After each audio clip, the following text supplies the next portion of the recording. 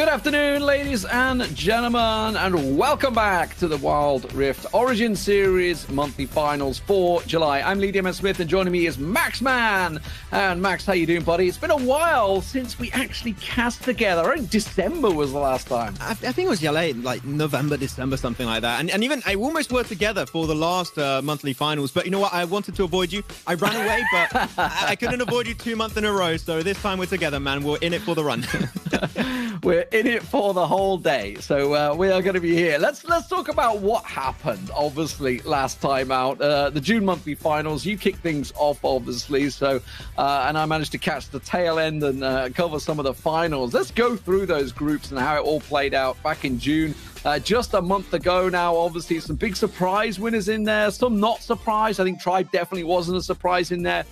But especially Game Lord, for example, comes to mind. Big shock for them to drop down into the lower brackets by Team Queso. You know, some of the big favorites that came through. Yeah, very surprising actually for Game Lord to see them go out so early on into the upper side bracket. I think a lot of people were expecting them to be a finalist up against Tribe. I think a lot of people were expecting that to be the big clash into the finals, but didn't quite happen. They dropped out very early, and even into the lower bracket, they dropped down very quickly itself. So very surprising for them. They also have some really big surprises, and I think that is one big standout surprise. If you look at this lower bracket, it has to be Crimreal Betis here, D-Man. Very clearly, this team just took down some of the top names in the EMEA scene. Reason Gaming, Singularity, 7 Free Agents, and they almost made it go right to the very end, but unfortunately, Team Queso got the better of them and pushed himself up into the finals. So very impressed, and Crimreal Betis got the same roster. This might be their very own monthly qualifier this time around. Absolutely. Obviously, it's the beauty of being, you know, when the new game, the esports scene setting itself out there, we get these surprises, these upsets. Let's look up Group B, how things played out there. The Unicorns of Love came out the overall winners, and I gotta be honest, it was quite a strong final from them as well. I'm a big fan of Coldstar. I think he's got such a good attitude and atmosphere going around him. I love the guy, and I think in general, the Unicorns of Love has been a team that, since the game release, they've been doing a lot of community-run tournaments, and because of that, they got one of the most experienced teams and rosters in all of this Group B back in the June qualifier, back in the June finals. Let's see if they can make it happen back-to-back, but there are a lot of big teams in this season this time around, so it's not going to be all that easy for the Unicorns. Absolutely. Trovenova also doing what they could, came back from the lower bracket, were there in the winner bracket final, did take down Mortal Shot in a clean 2-0, but unfortunately just wasn't enough for them, so they fell in the end. Let's have a look over at Group C. Somewhat surprising, I don't know. Sunlight obviously came through in what was an interesting winner bracket final that yourself and Xcoundra covered. Yes, a lot of Baron steal. That's all we'll say from Apollo. I'm intrigued to see if he's going to do that again. Of course, it doesn't happen that often, especially in one single game. But we had an insane finals of Sunlight versus Kurt Esports. Kurt at the end taking the series for Group C and took it to 0-2. They're back this time around. We'll see if they can make it 2 seasons in a row. But I think the Kurt Esports will definitely set himself apart in Group C that time around as the big favorite. And we'll see if they can live up to the expectations on this season now. Yeah, and it was a very strong finals for Kurt Esports going into that as well. You know, we were expecting coming into it. Obviously, they were down from the lower bracket, but really a solid win from them. Absolutely swept aside in some very quick games as well. Yeah. I can tell you, absolutely fantastic stuff. Of course, that was all in June. Everything happened there. So let's have a listen from the teams about what is happening in July.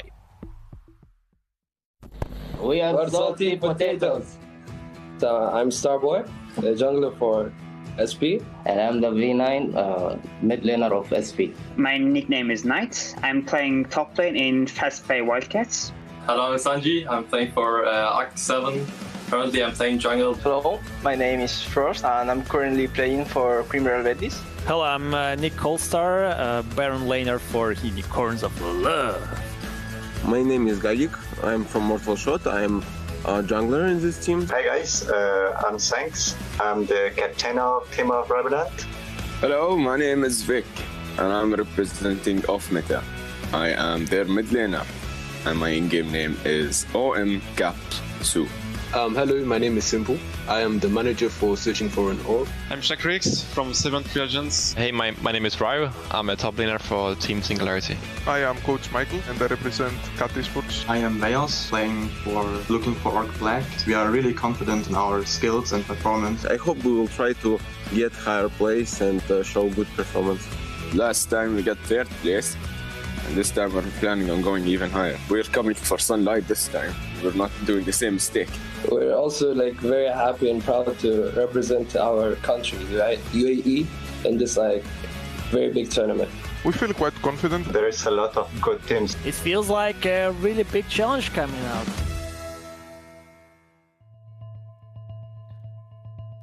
It does indeed feel like it's getting bigger and bigger, Max. And I think the July qualifiers kind of prove that. Some real tough opposition starting to form. And I think the scene is definitely growing month by month. Especially when you have so many other tournaments happening all over the globe. Like, we're going to have Riku and Yuka at some point joining in, and they've had a lot of experience of what's happening in the Icon Series and the Summer Cup. And I can tell you, it seemed like teams from other regions are stealing meta and picks from other regions. So things are getting all mixed up now. So the more you learn, the more you study, of course, the better you're going to get. So the more time we give it, Wild Rift is still in its infancy, really. It just came out just a few months ago.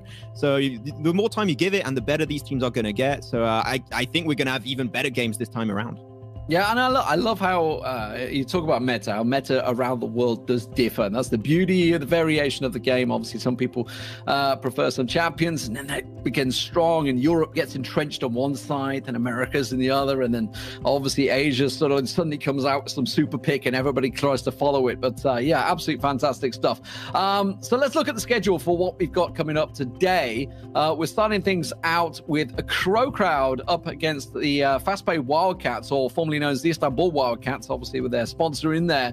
That's how things are going to be starting off. That's what we're covering first, and then of course we'll see how the day rolls out for the other groups. This is obviously going to be over in Group B. Very interesting, though, for Wildcats, something to keep in mind is that the roster is now is relatively different, right? There's going to be some big shoes to fill this time, so we'll see how they can potentially try and pull through this time. But I'm intrigued. I'm intrigued what they can do, of course, coming in hot from Turkey. And I think that in general, when you're looking at Turkey in any mobile games, and especially for Wild Rift, they're one of the biggest communities with some of the biggest fan bases. And you know, good community support can help you go the extra mile. So I'm looking at Wildcats that potentially being the big favorite coming into this one in the matchup versus Crow Crowd.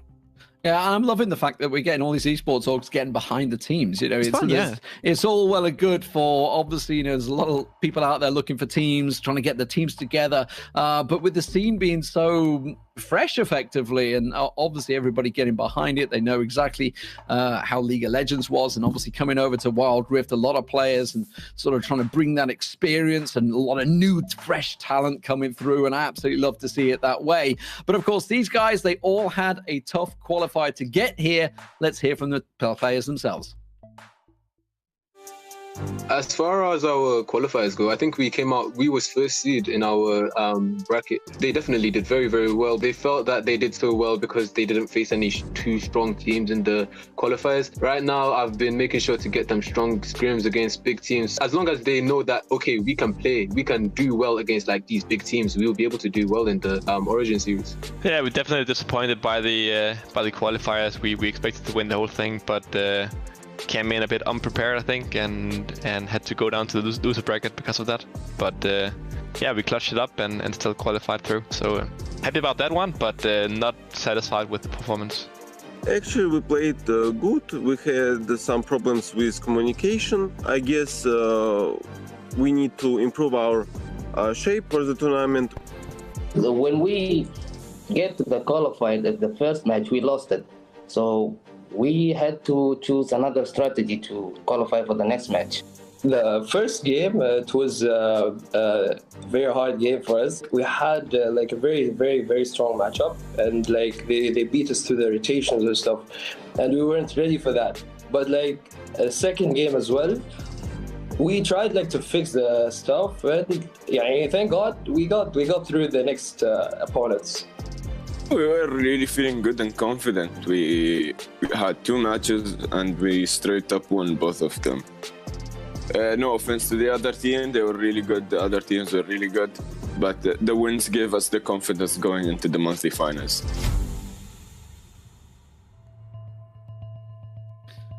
Yeah, a lot of confidence now. They're in the monthly finals, but of course, now that they're here, the competition only gets better and stronger. So we'll see how these teams do fare themselves. We are kicking things off with Crowd versus Fastpay Wildcats. Fastpay Wildcats, of course, they did okay last time out. They were in the June monthly finals as well. I believe the quarterfinals is where they got to. Tell that.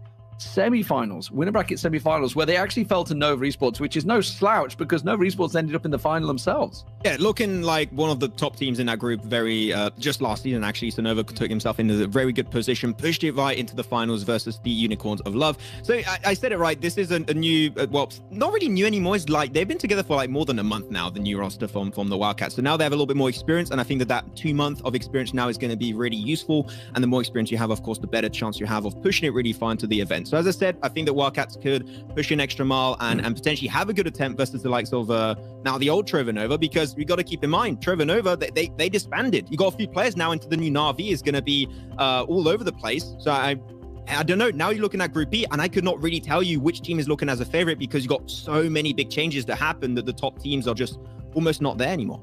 Yeah, and of course, don't forget the points will be carrying over month by month. Unicorns of Love, of course, the winners of Group B back in the June monthly finals in what was a pretty strong final from them, no doubt about it. It was a fantastic work. For Crowd, we should talk about them. Obviously, they got knocked out in down into the lower bracket and then knocked out pretty quickly. It was Sangal Esports and then Digital Athletics basically sending them home. So for them, they're going to be looking to improve what they did last month.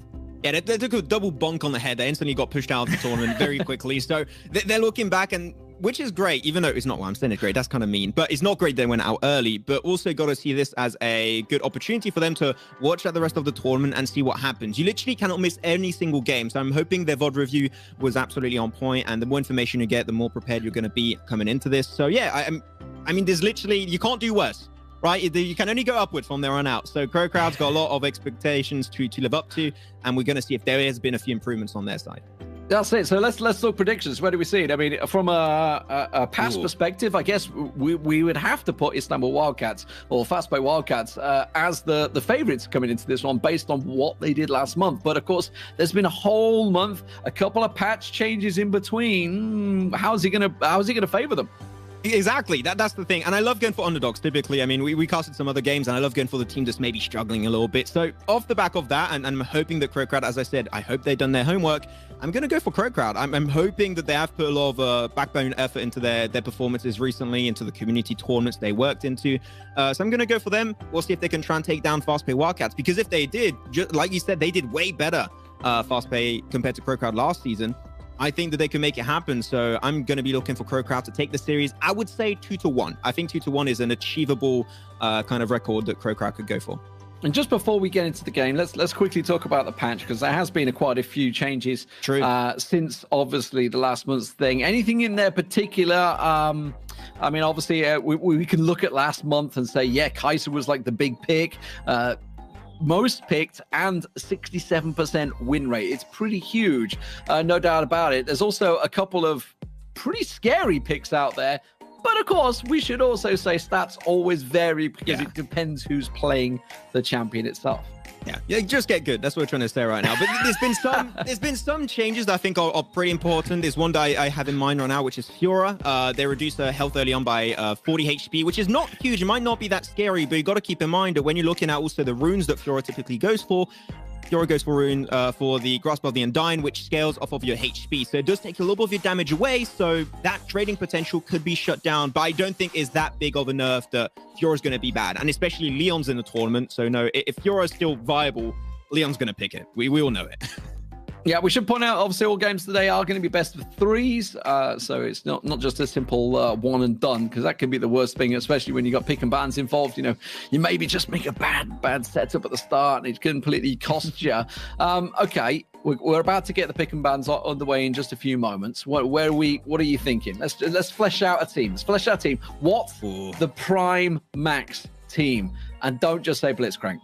I was going to say 5 Blitzcranks. I mean, you know me so well. Okay, I was going to go for it. I love Blitzcrank. I think he's really funny, and I think it makes every single game Blitzcrank is involved with even better. Though, if I am serious, which happens very, very rarely, so you better be prepared, facts are about to drop down. Leona Leona's great. Is one of my favorite supports in the entire game. When she got released just a few months ago, I was over the moon. I loved it, and they buffed her in a really big way. I remember talking with Xscoundrel a few weeks ago, actually last Origin Series event. She was way too squishy, and that is why she was not getting picked that much. But now they buffed her early game by 10 magic resist, 10 armor, and 25 into the late game. Now she's going to be a big, beefy girl, and I can tell you, Leona, if she goes and gets picked into the game with a good comp to follow up, I think she could absolutely shred the competition. So Leona is the champion I want to see in the support role. That's a pretty bold choice. I don't think, and I'm digging deep into the stats from last month. I don't think she was played once, you know. That's it. I don't think she was once picked. That's pretty crazy, actually, because obviously, you know, it's a very strong support champion. Has been played a lot of in the Icon series, hasn't she, recently? I think she has been played a little bit into the Icon series. I'm not going to lie, I haven't followed it too much. We'll have to ask Yuko and Riku for that one. They had different hour of the day. They're the spies. They're going to bring us all the information later. But yeah, she could be picked a little bit. I think it would be pretty interesting. And other than that, also, we're talking a lot about supports here. Braum got nerfed a significant amount, actually, recently. So I think the support meta is going to change. And especially with the release recently of Lucian and Senna that are unlocked, by the way, that can be played in this Origin series, I think we might see some big changes with those two champions being added to the pool. There you go. Big bomb dropped. Let's get into the game, ladies and gentlemen. It's going to be Crowd up against Fastplay Wildcats.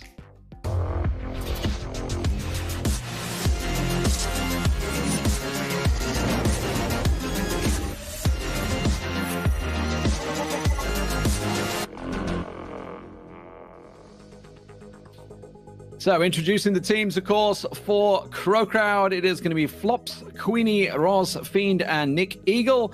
And for the Istanbul Wildcats, it will be Knight, Evu, Simp Bunny, Magenta, and Tatsuya. I mean, where are we going? Okay, we're going to get into the pick and bans in just a second. I'm quite excited to see in there. Okay, all right. I mean, we don't have Xscoundrel yet. He'll be here tomorrow. I know what he's going to say, talking about the Ziggs bans, everything else. What are you expecting to be banned out here? I mean, there's so many strong champions currently. We talked about before the show, actually, about how strong Kai'Sa still is, and she's been relatively untouched as of recent times. Of course, you have a few items that has been tuned up and nerfed a little bit. I think Kai'Sa, if you know especially that your opponent is very strong on the champion, just get rid of it. It's a go-to, especially because now this is the very first Origin series season where we actually have 3 bans instead of 2 for this time around per team. So I would say don't take the risk. If you are going to be going against the Kai'Sa and you're sure about it, just get rid of it. Very easy choice. Well, here's the pick and bans. Let's get things underway. Crowd starting out. The Wukong is going to be taken out of there, so immediately straight across. Not too surprised. Can be a strong team disruptor. I'm about to get invaded by a cat. I'm fending him off. No, it's no Ari. Okay, no Ari right now. It's later on, maybe. We'll see. Get rid of the Ziggs and also the Senna, which Senna, not gonna lie, very high skill ceiling when it comes to supports. One of potentially of the very few supports that can actually carry a game if you play it really well. The damage output is absolutely nutty. And also getting rid of a Gragas. I think Gragas is one of the best. You're having fun over there, man. You're good. You got rid of him. He's gone. He was desperate. He really wanted to walk in front of my screen. I'm like, really? You want to do this right now? It's like as soon as the thing gets we'll interview him. But yeah, we'll interview him. Yeah. Xin Sao. I wanted to talk about Xin Sao as I did mention at the start. You know, in terms of win rates, I think it had an 87% win rate in 14 games played. However, there you go.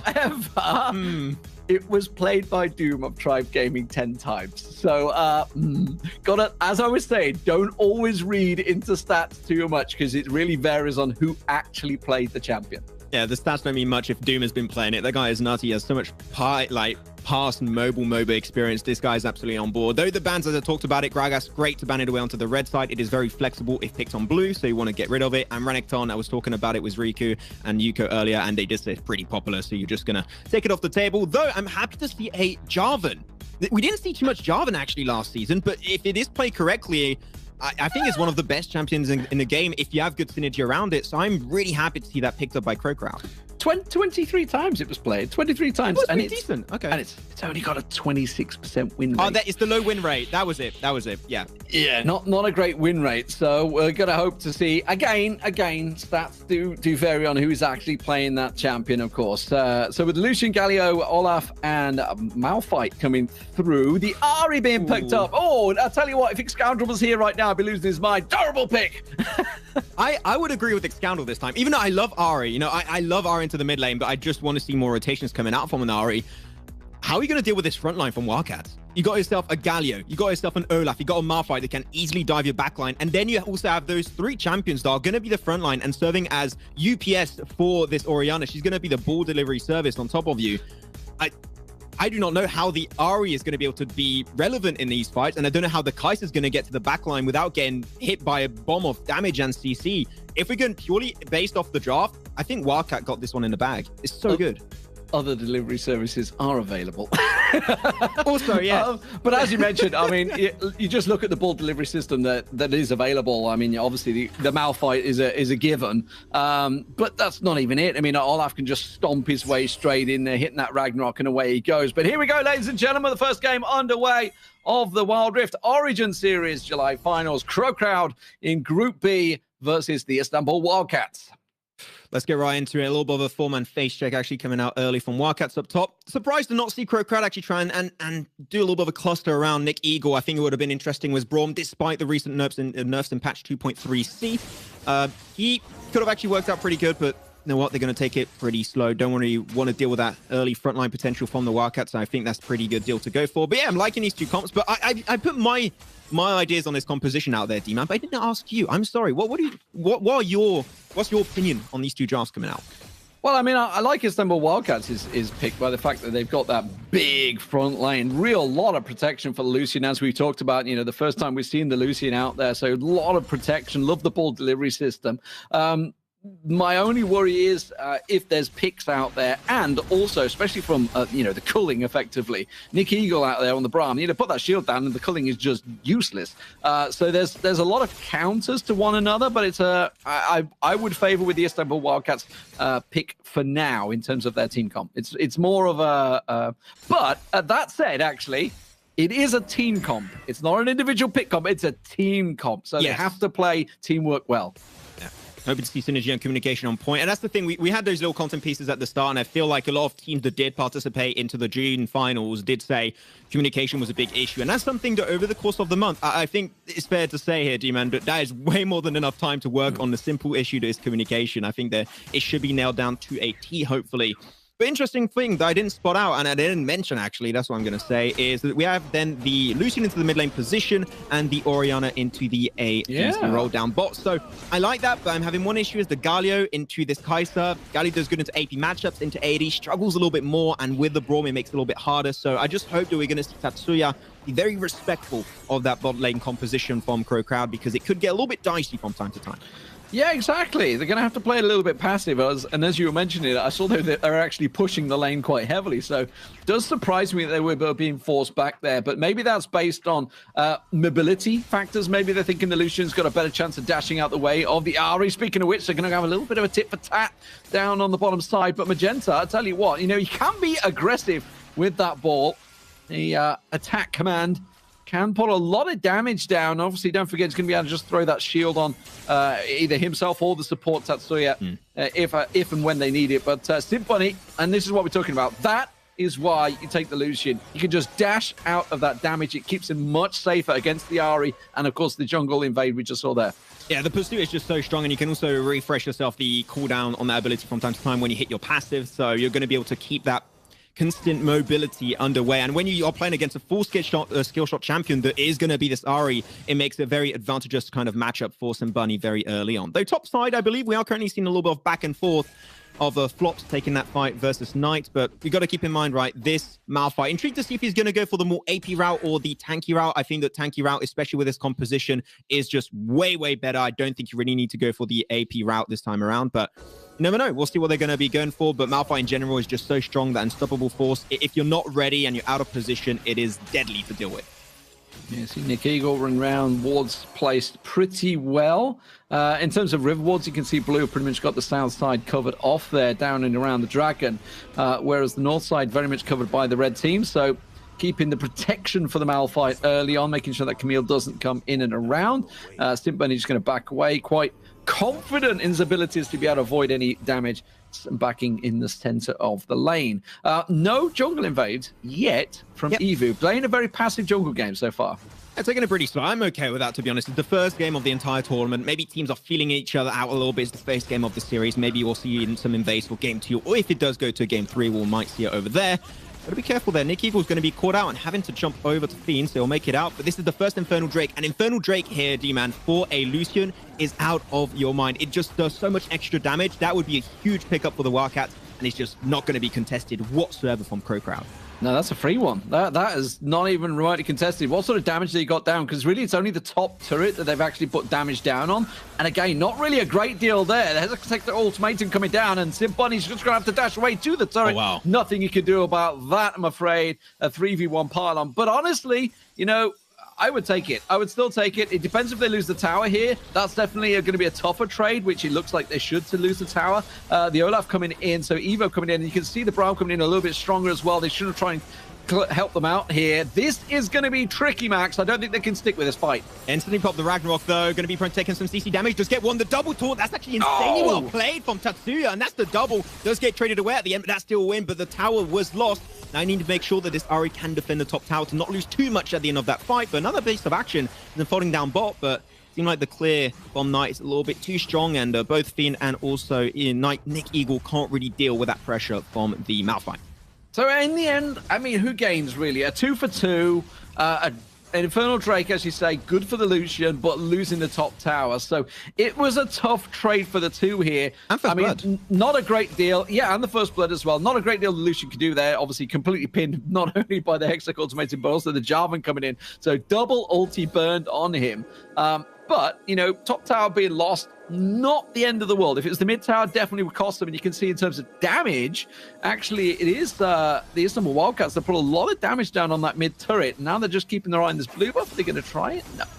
Oh, you got to be careful. Instantly, these taunts are so clean from Tatsuya. Forces the flash away from Nick Eagle. Will jump on over right to Queenie in the nick of time. Got to be careful. I was going to say the tower picked in top is great for Crow Crowd if they want to create a priority towards this Herald, but the initial damage that was dealt to Nick Eagle makes it really hard to have a front line in this fight because the rest of the team is literally just damage dealers. Without the bomb, you can't engage. They're outnumbered. Here comes Magento, so he's going to come in and try and support them. You can see the Irish just tentatively poking in the top there, not going to help out. The Rift Herald will go across to the fast-paced Wildcats, so well done to them. That is going to be a big difference. Where are they going to use it? Are they going to throw it down in the mid to try and burst out that mid, take away a lot of the vision that the mid turret does give you and a lot of the safety as well? Or will they throw it down on the top? I think they'll just keep it for the next Drake. It's going to be a Cloud. It is one of the strongest Drakes after the Infernal, very clearly. So if you can just hold on to that one, that'll be great. And when I'm looking at the composition of Wildcats too, if they get that extra move speed, it's going to be really scary for the entirety of Crow Crowd to move away because we touched upon it earlier, right? They're very squishy comp. If you get directly access to Roz's position, Fiend's position, there's literally no escape, and that extra move speed will make it even harder on them. So that is a Cloud Drake that you do not want to give away if you're Crow Crowd. Otherwise, with the Infernal, it's going to make it so much harder for you to deal with. Oh, I think we're going to see our first team fight kicking off here. You can see just a little invade trying to steal away that blue buff there. Queenie having a little peek. Obviously just took their own blue buff a moment ago. He's double buffed up at the moment, but look at the Galio. The Galio roaming in the river area is just going to get forced away. So Tatsuya just having to be respectful, as you say. So Evu now coming around, just going to take away that blue buff. But we are building for our first real team fight. Last time around, it was given away, a very easy dragon buff given away, and that's a lot of damage done. Quick turnaround, Unstoppable Force comes in, but it's a dreadful one, Max. Hextech Ultimatum onto Sim Bunny will have to go golden for a split second. They're trying to turn around. Knight 3 man actually CC from the Orianna on the ulti. But the entirety of Crow Crowd is just getting decimated. Sim Bunny doing so much work with his passive, but will get absolutely chopped on down by flops at the end, and only Magenta will be left ready to go. It's a mini 1v1 currently, a double kill for the Orianna. Can Magenta make it out? But that command attack is doing so much damage, chunking down Queenie, and that's going to be 4 kills actually over to Crow Crowd. Waiting for the combo. Great fight, yeah. Oh, Queenie double buffed up, was waiting for that wombo combo finish, but a 4 for 4. Oh, Herald. And let's not forget, the dragon is spawning in 5 seconds, so they haven't even got it. And this is what you were talking about. They're going to use that Herald to distract we may be having seconds out round 2 here as everybody heads for the pit.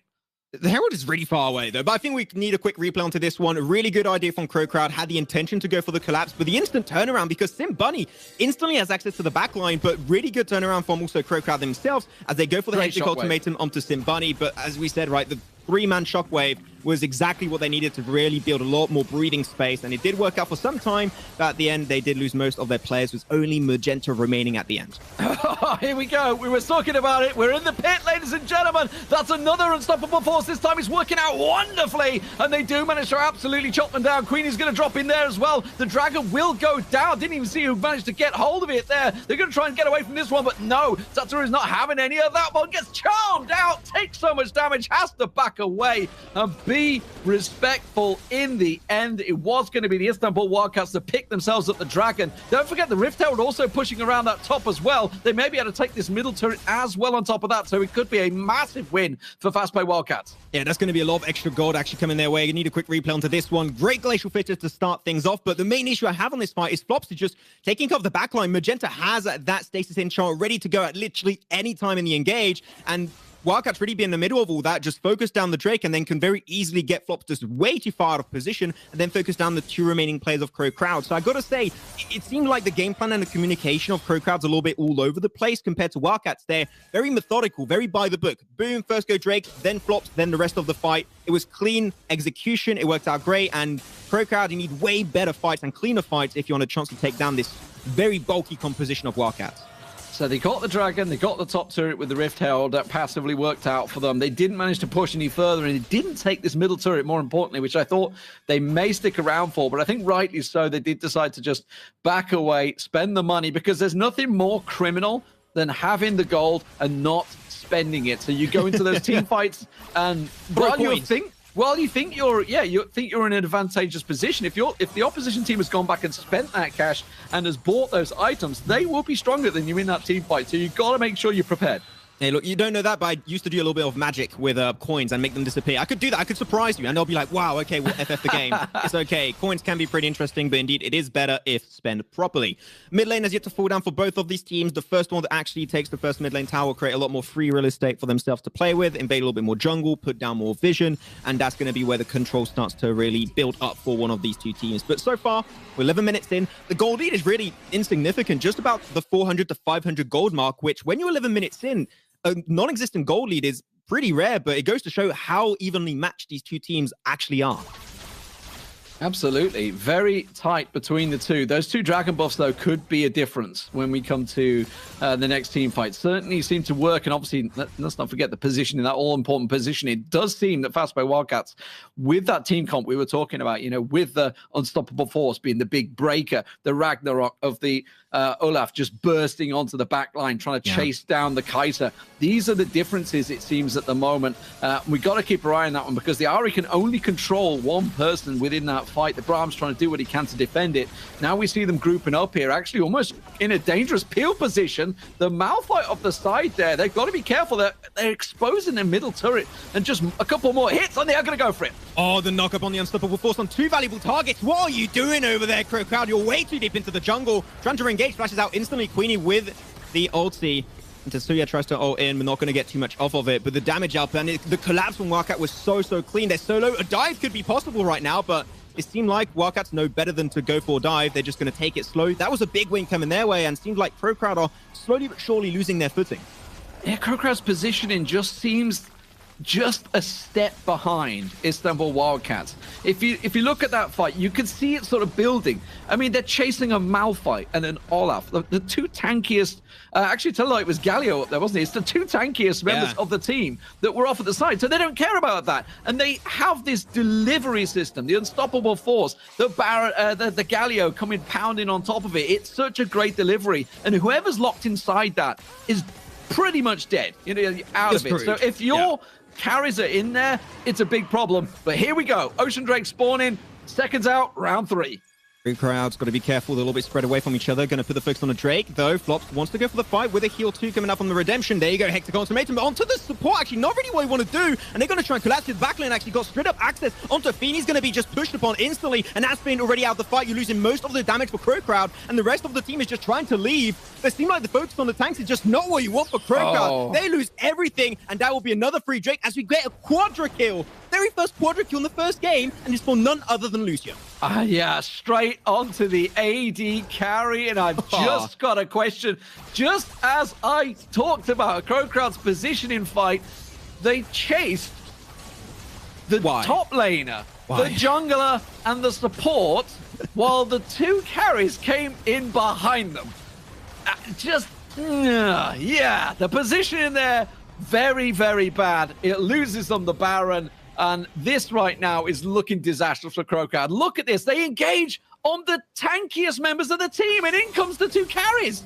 Yeah, Tatsuya literally has 3 players on top of him. He has to press 1 button. It's as easy as that. 1 button, 3-man taunt, and then you have the unstoppable force from the Malphite just ready to unravel literally at any time when you need it. Just call it, and he's going to be ready to go for the dive. And I believe there was information too available at the time for Crow Crowd. So I'm surprised they just went in the unknown and were just so focused on the fight that nothing came off of it. Luckily enough, though, they didn't give the Drake over, but it seemed like Wildcats, they are interested with taking it, and you just can't contest it because when you have an Olaf that's starting to scale up and ramp up, and especially when you have a Galio ready to support you in those fights, Olaf is starting to become a very, very scary Viking.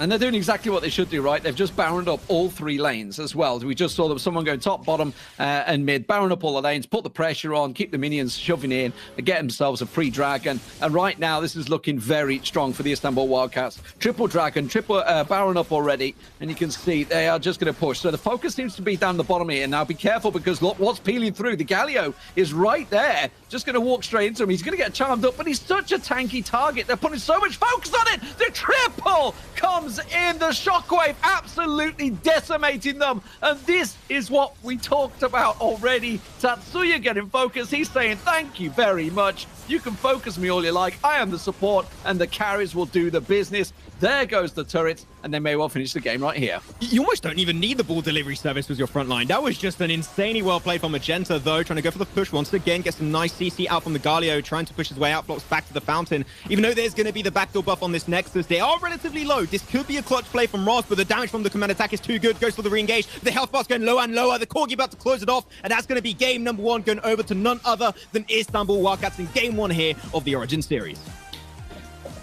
Strong performance, strong team fights. We talked about the team comp that they had. We mentioned it was a strong team composition if it was played well. I don't so much know if it was them playing it well or Crow Crowd playing badly against it because they were focusing the wrong targets. It was so often that they were going for those wrong targets. Yes, I get it.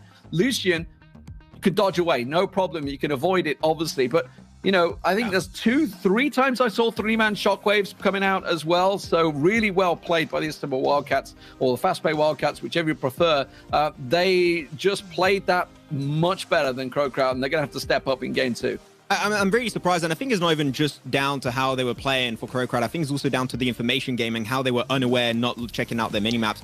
We got ourselves a drawing board clip to go through to try and break down one of those plays, actually the play that I think we were talking about right here. And this is going to be when we were at the 13-minute mark. Crow Crowd had what could have been relatively a very, very strong fight, but the overcommitment is really what caused their demise in the grand scheme of this game. So we're going to be seeing so far, we're going to be focusing on the mini-map. You've got to keep into account currently what we're seeing is you got the 2 main damage dealers for Wildcats that are in the backline. And so far, there's no information that's been given over. And you can see there's a ward, though. There's a ward right there. They're about to go in the bush. Exactly. They're about to get into the bush. But as of right now, they do not know. But you just go a little bit further into the future, and you'll be able to see that now they're pushed on over. Right now, they should know that behind them, you got the 2 main damage dealers of Wildcats chasing and collapsing you. And the main issue is, if you're looking at the entire comp of Crow Crowd, Nick Eagle, the Braum, is on the front line. The Jarvan 2 is going to be off put, and Flops are just fully committing onto the beefy front line of Wildcats. So it means that when you're looking at this one, both Fiend and Roz are the main focus, and they are going to be pushed upon instantly by a culling, I believe it was,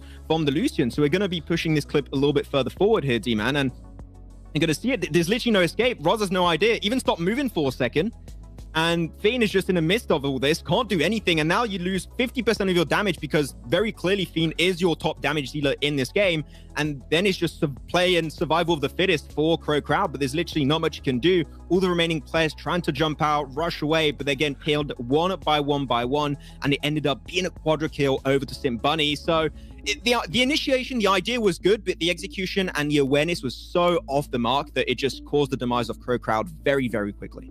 And if you watch that thing, you also saw the shockwave. It only caught the one, but it could easily have caught four. If it like a split second earlier, it would have been a four-man shockwave. And they were funneled. And as you say, the information, I mean, yes, that's all about communication. That's what it's about, right? This is where the top teams excel. It's not so much your skill in the game. It's how well you communicate as a team. And, you know, in the split second, Jarvan had done the flag and drag. The Malphite went in and caught them, and this is all in milliseconds. So it's really hard to work out. But yeah, it's just that's just the way it went. So it was a tough break for Crow Crowd, no doubt about it. But coming into the next game, you know, you got to be looking at the pick and bans, and you got to be thinking, do we take away that Lucian? Did we give them too much? Was Lucian the real problem? Because I really like the adaptation. You know, we didn't focus on it too much, but the adaptation, the fact is they did switch the Orianna and the Lucian and say, you know what, this is going to be better matched up. So even from the off, they were thinking about what's best to match up. How do we get these carriers working best? Yeah, it's not even that. The Olaf was also doing so much damage, right? And we were not even focused on that so much because you had the big shockwaves and you also had those big cullings from the Lucian with his passive doing so much damage output that it just completely, it felt like the damage of Olaf was underwhelming when he was actually chunking down the health bars of his opponents so drastically. So I'm not gonna lie, I think this was a very big draft diff. I think the draft was just miles ahead for Wildcats, and I'm intrigued to see if we're gonna have a swap off sides and if that's gonna be something that Crow Crowd are gonna try and change, or if they just thought that was just an off game and they might try something similar. We'll see if it works out on game 2. Absolutely fantastic match. Of course, this is a best of 3, so it's not all over yet. Let's get game 2 underway.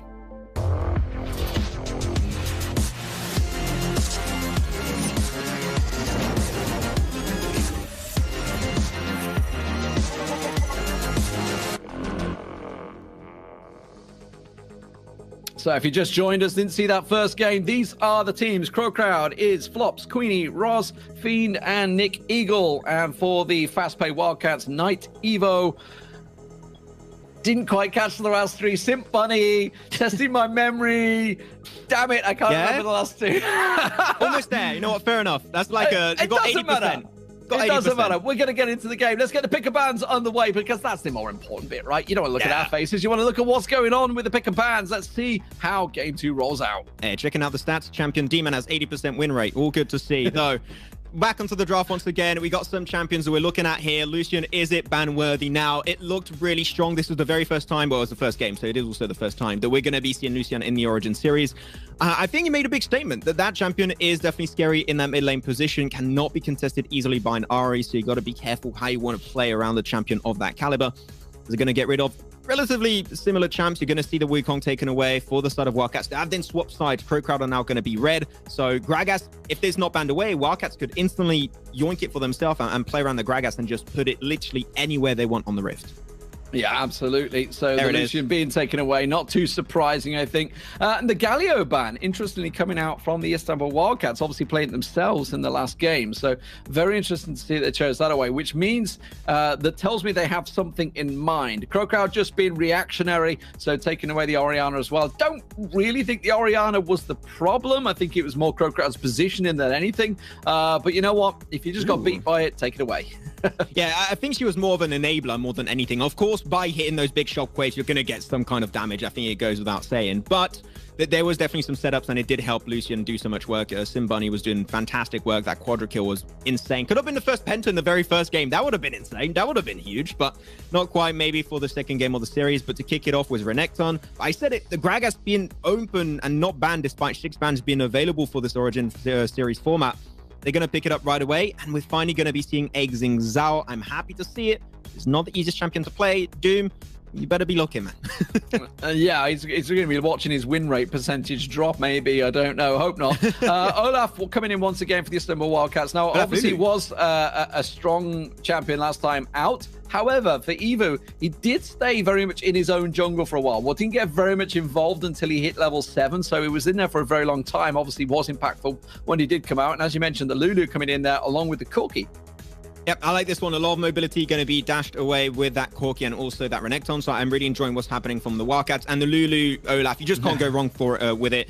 Though I know your favorite is your favorite champion, Seraphine. She's going to be on the Rift this time around. I think it's okay. There was a little bit of lack of CC.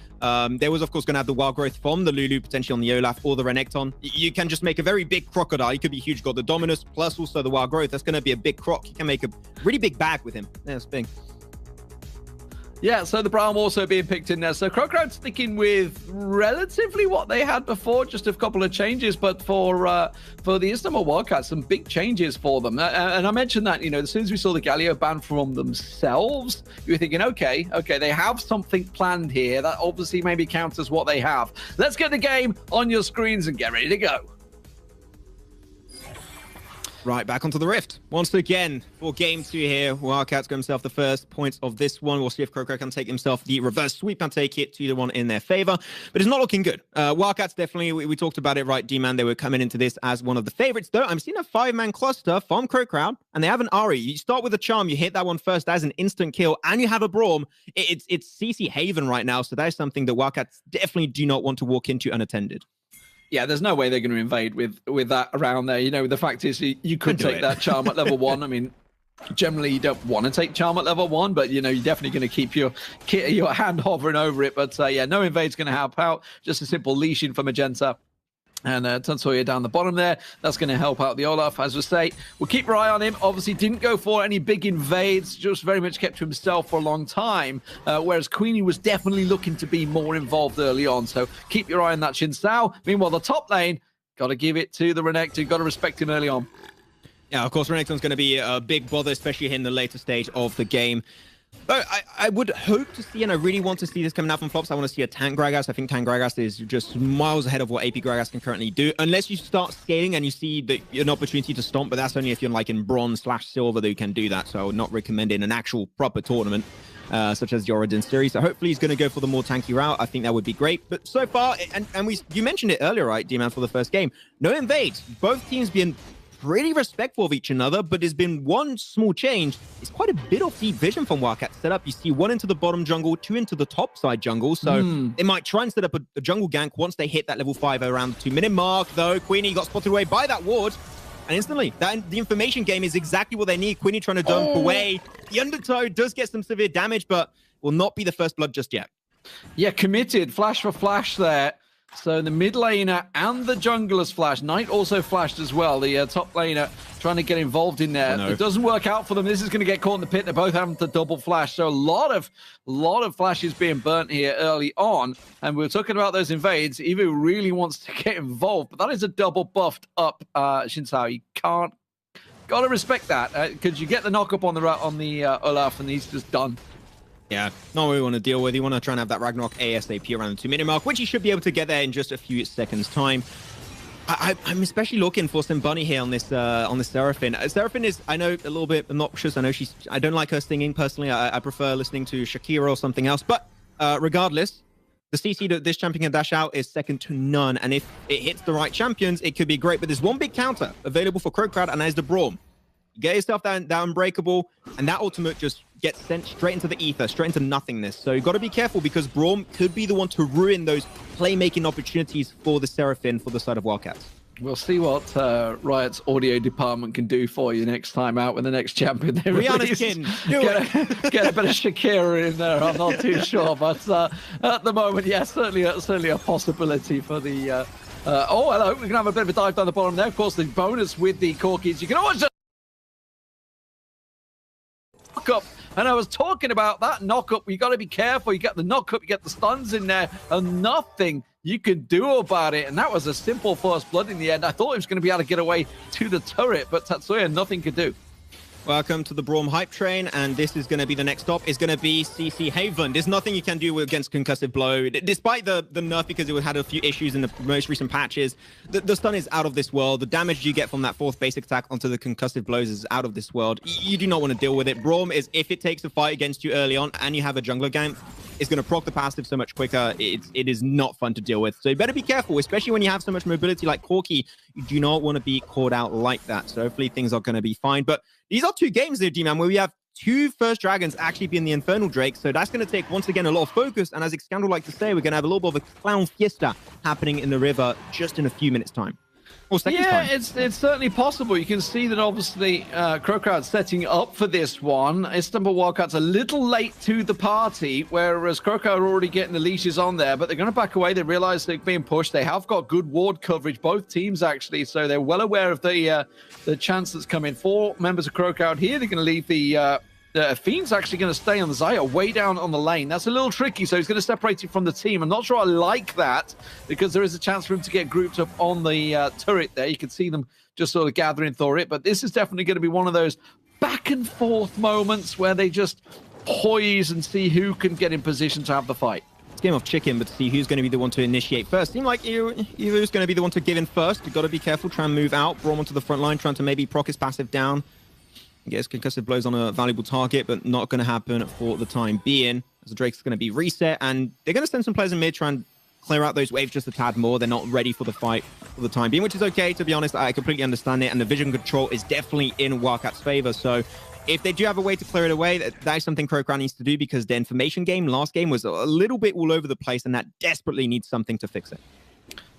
So everybody in and around level 7. Level advantage just ever so slightly is with the Istanbul Wildcats. They've got 4 at 7, which could work in their favor. Dragon going to get started out here. Crocroud starting things off. You see Simp Bunny coming in around the side. Now look for that big Renekton. This is what we're talking about. Got to get the growth on him. There it is. No! Didn't come in time. Got took down, and Crocroud absolutely massacred him before they had a chance to turn this one around, but they are all looking very low right now. Istanbul Wildcats just need to turn and burn on this one. They have the hit points. They have the damage to try and turn this fight in their favor. They will manage to get the other down. The Dragon eventually goes down, but my God, it took a lot of work. Now they're going to see Fiend. Fiend comes out on top. Can he get away? Simpody has to come in with a flash in the end. Gets himself the triple kill, but that was indeed a clown fiesta. There you go. Xcandal would be proud of that one. But Flops, what a steal. He went for the body slam and he got himself not only a kill onto Tatsuya, also got the Dragon off the back of it. That's the clutch you love to see from a Gragas. That is why it is banned last game. We need a quick replay onto that one. I think the lot was unfolding. Very good attempt from Knight, and he actually got some really big AoE damage with the cleave, but unfortunately, he's not going to be the most beefy of champions right now, so he instantly got knocked on down. I like the attempt onto Evu there with the wild growth. But at the end, you have Sim Bunny. He's just going to be poking you down so quickly. And you also have Tatsuya just doing God's work at the very end. And the continuous poke from this Corki, there's no escape from it. So the Dragon, it was close, but that's lucky steal, which is just what they needed. And it did end up being a double kill also for the Xayah. There was a lot of back and forth. I really enjoyed it. It does seem a lot closer, though, from what we saw in game 1. I think the Dragon got 2 kills in there, really. I think pretty much that's how it works out. Yeah, Dragon just putting the damage down. And you got to be careful about that, obviously, when you're fighting around the pit. And that's why Crocroud had peeled. And that's actually how it turned so well. Because honestly, you know, they could have just been slaughtered there. But now they're starting the Rift Herald off. Are the Istanbul Wildcats aware to this one? They don't have too many nearby yet. Evu's going to come in. He takes a big full fist to the face, so he has to back away, and it will be the Rift Herald going to Crocroud. Yeah, Rift Herald, of course, they're going to be keeping it later on for later use. I'm hoping to see a little bit of a better usage from what we saw last game, where it was just popped into their very own base in their fountain. So hopefully they can try and be a little bit more proactive with it and create a little bit of an advantage into the mid lane. I think mid lane would be the best way to use that kind of objective for yourself. So far, almost 8 minutes in, gold lead of just about 1k, not even that, less than that, actually just about 700 to 800 in favor of Crocroud. So nothing really that you're going to say, wow, that's a big gold lead. That's absolutely nothing when we're used to watching some Wild Rift esports. So very slow, a lot of respect on both sides, but you got to think about scaling, I would say, clearly here. And when you look at Xayah, in terms of scaling, the best scaling champion in this current matchup. So you got to be careful. The later you get, the more scary this guy is going to get, with especially having that Infernal Drake on top of it. She could be that big damage dealer at the end of the game.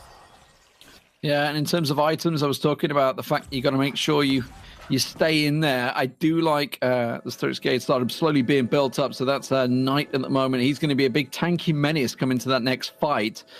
So obviously more so because he got popped pretty early on, separated from his team. This is a little ganker stepping up here, and it may well work out for them. They didn't have any ward coverage there, and that's going to be Braum, though, using that big shield to try and stop it out. That is a massive Olaf coming through for Evu, though, but look at the turnaround. Queenie comes back in there. Flash has been burned already, isn't going to get quite close enough on Magenta, and that was a dive too much. That is what you call overcommitting from Evu. Used a lot of resources there with also the Wild Growth and his Ragnarok, so that's 2 ultimates down the drain instantly that are not going to be back up, by the way. You got to keep in mind for the next Drakes, and that is not only poorly executed right now for Wildcats, that could be costing them actually the Drake later on in this game. So we're going to have a replay happening here to see what happened. The Blade Caller had a good idea, but the Ragnarok is going to make sure that can't happen. But the heal, look, the redemption. Oh, he just clutched it up to make sure he was not going to get killed at the end, and it just kept the support alive. And then the great rotation from Queenie allowed them to get a kill and trade it away. No, I mean, honestly, the setup from the Braum, he waited for the Ragnarok to finish and then bam, stunned him under the tower. Love it. Love it. It was on the triple hit and he just got that 4th hit in there just on the last, which is what completely locked him up on the tower. And I think he took about 2 or 3 tower hits as well. So really well executed by Crowd. Now the invade comes through once again, but this time they're way out of position. They don't really have the numbers. The numbers coming in a little bit late. And the Cloud Drake, of course, just spawning, which is why they're going so aggressive. They wanted to get Evu, the jungler, out of the picture before the dragon spawned, and it would have given a free dragon. Seemed like underestimated the cooldowns of the ultimates. They are both going to be back up, except for the Encore. It's now going to be on a quarter of cooldown, so that just got used. And as I mentioned earlier, got soaked up by the Unbreakable from Nick Eagle. We got to be careful. High position. Braum is going to be the main undoing of this Seraphine setup. Though bottom lane tower is going to get picked up. That's 1 plate going their way, increasing their overall gold advantage. They're doing himself a second plate, but no gold's going to get picked up just now.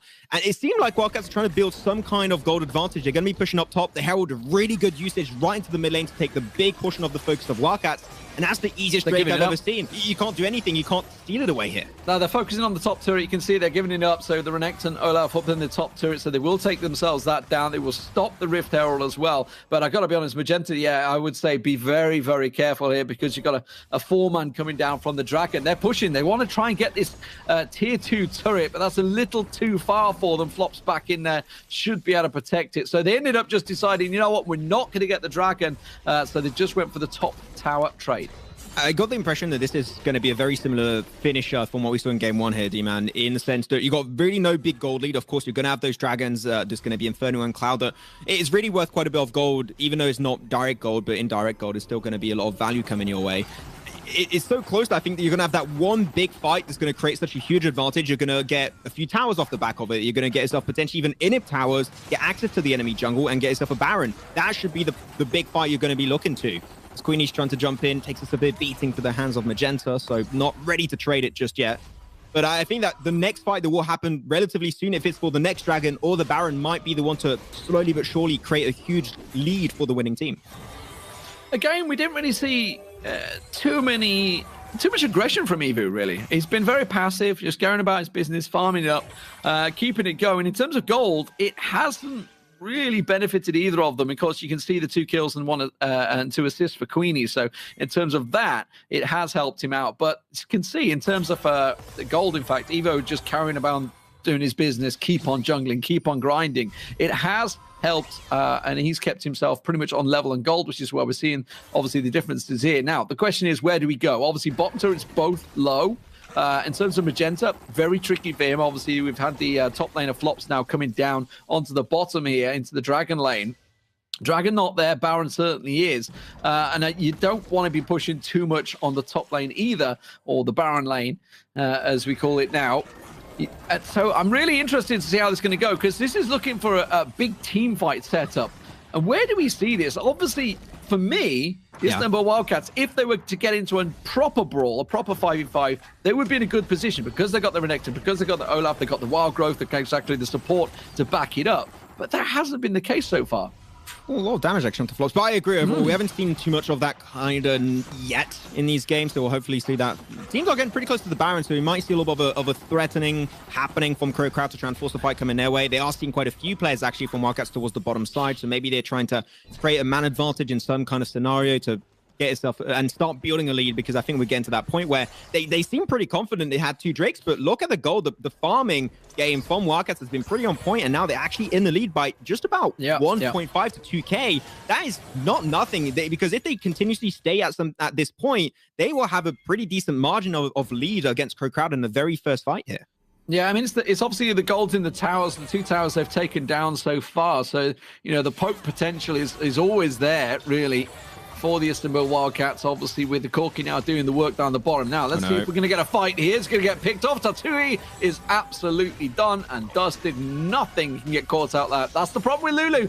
You know, you sit there, think you're very strong, but sometimes you are such a squishy target, and that may well open up the Baron. Well, it seemed like Crowd woke up on this game and chose violence. Really good CC, goes after concussive blows, plus also the body slam into a chump on the Ari. I mean, you just pinned down, you can't move, you can't even play the game in the first place, so you got to make sure you're going to be escape it. So flops, run to the back line, going to get some bunny, put in a CC format, and no escape from that one whatsoever. Such a big chunky amount of damage, and Crowd, compared to last game, seem in complete control. And Wildcats, this is going to require a lot for them to get back into this game. Yeah, definitely had a good talk to themselves. Much better peel there that we didn't see in the first game. However, with the dragon spawning, we're going to see them setting up for this one. It does look like that way. You can see that's why the Renekton is continuing to push on the top. But here we go. Let's check out that peel. You can see Sim Bunny just caught out. Nothing you can do about that one. Simply caught out, trying to look forward. And yeah, I mean, just contesting it. That was all it was. It was just a Baron bait that worked out. And I got to be honest, this is looking like another dragon for Crowd. This is a real problem. Yeah, it's going to go pretty low. Can again himself a sneaky steal. No, the smite is going to be mightier than that attempt to steal from the Corki. So Queenie's going to get that one secured. I'm having real issues with Sim Bunny on this game. I loved his plays last time around on that Lucian, but this time he's just not hitting the mark. He's not hitting those ultimates, and the Encore is just being soaked up by the Unbreakable of Nick Eagle. It is literally the reason why you picked Seraphine in the first place. Of course, she also clears those waves relatively quickly. But if you don't hit it, literally, you just could be playing a 4v5 and you would have almost a similar outcome. So you need to make sure that not only you time them properly, Braum is going to be out of position, or you know as a fact that Unbreakable is not going to be there. And it even got nerfed in this most recent update by 1 second. Is up for 1 second less, so it should technically be easier. But Sim Bunny is still having a really hard time to hit those game-changing ultimates. The biggest issue at the moment, and I think it's a little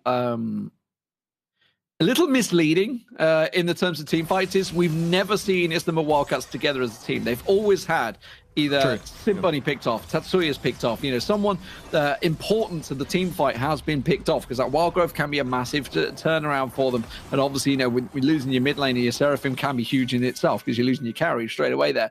So we've got to be careful. They've been picked off too many times. Looking at the ward coverage right now, it's almost non-existent for the Istanbul Wildcats. You know, they've been timed out, they've been swept out, and Crowd are slowly but surely taking control of the map. There's the two turrets that they were lacking. Now that turns the gold quite heavily into their favor, and this is starting to become very worrisome for the Istanbul Wildcats. It is starting to be very worrisome, but I think there's still a very clear opportunity for them to get back into the game. You're looking at the bottom of your screen right here. You're going to be seeing all players in opposing lanes are still pretty close. You still have the Gragastus running with a little bit of a lead, currently on 13.5k gold.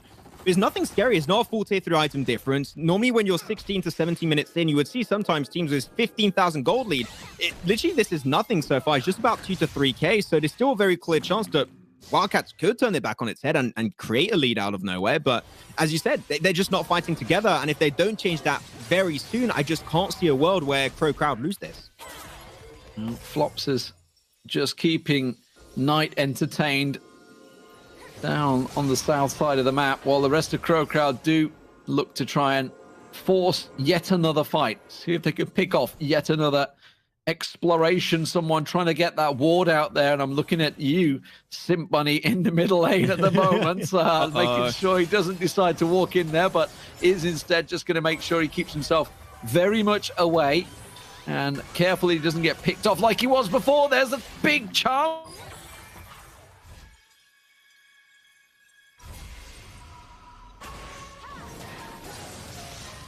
Yeah, there's not much you can really do, though. We did see a little bit of a skirmish happening into the bottom side of the map. Knight trying to take a 1v1 versus Flops, and you can see Flops pretty low HP. That could have worked out amazingly well, but there was such a good rotation happening from Fiend, and it turned up into a 1v2 collapse, and it didn't go their way at all. So very surprised, and it goes back to what he said, right? They're not trying to fight together, and Knight just clearly got baited away. Now it's a 5v4. Now they're going to be looking for the opportunity.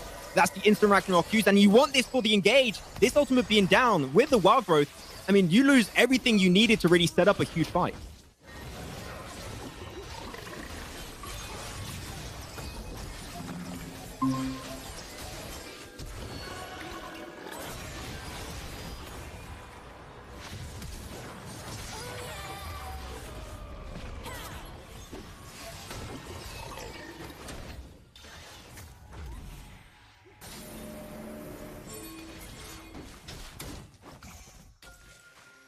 Yeah, very smart from Crowcrowd. I'm going to give it to them. I don't think that was a fight they should have took because Knight was about to respawn. He was coming back. He had to teleport. They saw it earlier in his itemization build. He's ready to go. But this is it. This is going to be actually the Elder form going to be ready to take it for the Mountain Drake. So big shields will be coming their way if they can get it. That could be the difference maker as Crowcrowd is looking to take the fight.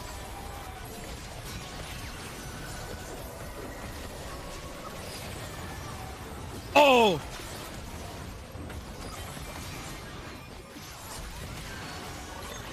Well, that's going to be it. The great fight, the quadra kill actually coming away off Fiend, and she is going to be indeed unstoppable, as said by the announcer. They're all trying to move on out as Wildcats lose everything. That is going to be 4 Drakes plus the extra Mountain Drake, the big chunky shields, and you see how much of that health bar that is truly worth.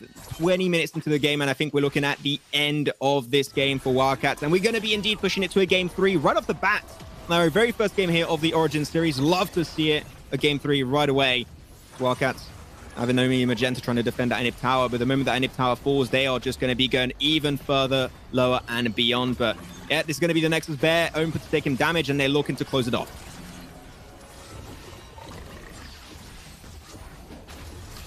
Oh? Okay, so really good attempt once more. And unfortunately not going to be going too far, but the amount of respect from Crowcrowd, I'm actually really enjoying it. They are not going to be overstepping their welcome, not going to get too cocky at any point in time. The little replay of this fight is going to be due in fact, as we had a good attempt with the Encore once again, but the Unbreakable is just able to soak up a lot of that outgoing damage. As Crowcrowd just able to get himself the Drake. Really good smite plays from Queenie on this jungling. He's been doing some top-tier gameplay in that jungle position, roaming extremely well, and especially, again, every single jungle objective under control. That is the game-changing opportunity. As Wildcats, they just can't seem to take these fights, and unfortunately, they didn't try and take a 5v5 early on. Now they're just completely outscaled by the entire comp of Crowcrowd. And Crowcrowd are just picking them up one by one. It's looking like they put the game from hard mode into easy mode this time around, and after seeing how dominant this game is, Game 3, I have no idea how it goes, unless we see one of the most insane comebacks happen this time around for Wildcats. We'll have to see, as D-Man's having a few issues on his side, but he's back, I think. It's all good. It's all good. It's all good, yeah.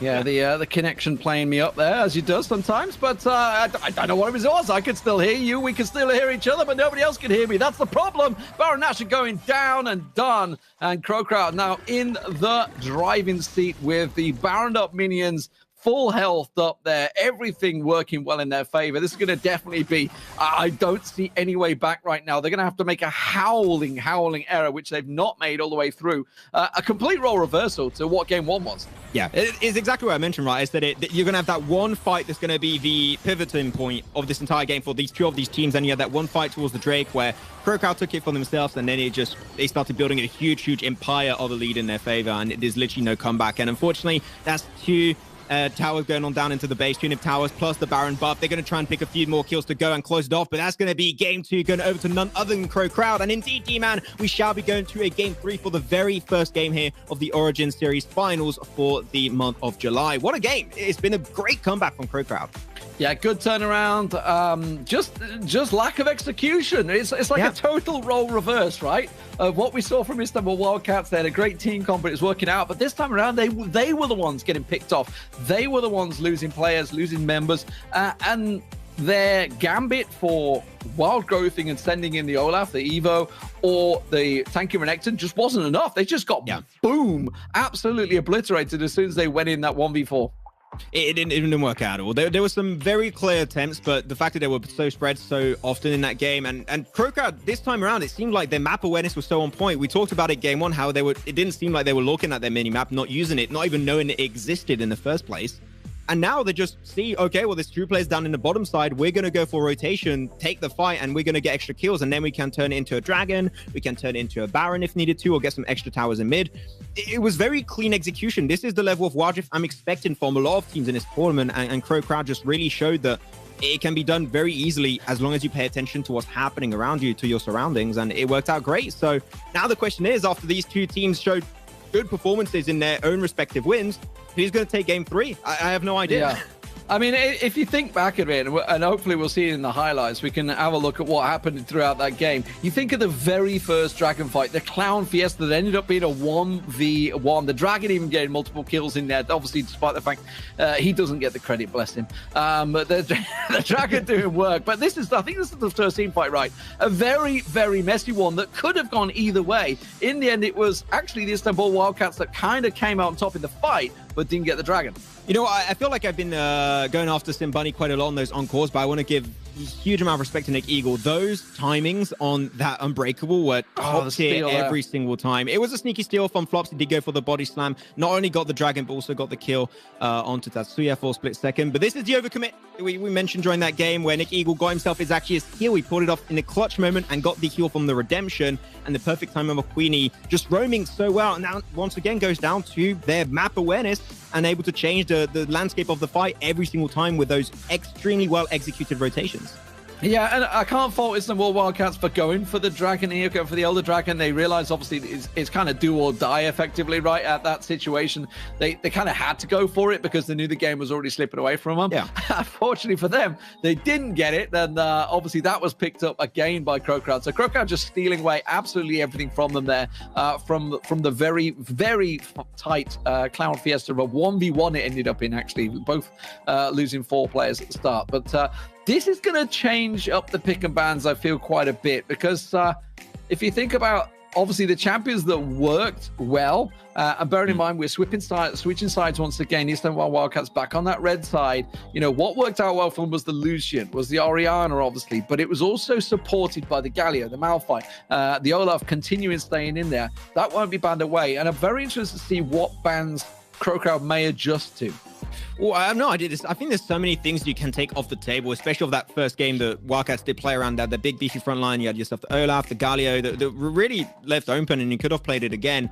And I don't think Lucian is the only one that can do what he does. I think you have some great mid laners. If you want to put Corki into the mid lane, I think that would work out great too. He has similar kind of mobility as a Lucian. Maybe a little bit lacking damage output wise if you do not play correctly around this kit, but I would like to see that. I think a similar composition, it worked out, and you could very clearly see too that Crowcrowd struggled to deal with it. So I think Wildcats should go back to what worked great in game 1. If it's not the exact same comp, that's fine, but something similar, I think, really suited their playstyle and their style of gameplay. So if it ain't broke, don't fix it, and just lean into it again. If it ain't broke, don't fix it. Well, ladies and gentlemen, let's see what they do. Game 3 is ready to go.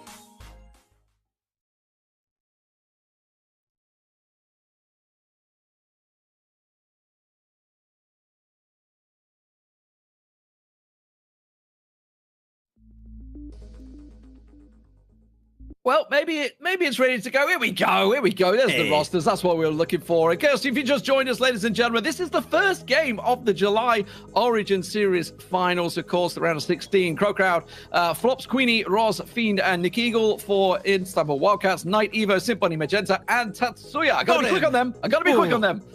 Damn, that was clean. 100% win rate now for D-Man. We increased it. He's getting better. They buffed him in the most recent patch. But yeah, we've been seeing some great things from these two teams. And we mentioned it going into this series, right? How Crowcrowd, I think a big upset for them. They went out right away, lost into the higher bracket, lower bracket, instantly got kicked out. They were one of the first few teams to get eliminated in their respective group. Now they're actually pushing it to a game 3. And I think this is going to show that they've done their homework and they seem a lot more prepared for this July event.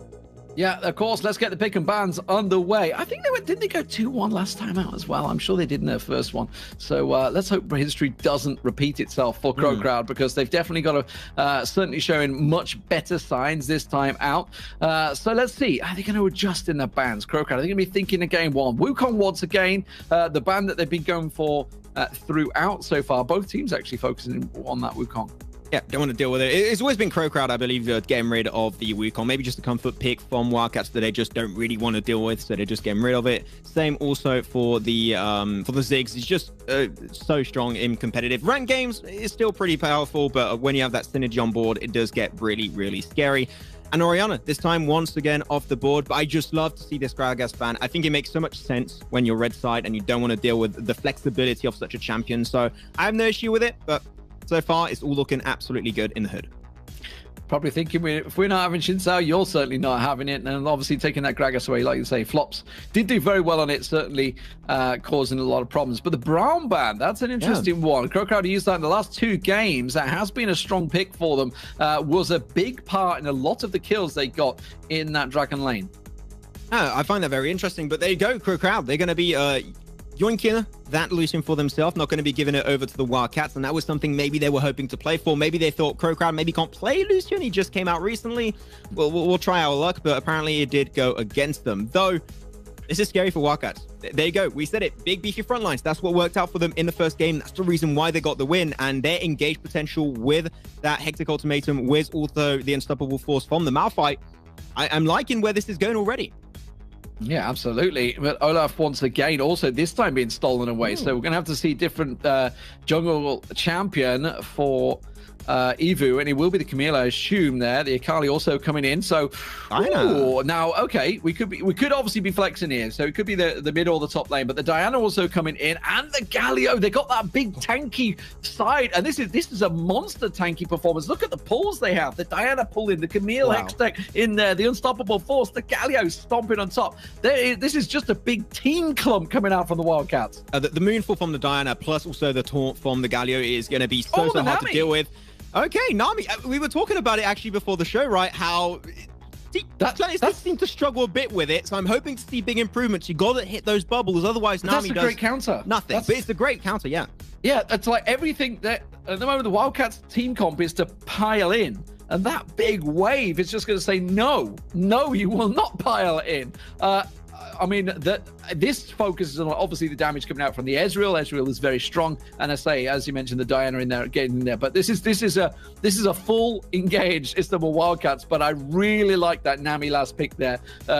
I think they've read that very well. This is going to be a very interesting game. Yeah, I really like it. Also, Ezreal. I'm really happy to see Ezreal. I remember before the show, we were talking with Riku and Yuko how it's not played too much into the Icon series. It is pretty popular in EMEA in general, but it has got nerfed. This most recent patch of 2.3C, and the nerf in question is the Arcane Shift has been increased its cooldown just a tad. Not a really huge significant amount, but when you're talking about getting away of those skill shots like the Bubble, like the Tidal Wave, and even the other pieces of CC available for the comp of Crowd, those few differences those few seconds might make a difference really in the fight. So you got to be careful, as that might go against you later on down the line. So here we go, ladies and gentlemen.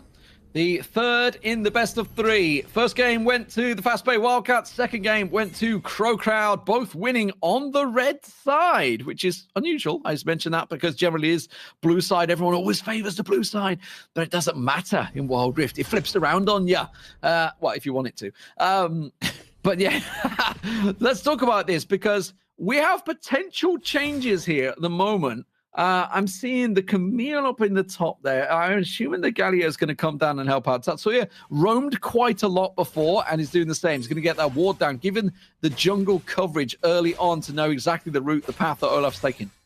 I actually really like this from Magenta being solo at the start. Even though some people might not be super happy with it, the reason why I think it's okay is if you start with the Arcane Shift, you at level 2, where you're going to get it normally level 2, is you can take care of yourself very easily. And that's why I like typically the composition of a Galio with also a Ezreal, is because Galio is looking to roam. He's looking to butt you to butt into you into the lane, into the mid especially. He wants to try and get those ganks, hit those charms, hit those taunts, right, should I say, and even go for the hero's entrance.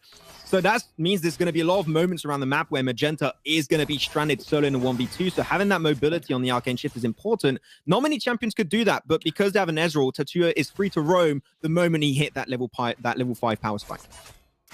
Yeah, leaves him all the free time. Are we going to see Evu, obviously on Camille this time around, being aggressive? This time, maybe. It's like, crab, where are you? Where's the crab? Where's the crab? There it is. There you go. Ready and waiting for it. Well, he's going to be patient. He's fine. Though, I do like it. Seemed like we did have a little bit of a deep vision from Crowd this time. Going to be checking out. They have the intel to Evu, their mid lane. Big back and forth, but Simboni could very push his way out with the high mobility created from this Diana, which we haven't seen. She hasn't been too popular in competitive after her release. So I'm happy to see actually on the board. The next one I want to see is Riven, but I think that Riven's been a bit forgotten about, and it seemed like in competitive, it's just people just don't like it. But I like the champion design. It's so cool, but not enjoyed in comp. Sad. So Queenie taking away the top jungle there. And remember, Evo, we've been talking about the fact that he has been very passive. So he's allowing his jungle to be taken away there. Obviously, he's trying to set up a gank on the Knight, but ganking a Malphite under a tower, generally not a good move. Yeah. So they're just going to play it passively. But he's losing a little bit. He's losing a little bit. Where's the Diana going? The Diana's... Oh, okay, it's just warding. I thought we were going for the walls. Yeah, trying to move out. Not really a matchup you want to deal with. I wonder what Knight's going to do. This can be a pretty squishy comp. So if he wants to go for hybrid of AP plus also some tankiness to it, I think that'll be okay for Knight because you're looking at Flops, you're looking at Roz, Fiend, and also Nick Eagle. Not really tanky guys, though. Mid lane, some Bunny trying to just get some big damage, some big poke, and chunk the health down for Roz, but not going to be able to get too much out of that one.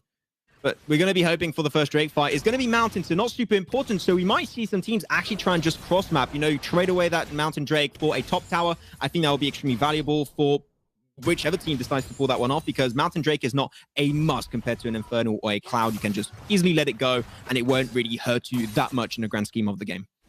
Yeah, something we didn't really focus on is the fact that it is a double AD comp. So, in terms of tower pushing, Crowcrowd, if it goes long, are absolutely going to be deadly. But we're going to see some serious armor stacking, I feel, from Istanbul Wildcats. We'll see how it plays out at the moment. Gold advantage, you can see, going Crowcrowd's way. So this is looking well. Is that just simply jungle work, or where's that all stacking out at the moment?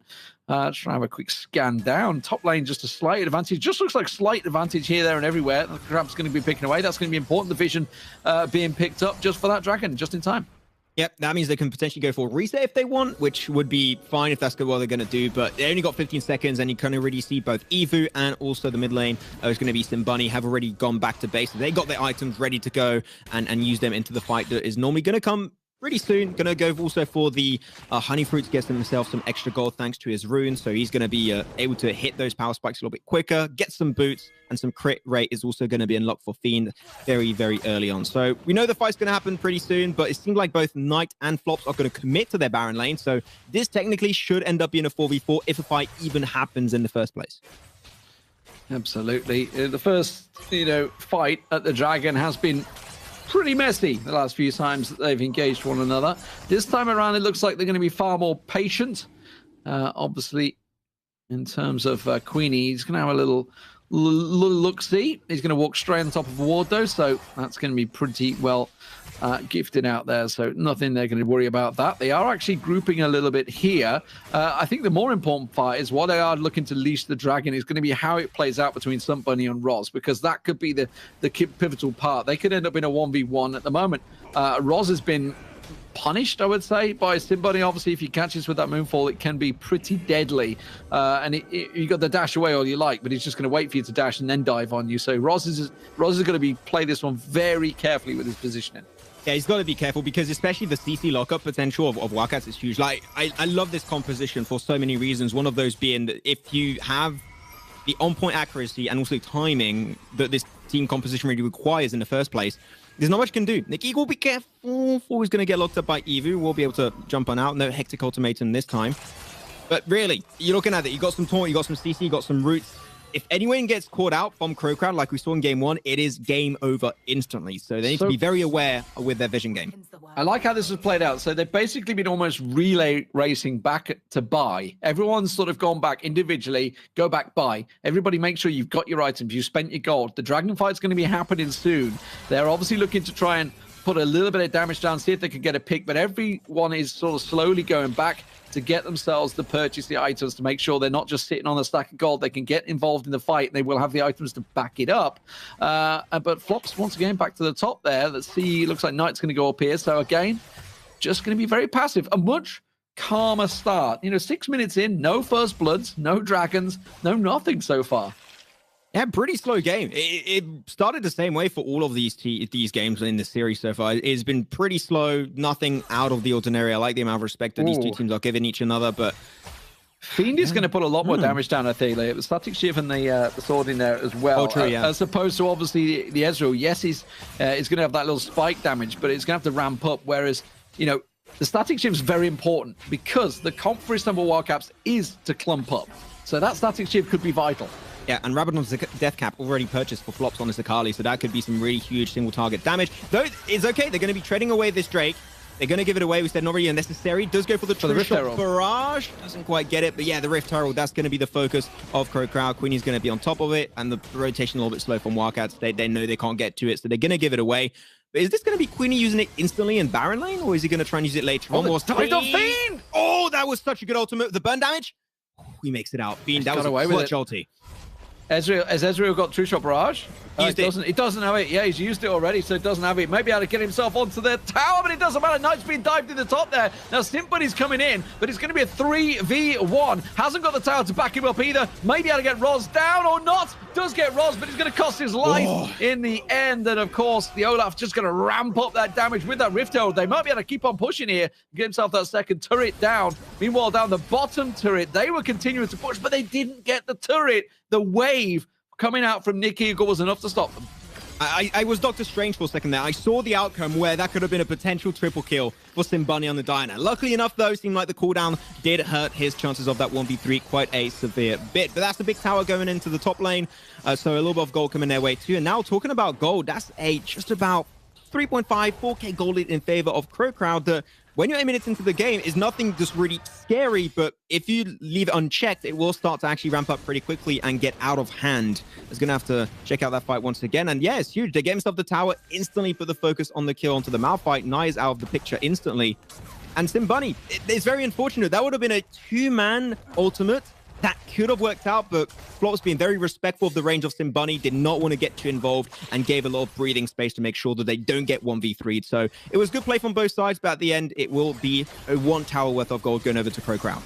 If you just joined us, ladies and gentlemen, welcome to begin. And here we are. It is the Wild Rift Origin Series, July finals, the monthly finals. This is the first round of 16. If you were in the winner bracket versus Istanbul Wildcats versus the Crowd at the moment. Crowd having a really good revenge game. They've got to be careful here, though. That tower is just 1 or 2 hits away from being taken down. The bubble comes in. In comes Flops and the Akali. Knight looking for them to group here. Possible unstoppable force, but in the end, they will just back away. And as you mentioned, the heroes' entrance also can be piled on top of that. But this is buying time for Diana, which is Simbunny in that mid lane to put a little bit of pressure down. Hasn't got a great deal of damage done yet, though.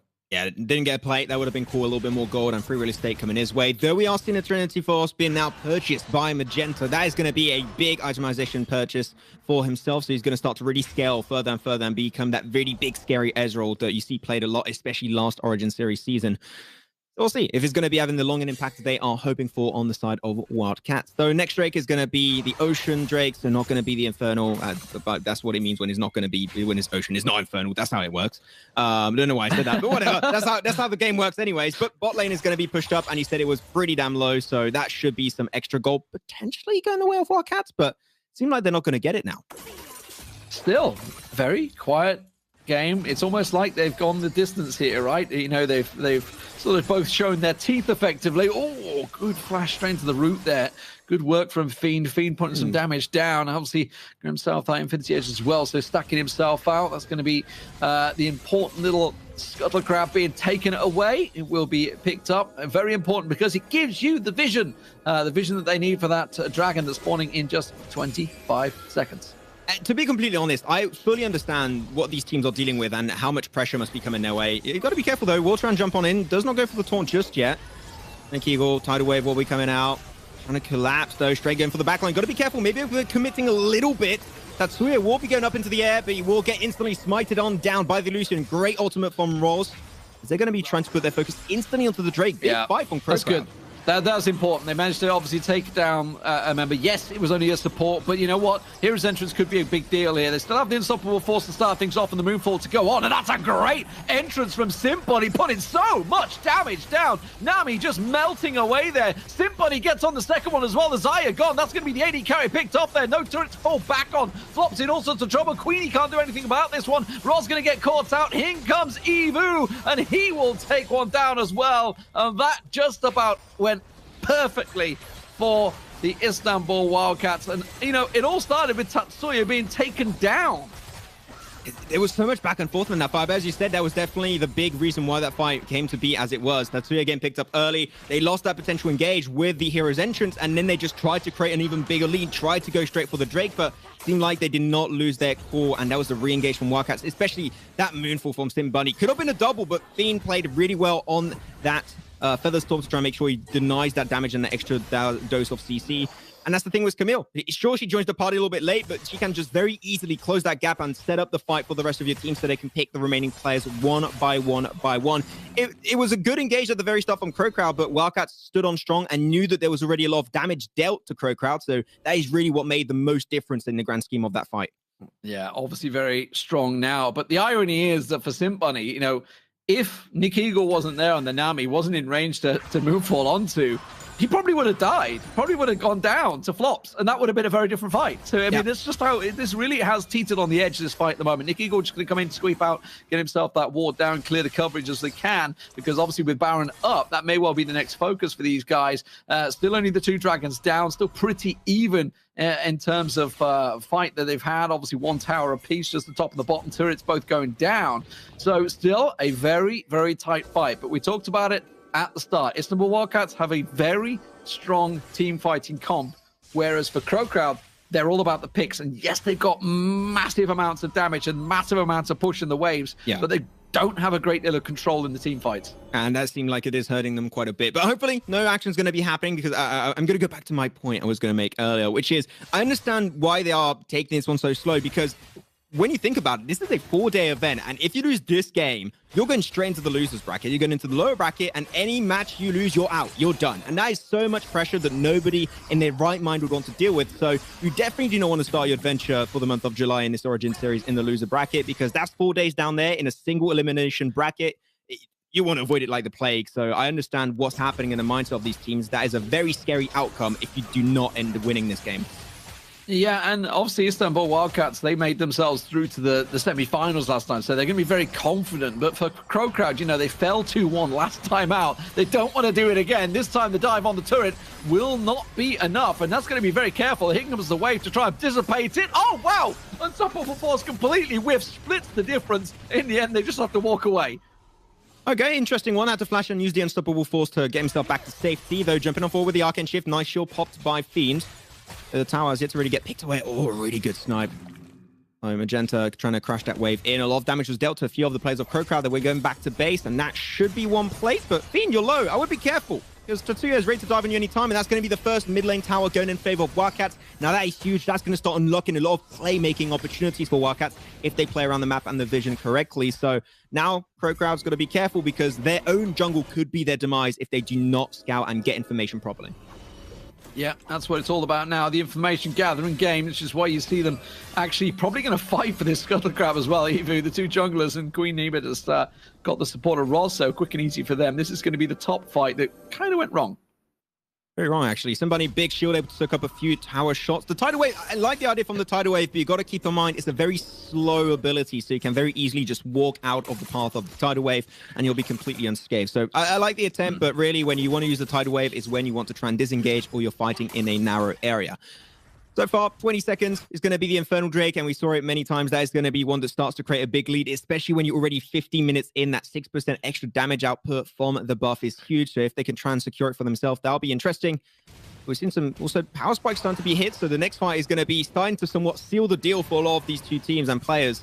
So they need to be sure they're fully prepared, as we've seen a lot of players stacked up for Crowd. So if the fight happens now, Ezreal's way out of position at the moment. He's not here. Crowd have got the numbers advantage, so they're slowly grouping up. Crowd didn't really read the situation. They didn't have the ward coverage that they wanted, so they didn't know. And in the end, it's given Istanbul Wildcats to completely group up, form it. Now remember, they have a middle turret to fall back on. Crowd do not. That's going to be making a very big difference here. Trying to get more intel. I think they maybe initiated the dragon just a bit, trying to poke it, trying to test the ward as that's the Crowd if they're going to try and contest it. But what I'm loving too is the Magenta is just continuously trying to hit those pokes to make it even harder for Crowd to find those initiations. If one player's down to 50%, they will just not take the fight altogether. But Wildcats know that they could be collapsed upon at any point in time, so they are just making sure great engage, and that's going to be the CC potentially into the Hectic Ultimatum, but the team's really far away. What a great ultimate from Feed onto that Featherstorm, making sure he cannot get linked and pinned down into the Hectic Ultimatum. They're going to be moving away. That's 2 big ultimates down the drain. Yeah, but it does also use the wave. Now, without the wave, Unstoppable Force and Hero's entrance could be huge. That's a real problem, and I don't think Crowd can fight for this one. They just want to try and come in and contest it. They're going to go in for the Smite fight. Doesn't work out for them. Now they're engaged in a fight here. Roz is going to get caught out. There's the Unstoppable Force. The slam comes down. Roz goes gold, but it's only going to be a matter of time. He gets picked off. Nick Eagle will go down. Roz just try and get away. He goes down as well. Flops is going to get caught out, and this has gone very, very wrong for Crowd. I don't think they wanted to engage that. They just kind of misread each other's intentions. Okay, Simbunny's tanking towers for really no reason here. Maybe looking for the engage once again onto one player is going to be Queenie. But what a great fight from the entirety of Wildcats. They were all a little bit spread all over the place, but really that Unstoppable Force, and you mentioned it during that play, it was definitely a key moment. It did allow a lot of extra breathing space for Wildcats to go for the engage. And Simbunny, he got in line. Now he's starting to be that really scary champion. Look at that, taking a one-on-one, and you just cannot escape even with the Ragnarok. And Simbunny is starting to be that big carry AP champion that really none of Crowd really want to take one-on-one. Yeah, while the rest of his team take Baron, that's what you got to love to see. So very strong now, Istanbul Wildcats. It does, yeah, sure, it's 2K on the board in terms of goal, but it doesn't make up for just how much stronger they are than Crowd. And this is looking a very good game for them. It's for them to lose now. They're going to Baron up all the lanes, try and force everything out. They've got full control, really, of the lanes. That's going to be the top turret going down. Look, you can see it's got a feather of health on it, so it's going to be a simple case of just sweeping through. The minions will do the job for them. Evo will come through, and now they just need to push. It's all about vision now. Yeah, going to be having to check that fight once more, just real quick. The taunt, there was a really clear taunt attempt for Tatsuya, but the Unstoppable Force just set the fight up so well for Simbunny. The peeling from actually Thiem was pretty a good attempt, but unfortunately, you know that the mobility of a Diana is just so hard to really deal with, and then they just picked it up once by one. I love how they created an opportunity, found himself a kill, and instantly shifted the focus altogether on the same target. Shown the communication was on point, and they made it work once again, and then, as you saw at the end, picked an extra kill onto the Olaf play by Queenie. Yeah, they're playing it like a very well-oiled machine, and it seems like they're trying to find closure to this game, and now also this series. Absolutely fantastic stuff. Middle turret goes down. There's bound up minions doing a lot of damage and building up a lot of pressure. You can see the culling was used to simply try and take the wave down by Roz. That's how much they're hanging on here. And it'd be devastating, no doubt about it, for Crowd, you know, to lose 2-1 once again, as they did in the June finals in the upper bracket, sends them down lower. And as you say, you know, it's so tricky down there for a 4-day tournament. The last thing you want is to be down in that lower bracket fighting for your life all the way through. You want that cushion, and that's at the moment what the Istanbul Wildcats are looking to do once again. They found themselves in the semi-finals before. They want to go one better. One level of security. You got to be careful there. They're looking for every single inhib tower. Connected one into mid, maybe looking for one into the bottom lane. But those Baron minions, we talked about it with Excandral last season. They're so insane, man. It's just so hard to clear the wave. Roz even used his ultimate earlier to get an extra 2% damage output on them. But even then, it's just so hard, though. Oh, Finn, you got to be careful. You don't have a team to back you up, mate. Try to go for the flash, but there was a very nice attempt onto Magenta. But now he goes down. That's the 5v4, and that should be the game for Wildcats off the back of that. Yeah, giving yourself away like that with the death timers being, what, 50 seconds it was when he went down. That's really not a good move for him. They're just trying to commit to this, and you can see the Unstoppable Force can just turn it around on them here. If that's what they were trying to do, just try and bait them out there. They still lose it, and you can see they've got to get back. Nexus is very low, but they don't choose to push the advantage. Interesting. They're just going to peel back. They're playing it safe and going back for the next dragon. I want to be very clear, and I've done a lot of community tournaments and events on Wild Rift, not only the Origin series, and I can tell you as a fact, I have yet to witness a competitive game at this level of play where a team has 3 inhib towers taken down and they make a comeback happen. I've never seen it, and I think I will not see it for months or years to come. It is so hard to execute because you have to continuously take care of your own lane. Baron's about to respawn in now just about 30 seconds. If they really want to steal the deal, pick up the next Baron or the next Drake, and that is going to be able to find closure as CC going in their jungle without too much intel.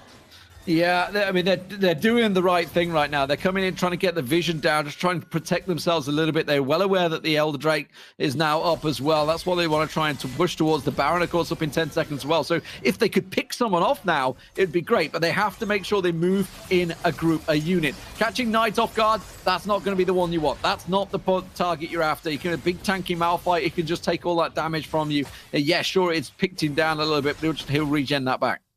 Yeah, trying to move out. Nice. Saw Fulor Aqua Prisms coming out actually from Nick Eagle. Not going to be able to do too much, especially you're dealing with a very tanky target. This is not AP Malphite after all. But I think what was happening for Wildcats, they're trying to set up a bait a little bit. They're trying to force a Drake, which Cloud Drake, really, I would not fight for if I were them, but Nick Eagle's going to be taking a severe beating to the hands of Sim. Bunny goes instantly for the ulti. And look, he just... It is but a scratch. He's completely unscathed after that one, and now he gets himself the taunt, the big setup onto 2 into the Hectic Ultimatum. Domain expansion is going to be happening so far, just like in Jujutsu Kaisen, and the health bars are just getting melted away, and the focus is going to be right onto the Nexus. Knight is going to secure it himself solo bolo against the Nexus, apparently, and Evo's going to be there to join it up, and this is going to be a great game happening for the Wildcats as they send Crowd once again directly into the lower brackets. Yeah, the big slaps coming out from the Malphite in the end there, making it work. And we talked about how the strong team comp, the strong tanky game, it works very well for Istanbul Wildcats, fast-paced Wildcats, whatever you prefer to call them. They definitely execute that comp much better than the pick comp that they tried in the second game. It certainly worked out well for them. Whereas for Crowd, there was a lack of synergy, I feel like, in terms of like, what's our goal in a team fight? Like, what are we aiming for? Because it's so hard to get on at Diana. Diana is a tough focus, so Diana's not the focus. But then what do you go for? And Ezreal's really hard to focus on. So suddenly they're looking for the tanky comps, tanky targets, and there's just not a lot to kill. You know, you go for a Malphite, you go for a Galio. You're not getting a great deal from it.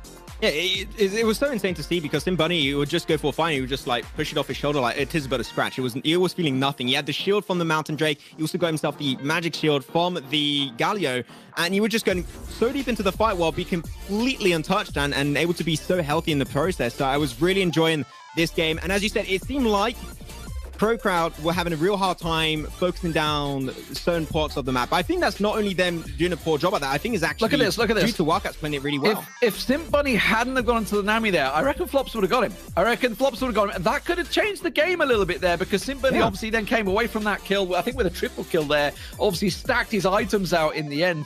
Big turning point there. And that was just, I mean, it's not Nick Eagle's fault, because you know what? The Diana is very strong, very mobile. But yeah, in terms of team fights, this is where they didn't, I think they got baited. Queenie was going in just to smite fight. That's all Queenie wanted to do. And the team, I think, misread the intention and went in as well. And then was kind of like half in, half out, split everywhere. And by that point, it was too late. You see how Knight here was actually able to delay his ultimate a little bit longer. That's what I was hoping to see from Sim Bunny on the Seraphine last game. Just wait for the prime opportunity, the prime setup to actually go for an ultimate. And he got himself an ulti onto the 2 backline champions. He got himself onto the Xayah and also the Lucian. And then you just have Sim Bunny's like, well, it's free real estate, man. I'm just going to pick up every single kill in the process. So it was really good plays from Wildcats. A little bit of a icky second game, but at the end, they did show that they were on top of their game, and they're going to send Crowd once again into the lower bracket. I'm sure they're not going to be happy about that one. No, absolutely not. Fantastic game, fantastic series. They're going to move on to the winner bracket quarterfinals. That's where Istanbul Wildcats are going. We're going to go to a break. Next game, be ready in just a few.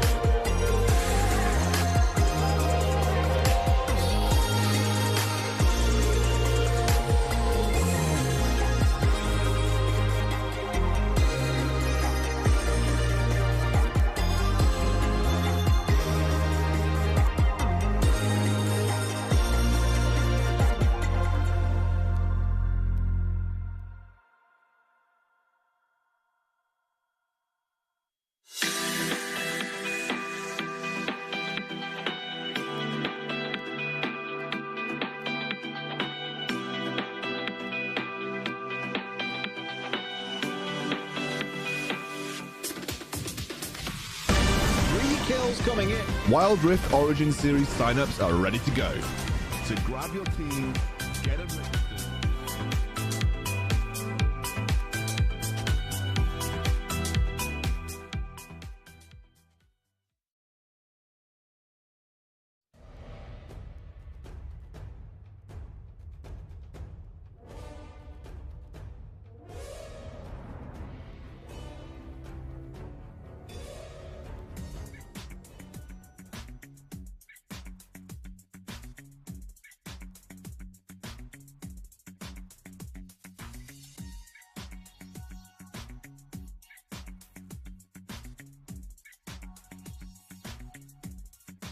Series for the Origin Series. You'll be your casters for the second one. I'm Yuko and alongside me is Riku. So we started the day off with a 2-1. So I'm looking forward to seeing more games as the day progresses. I know this could be the trendsetter. Maybe our following series for today might end up with the same fate. And I'm very curious how, our second series is going to go. All right, this is going to be Sunlight versus Off Meta. We have been seeing a lot of bans on Camille. Though Camille did get picked up in game number 3, we've been seeing a Malphite. Kai'Sa not that much of a priority pick, even though she had a 67% win rate. So this is going to be the team rosters again, Off Meta and Sunlight. We have the Game Donkey, No Folly, Capsu, Trickster, and Nemo 8. And meanwhile, for Sunlight, we've got Raisin, Solo, Waleed, Mads, and Lido. So very excited for this particular matchup because when we look at their previous encounter, it has been Sunlight upping that 2-0 over against Off Meta. So this is going to be a very, very good rematch coming from the June Origin Series finals, or rather monthly finals. And yeah, I'm really looking forward to seeing how Off Meta will be able to step up, or at least, show us what they are made of. This is going to be the pick and ban for game number 1. I will not be surprised if we'll be seeing a Gragas ban, but looks like that is going to be a Yasuo for the side of Sunlight. Wow, directly cutting off the head, not even, banning out the Gragas, maybe banning out the Wukong that we saw in the previous series, but this time just straight for the target bans. And in the meantime, another target ban, another classic and scary AD carry. Actually, look at that. Sunlight second ban is another scary Wukong, because Wukong can be paired with so many different mid laners, just like the Diana, just like the Galio. So I see the reason why they want to take this out right off the bat. Also, I know why teams would ban out this Lucian. Still a very huge threat all over the map. So no more extra, crazy ADC that's dishing out damage. That is also going to be a Braum ban for the side of Sunlight and a Malphite ban for Off Meta. Yeah, this means Galio is open, Gragas is open, so a lot of the air quote anti-Olaf composition is actually on the board and available. But in the meantime, Sunlight will first pick this Renekton, which is incredibly strong. We're seeing a Leona. Okay. We're seeing a Leona. Okay. Go. I would like to talk to Damon as well as Maxman. Finally, we'll be seeing the first Leona of the day. Pair that off with a J4. But yes, Renekton still pretty up when it comes to priority picks. And I am just loving this Off Meta. They immediately showed their tanky frontliners, but they are still leaving their opponents guessing who is going to be their damage dealers. Yeah, all of the tanky frontliners basically, and heavy engage on the side of Off Meta. So I'm curious to see where the Galio is going to fall, because I feel like it's just incredibly valuable. It's so good up against a Pantheon and a Renekton, and it's also so good up against a Jarvan 4 and a Leona, considering these are very heavy in-your-face melee champions. And now they're going to top it off with the Varus, which is, again, they're going to they're heavy pokes on their backline. They just want that very stable and, kiting ADC at the backlines, which has so much range, while Galio, J4, and Leona does the catching for them. Sunlight finished off their draft with a Corki and a Gragas pickup. So I love the fact that we get to see a twisted fate here in the Origin series. We have been seeing a lot of him way back, even in the Icon series. But the last pick for Off Meta, a champion we don't see that often, but a Kennen. Yeah, I feel like, the Kennen has been seen back in the preseason days, and seeing it return in this kind of composition. This is basically an all-in. Galio, Jarvan 4, Leona, this is just all ham basically up against Sunlight. So this is the reason why Sunlight really values the Gragas pick, because that is their only way to disengage in case off meta pulls the trigger. Or they can use that as an actual initiate and just, catch them off guard. So of course, without further ado, we are gonna jump into the game number 1 for series number 2. Alrighty then, it says welcome to Wild Rift. So again, guys, this is Origin Series day number 1. Thank you so much for watching alongside us. Again, this is Sunlight versus Off Meta. So we first started the game off with the usual laning phase. Our champions just going all over the map. That is going to be Off Meta, catching them off guard. Stuns are going to connect. You also have the pokes coming in from the blue side. Yeah, I think they were looking for a summoner spell burn coming off from that engage, because their level 1 is strong. They had the gold card. They basically had the body slam as well from Lido. So I think the plan was there, but, off meta saw this coming. Definitely. Oh, we have Lido just giving that buff a start. Leona, though, I'm just gonna touch up on this Leona pick. First off, I'm so happy we got to see her for the day. Let's see, though. Will they be able to make this work? But now you have Kennen being chased by Reason, by this Renekton. Of course, Renekton will try to bully Kennen as much as he can in the early game. But Kennen, with those shuriken, looks like was able to put a significant amount of damage onto his opponent. Yeah, this is very hard. Renekton level 1 usually struggles because, especially, this is a range and melee matchup. Okay. Oh, that was too close for Millie's comfort. fine. It's Yeah, okay. Millie's fine. He's still alive. Yeah, That was too close, though. It was very close. Flash has been burned. So Waleed actually is wearing a ignite instead of a barrier. So that mid lane is going to be a little bit vulnerable now that the flash is gone. Ooh, that is going to be Nemo 8 being targeted by Lido, but it's okay. Trickster just jumping in with the pokes here and there. You also have Corki just clearing out the waves. Very, very quiet this early on into the game. But Twisted Fate, though, I think he got spotted out by Galio right there. And looking at the Dragon Pit, rather, you have this jungler just getting the Rift Scuttler. More gold, more XP going over to his pockets. And again, the usual skirmish here and there at the Baron lane. Look at Baron lane. It is the setup. It's still not level 5 though. We still will not see the Destiny. We will still not see the Skyfall coming from the side of Solo. So I think that is going to be a jump in dive under turret, but Kennen was still able to survive that. What was that? Outplay 2v1, but still they were not able to finish off the kill. He needs to go back now, unless he wants to be, a little bit greedy and get the first blood for himself.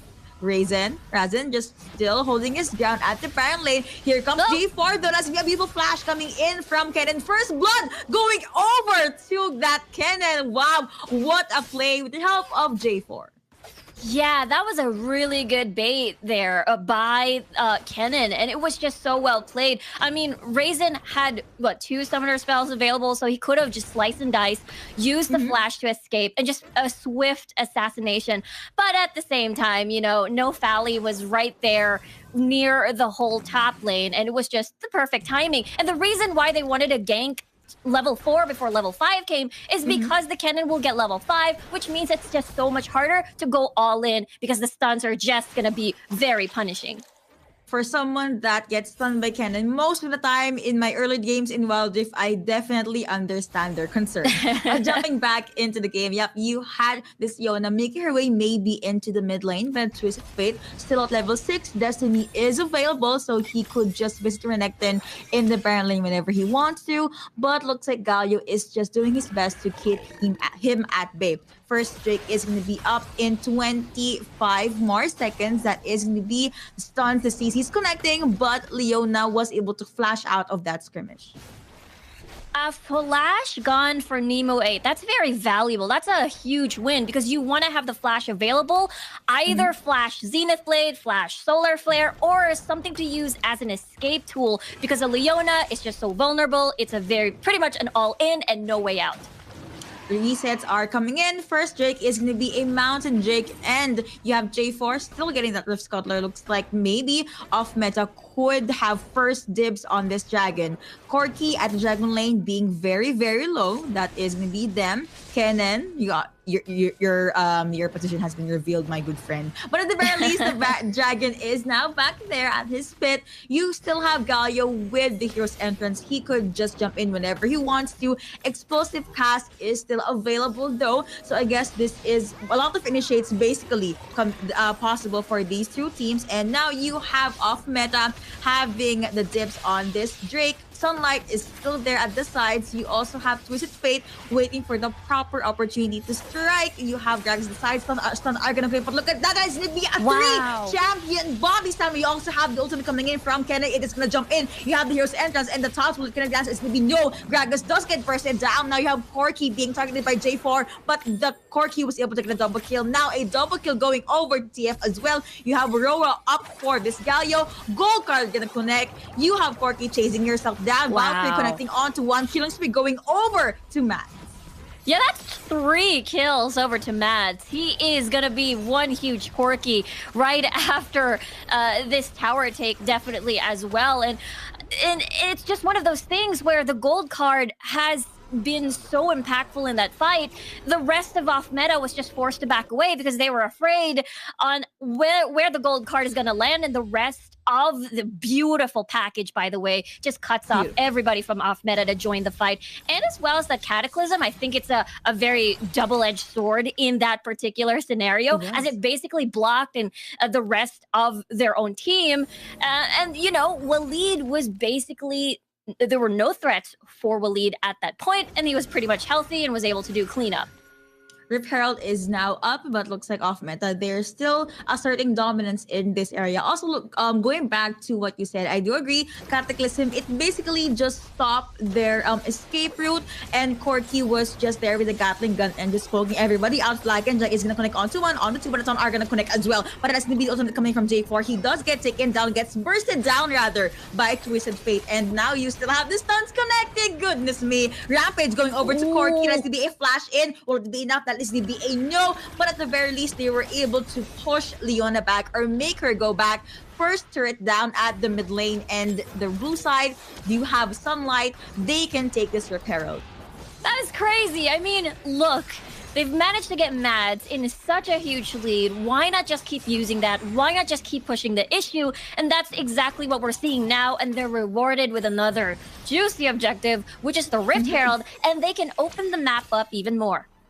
All right, that I have to agree with. Now we are sitting at the 7 minutes into the game, and came back in that very small skirmish. Yeah, this is a 3v3 all in, and unfortunately the backline was just pretty much out of reach of the taunt by Kapru, and it's just a struggle for sure because there's just so much range on the board for the side of Sunlight. All right, now we are going to jump back into what is currently happening into the match. You actually have Renekton targeting Galio right there, but that is going to be the roots connecting. Stun are going to connect as well. Will Pantheon be able to survive it? That's going to be a yes, because he was able to take down Varus. Now, Ensemble going over to Corky. Leona says goodbye. What is armor? Renekton gets bursted down as well, and now OM will be very much happy to get the kill, but you know what happened? They were able to get a revenge kill onto Kennen, and now Sunlight still jumping all in. Valkyrie, oh goodness me, Mats with this crazy plays was able to take another head from the side of off meta and one mid lane turret to beat. The Rip Herald has been someone at the Baron lane. I know, Mads, you know how far ahead he is in the game. If he Valkyries into a taunt, no fear. And he's able to get another kill, an exit kill rather, after that whole fight under the tower. There's just so many bonuses. Earlier on, it was a 10k gold lead, and it's slowly ballooning up in favor of Sunlight. Now you have Renekton holding his ground at the mid lane. Trickster Rose still waiting for those very game-changing damage from this Varus. He is taking his time. My only concern though is the fact that this Twisted Fate could just destiny his way into the backline, maybe even catch Trickster off guard. So off meta, they need to make things happen. Infernal, not internal. Infernal Drake is now up. Yeah, it's up. It's a juicy target. Infernal Drake, everybody wants that additional damage. I mean, Sunlight's already painful to begin with. That is going to be another body slam connecting onto one, but that is going to be the jump in for the side of off meta. Catalyst is going to connect onto two, but looks like they're going to, Sunlight going to go with disengage, and now you have the ultimate coming in from this Varus, and here comes the ultimate coming from Pantheon. Double kill going over to this Corki. Legendary for Mads. In fact, a triple kill at that. That is going to be a 5-0 in favor of Sunlight. Rampage B going over to this Twisted Fate. And man, the burst, the damage, the gold lead as well from the side of Sunlight is just too much. What could off meta do at this point? It's very difficult as we take a look at the replay over here. Really nice Valkyrie, and as well as the Cataclysm over for No Fally. But unfortunately, there is no threat for Mads at this point. They want to focus on him, but they also have additional problems, like Waleed in the mid lane as well on this Twisted Fate. And again, Mads' positioning is just too good, and now it's snowballing. Ooh, now that's gonna be the stuns right there, but Leto, he is gonna be a-okay. He can just, you know, get some damage into his life and still survive. J4, though, separated from his team, and now Twisted Fate, he does not have Destiny, so maybe one of the things that Sunlight is doing right now, wait for that Destiny to be up. That is gonna be the ultimate coming in from Renekton, but at the very least, Kennen was able to survive in that very small skirmish Galio in the back line. Whew, the cards coming in from TF really hurts a lot. I know. I mean, he's already Lichbane, already slowly building towards his Rabadons as well. And look at that triple proto belt. They want to get close and personal on off meta here. And it's so difficult because, you know, Trickster is a very low mobile champion. Oh, actually, mobility is non-existent. So he's going to be heavily relying on his teammates. But the thing is, they're more on the heavy engage, really not about the disengage. And now, looks like it's going to be back to the drawing board for them. Kennen being chased by that Corki. So at least he was able to survive that one. And now J4, he does have Cataclysm. So let's see if they are going to go with any engage at all. I believe Sunlight, they are going to force a one fight before they try and get this Baron. But you know what? Twisted Fate was able to get the last outer turret at the Dragon. Stuns are going to connect. That is going to be Sunlight jumping all in. That's the flash being popped by Kennen. Stuns are gonna connect, but it is gonna be enough. Galio gets taken out. Pantheon does get taken down by this Galio, and now Kennen says goodbye. That is gonna be a 4-4 now should they want to start this fight. But looks like both teams, they want to play it safely because Mads is still alive. On top of that, this Twisted Fate is still making his way at the Dragon Lane. Yeah, with Sunlight's arrangement here, they can definitely do a 1-3-1 with the Twisted Fate on the side and as well as Raisin here on the Renekton. I mean, they had pretty comfortable lanes, I'd have to say, and no contest whatsoever. And I think this is one of those instances where, okay, this is the time where we could catch people off guard. This is the time where we can layer our CC as much as we can, maybe get a pick off. But unfortunately, there's two global ultimates, well, semi-global ultimates on the side of Sunlight. So it's very, very easy to even up the numbers. Oh, okay. Looks like there has been a ward at the Baron area. And now Mads, like, he doesn't care. He's alone. Yeah, sure, I'm okay. I can survive this. I have so much damage, basically. At this point, I believe even Leona is having a hard time tanking or soaking up in all the damage. We just need one solid initiate from either Kennen or this Galio. Yeah, Varus, he hurts a lot. He has quite the kites. He does have quite the poke. Problem is, Sunlight can just wither down the damage just like that. Stuns are gonna create actually with them jumping in your connect, and we'll be able to block out the escape route from this, of course, Leona. And that's the Cataclysm big pop example going over to Twisted Fate. Renekton gets taken down. Golden card again. Pantheon jumps in with the ultimate connecting onto the Varus, and Varus gets taken down by this Corki. Sunlight will be able to walk away with 4 kills in their pockets and smiles on their faces. What a fight. It was Raisin that started it off. And I mean, again, Sunlight has everything in their formula right now to try and finish the game.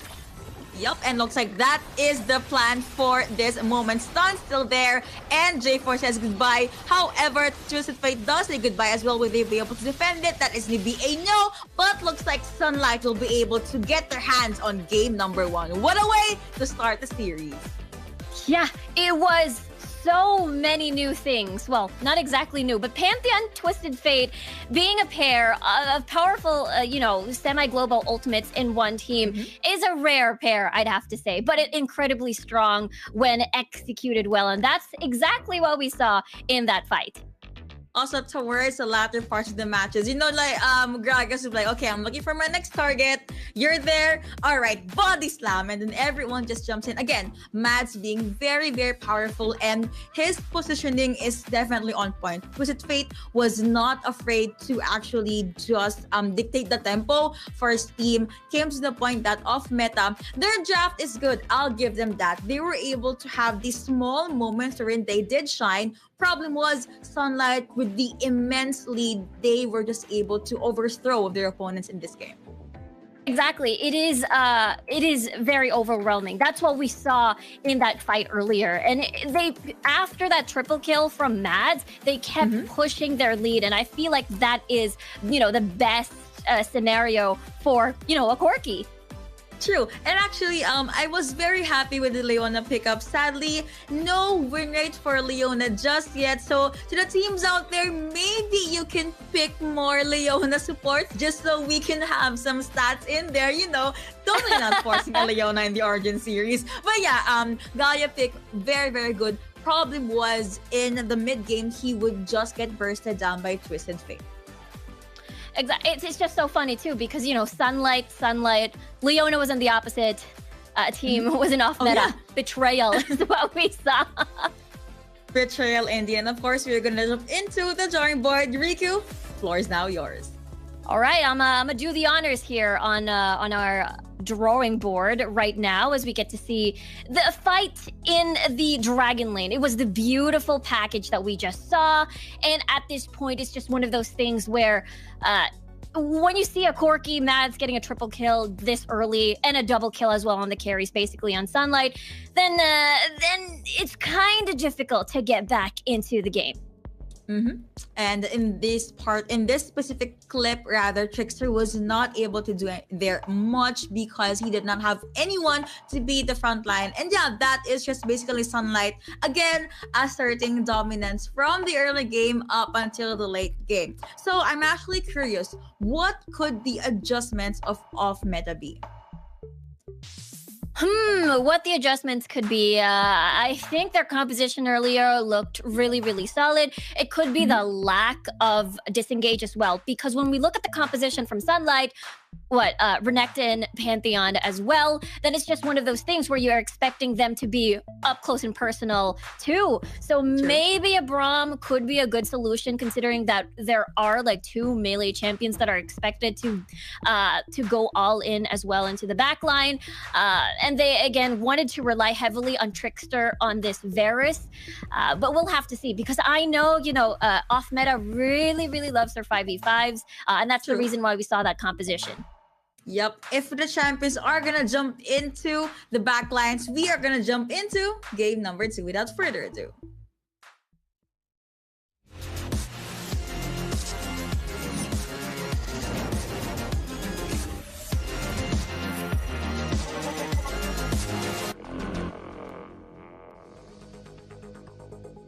And again, off meta and Sunlight, you have the names, the IGNs of these very talented players. Really looking forward to seeing how Walid will play more, how Mads will step up, how Trickster will be able to just, be that very scary ADC.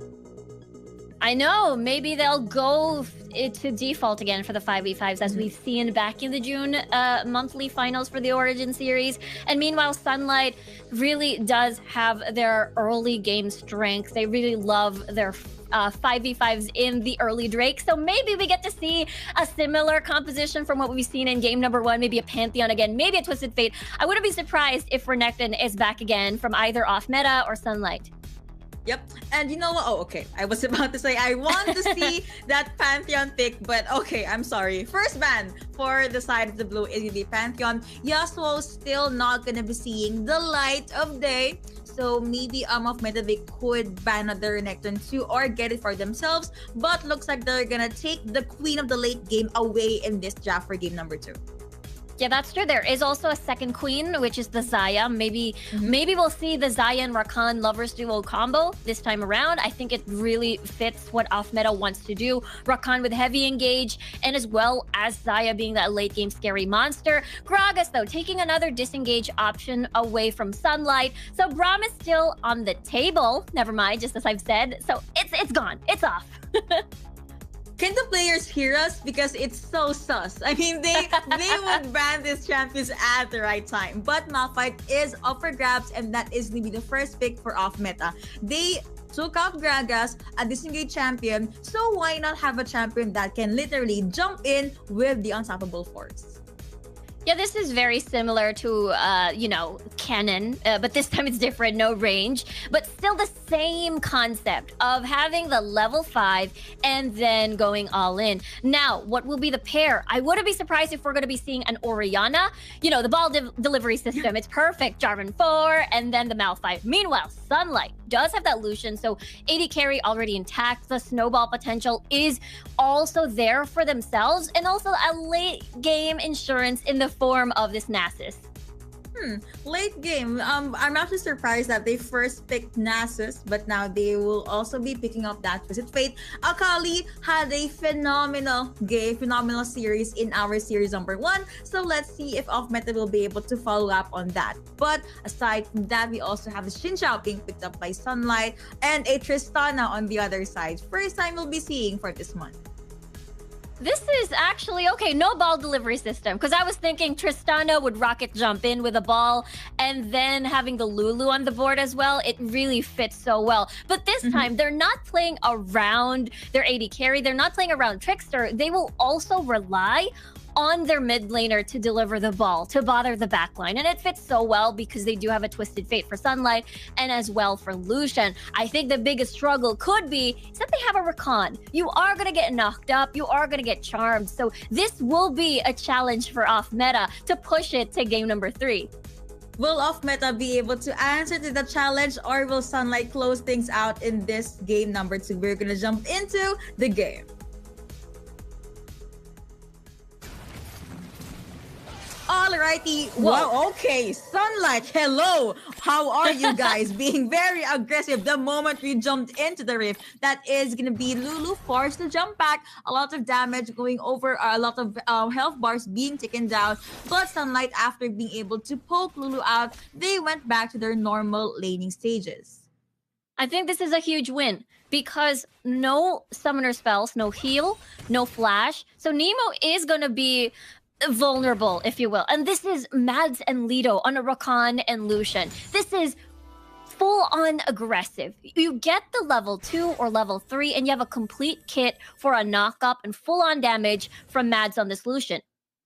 That is true. Oh, okay, Trickster. Apparently, I don't think he is gonna juggle the 1v2s. But at the very least, you have a lot of aggressive energy in the early game. You have the Rakan with the Grand Entrance. You also have Lucian with all those single to double target damage. And looking at the mid lane, Twisted Fate is able to push Akali back under her turret, near her turret. But still, things are still pretty early. Let's see who will be able to get that snowball first. You know what? I think it's gonna go over to maybe Malphite, but who is gonna win? That is gonna be Malphite surviving, being able to win that small skirmish. Barrier has been used by Ryzen, and you also have the exhaust being popped by Malphite. Yeah, that is the difference. The exhaust versus the barrier. And the fact that, vid game Donkey actually had a better minion count over Raisin. So with that said, earlier on, the minions are going to hurt if you get aggro. So with that, it's a good win and start for off meta. Akali jumping with the 5-point strike. Looks like she is just trying to harass or give a problem onto Sunlight's side. Flawless shot has been popped. Let's see the shuriken flip coming in. 5-point strike being popped there as well. But you know what? Xin Zhao does go with the re-engage, and he said he was the one that got taken down while TF was able to burn down Akali onto the goddess via flash incoming from J4. Akali clicks him to beat, and that is going to be a double kill for the side of off meta. 3-1 on the scoreboard. Gold lead in favor of the team in blue. Yeah, no value, no hesitation there. They get rewarded with double kills. They even secure the Scuttler as well. And this is a good start. This is a completely different start from earlier. Grand entrance being popped right there. You also have the polymorph coming in from Lulu. That's why they were able to survive that small scrimmage. I guess we'll check out the replay from the very beginning, the exhaust versus the barrier. And again, the minion count. I suppose, VidGame Donkey does win over that. And this is the mini skirmish that we saw in the Riverside. The Rift Scuttler secure coming from the side of Sunlight over here. And with that, Waleed, unfortunately, again, this is where you have no gold card, you have no kit, you have to wait for cooldowns, and all you can do is try to run away. And the chase potential from the side of Ahmeda is just really too good.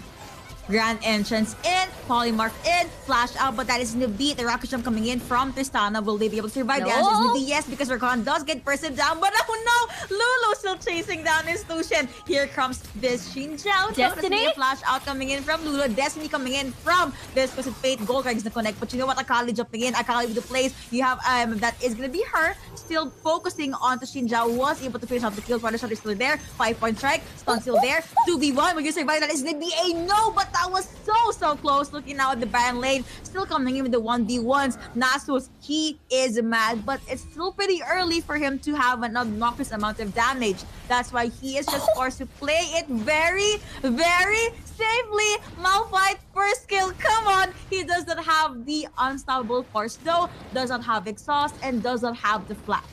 Yeah, he has no mana either, so he can't send his stone rolling to Raisin to finish off the kill. And with that, Raisin gets to live another day, but so far, this is not his time. This is not a very fun lane for him up against the Malphite. In the meantime, though, this is a really good 2v2 and a good take back from Trickster. They're able to punish out Sunlight's aggression in the duo lane, and it's only because they had the Destiny advantage. They had Solo moving into the bottom portion of the map, and that is the reason why they're pretty much confident in engaging. But this was without the wild growth as well. Capsu actually taking one kill before everything else, before this 1v3, 1v2 happened. So I think that is a pretty good win. I just have to say it. I have to address the elephant in the room. Waleed on this Twisted Fate, very scary. Oh, that is going to be jumping from the side of our blue team, but you also have the calling coming in from Lucian. Knockup all over the map. You have the Cataclysm beautifully. That is going to be the wild growth being committed onto Akali. She is going to jump in 5-4 second. Again, she be going over to J4, but you know what? That's going to be a double kill going over to Twisted Fate, and they are still chasing Waleed, and a double kill for the side of Xin Zhao. Rampage indeed. That is going to be a 1-3 in favor now of off meta. While all of that scrimmage was happening at the Dragon Pit, Susan, Raisin, just getting minions at the Baron lane. Just how we usually see at Nasus. I know, it was a 4v5. I feel like, Raisin felt like he couldn't contribute at that point. It would be much better if he really did push. So that was the call. But at the same time, you lose a numbers advantage. You lose an additional soaker for the team. And this is why they struggled. And this is a completely different start for off meta. And now we could possibly see, the continuation, maybe another 2-1 in our hands. Yep, and looks like that's going to be Sunlight just taking their time into taking this turret first. Well, second turret for their side. In retrospect, the other side of the map, you have off meta focusing onto the Rift Herald. Sadly, Twisted Fate was not able to steal that as he be shuriken flip coming in for Akali, but apparently he did not pop in with the 5-point strike. So they're gonna pull this out very conservatively. You know what's not conservative? That grand entrance. Wild growth has been committed as be a dash in, but still they were not able to burst down this assassin. Now here comes J4. Golden card did connect, but no actual follow-up from Sunlight. Yeah, off meta afraid because their AD carry is absent. Trickster is doing a little bit of a split push here. Grand entrance hit again, and that could be a 3-champion knockup ensemble force. What a powerful initiate from the blue side. Double kill and another kill going over to our blue team. But looking at the Baron side, Tristana being taken out by that Nasus. Now, I'm not sure if J4 is gonna jump in, but apparently he did not. Look at the mid lane though. That's the polymorph connecting. Turk and flip it again, connecting on the Xin Zhao. Triforce now available for Solo, but he got bursted down on the turret, which will go over to off meta. Yeah, this spells trouble for Sunlight. Kapsu is getting so much kills. He's 535, already completed his Leandries, and he is gonna be a huge problem for Sunlight, basically. They are gonna be needing their Zhonya's. They're gonna be needing their Guardian Angels, more tankier, because his burst paired with vid game Donkey's, you know, assault, his setups is very impactful in the fight. Okay, that is going to be our red side. Our Sunlight just focusing on to the Rift Scuttler, but looking at the map for champions at the mid lane, just focusing on Walid. He still does not have Ignite, but he does have Flash. And now, blue side of meta still being grouped together. They have this 4-1 setup with Malphite just alone at the Baron side. Triforce now available for Raisin though. Yeah, that is a very, that's a good spike, I suppose, for Nasus, but of course he still would want to get everything stacked up. They are going to be relying on the rest of the lanes. Like, we'll lead on this Twisted Fate, Mads on the Lucian. And so far, you know, the Triforce already coming up, and Lichbane still yet to be attained by Walid. So I feel like that is another needed spike where Sunlight will be more comfortable in the fights later on. But so far, this is off meta being very comfortable right now whenever they want to start a fight. It's just those kills translating slowly but surely into the W, but Sunlight will definitely not give this up quickly. Not gonna connect onto Rakan though. He still has the quickness should Sunlight want to start something off just before the dragon will be up, which by the way will be up in 20 seconds. But now you have J4 just focusing onto the buff. Nasus still focusing on that farm. He does have quite the damage though. Roa and Lichbane already up for Walid, and we are 9 minutes in. No one's still. Oh, we actually have Rakan. We also have Lulu making their way into the dragon side. You also have a colleague right there. Wards have been placed, and here comes the Cloud Drake already being focused by Sunlight. You have Destiny available. You also have Raisin making his way down there. That's gonna be the gold card connecting right, and is gonna connect as well. You have the charms coming in. Will it be enough? The answer is gonna be no, because look at that front line. The calling has been popped, but now you have the Cataclysm being popped at the mid part of the pit. Now that is going to be Tristana being able to burst down Twisted Fate. Red team was able to get the Cloud Dragon, and you also have that Nasus being bursted down. J4 jumping out, double kill on Tristana. You also have the kill, the last kill going over to Malphite, but you have the shields coming in. Triple kill, in fact, not from Malphite, but for Tristana. And now you have a solo forced to just survive, get out of that fight with just the skin of his teeth. That is the resets. Whenever you're up against a Tristana, gotta worry about the resets. Gotta worry about those low health HP. Low health HP, that's a double. Your health, basically, to enable any of these resets. Now they're rewarded with this Baron, and a potential steal could actually happen. Sunlight has to steal this. Will they be successful? Though that is going to be a yes. Red team was able to steal the Baron National. Now Sunlight jumping. Only you have the Flack and Jack coming in. We also have the Cataclysm. Killing Spree going over to Malphite. The damage from this frontliner, I tell you. But now you have Nasus focusing on to the Rip Herald. He has quite the damage. And now here comes the other members of Sunlight. Re-engage. The calling beam pop. J4 being taken down. A shutdown on the jungler. Lulu does get bursted down. Twisted Fate at the front line. You have this Lucian at the side. Malphite gets bursted down. Shuriken flip, not gonna connect. Double kill going over to Lucian. 2v1. Will you survive that? It's gonna be a yes, a no, a maybe. 5-point strike. Knock up. He does become golden, but looks like that is not gonna be enough, because when you have 3 champions trying to duke it out with you, plus a Rip Herald, but that is gonna be a ace in favor of Sunlight.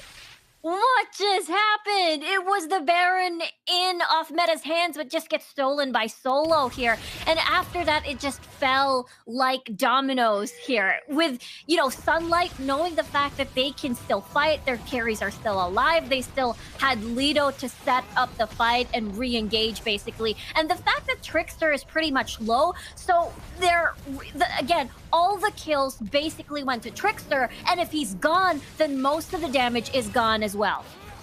Yep, and that is just Smash with the cleanup. And again, they basically isolated Akali in the mid part of that skirmish. But now here we have Malphite yet again. Mads and Leto just forced to go back. First to go with the recall. They still do have the Baron buff. 19 and 11 the scoreboard. But now, Sunlight, they have the 2-point Nope, just the 2K gold lead. Earlier it was 2.2. But you know what? The gold in Wild Rift, very fast-paced. I know. And speaking of gold, Mads is able to cash in. So he is pretty much one item ahead of Trickster. 2K gold lead with that. Ooh, have the ultimate jumping in. That is going to be the flag and that connecting, but he does get stunned. Now you have Wild Growth, and you have a flash out for the side of Sunlight. Will be enough. That is going to be Inno because the Cataclysm is going to connect onto 1, onto 3, but that is going to be the engage from off meta. Wow. And you have SL with the disengage. Mads, very good dash. He does not have the culling, but that is going to be him trying to focus onto Akali. Looking at the Baron side, you have Nasus. He does not care. He just wants to get that turret, but the regen, and he is trying to duke it out against Malphite. Who will win? Who will be the better tank plus damage dealer? But now Malphite, he does have the unstoppable force that is going to be committed onto this champion. Here comes Rakan. He was able to flash out, but now here comes the other member of Sunlight. Hello, jump in, dash in. Malphite says goodbye. Yeah, Lido to the rescue there. Basically, off meta, wanted to take that vid game. Donkey has been winning the 1v1s ever since the beginning of the game. So he knew, especially Raisin didn't have any mana, but this is the time where, the laning phase is basically non-existent and the rest of Sunlight is creeping back into this game. Earlier, it was a 3K gold lead for off meta, and now it's the complete opposite with the Infernal Drake now in the possible hands of Sunlight. The tables have turned indeed. Dragon Infernal Drake already up. Sunlight still gonna have first dibs on this dragon, but now you have Guardian Angel available for this J4 as even the Sun's connecting. Oh no, but that's the one connecting onto the jungler. That already one ultimate down. That is gonna be the guns blazing, jumping in from Lucian, but still that's gonna be a rampage going over to Mads. 4v5, Sunlight, they could force this, but Akali can still go the pick off. The cards that TF dealt will not connect, but Sunlight, they want to focus on getting the objective, which is gonna be this Baron. Yeah, no jungler for off meta. This is a completely open and free Baron, but they want to contest this one.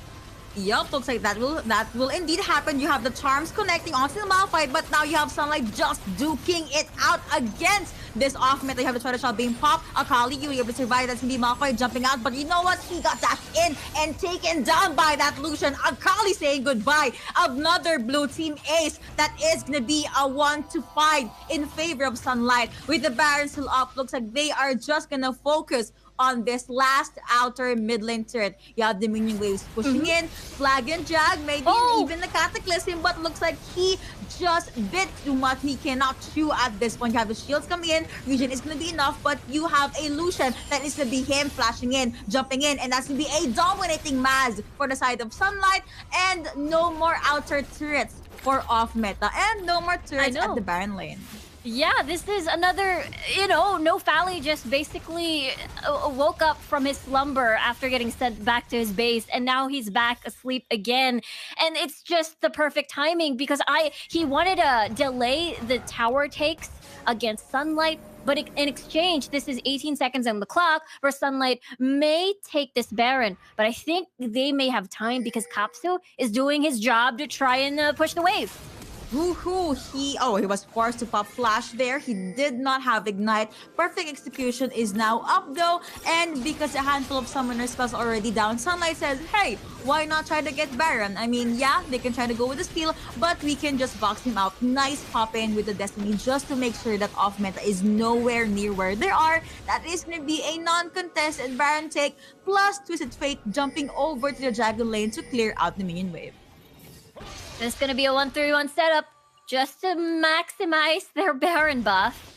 And it is, already a 9K, 10K gold lead in favor of Sunlight. They certainly took this game back for themselves after off meta, pressing the go button time and time again, just because they've got Trickster 637 already. Basically, they will heavily rely on Trickster and Kapsu as well to try and stop the onslaught and see whether or not they can get back into this game.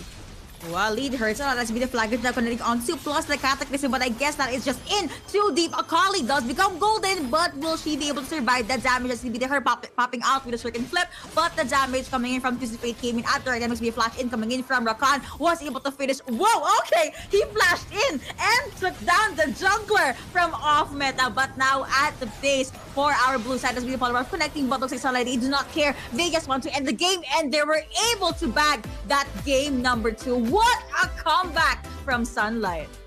I know. Usually, I thought it was a trend of 2-1s today. So from what we've seen in game on series number 1, but it is Sunlight taking it back from a 3K 5k gold deficit, even though Trickster from off meta was slowly ramping up on this Tristana with all the resets. The first fight in the Dragon, it still wasn't enough to solidify the lead for off meta, and Sunlight was able to take the game back.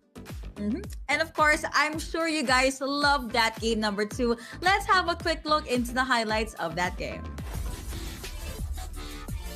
Man, can I just say that Rakan, this guy, Lido, was very quiet in the early game, but towards the late game, not only was he tanky, but he's killing the other champions, the other players from off meta.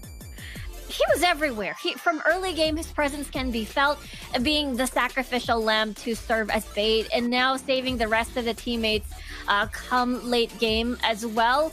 And of course, there's just so many things going on. Kapsu and as well as Trickster tried their best to sort of impact the side lanes and see whether or not they can stunt the growth of Mads, because Mads was a huge problem in game number 1 in this entire series. So they wanted to strike before that came to happen. And I think this is one of those instances where, okay, this is Trickster getting the resets, getting a comfortable position, finishing off targets here and there, and he managed to get the early lead. But the thing is, they weren't able to sort of keep pushing that lead, just the same as what we've seen from Mads in game number 1.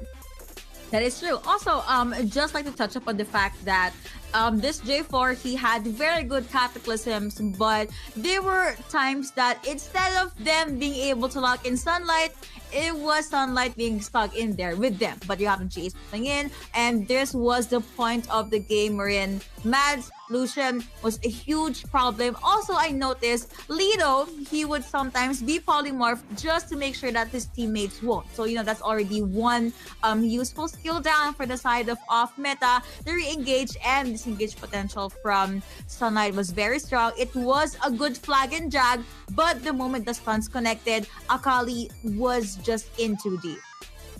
Yeah, the composition from off meta is reliant on a 5v5, and basically Sunlight didn't give that to them. Okay, we're gonna split you up, we're gonna make sure that the fight is halved, or we're gonna split 1-3-1 and make sure that we have that advantage over your composition. Whew, that was an intense series. I need to turn up my air conditioning right here, but that was an amazing game to watch. Off meta, even though it's a 2-0, you saw that they could have won it. Game number 2 could have gone either way, but at the end of the match, apparently the sun is still pretty high up there, with Sunlight winning the second series with a very convincing 2-0. Again, we have been your casters. I'm Yuko alongside Ms. Riku. We're gonna hop into a very short break, so don't go away.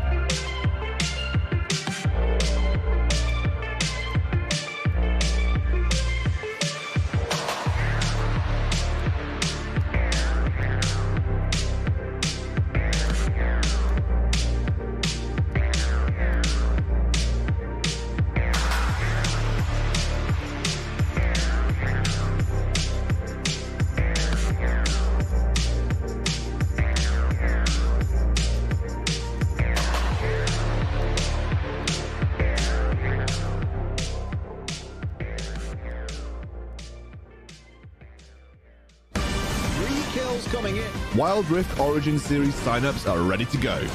So grab your team, get them registered, and get on the Rift. We'll see you there. Absolutely phenomenal.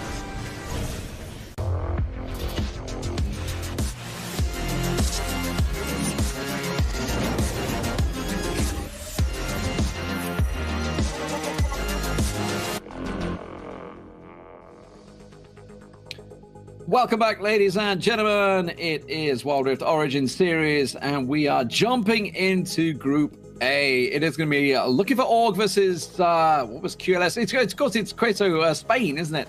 Clash, sorry. Yeah. Okay, so Clash, Spain. They're both Spanish, to be fair.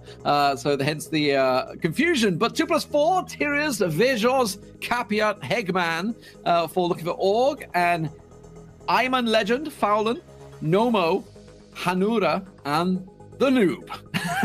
Okay. Speaking of which, here's Max. That is me. I am Max. Wow, we get... Oh man, we had a great series last game. We were checking it out, and I got to say, Matt's going absolutely insane on that game. So I just want to do a big heads up. That was absolutely great from Sunlight. Can't wait to see what they can do in the rest of Group C. But now we're into Group A, and I think that Group A very clearly here, D-Man, has some of the bigger names when it comes to the EMEA Region 4 Wild Rift competitive in general. You got the big teams, you got the Team Kessos, you got your tribes, you got your singularities, and all that. So now these are the teams that we have very high expectations for, especially Clash and some of the names of LFO actually. That I'm sure that if any of you guys out there followed a little bit Mobile MOBA esports recently, you got some really big names, especially Hegman and Tyros, that I have not seen in a while, and I cannot wait to see what they can do in the Wild Rift esports scene.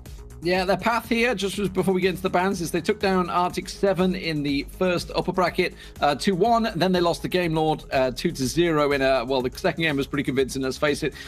For Clash Spain, they lost 2-1 Singularity, so not too surprising. Tough team to face in the first round. Then they beat eSuper 2-0, and that's why they find themselves here in the round of 8 in the lower bracket. As you can see, the bans coming in already. Olaf Seraphim taken out, along with the Ziggs and a Camille.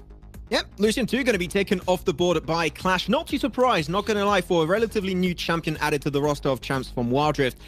He's been making a really big name for himself. I'm really enjoying it. Haven't seen Senna just yet. This might be the one. I still think Senna, even though a little bit harder to play, has some really good results to show if it is played really well. And though Renekton's going to be the very first pickup that Clash are going to commit their way to, I find that to be okay. You're not sure too much of what your playstyle and your overall comp is going to be. Renekton can heal very easily, go for the big dive if needed, so you can easily build something around him without too many issues, really.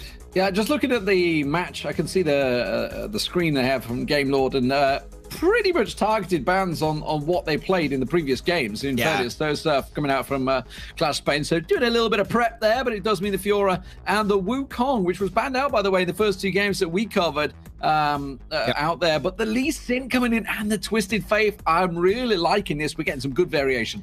Since Wild Rift came out, Lee Sin has very clearly been one of, if not the best jungler for the longest duration, completely uncontested. They've nerfed the Moo for I have no idea why, and they'd leave Lee Sin do Lee Sin things. I don't know what's happening, but he's still completely insane. Though one thing that's going to be a little bit hard for this Lee Sin is that you got some very mobile champions on the opposing side here, and it can be a little bit hard to really pin them down, get that Dragon's Rage on board to really put your team in a good situation overall. So I like this Lee Sin pickup. I think you can't go wrong with a Lee Sin. It might take a little bit more time to set it up properly.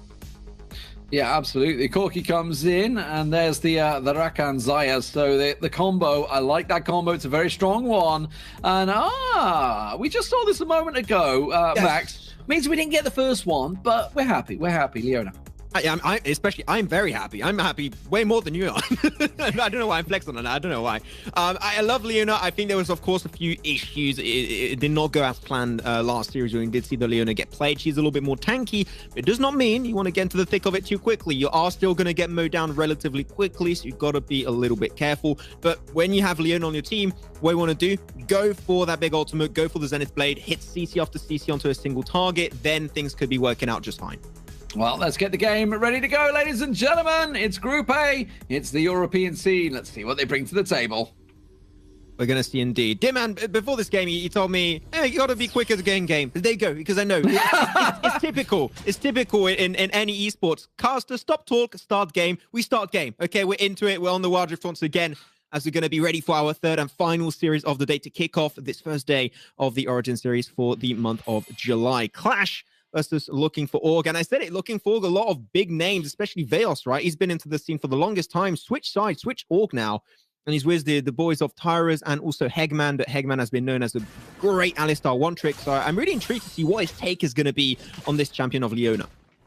Absolutely. We'll see how it works out. Gets the leash there as Emperor Duck for this jungler. And I want to see how aggressive these junglers are going to be. I'm already seeing the Leona. Look at this. The two supports having to just cover out there. So early ward coverage, just checking the jungle path in. And I think we're going to see Lee Sin possibly trying to get onto Hegman here. No, Hegman's not going to fall for that. Just takes the safe path back. Yeah. And we'll be safe in lane. I'm not going to lie. If we're talking about expectations coming into this event and which teams I think could be upsetting and surprising the top, I think the Looking for All very clearly is one of those teams. They got so many big names. I haven't seen them play yet in competitive, which they still that X factor in my mind as to how well can they perform into a competitive environment.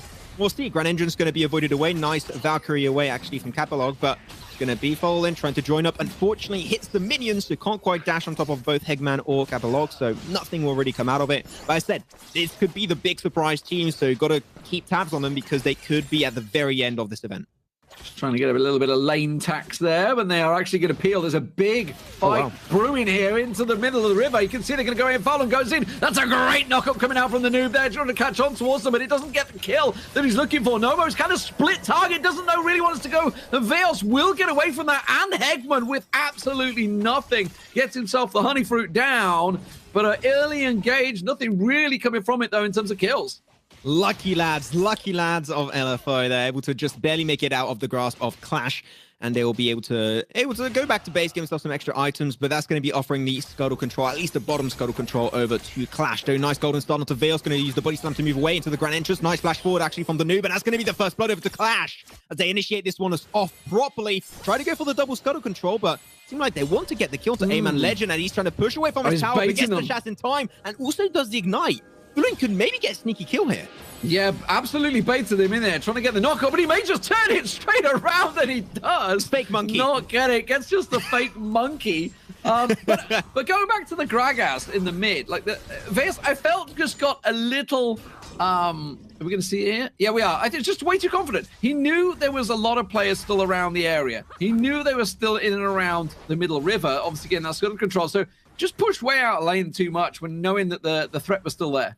I think it's a little bit hard, especially to be like in your mindset, oh, we're 2 minutes in the game. Yeah, we're going to get 3-man ganks. It doesn't happen an insane amount of times, but it goes to show how proactive Clash are actually seeming to be. They are trying to create a lead, especially with a scaling composition like this, when you do have yourself a Xayah and also a Renekton. They are two champions that can very easily just be out of grasp super quickly if you do allow them to actually get a significant lead, if in terms of kills, gold, objectives coming their way. It is scary, and I think that Clash understand what their win condition is to try and get an early lead and build something on top of that. So they need a strong base, and the strong base, you build it minute 1 into the game of Wild Rift. So that's, at least in my eyes, what they're going to try and attempt to achieve in this game. The pick potential also very much there. Iron Legend trying to bait this one out again on Emperor Duck. Can he get the stun down on the no! Tower? No, he's going to get the fruit as well. And Iron Legend's just taking too much damage in the end there. Will back away, but does have that big tanky buff. But again, Fallen coming in, not able to connect with the kick.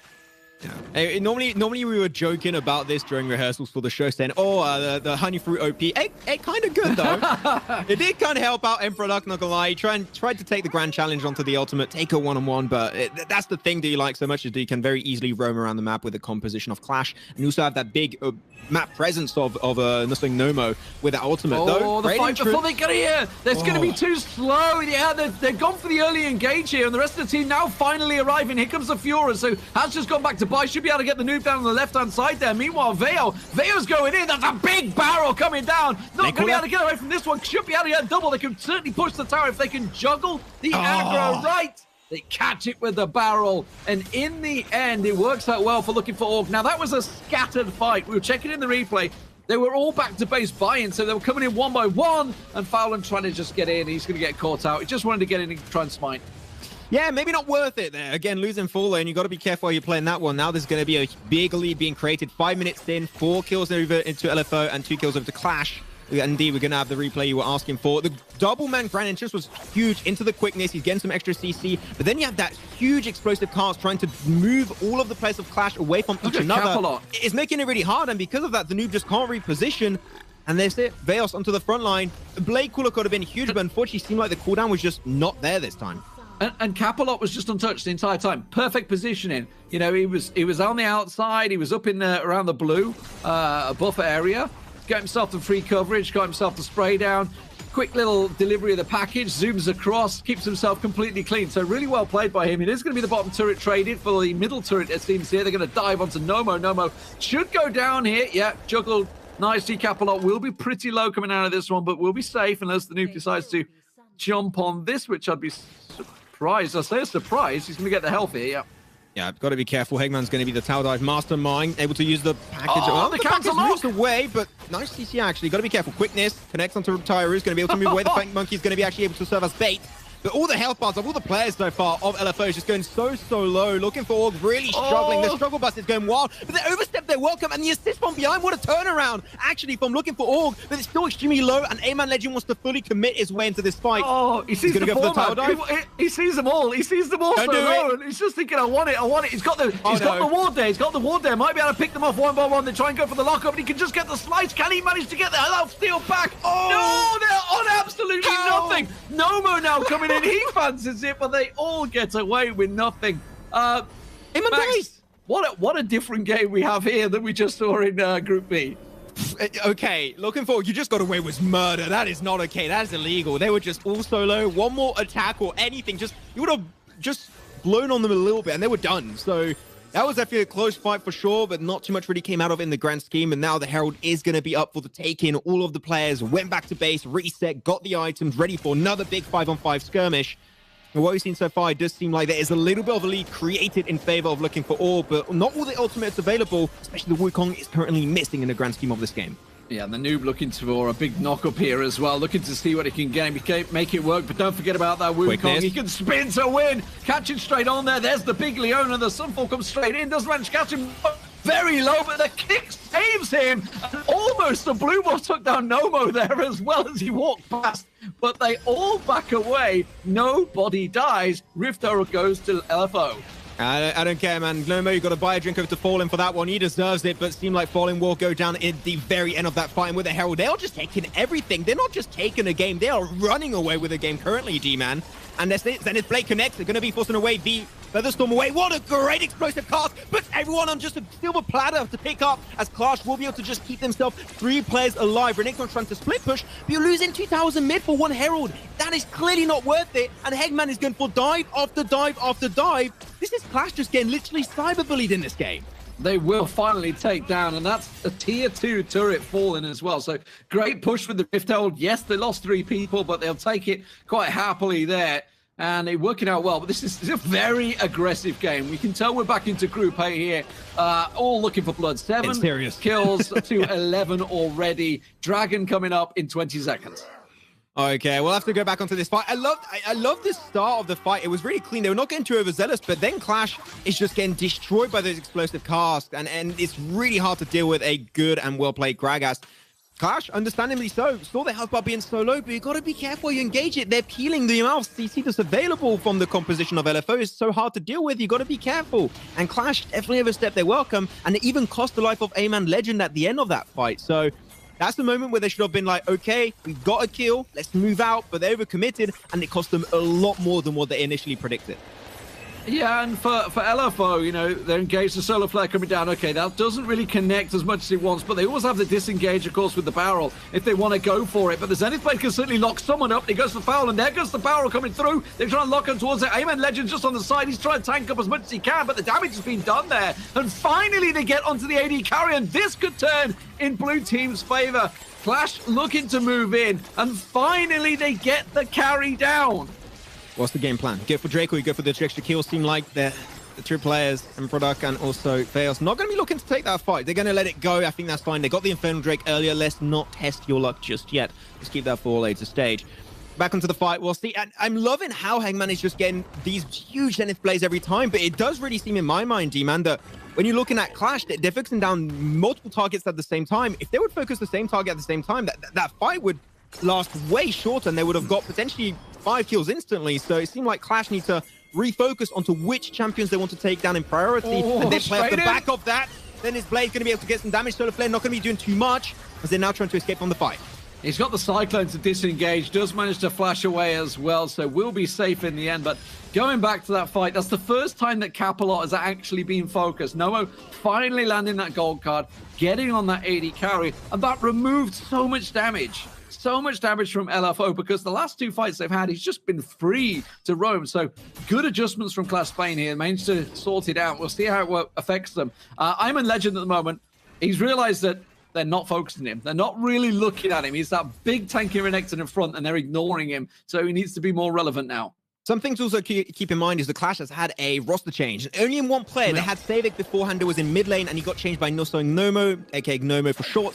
And it does seem like that there's a little bit of synergy that is lacking, and I think that could be off the back of that big roster change that is not easy to deal with. You know, a month after one player changed out, it can cause a lot of distress in your team, and it can change a lot of small parts and pieces to actually be moved around to make it work again. So it seemed like Clash are still adjusting, it does feel, and that's why I'm at least noticing in this game. But we're also in the loser bracket, right, in the lower side. So whichever team loses this series is already out of the event. So the stakes are extremely high, which shows why these two teams are taking it so seriously right now. Absolutely. You can see the 1,000 gold difference between the two top laners or Baron laners, the Fiora and the Renekton. So big advantage at the moment for Ember and remember how passive he had to be in lane because he had that Lee Sin sort of focusing up there for a short period of time. So great job for him. Obviously 3-1-3 looking great at the moment and certainly a massive threat to the carries.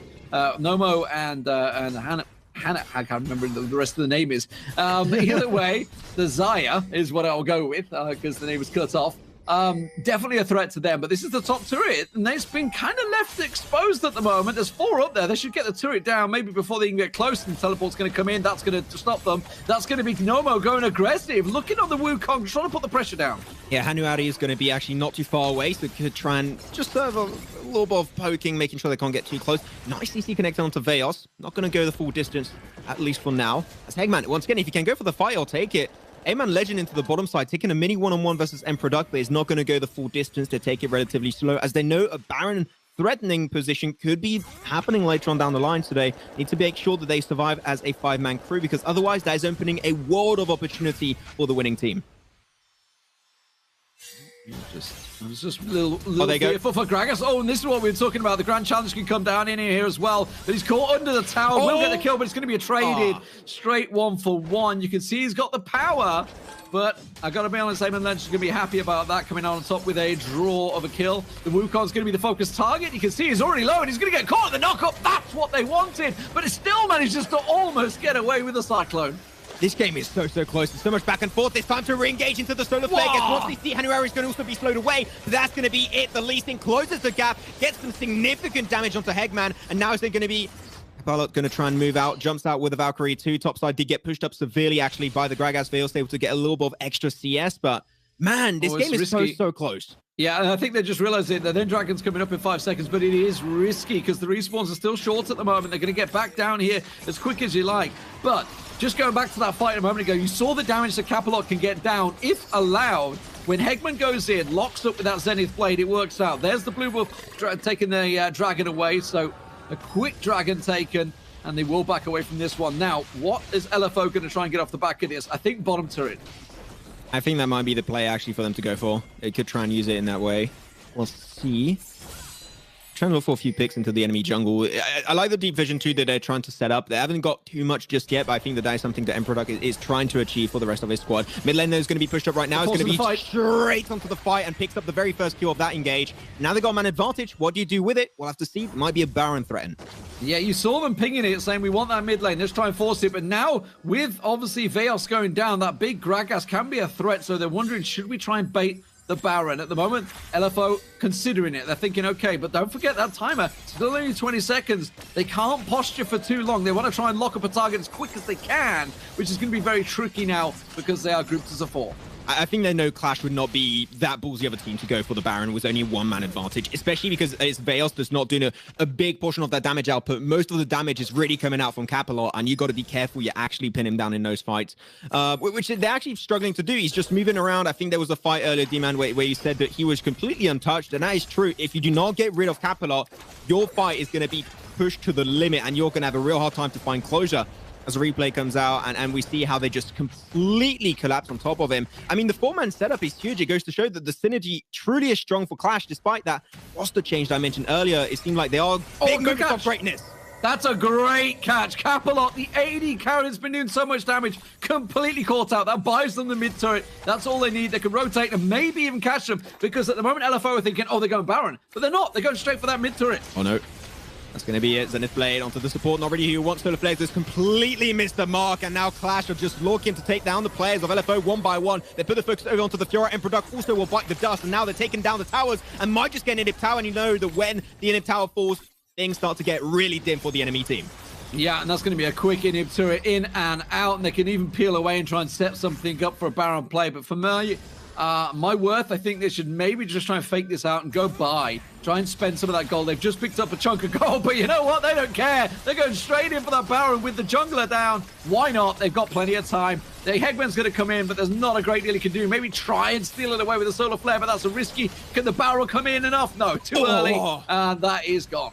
That barrel scared me for the longest time. I thought maybe it's down to 300 HP. I think 346 or something like that, but not quite going to happen. So really good attempt and a good fight from Clash all around. There we saw the Solar Flare, unfortunately, completely missing the mark, and Clash really taking the fight. And that's the main issue I'd had with them when they took the fight towards the second Drake. I think it was for the Ocean, where they were damaging all of the players of LFO without actually finding kills. Now they shifted that completely and threw it out of the window. Now they've burst them down so quickly. I'm loving it. As they're trying to set up into the bush, got to be careful. Zenith Blade misses. Hegman needed that, maybe. Well, a bit risky to try and go for the Solar Flare as well as the opener, so right choice, but just, yeah, they were cautious. The Clash were aware of what was happening there, and you can see the gold advantage starting to work very much in their favor.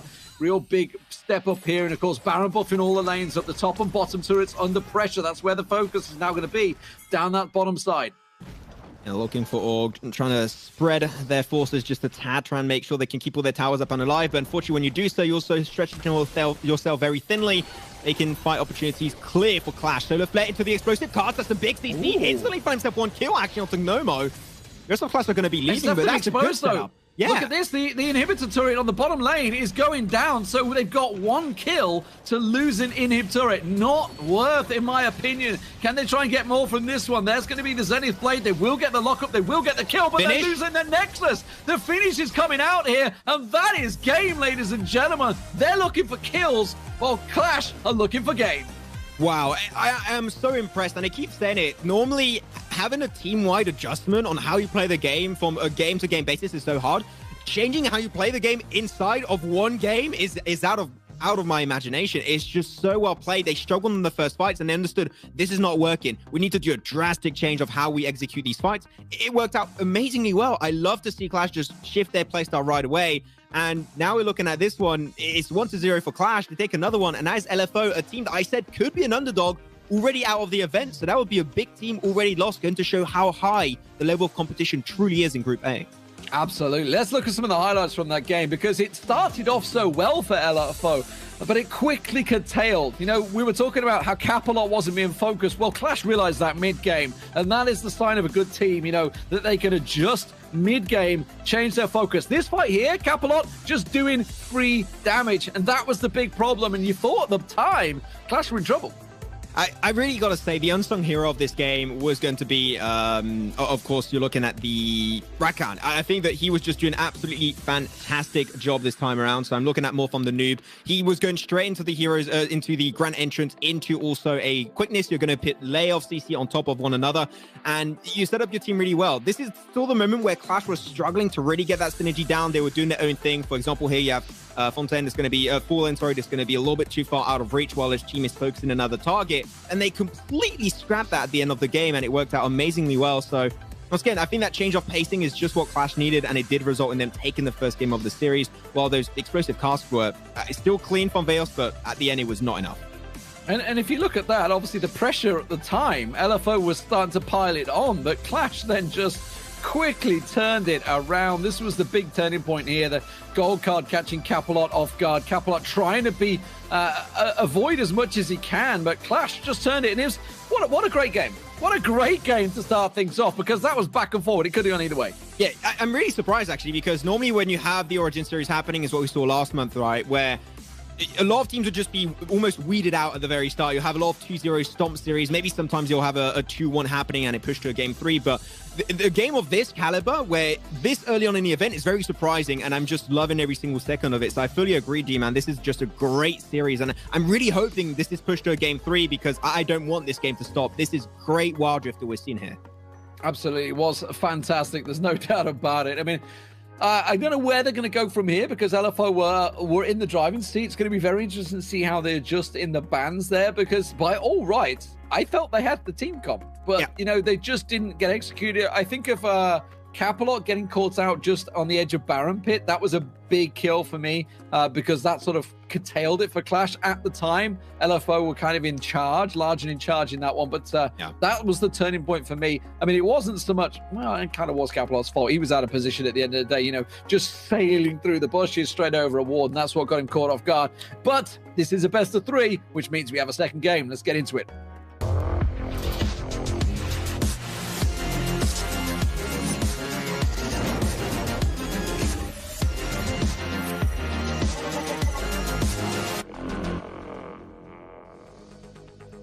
If you just joined us, this is game 2, getting ready to go. Looking for Org versus Clash Spain. 2+4, Treyas, Veos, Capelot, or Capiot. It is Capelot in game, I'm pretty sure. Hegman up against, for Clash Spain, Ayman, Legend, Fowler, Nomo, Hanori, and the Noob.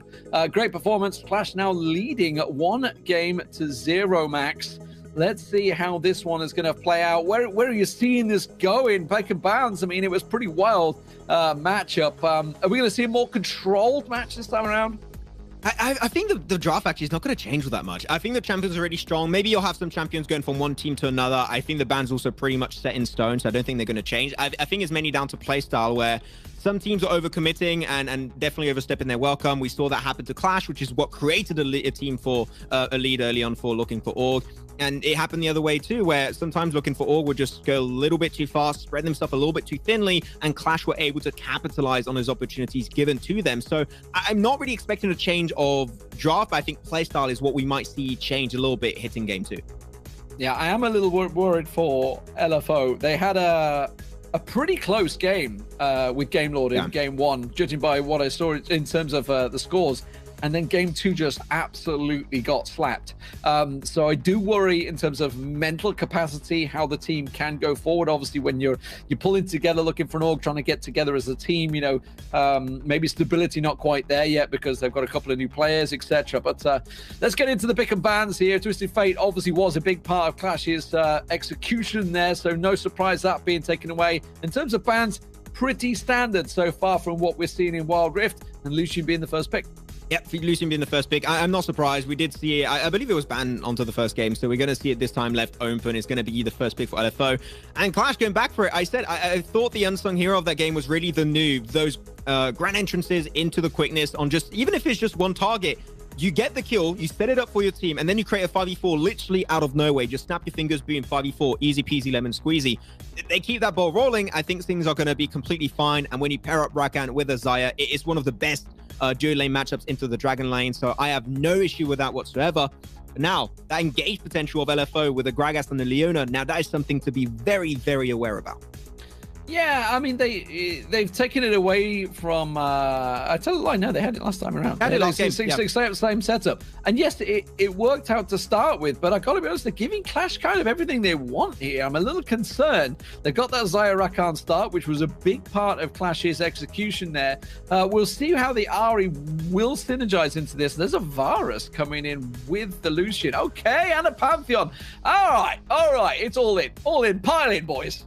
Okay, I think Pantheon is actually a really good pickup here. You got an ability where you can just negate incoming damage instantly. If you put yourself on the front line, you can soak up, for example, the ball from Ahri and also that charm. So I like it. I also love Singed. What? Whoa. Okay. Ayman Legend on Singed. Okay, that's an intriguing one. You got to keep in mind that Singed, it was popular for some time, not on a huge pick rate, but the execution and how to play is super hard. If you want a good Singed, it's all about how you roam late game. Because Singed, when it falls behind, it's done. It's also about being very passive early game. Let's get the game on your screens. I'm interested to see how this one will play out. Singed. Okay. We'll see how that's going to be working out. That's a surprise for sure, but a welcome one every single time. No skin, though. Disappointing, Amen Legend, but that's okay. I'm sure you'll invest if you take yourself a win. As all these teams going to be moving forward. I believe maybe a little bit of deep vision early on from LFO, but once again, we are in the lower bracket, which means if LFO lose this, they're out. They're done. So, in the June finals, Singed was played twice, and it was Clash Spain that played it twice in there. So, 50% win rate, so 1-1. So, we'll see how well it goes for him. But yeah, very interesting. Okay, so it's not something new. He's done it before. He did it in the monthly finals last time out. Amen Legend. I mean, Singed can be such a troll when he gets going, but you've got to get him going. And up against the Gragas, that's going to be tricky. I mean, he's literally toxic, right? It's just literally how his pick works. Literally toxic. Literally toxic. So it can be a little bit of a bother. And especially the potential of being able to just take a champion and yeet him behind your shoulder. It's good to set up for your team, especially when the engage potential from Capelot and Hegman is there. It could be big, though. Hegman, you've got to be careful. A little bit overzealous, a little bit adventurous. Take a severe beating to the hands of Hanuari. Not going to be going any further just yet, but you got to be careful. This is not an easy matchup. Rakan and Xayah, it will bully you early game if you're not cautious. Yeah, going to be very interesting to see how it plays out, of course. We know all about this. That's a great chance to catch, by the way, onto Veos there. Nomo just showing a bit of flexing early on. Very different champion to be playing, obviously. Played the Twisted Fate before. Will possibly spot the roam there. Yeah, absolutely will spot the roam there. They're actually coming up. That's going to be pressure on the crab, so that's going to take away the vision that I don't think Fallon's going to be too happy about. I love this rotation actually coming out from LFO. They're getting themselves the top scuttle. They're going to give it over to Tyrus, and they already is trying to roam towards the bottom jungle scuttle, so they're going to have double scuttle control, which means the vision game is already on point for looking for Org. If they can get it, though, he's got a little bit initiated. The noob tried to leash it away for a second as they jump over the wall looking for Fallen. Now the focus is on to Gnomo. Gonna have to try and flash away the noob onto the front line. They got the collapse absolutely from Hanuari, and he's going to be putting them solo, trying to flash his way forward, trying to collide those feathers on top of it, but Hegman is there to back the team up. No first blood. It was damn close. Oh, they ain't done yet. They're still kind of a little back and forward. Finally, the Scuttle Crab says, waves the white flags. I'm done, boys. Don't fight over me. They all will back away. And as you say, very close to first blood, but nobody getting it. But while it's still happening, this is great. So what I mean by that is keeping this jungler busy as they are is buying time for Amen Legend and Singed to get past his really weak point, which is the early game. Yeah, just to let him hopefully scale into the game properly. That's what they're going to be hoping for. And versus Gragas, you know Gragas is going to win that matchup early on. So you just let it unchecked. Make sure they're going to be standing in the tower. Just get your farm underway. Start to get a little bit tanky. Or if you want to go AP, go AP. I don't know what he's going to build. I haven't seen a Singed in so long, man. We'll see what he decides to go towards. But you want to make sure that he starts to get some big item power spikes. But unfortunately, it doesn't really work for you. That's the main issue, I would say, man, because the game starts getting into team fights really quickly in Wild Rift. So not something that really helps this type of champion to really take a good opening opportunity right out the gate. I mean, like, what's his primary function here? A, getting in the way, blocking the damage, keeping the focus away from him. Well, that charm just little miss there. That's going to cost Nomo some damage. But obviously, he's got the flip. Now, who's going to flip? Who's he going for? Is it a flip to keep away? Which I've got to assume it is. He's going to be keeping Hegman away, keeping the possibly the Pantheon. The Pantheon jumps in. Get out of here. Just flip him out of there. Like, what's his primary function going to be when it comes to the team fights? I mean, I would say his function would be to get access to the Lucian, but Lucian's got such good mobility with that pursuit. You're not going to be able to pin him down that easily. And if you want that to happen, you're going to need a very similar engagement from what we saw last game, where you have the grand entrance into a quickness from the noob. That will be literally one of the only situations I can think of. This is not an easy game where you're going to get super easy access to the backline. Maybe Capelot is one of the champions you'll get onto, but he has his ultimate. He has the Chain of Corruption, and he's just going to pop it onto you the moment he knows he's threatened. So even then, it could work out, but it's going to be really, really hard to pull it off properly. Yeah, absolutely. I think you're right. Capelot probably 100% going to be the focus. You know, Varus doesn't have that free escape. Here we go. Okay, jungler on jungler, and it does look like they want to go for this one. The charm! Oh, the kick away! completely did the charm, but he still may go down. And the jungler going down is huge, obviously, with the dragon being right there. Clash will turn onto the dragon now. There's nothing they can do. They don't have a smite to try and steal us away.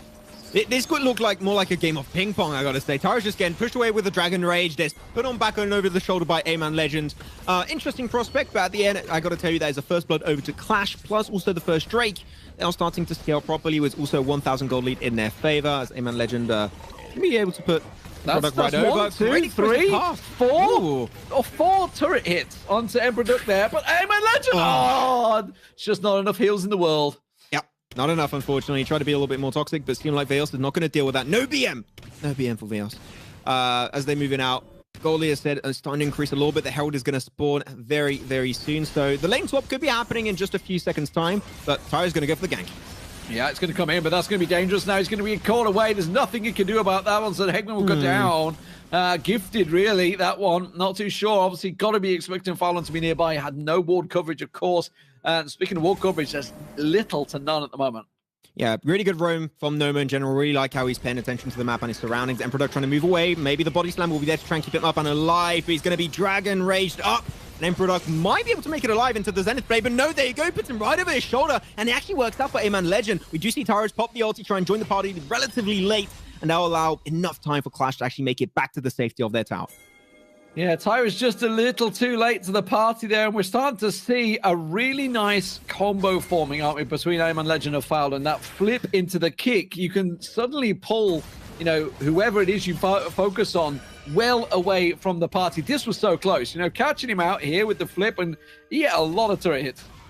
Yeah, really good also onto the ultimate. Does get a lot of damage down. One more basic attack is all he really needed. The explosive cast really worked out fine, but that's the charm of the tower. Tyra's trying to get it to... Oh, no, that was a replay. Yeah, that's the replay. I'm looking at what's going on with the Rift Herald at the moment. The Rift Herald's going to get taken away here, or is it? The focus is all over the place because there's fights happening 2 places across the map. The stun comes in once again with the Zenith Blade. Nuke will back away. Rift Herald, in the end, is picked up, and it was an interesting trade, so a very close one there.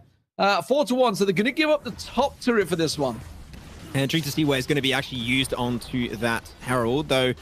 Lane trades, they're going to be trying to get himself a few towers under control. There's some extra gold going away of Clash, but in similar fashion, mid lane got heavily hindered, but they're able to hold on to it, and that's huge. As long as you keep it alive, that's exactly what Clash want to try and achieve. So Nova's going to be definitely doing how he is expected to do.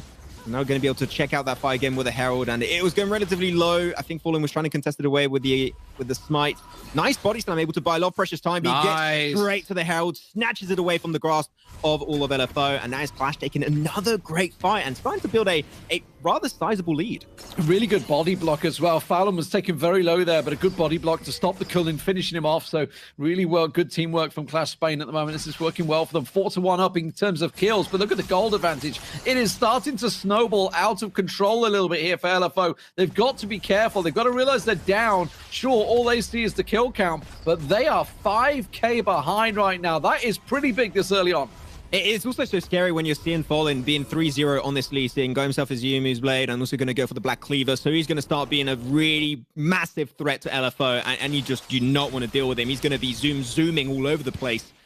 And I think that this is slowly but surely slipping out of the grasp of LFO. I do not think this is a game where you can really get back into it, because their team is not a huge comeback team, right? It is not a team that's going to be like, oh, I hit late game, I got a big power spike because I got a Kaiser, such and such. They're going to be purely trying to play around their synergy of their wombo combos. Body slam, explosive cast, solar flare into the chain of corruption. That could work out. But when you're talking of late game scaling, I do think Clash might have the better of it. Oh, the Rakan goes in. That is the ballsy play. The solar flare comes down. It tries to lock them up, but it's not going to quite be enough. Look at Nomo. In, out. You can't get him down. Slippery son of a bitch that he is. Tyrus comes through. Will finally get the kill, but no!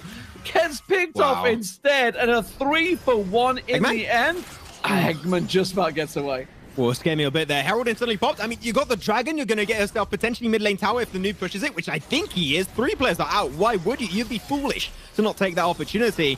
They're taking everything. They got a top push, they got a mid push, they got a Dragon push. It's in the bag. I have to say, it's in the bag. Clash, there's no way you lose this game unless you're one of the biggest throw I've seen in a while. And you got to remember, this is down in the lower bracket as well. Clash Spain and LFO looking for fighting for the tournament lives right now to see if they can continue on in the lower bracket, the round of 8 at the moment. But what an engage in the end. The noob cost him his life, I think. No, he gets away as well. Yeah, he just made it out, able to just barely walk away from that fight. There was a grand starfall from the Pantheon. Tara's eyes on the prize onto Noma. I really like his play, but at the end, you are taking a 2v4. You know it's not going to work out for you, mate. So now all the objectives being taken. 9 minutes and 30 seconds into the game, a gold lead that's slowly but surely approaching the 10,000 lead. 10,000 lead is so hard to come back from. But look at the lead where it's on. Look at the 2 junglers. Look at the 2 AD carries. That is enormous. It's a 3,000 gold advantage for the Lee Sin over the Pantheon. The Pantheon, not a lot he can do in these fights now. When the Pantheon falls behind, you're kind of useless in a team fight then. Yep, it is not going to be helping out at all. And also his 2 Drakes is going to make it a little bit harder. The Infernal Drake is there to follow up too, so if they get it, it's just a way for them to put the nail in the coffin, seal the fate of LFO, and find close to this one as they pushed him out of the entire Origin series. Hegman, don't face check it, instantly into the charm, into the grand entrance, and there's nothing can do. Chain of Corruption, able to get some decent CC and peel away for both Taras and also for the Capilot himself, so able to somewhat make it work out, but way too deep here. Hey, man, what are you doing, mate? Trying to be a little bit toxic there, get some extra tick damage, trying to put some players over his shoulders. But now with the Baron up, I mean, Clash, I think they're just going to threaten it and force the fight to come to them. Absolutely. I mean, that fight was just extending out. The Noma was just like, all right, my charm's off cooldown any second now. So if you do come looking for this, I'm going to charm you down there. There comes the troll. Aemon Legend, the troll going in there, just distracting. They put the damage down on him. Oh, the noob's going to get away very low at the moment. They're going to try and focus on him. Noma around the side there, but Tyrus tries to come in. But as I mentioned, doesn't have a great deal of damage. But this is a good fight coming out for LFO. They can try and turn on the Baron, but they haven't dealt with Fowlin yet. That's dangerous with the jungler alive. Wait, Hegman didn't even use the solar flare? What? It seemed like it. That was such a dominant fight. Actually, for looking for Org, really surprised. I especially enjoyed Tara's there. That was a really good use of the Grand Starfall right in the middle of the lane. I believe he hit 3 to 4 targets with that. So actually, that's some extra damage joining the mix. We'll have to check out on this replay to see, to get themselves the body slam. But that's the thing. That is what is so good about Pantheon. You're at Amanda's advantage, pop the global ultimate, and boom, you're already into the fight. And Tara's definitely turned the tides of that fight in the favor of his team. And they just got himself poke after poke after poke. Really good execution. But will it be enough to put himself back into the lead? Seems maybe not, as Capilot gets picked away. Yeah, Hegman was taken down early in the bush, so he'd only just come back from the respawn, which is why he didn't get that solar flare down early on. But really good explosive cask, actually, to separate them, and so they could focus on the carries within that fight. A little bit of a replay here. So this is going to be Capilot on the side here. Really good chain of corruption. But Duck, I don't think he has quite enough damage to finish him off. He does in the end, so he will take him down. So Fowlin picked off, but oh no, in comes the noob. Yeah. That was a grand entrance with a quickness once more. The typical wombo combo we can expect from this player from Clash Spain. No, Dragon are going to be up very soon. What's the game plan? You can see Clash, how they position around the map. They want to take control of the Northern River. They want to be able to remain in that position and make sure that they control that terrain, control the vision, and if they want to try and force the fight to come their way, they are actually the team leading the march and deciding and controlling what really happens in the grand scheme of that. Now things are slowing down a little bit. The gold lead was reduced a tad. We were getting close to the 10,000. Now it's just about 5K, so able to be half the way. Great plays from LFO all around, but it's still going to require a lot more than just one fight, right? Yeah, keep your eye on the map there. So 15 seconds to go on Dragon. Both top laner, Aemon Legend, and it was Hanamaru, also went back. So they both went back, made sure they got their items bought out. And now with the Dragon alive, they're going to be full 5-man, fully geared up, fully ready to go. With that gold advantage, that 5k gold advantage is going to turn into items. A big solar flare could turn the game. But I got to be honest, this is really risky now for LFO. This is do or die. The damage of Capilot is very underwhelming. He does barely anything. It is but a scratch. He's just tickling them by now. Very surprising, actually. The ultimate is the big game-changing ability that he's trying to play around as much as possible. The tower still not falling down. That's something that LFL, I'm sure, striding to try and achieve, is just on a slither of HP. There's a big wave top 2. Clash, if they win the next fight, they could push top and really get some extra gold built against the entirety of LFO. No, they wanted to commit for a Dragon when Baron is certainly an option if they were to lose the fight. So it's simply a case of trying to look for a pick. Explosive Garrett Barrel. Do you use it to try and find that pick? Do you try and get it with the Zenith Blade? They're really grouped up heavily because they have nothing to fear about being clumped up other than obviously the Rakan coming in with the quickness there. But other than that, they don't really have too much to fear. So this is just going to be simply poising. It is the fight to stay in the tournament for LFO. Yeah, you can feel the buff there onto the Quill on the range. He's able to get those heals continuously and just remain so healthy. I mean, he's full HP, but still he's able to get some decent pokes. 19 HP on that tower, I just realized.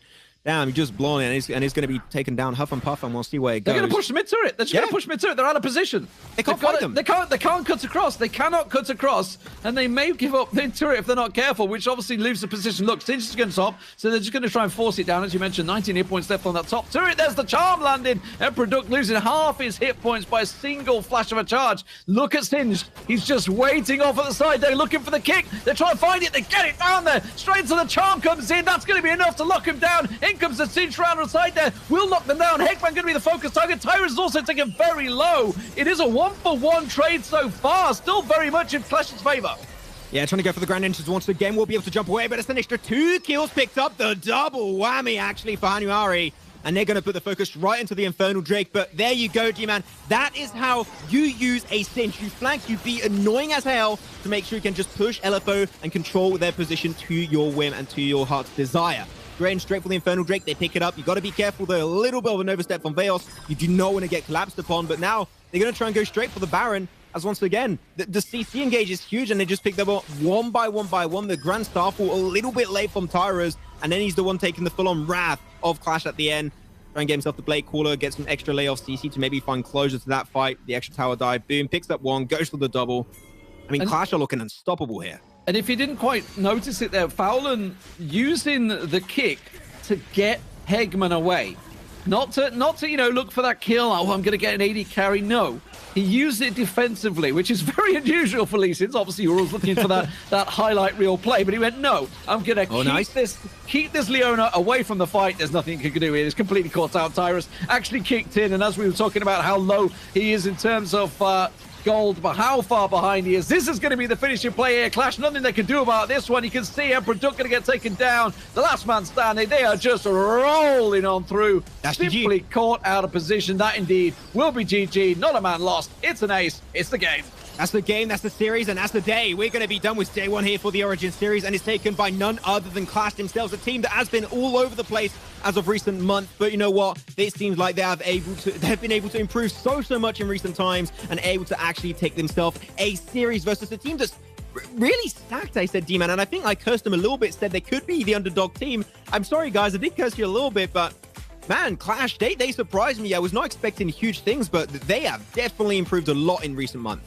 I mean, both games are still very close, though. No doubt about it. LFO were looking in control in the first game until it slipped away from them. Until the AD carry got caught out, that's when things started to go away. But game two looked far more controlled for Clash there. They definitely looked a lot better team overall. And in terms of comps, they were in control. It was just slowly but surely slipping away from the game. And it was only a matter of time before that big team fight that was poised to happen. It was Iron Legend's flank that worked out in the end there. And also the kick from the Lee Sin. Just get that solar flare away from my team and give the players the damage. And it was just brilliant stuff. And Max? Yes? We don't have an interview just yet. It's coming in a minute. Okay, I was ready to jump into it, but back on what you said about the Lee Sin especially, that is why Lee Sin is so strong, and I think that Lee Sin is a pick or ban kind of champion. If you're dealing with someone that knows how to play it, that Dragon's Rage every time is going to put someone so far out of position, unless you have a flash and I don't know if you're Malphite and use an unstoppable force to reposition, then maybe. Otherwise, it's out of the realm of possibilities. Lee Sin is too strong of a champion. They keep nerfing all the other junglers. I don't know why. But Lee Sin just continuously stands on top of the mountain of the junglers so far. And as I said, if you play it properly, it is a champion that can literally set your team up for success alone. Yeah, I mean, let's look back at that game because they had so much happening throughout it, so many highlight reel moments. You got to think of the fights early on. Obviously, looking back, this is from the first game of the day. If you just joined us, by the way, this was Crow Crowd up against the Istanbul team, obviously the Wildcats on the side there. So fantastic performance from them. Some interesting team fights. This went badly wrong for Crow Crowd, this fight. Yeah, that was the one big mistake, and then it just set up Sim Bunny for success. He just kept bullying and taking barely any damage in those fights, and just could even allow himself to tower dive from time to time. And that's what really caused Crow Crowd to lose themselves their game. at the very end. So really good stuff at the end that we saw coming out. I think that we had some really good expectations that we set for some of these teams. And I think that, especially, for example, Clash did subvert my expectations coming into this. So I'm surprised to see that teams that maybe struggled before have improved drastically from month to month. And we said it, this is still Wild Rift Esports in its infancy. And what you're seeing right now, this is just the start. Teams that are playing and improving in a month, imagine how good they'll be in a year or 2 years' time. Absolutely. You know, early game players could be very different to what would happen in a month, 2 months, 3 months down the line, because the game progresses, the meta changes, the patches come through. Some teams benefit, some teams struggle, but it's all about the teams that can withstand throughout. And this game here, obviously the first game was a very interesting one for us. That was in obviously Group B. This was over in Group C. Sunlight, the finalists of June, putting on a very strong performance. Expect to see them in or around the finals for Group C once again. Yeah, I was loving how Madge was playing that. When I talked about it right at the end of that series, and I was so impressed with how Madge was playing, especially in that Corki onto the first game of the series. It was out of this world. And it set up the team so well. I think that's definitely something worth mentioning, that Sunlight is coming into Group C as a favorite with the likes of Cut, and I would love to see a similar final here. I would love to see a Sunlight versus Cut matchup later on, as now we're going to be slowly but surely entering the replays, I believe, of the last game. We're going to see a few happen eventually, but it's been great. I would not have had it any other way here, D-Man. A absolutely fantastic day one, a beautiful day one here for the Origin Series for the finals in July. And we've got another one next month too. So, man, we've got so much action happening in Wild Rift Esports. I'm loving it, and I'm here for the long run. Absolutely. You know, it's a solid performance from some of the teams. I know a lot of guys that are out in chat and be like, oh, why are you not just covering this? I want to see this team, I want to see this team. Too many. Honestly, well, there's too many, and B, you don't want to see 2-0 whitewashes. You know, you don't. Yes, I guess everybody wants to see Tribe, you know, the winners of Group A before, but the fact is they 2-0'd both games today, and they were very quick games, so they wouldn't have been entertaining to watch. Sure, you might have enjoyed seeing your favorite players performing well, but we got to give everybody coverage, and it's great to see because we've had some fantastic Wild Rift action today. Exactly. We'll see, of course, and the more matches actually happen, the better the teams are going to get, and that means also that the later matches, you know, hitting day 3, day 4, those matches are going to be from a completely different kind of caliber from what we've been able to see today. And even saying that, today's matches have been completely insane, so I have very, very high expectations for day 3, day 4 as to how things are actually going to be unfolding. That was the play that came out from Capello. I really liked his plays around the Valkyrie from time to time. The reposition game was strong, but then also we had this first matchup of the day, the first series, and those delivery services onto the shockwave of the Orianna is key. I'm hoping to see a lot more of those kind of play styles throughout the next 3 days. Yeah, absolutely. We had some really interesting team fights. You know, the fact that we just finished with a Singed, ladies and gentlemen. Exactly. We just finished with a Singed. It was brilliant. That's great to see. Obviously, Clash Spain in the first game, very close. Look, I mean, look at the score, 17-14 there in this highlight right now. That's how close this game was. In terms of gold, yes, it was starting to snowball away with Clash in the end when they got the Baron, etc. But definitely a close game that could have gone either way. This, a really nice little combo, by the way, with the Lee Sin and the Singe combined. Just showing the control they had. And in the end, obviously, it was simply magnificent games.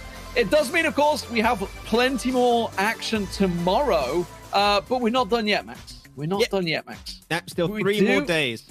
Oh, absolutely. We have 3 more days, but that's not what I meant. That's not what I meant. Not what I meant is, what I meant was, I'm a legend who just played Singed as the only person to have played Singed in June, and now in July is here an interview. That's what we get for you, Max. That's what you get, just for you. Oh, yeah. Thank you. Hey, I want an interview with the Singe man himself. Hey, man, legend. Already, congratulations on your very first game. How are you feeling after that one? Thank you very much. Well, we feel very good with the team. We won, so we have to go ahead and keep winning in the bracket. So let's talk about your brackets. Obviously, you know, you competed throughout the June brackets. What have you done in between June and July now to try and step up and improve as a team? Well, we trained so much. I think we level up in the scrims, so we do a lot of scrims more.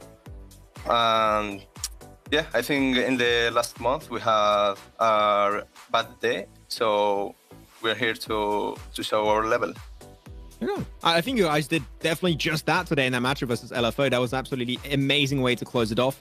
But I mean, we had a Singed, right? And I think we have to talk about that just a little bit, man. I wanted to know, going into Singed on that second game, was that like you feeling comfortable, like we won a game 2, let's have a little more fun? Or is that actually something that, you, as you said, in the scrims you've been training, did you train it a bit? Or what was the plan with the Singed? We train it. I think Singed is a very underrated champ. So... Okay. Yeah, I think it works. And it worked. It did, yeah. Absolutely fantastic. You got For the Win tomorrow, the Italian team coming in. Anything you know about these guys, or what are you expecting? Sorry? You're playing For the Win tomorrow, it seems, judging by the bracket. Do you know much about these guys? I think they are good players, but I think how we are playing, we can win them very comfortable. Okay. Hey, there you go. I like seeing a positive mindset coming into it. And also, I want to ask you, Sumāfī, because you're in Group A, and I think that we can all say that Group A is the most competitive group of this entire Origin series.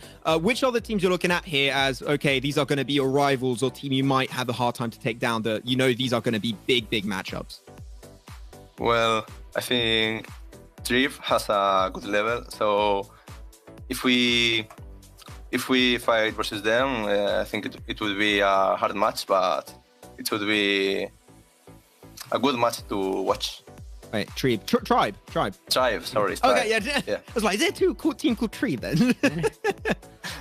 Sorry. You're good. Absolutely fantastic stuff. Thank you very much for joining SA, man. You've been brilliant. It was great for us. It surprised us. We were like, wait, Singed? It's great to see something different being brought to the meta. As you say, a strong champion. You proved it as well. Good luck tomorrow and in the rest of the tournament. Okay, thank you very much. So, Max, that is it. Done for today. What a fantastic games we've had. Obviously, this is just day one. We have 3 more days of action to go ahead in the July finals to find out who the winners will be. We had some big upsets throughout June, and it looks like July is going to offer just as much action. Yeah, I think I couldn't have it any other way. I think that this has started even better than last season. I said there were some teams clash. I was like, oh, this team has been a little bit all over the place, and look at them now. They've turned a completely new leaf, and I'm hoping to see more things coming up on this team. He said no, Tribe could be a team that's a little bit hard to take down. Hey, never know. They could make history here in Wild Rift Esports for the EMEA region and actually take down the top dogs of this entire EMEA region. And we'll have to see. Maybe not even them. Maybe the other teams around, because let's not forget that when you have all these finals at the end of the month, is to qualify for a big event at the end of the year. So they got something to aim towards, and that is why all these teams got the ambition to go to it, because you want to make sure you can play on an even bigger stage than this if you perform well in the Origin series.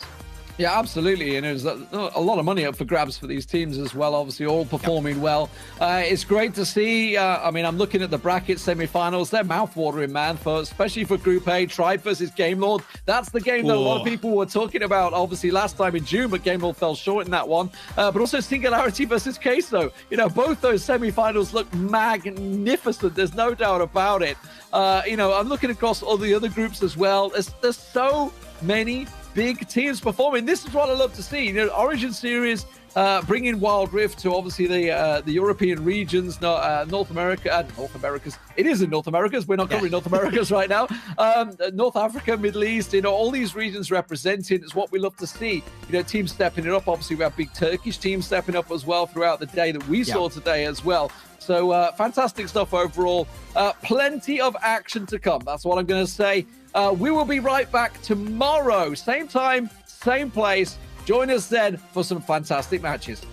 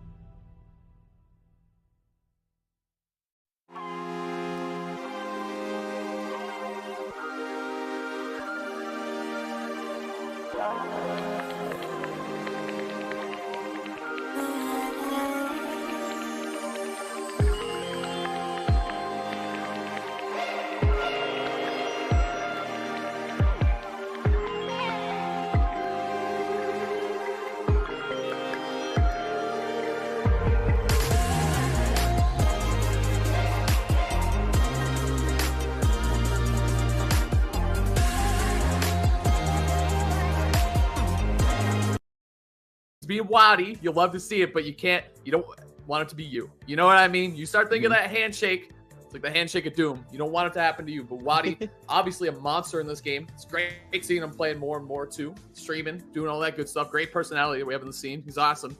So we'll see though. Quid taking down a Titan already today. My man's weak in a reverse 3-0, which is insane. How he stacks up against Wadi. Yeah, and you don't want to be a Billy, Rob man. against PT. You don't want to end up being a Billy after this match with the handshake. Of course, shout outs to all the Billies. Those are Wadi subs. And like you said, he's been on that content grind, recently acquired by Panda Global. Could not have made a better pickup, honestly. I didn't even know Wadi had like an exuberant personality like that, and I've hung out with him like quite a few times. So it's great to see him evolving on and off this X. Right now, trying to prevent Squirtle from evolving into Ivysaur. Just wants to take him out while he's still a light character. 66 right off the bat, but oh, here's a response from Quid. Okay, I like that. A reset in the middle of the combo. Yeah, this is great. I mean, I think Squirtle is such a threat here. And one thing that's so crazy about Squirtle is he's like all the advantages of a light combo-heavy character with none of the disadvantages because he could just switch. You know what I mean? You could die early, obviously, as Squirtle, but if you get off of him, the problem is that Quid is he's pushing it a little bit here, especially, there you go. I was going to say, I think we're going to see a switch soon. I want to switch to that mid-weight Ivysaur. Out of my face, I'm going to bind whip. I love that from Wadi. The simple response is, wow, he got around my gyro. What do? Gyro again. Makes perfect sense to me. Don't make it complicated if you don't have to. Okay, okay. Well, Wadi doing just that. Air dodging for seemingly no reason all the way out there, just not wanting to die, but to himself. He's like, all right, I'm going out on my own terms, and then I'm coming back and side being you immediately. All right, it's Zard. Potentially only for a second or two. Yep, there's the Squirtle once again. We can see another 50-60 tacked on real quick. Rob very comboable, of course, due to his weight and size. So will he get that opportunity? This character's neutral is so airtight. He's got a lot of range. Of course, 2 great projectiles to keep you at bay. And that's exactly what you want to do against Squirtle. Okay, good pressure here. Here we go. I think Quid really wants to find something to Squirtle here. You got to find it, get it started. Against Rob, there's just so much combo potential and damage output potential. Good job going to the ledge there. That's a tricky angle to hit. Nice job. Not being afraid. Quid doing it again. Interrupting it though. Super fast down tilt. Okay, side beat. Not going to connect there. Okay. Yeah, Wadi looked like he might have hesitated. Not sure if the Nair was going to connect or not, but either way, still holding on to a little bit of a lead. Hops on the stage with the side B. Okay. Kind of a niche usage of that move, but I definitely get it. Of course, the multi-hits as well to throw your opponent off a bit. They're expecting just one hit. You've got Ivysaur with a gyro, hanging on the ledge. Wadi looking to just eliminate this man right now. Okay, fair, off stage. Laser, I love that laser. Just putting him a little more pressure. Here we go. Gyro down smash. Clean conversion right there. Wadi pulling ahead big time, Max. Look at where he placed the gyro too, right on the back of his neutral get up animation. Amazing stuff. Post out that second stock, but Zard is here. See what he's able to do with him. Of course, in the neutral, you're going to suffer more as this character, but you do have those super strong kill options. Wow, it's right back to Squirtle at 94. I feel like this is just a transitionary phase going into Ivysaur, maybe looking for up air to finish it. One of the few moves that can really go toe-to-toe with Rob's neutral air in terms of hitbox size. Big gamble here, sticking with the Squirtle. There it is, so switch up to Ivysaur. Big situation here, forward air. Wadi again, nice and simple. Put up the pressure. I love the gyro play from Wadi, Max. He's just tossing them out. Good angles, good rinse and repeats too. Forward air, pressure. Good bait away from Quid over the gyro. That's good awareness in the matchup. Oh, okay, the classic. That covers so many ledge options. The forward smash from Ivysaur hits higher than you think. Lasts a long time. Of course, he pulls way back and goes way forward before he does it. Still, all those attributes of Ivysaur's forward smash are not going to get him away from a 0% Rob. Very healthy Wadi. Just closes it out. Takes us to a game 2. Not the fastest match, but it felt kind of fast-paced. Wadi was definitely mopping the stocks up whenever you got a chance, and yeah, it just felt like Quid was struggling to keep up. Yeah, I think it was just Wadi, ledge trapping, all that stuff, doing the classic textbook Rob stuff that he has been doing for a really, really long time. So well done to Wadi there. See what Quid can come up with here too, because the thing is, we saw Quid back against the wall, really went to the Pac-Man in their last set. So see if that comes out again here. I don't know. I think the PT, give it another shot. I think the PT's super clean. I think it's nice. I think maybe just a different stage or something. You got to mix up something, Max. That was a good, solid lead and win for Wadi. And one thing I do want to point out, you did mention textbook Rob stuff from Wadi, right? So Wadi is one of these players that doesn't do the flashy stuff. There's no bells and whistles necessarily to his play. If you've ever seen a player like Benny in the Jets or top player Lucrecio handle Rob, it looks very different from Wadi. You see a lot of those B reverses, crazy movement, rocket boosting, all that. Wadi is very much the opposite of that. He's just going to play straight fundamentals and outplay you where he knows he can. And obviously it works out. I mean, he's at this point the best NA Rob, I would guess. So clearly there's so many different play styles you can employ in Smash, and you don't necessarily have to be playing the flashiest, craziest looking, most impressive version of your character to win. And I really like how Wadi is emblematic of that. Two things. I think Wadi doesn't miss. I think he's going to do what works, and it's going to work, and that's great. Second thing, it's fundies, baby. It's the fundies. Call it what it is. And Rob, a character that can certainly shine with them. Wadi, like you said, some of the best fundamentals. Not just with Rob. In all of Ultimate, I think some of the best fundamentals that we see. Plays matchups correctly.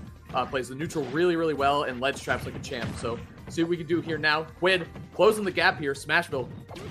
Smaller stage. Wants to be able to close the gap and hit him with Squirtle, as we're seeing here now. A couple aerials stringing him off stage. 60%. Very nice.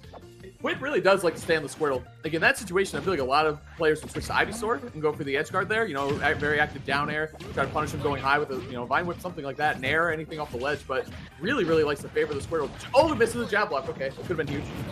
Yeah, I don't think it necessarily would have killed, but Squirtle smashes off the jab block. Do pack a punch. Wow, almost getting pushed all the way out by Water Gun. Okay, he's going to look for the up air on the way back. No. Wadi back on stage, though. Rob, he doesn't necessarily have difficulty recovering, right? He can get back from the depths. But what really works against him is the lack of hitbox on it. Yeah, you can take a break and swing if you have to, but either way, Wadi not dying for attempting to get back, and that's really the best you could ask for. Ooh, okay. Dude, that down air is so active. There you go. He rocket boosted a little bit there, trying to get aggressive in the air. Going back to his ledge trapping next, where he makes his money. The old bread and butter. Nothing wrong with that. Wow, getting right underneath that Razor Leaf. Don't think it would have led to anything too devastating, but Rob crouching down for the laser actually helped him out a lot. Oh, back hit a down smash. Okay, there we go. First stock going to Wadi after such a strong opening from Quid. And it really does feel like this guy's a Squirtle main, even with his opponent approaching kill percent. He's not going to look for one of the power hitters. He's just trying to win neutral, be as fast and evasive as he can. And you can get some of these quick neutral wins to pop him up and maybe just keep tacking on damage and win with a straight hit a little bit later. I like pulling the trigger there earlier than usual, Quid, right there. Getting back to the Ivysaur, avoiding the Squirtle. I think Quid recognized that, man, if Rob gets me off stage or if he puts me in a... Oh, see you later. That's what I'm talking about, Max. I want to see more of that stuff. Off stage, dumpster the Rob with your down air. Very good stuff. Mixing it up. Switching away from the Squirtle and going to the Ivysaur to clean it up. Love it. Now here comes Quid. He's marching, Max. He's got all the momentum in the world. All of a sudden, this is almost even. Okay. How's Wadi going to get back? Okay. Tries to just go straight up for the ledge. Knocks the back air, knocking Quid off yet again. Oh. Yes, there we go. Oh, saving his jump, though. The Zard is going to clutch it. Oh, so many down air. The active hitboxes at the ledge backs have been so good. Mixing it up between back air and down air. Just the timing mix-ups and the way it's going to send you so good. Quid, though, the Charizard, haven't seen it a whole lot, actually. Making a grand appearance here. Trying to take a stock. What's it going to be? Dude, Quid is so crazy off stage and at ledge with Ivysaur and Charizard for sure. I'd love to see it. It's really good. These are playmaker characters, as you got to make sure that their time on the screen counts. They're not the best in neutral, but when they hit you, it really hurts. Now, these percent have climbed all the way back to even for Quid. Charizard with so many ways to take a stock here, but will he find the opportunity? Yep, Wadi gonna set up that air dodge trap, and a Flare Blitz gets him right back. Get up attack, almost going the wrong way. Whoa. Amazing timing from Quid to avoid the rotor arms from Rob. Big hurt box to Charizard. Very easy to get clipped with either the second or last hit of the side B. Amazing job by Quid and getting a stock lead for it. I think it's the first one we've seen so far from Quid, actually, Max. So coming down the last stock situation here, Quid turning up the jets. Wadi trying to do the same literally on his character Rob. He's nairing a whole lot. Forward tilt to grab. Okay, we're going to see like 50. Okay, 55 off of this. Not bad. And it looks like Quid is just still content to stick with Squirtle even after the bread and butter range has been pretty much expired. I think he'll only get maybe 1 or 2 piece combos at this point. 70% on Rob. Nowhere near dying by conventional means, but an Ivysaur downer could be exactly what he needs right here. I'm so surprised he didn't switch and try to dunk him. Max, I totally agree. I can't believe we're seeing the Squirtle's working though. You can't, if it ain't broke, don't fix it. Switch it, stay with the Squirtle for a little bit. I feel like he's just doing such a good job. Rinse and repeating Wadi off stage, but now Wadi back on stage. I mean, if we've seen Rob win these before, we've seen it once, we've seen it a million times. The gyro is clean. I don't think he has a jump. Yep, he has to go to the Vine Whip. Trouble. This is where Wadi's been winning so much today, Max. Get the ledge. Yeah, he has a gyro, though. Oh, it doesn't make anything of it. All right, yeah, the Squirtle might not have been breaking, but a little bit of wear and tear on that character is very scary, especially against the likes of Rob. So you want to not let this stock go past its welcome. Seems like Wadi is one good hit away from dying, but also one good exchange away from putting Quid in a terrible position off stage. Ooh. I like that Matrix air dodge, by the way. That was sick. That was a great projectile trade. Charizard against Rob. Mecha Godzilla against Godzilla. We'll see what we can get here. Oh, catches him with the up air? Yes, that is it. I was going to say, no sparks or anything. Couldn't see around the scoreboard, but just setting him up the top. Wadi is so clutch, man. Like you said, it comes down to those having really strong connection with your fundamentals in those clutch situations that can work out. Calling out the jump there, catching the big Charizard, putting him off the top. Wadi in an insanely clutch game 2. Very well played by the Rob. Rob's up air, one of those moves, either you DI it properly, which is pretty hard to do, or you just die. Even the likes of Charizard going off the top at 109 after the hit. Kind of surprising, but you did see, obviously, Quid had the wrong DI. He was so close to closing that one out, too. I think staying on Squirtle too long might really be his downfall. Sometimes you just got to look for those kill shots. You got to figure out, all right, I've gotten the most value out of Squirtle. Maybe it's time to switch over to Ivysaur and start landing the big hits, but that said, Quid has still been doing a great job. Obviously, he didn't get here by mistake. Had to defeat Tweak. Cannot talk about that enough. It's an insane upset. He's now sitting in the first seed position, but Wadi may prove to be a little bit too tough for him to break through. Wadi's been so consistent for so long. I think those huge clutch moments, Max, are the reason for it. Don't forget, Wadi definitely has a lot of PT matchup experience too in his own region. A lot of good PTs running around in there. A lot of top level PTs, high level PTs, everything, you know, all over the place. And what a character you need matchup experience against too. You need to know how to play against Squirtle and all the different ways that Squirtle can approach, combo you, way to DI. Ivysaur, you need to know how to deal with the zoning and the whips and all that stuff coming out. And then of course also you got the Charizard. You're not avoiding Charizard, you're not winning against PT. So game 3 coming out here. Quid, go into small battlefield, see what you can come up with here, Max. And we're seeing a lot of Squirtle again. Yeah, I do absolutely agree with Squirtle for the first 50-60% of the match. I just want to see Quid maybe look to Ivysaur's durability and kill power a little bit more. That said, I can't critique him. I mean, he's gotten here by his own volition with the plays that he's making. Oh, Wadi with a little bit of sharking underneath battlefield there, or small battlefield rather, trying to make it difficult for his opponent to edge guard him. And this is where I would look for the switch. But Quid, he knows that he can win neutral with Squirtle more effectively, more reliably, and he's just going to try to fall back on that before making the switch. Yeah, I like the confidence with the Squirtle too. You know, it is working out for the most part, but it's finding those KOs that's huge. Like right here, great spot for the Ivysaur for sure. Looking for the down tilts at the ledge a lot. I haven't seen those connect a lot. It's a lot of nair and a lot of fair that's working out for the Squirtle at the ledge. So I wonder if we could see a little more aggression when Wadi's trying to come up to the ledge from the Ivysaur or something else. But I like the confidence, if nothing else, in the Squirtle. Gotta respect it. Oh! Yep, he's been looking for that forward tilt for like 10 full seconds, and Wadi just knows, all right, I gotta tech this, and I'm fine. But if I don't tech it, I might die, and that's what he wants. So we see Ivysaur out now. What's the edge guard gonna be? Are we gonna see the big fish for the down air? Nope. Wadi jumping right up into up air. Yep, the reverse down air. I don't know. You know, Quid obviously an incredible player. I love his Ivysaur. I want to see more of it. That's all. You know what I'm saying? It's so good. It keeps taking the stocks. Here we go. Recovery though.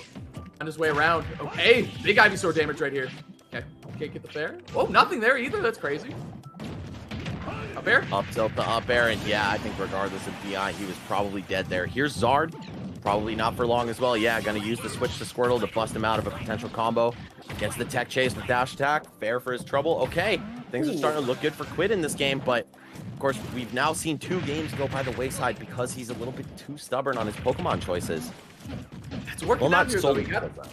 Yeah, he got that down tilt he's looking for, and I love his up B usage, too. He's got a lot of mileage out of that, and he's not afraid to try to sweet spot the ledge afterwards. You know what I mean? So not that it's a free pressure tool for him, but at worst case scenario, sometimes he's going to be able to grab the ledge afterwards. So I like the idea with the up B, but I think we both agree, Max, a little more Ivysaur would be good, especially the 75%. You got to get him out of there. Squirtle's, I don't know, man. 75 is a lot for Squirtle. Yeah, not only is it hard for you to kill, but it's also easy for you to die. Potentially one more neutral exchange going in the favor of Quid will be what brings out the Cabbage Dog. Yeah, okay, there it is. And kind of just point blank in the middle of things. Either way, he's not going to suffer too much for it. See the back air spacing. Some traps with Razor Leaf. Wadi just charging up, going all the way out, making himself hard to track. And Quid just looking for his time to strike. It's going to be neutral air instead of down air. I love that. And there we go. Checkmated. Burned all that fuel. Free edge guard, yep, for sure. That's what I'm saying, Max. It's like, I love the Squirtle. No disrespect, good Squirtle. Still think it's the strongest Pokemon. Man, his Ivysaur's nice too, especially in this situation. Exactly, that situation right there is where you want the Ivysaur to shine. Now he's gonna stay on Ivysaur, just knowing that Charizard being up next is probably not too favorable for him. Survives the up air, good DI that time. Oh, the reverse Vine Whip from underneath. Very sneaky. A little bit of sharking action on this character's end as well. Oh, potentially going too deep, looking for a stage spike or maybe a setup into up B. Hold on. Knockdown. Okay. Hold on. Vine Whip. Yo. Knowing Wadi wanted to jump out of the corner and just looking for another one of those dunks. Not going to find it, but Wadi's starting to get out of comfortable territory. Now maybe it's Zard who's going to be the ace. No, never mind. Okay. Just takes him out with up throw. It's back to Squirtle. Probably for a little bit longer than we're used to, but you know, these Pokemon trainer players, a lot of them do have one that they tend to favor, that they're just most comfortable with, regardless of the situation, and that is absolutely Squirtle for Quid. Hold on, we got the up throw. Big damage for Wadi. Looking for the fair frame trap. Nice stuff. Good job by Quid not getting scared there. It's so easy to pull the air dodge trigger there, but it's racking up fast. A lot of damage on the Squirtle. The switch at, like the confidence, looking for the check chase. Nope, can't find it. Nair again, so good. Great switch there. Getting the weight. Any advantage state, okay. Projectile warfare, Max, that's what we're doing. Yeah, it's been really hard for Quid to land a clean Razor Leaf. You know, a couple trading with the lasers. A lot of them getting clanked out by Rob's moves. Oh, the switch for the extra jump and the landing up there. All right, Quid stays alive in the set after what looked like a potential reversal there from Wadi. He was building that comeback so confidently, but no, it's Quid hanging on. One more to go, at least. That was exceptional. That was some of the best switching into a kill condition that I've ever seen out of a Pokemon trainer to avoid the gyro and all that stuff. That was disgusting by Quid. In order to stay alive, too. So clutch, man. It's not easy to do that stuff when your back's against the wall. Last hit, last stock against Wadi of all players. Really, really well earned. Game 3 from Quid. But now we're going to see Wadi. He gets 2 counter picks here. Has a couple different characters. I don't think he's going to get off the Rob, though, for sure. I think the Rob is the way to go. I think the Rob has been so good, so strong, but I think Quid... the momentum picking up here, Max. That was, what a win. How are you not feeling amazing after a win like that? That was so good. What an up air. Yeah, and I feel like Quid was so close to clutching out game 2 as well that this kind of gives him back some of that lost momentum he could have picked up. And Wadi, I don't know if I'm necessarily sweating, but I'm at least approaching this next match with a new degree of respect for my opponent. Just like, all right, he does have this X factor. I'm not going to be able to fall back on my clutchness to make it happen. So, I don't know. I think, again, it really does boil down to Quid just needing to open up some more actual KO opportunities. We see him really looking for forward tilt on the missed or into a missed tech from Wadi, and it hasn't panned out for the Squirtle. So we're back to small battlefield. Okay, wow, Wadi just running it right back. Like, I mean, again, change up the floor plan, gonna change up the game plan, I think, a little bit, though. Try to just close that one. I think that was just clutch from Quid, honestly. I think Wadi, they were just neck and neck. It came down to that last hit. Wadi had him in a really bad spot, too. Quid just had this immaculate, like, 3-step counterplay that really worked out. And knowing his hitbox so crazy well, too. That, again, is just one of the craziest up airs I've ever seen from a Charizard. To close out a game 3 against Wadi, too. Amazing. Okay. Maybe that's part of the reason why he likes the Squirtle so much. Squirtle can kind of shut down that Rob down tilt pressure and all this other stuff, you know. Jumping out of shield with Squirtle is very quick. It's the same, but his aerials out of shield is very good too. So one thing about Rob is they love to mash that down tilt. So if you jump and get over it, even if they hit a second one, you're in the air, you're in a good spot. All right, Wadi trying to hold down the center stage, acting like the percents aren't even there. And that's how you have to play, man. Position matters so much more because you can keep it rolling, keep that advantage up. Uh-oh, the down tilt chases and looking for maybe a spot dodge with the back air. I like it from Wadi. Playing confidently despite being down for the better part of this game. Toasting him and right into the side B. Back air for the air dodge. No! Quid is so smart. That's twice now. Once with Ivysaur, once with Charizard, that he knew Wadi was going to fall back on air dodge as the last line of defense to get back. Yeah, I mean, Wadi had no second choice there. Hold on. Up there. Good mash out, though. Quid staying alive here. Charizard really coming to life. Picking up a lot of momentum with the big purple lizard. After that last stock, man. This is 42% and a stock so far. Okay, the Flare Blitz a little ambitious, but you know what? I like it. Again, Quid playing with the confidence. Can't disagree with that, Max. 2 stocks apiece here. Big situation for both players. All right, how's Wadi getting back down to the ground? Yes, the up B from Squirtle is so good at anti-airing. Even the likes of Rob's neutral air, which a lot of players just hate trying to juggle against, it will outmatch it in terms of hitbox size. So that's a potentially key factor in why Quid is deciding to stay on the Squirtle so long. That said, I think we're starting to get into that territory where he needs to close the stock out. Yep, it looks like 100% is about his benchmark. Normally, you'll see at about 60, 70 people switch to Ivysaur, but Quid has a different game plan. And you know what, man? It got him into a qualifier match position. It got him another stock against Wadi, and it's potentially going to get him a 5th game against him, too. Let's see what Squirtle's able to do. The faster he can win neutral here, the faster we're going to see game 5. On the ledge. Oh, gyro, okay. Okay. Pressure here. Grab. Grab to grab, man. A lot of close quarter combat on the ground, too, which is kind of crazy for these two characters who definitely like to fight in the air. Yeah, Metal Gear Squirtle in the building. There. Follow up. Okay, Ivysaur's out. Yeah, see, I can't read Quid, man. And that's probably why he's made it so far in this bracket. You gotta stay spry and on your feet and always changing up the game plan, even when you're winning. So, okay, we're gonna see Ivysaur now at this low percent range. He does have so many good ways to kill you off of it. Oh my god. See ya. Now that is a Vine Whip off stage. That's what we're talking about right there. Funny thing is, we keep talking about Quid's. See, we keep talking about the Squirtle so much. The kid's Twitter handle is Quid Ivysaur. Okay? Okay?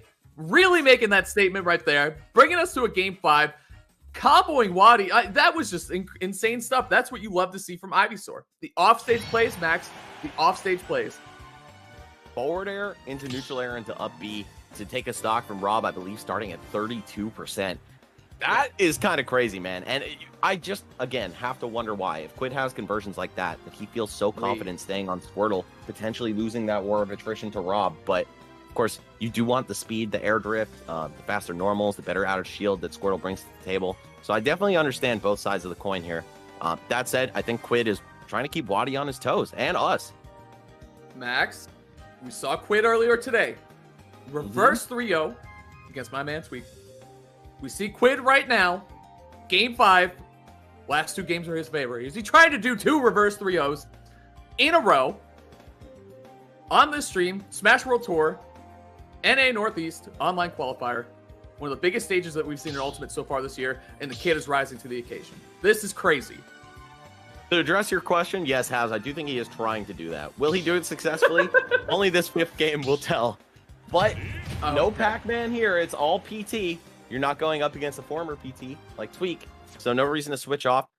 I just don't know what's coming from Quid in this game, and I think really the tempo shift that he's able to create for himself by switching the Pokemon at awkward times is really working in his favor as of the last 2 matches. We'll see if it can happen a 3rd time in a row. Here it is, Pokemon Stadium 2, Rob versus PT, Wadi versus Quid.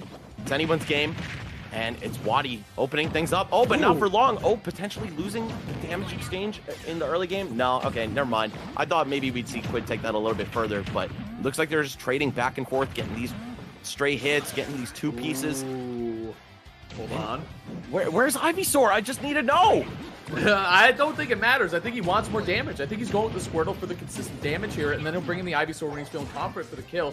Trying to get at a disadvantage here, though, on the platform. Good. Wadi's had some amazing lasers, by the way, throughout the set. None of them, like, for the kill or anything, but just to keep Squirtle or Ivysaur or whoever's out in a bad position. Okay, air dodging out. Good frame trap there from Wadi. Hold on, doing it again. Oh, jeez. Yep. You keep doing it. Wadi's going to punish it eventually. Wadi warming up that handshake after the first stock. He's got 2 more to take, though, Max. Yeah, reading the hell out of that panic option off the down throw berry. So smart by Wadi. Normally would not be able to get a charge up smash like that, but he does. And now potentially about to lap his opponent. Rob's corner pressure so insane with that down tilt, with that gyro at his aid as well. And if you notice your opponent wants to cool things off a little bit, you've got laser to tack on a lot of percent as well. Fade away with that Nair. Wadi has the lead. Playing with it correctly, too. No need to approach recklessly here. Charge up your laser. Get your gyros in. Like we said, Wadi. Fundy's got. Trying to get that handshake going. Yep, never doing anything extra. And while it doesn't look as fancy, it certainly wins. And there we go, another up smash on the very light Squirtle. I think both of the other two would have survived that one. Here's the Ivysaur. This is the namesake in his Twitter handle. We'll see if it's able to get him out of a tough spot here. Yeah, guys, in on the down throw, that's going to cost you your life. Uh-oh. Okay, he's still alive. Okay, and the gyro? Oh, I thought he had a gyro extension right there. It would have been cool to see. Quid Squirtle doing a lot of work so far in the set. Game 5 is going to need to do a little bit more, Max, to tie this one up in terms of stocks. Wadi's got 2. Trying to get up the ledge here. This is where Quid has been so good all day. Just in that exact position, but Wadi's been able to find his way around him in this Game 5. Super clutch stuff from the Rob, Max. These corner traps just adding up so much. Okay, wait, hold up. Into the up two. All right, Wadi gonna take the high route for recovery. Rob to the moon. Yep, there it goes. To the moon. Rob coin popping off right now. Like your Robin Hood. Ha. Anyway. Oh jeez. They're looking for the drop through up there. Okay. There's so many ways the Ivysaur can take the stock from you right now, but will Wadi afford you that opportunity? It's looking like a no. Down tilt? Okay. Pressure. Max, we're last stock. Since when? Oh no. Oh come on, no. He's alive. Wadi, he's risking it all to try to go for that one. I don't think anything really would have killed him other than maybe counter at the way bottom of the screen. But with this gyro present, oh, it pushes back just enough for Ivysaur to sneak in. Oh, smash! Wadi takes it and qualifies for the offline regional finals. A lot of big hitboxes coming out of there, Max, at the end. It came down to up smash, up air, all sorts of different stuff coming out from both Rob and Ivysaur. One of those landing up airs against Rob could have been a ton of damage from Ivysaur. Really, man, what an immaculate set from both players right there. Love the way Quid plays this Pokemon trainer, man. He goes in with confidence. All three of his Pokemon had moments where they shined really, really well. It just wasn't enough to take out Wadi. Oh, he's probably doing the handshake thing. I didn't even think about that. He's got to get it, you got to get it going, man. It's a signature thing. Love to see it. Wadi, I mean, talk about playing confidently. About to get reverse 3-0'd by the player who reverse 3-0 tweak right before that. It's got to start coming into your head and think about that a little bit more. So really nice job. Great set by both players, but even better by Wadi there. 2-stock 2 Max, or at the end, coming down, not able to 2-stock it, but being able to take it down last stock. So clutch, man. We've had a lot of last stock situations on the stream so far today. Some near comebacks, a near reverse 3-0 right there. I mean, actually, I think that was a near reverse 3-0 on Nakat's part as well against Lagrimas. So yeah, so many heart-wrenching defeats here and so many insane victories. Quid with the Cinderella story of a lifetime, just falling a little bit short. But of course, he's still got losers bracket and potentially last chance qualifier to make it. Got to win 2 sets through losers if he wants to qualify that way. Wadi, however, he is our first Northeast player. Max, the hits just keep coming. Next up, 2 of my favorite players actually to watch today for sure. Armada's very own. Oh, yeah. What up? Syrup. Such a flashy Nest player. Just some of the best Nest combos I've ever seen in my life. Quite the challenge ahead of himself here, though. I do think Ned is going to go Sephiroth. I feel like Sword's just giving Ness a hard time. Have since the dawn of time, basically. Ned, one of the best. Talking about a reverse 3-0, one of the best comebacks I've seen in Smash Ultimate history so far. One of the best. Against Mr. E. One wing activated. Ned, clutch mode activated. Able to move on winner's side. Now he's going to be going up against Syrup. Ness against Sephiroth. Oh boy. I think it's gonna be a tough one for Syrup, especially when he's fighting against someone like Ned, Max. Yeah, this is one of those matchups that I feel like should be very, very difficult for Ness, but Sephiroth does have a little bit of trouble with the shorties. Not those shorties, but just look at that hair. Yep. Either way, tiny characters give this guy a little bit of difficulty, and that's because you have to wait before throwing your aerial out on the way down. Forward air, a very thin hitbox vertically. Back air, it's got that chunk factor to make up for it, but still, I could see Ness sneaking in there, tacking on a ton of damage with bread and butters, giving Sephiroth some difficulty off stage, particularly with the tail of PK Thunder, just making him drop a little bit and forcing him to the charge up B. But that said, on paper, this should be really, really difficult for Ness. And I just want to point out, Syrup's from New Jersey, bro. I knew who this kid was. I've known about him for a long time. Did not know he was from my state. As far as I knew, he was in the simulation, part of the Matrix, playing online. But a very young player. Ned, formerly telling the same story when he first started coming up in Chicago. He has since risen to the #1 spot in his state. So Yeah, this is going to be a good one, man. Syrup, you want to talk about up-and-comers. This kid has been turning heads for a long time. Chat's on about the shorty still. Sephiroth, hey, mostly the... Never mind. Anyway, Sephiroth has a lot of problems in his own life. That's why he acts the way he does. I don't know if it is, it is what it is. Anyway, we're moving on to the set soon, I hope. Get me out of here. Ned, Syrup, start the match. Come on. I didn't mean to do this. I promise. He's got mom issues, that's for sure. So, yeah. I was thinking it when you said you didn't want to say it. I was like, Big yeah, time. we all know. He's got Either way, real villain. Him and Tony Soprano. Either way, game one. Sephiroth, an expert at ruining the lives of young men. There's another character in this game who can attest to that. We'll see if Ness is going to be next on the list. Already with one Shadow Flare on him. Ooh, taking the 10. Okay. Thought Syrup might have blocked that, and he was probably trying to roll around it. Pro tip, guys, look for when the orb is going to be at about 1 o'clock or 2 o'clock on the third rotation or something. Either way, just watch for it being at the top right of your shield, and you'll have better chances of protecting yourself against it. Right, man. Both playing each other. Oh, a little shield chick in there. Okay. See that one in a minute. I feel like most people, they see the shield and they immediately just start acting. Whether that's they're going to jump out of their shield first and try to catch you jumping out of your shield or dropping shield or grabbing. You know what I mean? Like, I'm surprised the buttons were hit there, but they're both playing very patiently, very safe. Hope to see it. Sephiroth actually really struggles in that stare down situation because of how poor his grab range is. He doesn't have the best out of shield game by any means, and Ness really does. Oh, but that counter is going to evaporate Ness yet. Any character with a counter can really capitalize on PK Thunder 2, especially one like Sephiroth. It's so strong. You have such a wide margin of error, and he's going to crash right into you. Okay. Also, get frozen. That's something Lucina's counter can't do, for example. It won't stop Ness in his tracks, so if he's close to the ledge, he'll still be able to catch it past some counters.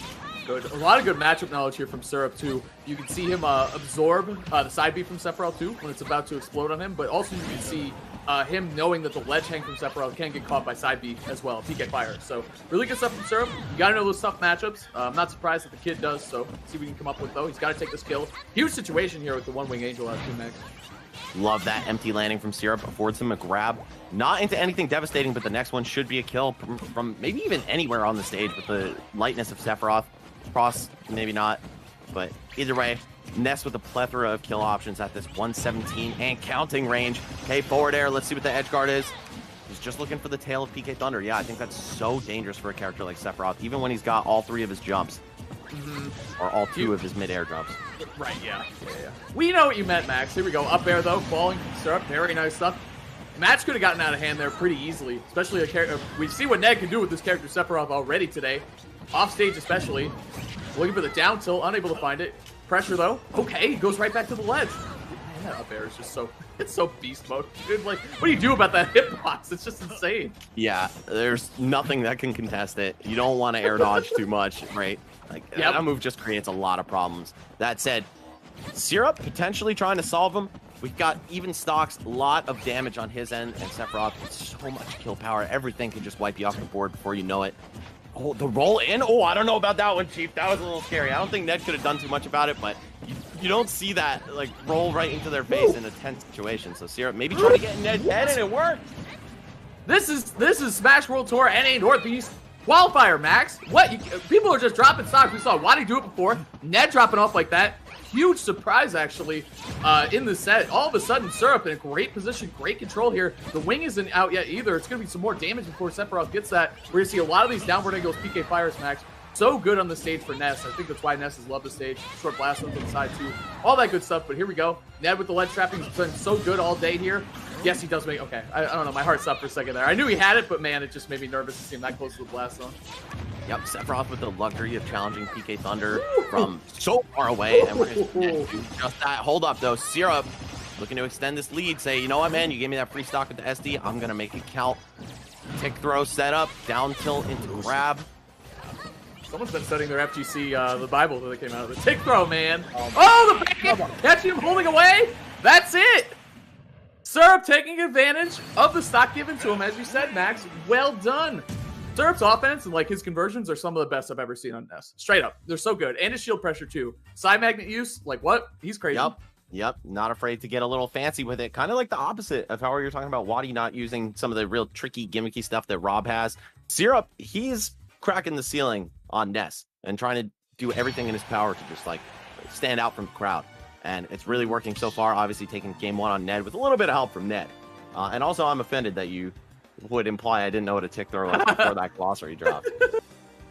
I don't know, dude. It came out, you know, and then you start. I've never heard you say tick throw before. You're right. You're right. I apologize. I apologize. I'm a Marvel player. Come on. I apologize formally to you in front of chat and everyone else. So my bad. You're right. It really means a lot, man. We got to move past it, Max. We got a set in front of us, so we need to commentate. Syrup taking that one down from downtown. Who saw that coming?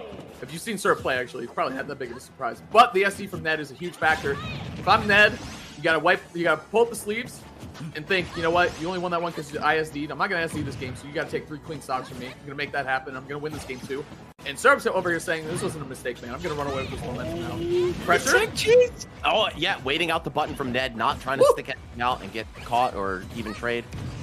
That said, Ned, he's got a wing online. He's got a ledge trap scenario. No, Syrup gonna finesse his way right back into center.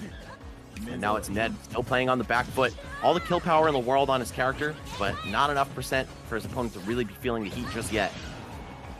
Yep. Big pressure here. Good situation. For Nair, I'm surprised he can go for an up air, a little more active and stuff, but I mean, obviously Syrup knows his stuff. Very, very committal with that up smash there. Syrup gonna intercept that. I like that. Ness can't really challenge the up B, the Octa Slash from Sephiroth, just because of the whirling hitboxes around him. So instead, he just shoots out his PK Thunder. Super smart. Again, a simple solution to otherwise a very big problem for Ness. I like it. Yeah, very, very important part of this character's edge guarding game. Just gives you a risk-free way to do it. You know, paint with all the colors of the wind, point it wherever you want. It's basically Nikita Jr. I like that. Nick Jr. I was just exactly. Yeah. All right. Anyway. Yeah. Anyway, back to the match. Classic. Here we go. Pressure here. Ned's doing a good job not air dodging. Syrup's looking for a lot of air dodges in those bad situations. Ned's not really giving it to him. So Sephiroth definitely does have a slender hurt box too. He's a character that, you know, kind of lends himself to not hitting his buttons like that. Again, that seems like free damage at this point. In game 1, I was like, I don't know what Syrup is going to do to deal with that Aqua Slash. Now I'm like, I don't know what Ned's going to do to deal with that PK Thunder, but he does find a stock there. Ned, tying it up in terms of stocks, Max. Oh, a very greedy opener to that stock from Syrup, looking for PK Fire. We're going to see Ned capitalize on that, getting some good damage off it. Did he land on the ground? Yeah, I think Syrup was actually jumpless right there. Kind of tough call, but Ned has been so on point with these 2 frames. He's down tilted pretty much every single time at the perfect time. Yeah, the mix-ups has been pretty much down tilt, and then either looking for a retreating aerial to cover the jump, and then also counter off stage, of course. You can't count that one out. Look at that, though. Syrup going all the way down low, but man, Ned, keep talking about Syrup's advantage state in his combo game, but Ned, that was just bullying straight up. Very well done by the Sephiroth. Hold on, he's got another jump. No, but the aggressive. Wow, we haven't seen that from Syrup yet. The setup over the set so far, Max, has been, I'm going to PK Thunder you, take the free damage. Except for right there where he needed a stock. Went off stage, aggressive with the fair. I love it, man. Great recognition of what your opponent might be looking for from you. If Syrup caught the tail the second time when Ned was down there and had to up B straight up, that would have been game. Oh, what a madman! But he forces Ned into the fearful air dodge off the stage. Looking at a 60% lead for Syrup here. So many avenues to take this game, but will he be able to approach? That's the question. Sephiroth is so good at shutting that down. Syrup holding it down here. He wants those downward angle PK fires. Such a strong tool in this matchup. He needs any advantage he can get here. His range. He's got tiny little T-Rex arms. You know what I'm saying? That's the Masamune over there. You can't mess with that sword. It's legendary. Syrup knows that. Running away a bit. Clash center with the shields, man. It has not really netted anything from either player. It's kind of crazy. Yeah, I mean, you could get scrappy all you want up close, but how do you deal with a character whose sword is taller than him? And he's tall, too. It's not like he's a short dude. Yeah, he's like 6 Sora, foot, you know? and the Masamune is 7 foot, so... Up smash! They're doing it! Insane! I love the up smash there, too. So many other players might have just looked, grab, throw him off stage, and then try to edge guard, right? Even though Syrup's been so good there all day, go for the guaranteed punish. Like I said, he knows this matchup really well. You can see it. It's crazy stuff from the Ness. 2-0 over Ned, who looked unstoppable after his reverse 3-0 against Mr. E. I'm telling you, Max, a lot of it was not that Syrup couldn't have taken down game 1 either way, but that SD definitely haunting Ned a little bit right now, I gotta say. Yeah, we were talking about how on paper this matchup should be pretty rough for Ness. He struggles against swords in general, but especially the length of Sephiroth's. That said, being tiny gives you a lot of advantages here. He can only cover so much vertical space. He has to commit to doing some slower moves to do it. So Syrup has just been able to sneak in there, get these combos off, get some nice damage for free off stage, make Ned SD, etc. Everything's just going Syrup's way this time around, and we'll see if he's able to replicate it in game 3. He's confident, Max. He's moving. You see that down air? Now he's mixing it up, man. We're going to see some Syrup stuff this game, unless Ned has something to say about it. Trying to get something started here. Up there, I like it, but here comes Syrup. Okay. Oh, geez. What's it going to be? Thunder? Yep. Guaranteed damage. The tail. You know, I know for a fact that Ned has a dirty Lucina. I would have loved to see it for this matchup. I think, you know, on paper is one thing, but in practice, Ness's ability to win, his X factor is quite high. Very hard to seal the deal on this guy. Falls out of combos a lot. You know, swing buttons kind of recklessly. And Syrup doing not even any of the like capitalizing on your opponent's mistakes thing. He's just playing well. This is an and one mixtape. You see the way he's moving around the platforms, the side magnets, turnarounds, everything he's doing, Max, is just disgusting straight up. But it doesn't matter. Ned swinging the Masamune. Here we go. Ned, so good off stage today. Syrup trying to recover. Rinse and repeat at the ledge. What's he going to do? Going low. PK Thunder. I like it, but Ned is ready with the 2-frame, man. Ned has so many tools at the ledge that have been so... Wait! Nice jump out. Okay. I got nervous. Okay. Really, really good stuff there. Great timing from Ned, too, knowing exactly when those hitboxes were going to expire. Even though you can hold the smash a little bit longer, the repeating yo-yo spins are not going to keep hitting you. So jumping out just at the right time, but still might not get away with the first stock here. Never mind. He's still alive. 140 after the up air. So tricky with these up airs, man. Yeah, that time, that was just enough. Getting the KO. Love the up airs from Ned, man. That's definitely a signature thing with Sephiroth. His snares are actually sick, too. I don't know. He's so well-rounded. It's hard to say if he has a signature move. Or not with this character, but obviously we've seen a lot of crazy stuff from him off stage. Trying to take this one down here from Syrup. What I like about Ned Sephiroth, too, is that he's not afraid to throw out down smashes. I feel like a lot of Sephiroths kind of stopped doing that at one point, but I still think it's a good option because people love to hold shield against him to avoid side B and also any of his aerials, forward tilt, all that good range that he has, so... I don't know, man. I like that Ned's not afraid to throw it out there, but here comes Syrup, racking up the damage max. Oh, he tried for a PK Fire that time. More of a greedy option, not guaranteed damage or anything. Close to PK Fire, or Thunder. But if you get the PK Fire out there, you could just delete Sephiroth. Here we go. Syrup stuff. What's he got? Oh, wow. Booking it right out of there. Hits Sephiroth with the tail, hits himself with the head, and he dips. So Syrup bringing this one all the way back after losing the first stock. It's so difficult to chase a stock deficit against Sephiroth, but... thanks to that back throw, Syrup didn't waste too much time. Here we go. Pressure, center stage, so important. Feeling each other out. Oh, jeez. It's just Sephiroth, man. Every hit, you just feel it so hard. Here we go. Up air. Very tail end of it. Oh, the up smash. Clean trapping there from Ned. Very, very good stuff. He goes to the platform. Good jump out, too. It's going to be some damage here and some pressure for Ned. You know, I think Syrup's done such a good job, too, avoiding those big pressure moves, side B, all that good stuff from Sephiroth. So, here we go. Up tilt. Good fastball there from Ned. Just getting out of there. You got to respect Syrup's advantage state, man. I also have to respect how he's still maintaining this chase. Oh, and going for the big stuff, like PK Fires at the ledge. Doesn't seem like he even... is mentally acknowledging being down a stock. Yes, trades with the back air over Sephiroth's forward tilt. Great stuff. Syrup has not been letting these leads get out of hand. Pretty much before the 50% mark, he's able to take Ned stock and run it right back. Sephiroth on the ledge. What's it going to be? Oh! He just mashes out the jab. I like it. Beating out the pressure from Ness. I don't know what Syrup went for there, but either way, Sephiroth able to find his way back on. Ned in the driver's seat here. Trying to apply pressure from a safe distance. I like it. I also like the way Syrup just kind of... Oh, he didn't get the jab block. That could... I see Syrup kill at that percentage, you know, with that jab block. So, definitely could have been it. Oh, jeez. Now looking for an up smash. Ambitious, Max. He didn't find it. Uh-oh. Oh, wow. The angles just to avoid the Octa Slash on the way back. Okay. Things are starting to look a little bit scary for Ned. Oh, never mind. Shield break and into the Giga Flare. We're going to a 4th game here. Woo. Dude. All right, some of others the coolest shield breakers, enders in the game. The Giga Flare is just so sick, dude. The way it silences the music in the background, by the way, it's just, that's so godlike. Like, whoever came up with that sound design for that move is just, give them a raise. Whoever that was, they whatever they're getting paid, it's not enough. Anyway, Max. I actually didn't know that, dude, because I play with music off on my Switch. What? It silences, like, the sound. Like, if you listen to it, it turns everything else down, and it just hones in on that, and it explodes, and everything comes back in. It's so good. It's so good. That's really cool. Uh-huh. I mean, the characters, in his own series, godlike and cool, and obviously here as well in Smash, so no surprises there. Ned taking it down with a shield break.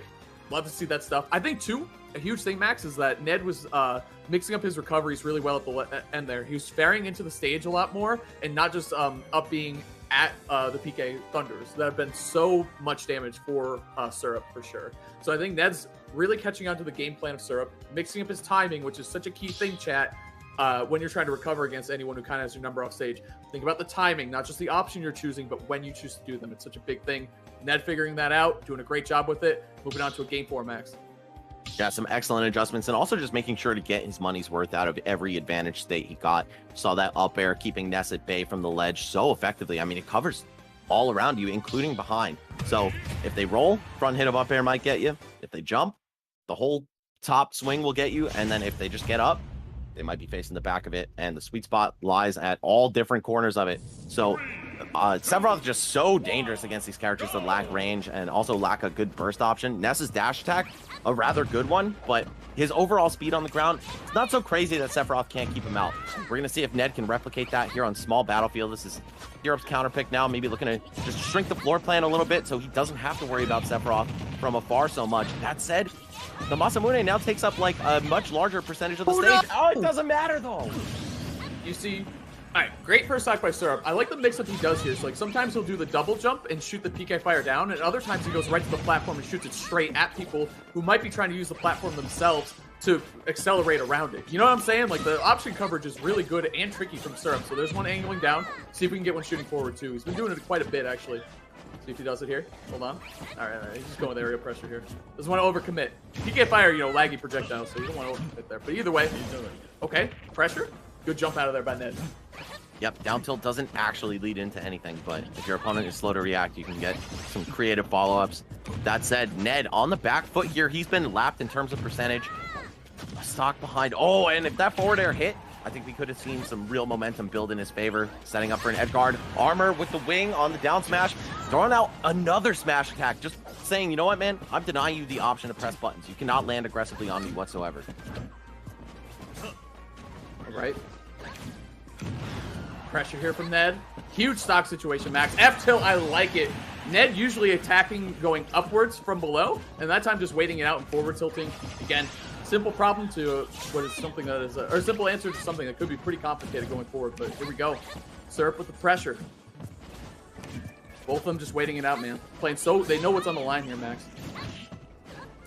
Forward tilt, gets the sour spot, doesn't matter. Great DI in the back throw. That's twice now I've seen Ned go for a back throw on Syrup, and he already knows. Hold in.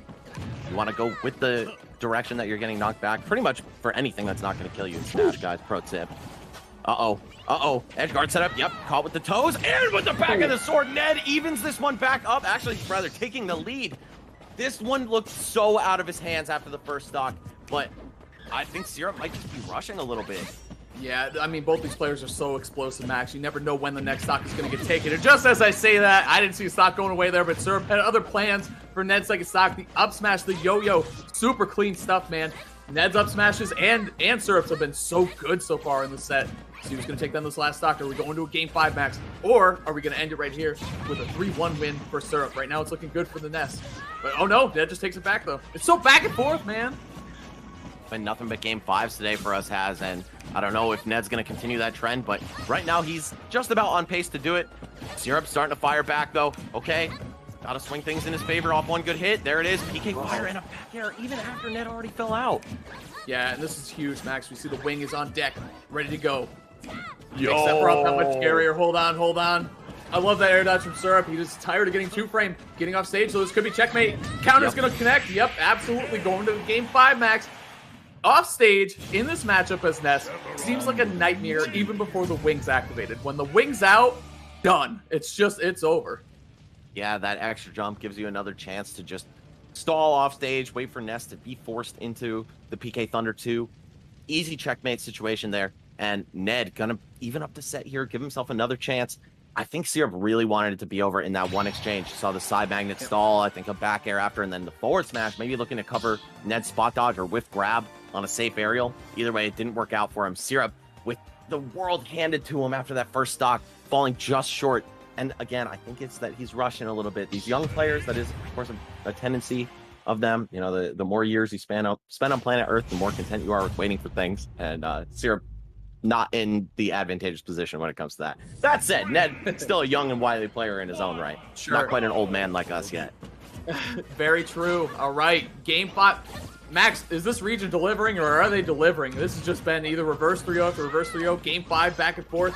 Syrup and Ned, no different from the rest. Here we go. Woo!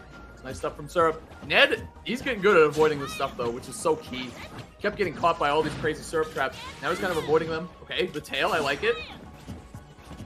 There you go. Ned just jumping out of harm's way, though. That's the thing, is like, you take it, like, kind of start getting hit by Ness. If you don't lose your mind and keep your composure and just move around it, it starts working out well for you.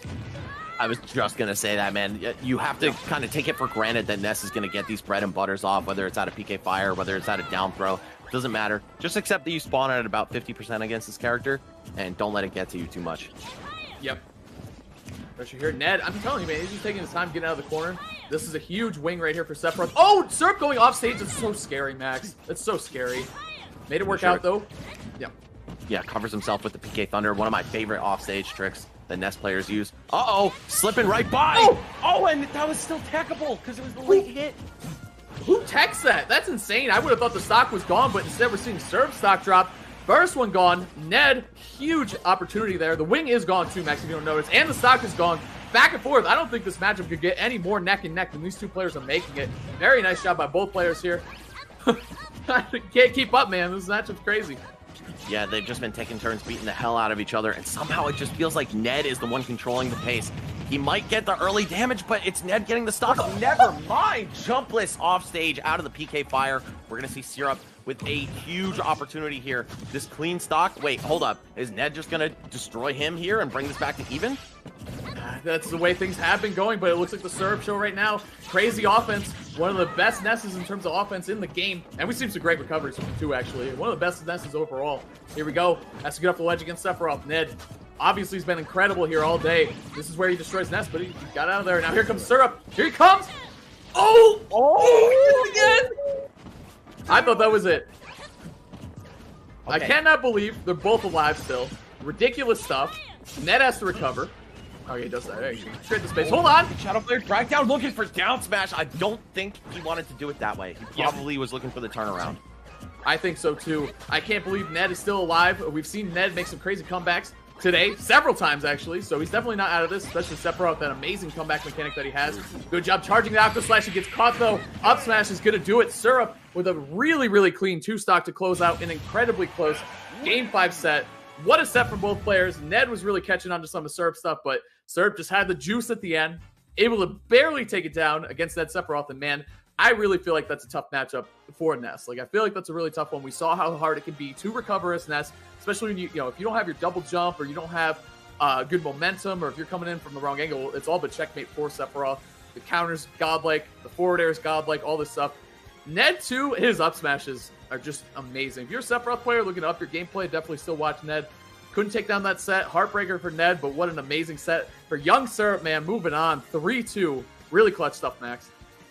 I've got to agree with you, man. It does seem close to impossible for Ness in a lot of positions, namely off stage, but even on the stage. How do you contend with the sword that big if something like Lucina is giving you trouble, right? But Syrup, I think he knows Ness is one of those characters. You could throw the matchup ratios out the window. This character will always find an avenue to take a stock, take a game, or take a set. Syrup doing just that, putting a New Jersey representative on the board for the offline portion of the tour. Of course, he will have just qualified for the Eastern NA Regionals as a result of winning that match. Congratulations to him. Congratulations to Ned for making it this far as well, but you still got 2 more sets if you want to make it to the big leagues. Yeah, Ned can definitely do it too, man. He's shown some incredible stuff today. Down but not out for sure. We're going to be moving on. If you guys already see it down below, right below Max there. Little sneak peek. Debugs against Leon. But first, guys, we got a simple plan here. It's very easy. 3 letters in this acronym. It's called LFS. Like, follow, subscribe. VGBC, one of the best in the game. Has been forever. They're going to be around forever. They're great. You guys already subscribed or liking or doing any of that stuff, make sure you check them out. Twitter, YouTube, and Facebook. VGBC, man. Wouldn't be here without them. Truly, actually. Yeah, and guys, if you've got it, got the Twitch Prime, if you've got $5 a month, please consider subscribing to VG Bootcamp to support not just them, but the whole Smash community. All the biggest and best tournaments can be found on this channel. And you want to flex those fire emotes in the chat. We almost had a couple VGBC timeouts today in that first set. Pichu versus Game & Watch, Lucina versus Game & Watch, Joker versus Game & Watch, all going near to time. But that said, guys, please consider supporting BG Bootcamp. It takes a lot of stuff goes into the events that they produce. So please, if you want to give back, it's a great way to do it. Absolutely, man. Yeah, the free primer too. Don't forget, check if you have one. Great channel to use it on. So also, of course, man, Metafy has just been killing it lately with the Smash content. So if you guys don't know, Metafy is your one-stop shop for Smash coaching. You can play and get lessons for your favorite players, top players like Tweak, MKLeo, DeBuzz, who's playing next, Void, Islaw, Mewtwo King, IBDW, S2J, who's getting the melee people now, Laud, and more. Book your lessons now at metafy.gg/SWT, the Smash World Tour, and use the code SWT for 10% off. Great transition there. That was great. That was smooth. If you guys have been watching, really good.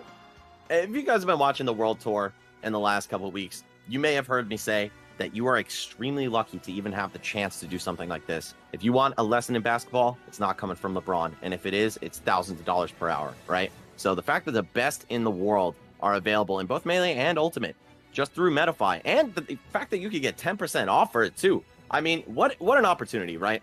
So guys, please make sure to check out metafy.gg/SWT. Use that code at checkout. Save yourself some money. But even if you're a very strong player already, there's something that these guys can teach you. So please look into it. Don't be shy. Don't be embarrassed about getting a lesson. Something that everyone should do. And also, we got a controller giveaway. Something everyone should do. It's a free giveaway. I know everyone needs a controller. You've been playing on that Wi-Fi. You've been spiking your controller, throwing it against the wall. It's okay. You can admit it at this point. We're almost out of it. We're almost done here. The world's becoming a safer place in terms of quarantine and all that. So make sure you click the link in the chat to enter. I know you guys all need that new Smash controller. Maybe this will be your backup controller. Maybe this is your controller for your alternate characters. You know you need it.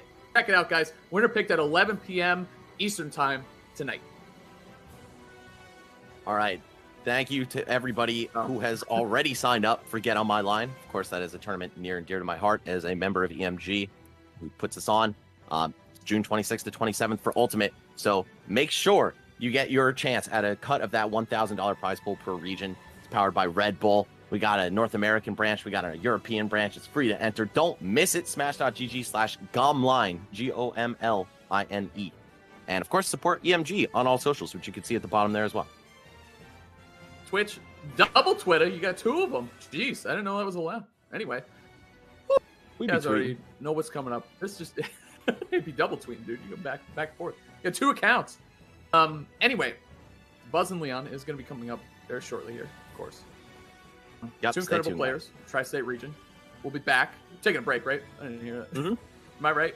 Okay. All right. We're I missed. That's my bad. We're taking a break, guys. DeBuzz and Leon, you don't want to miss it, obviously. Bowser and whoever DeBuzz is going to go. God, that's going to be a tough one for Leon, but see what he can do. Stay tuned, guys. We'll be back.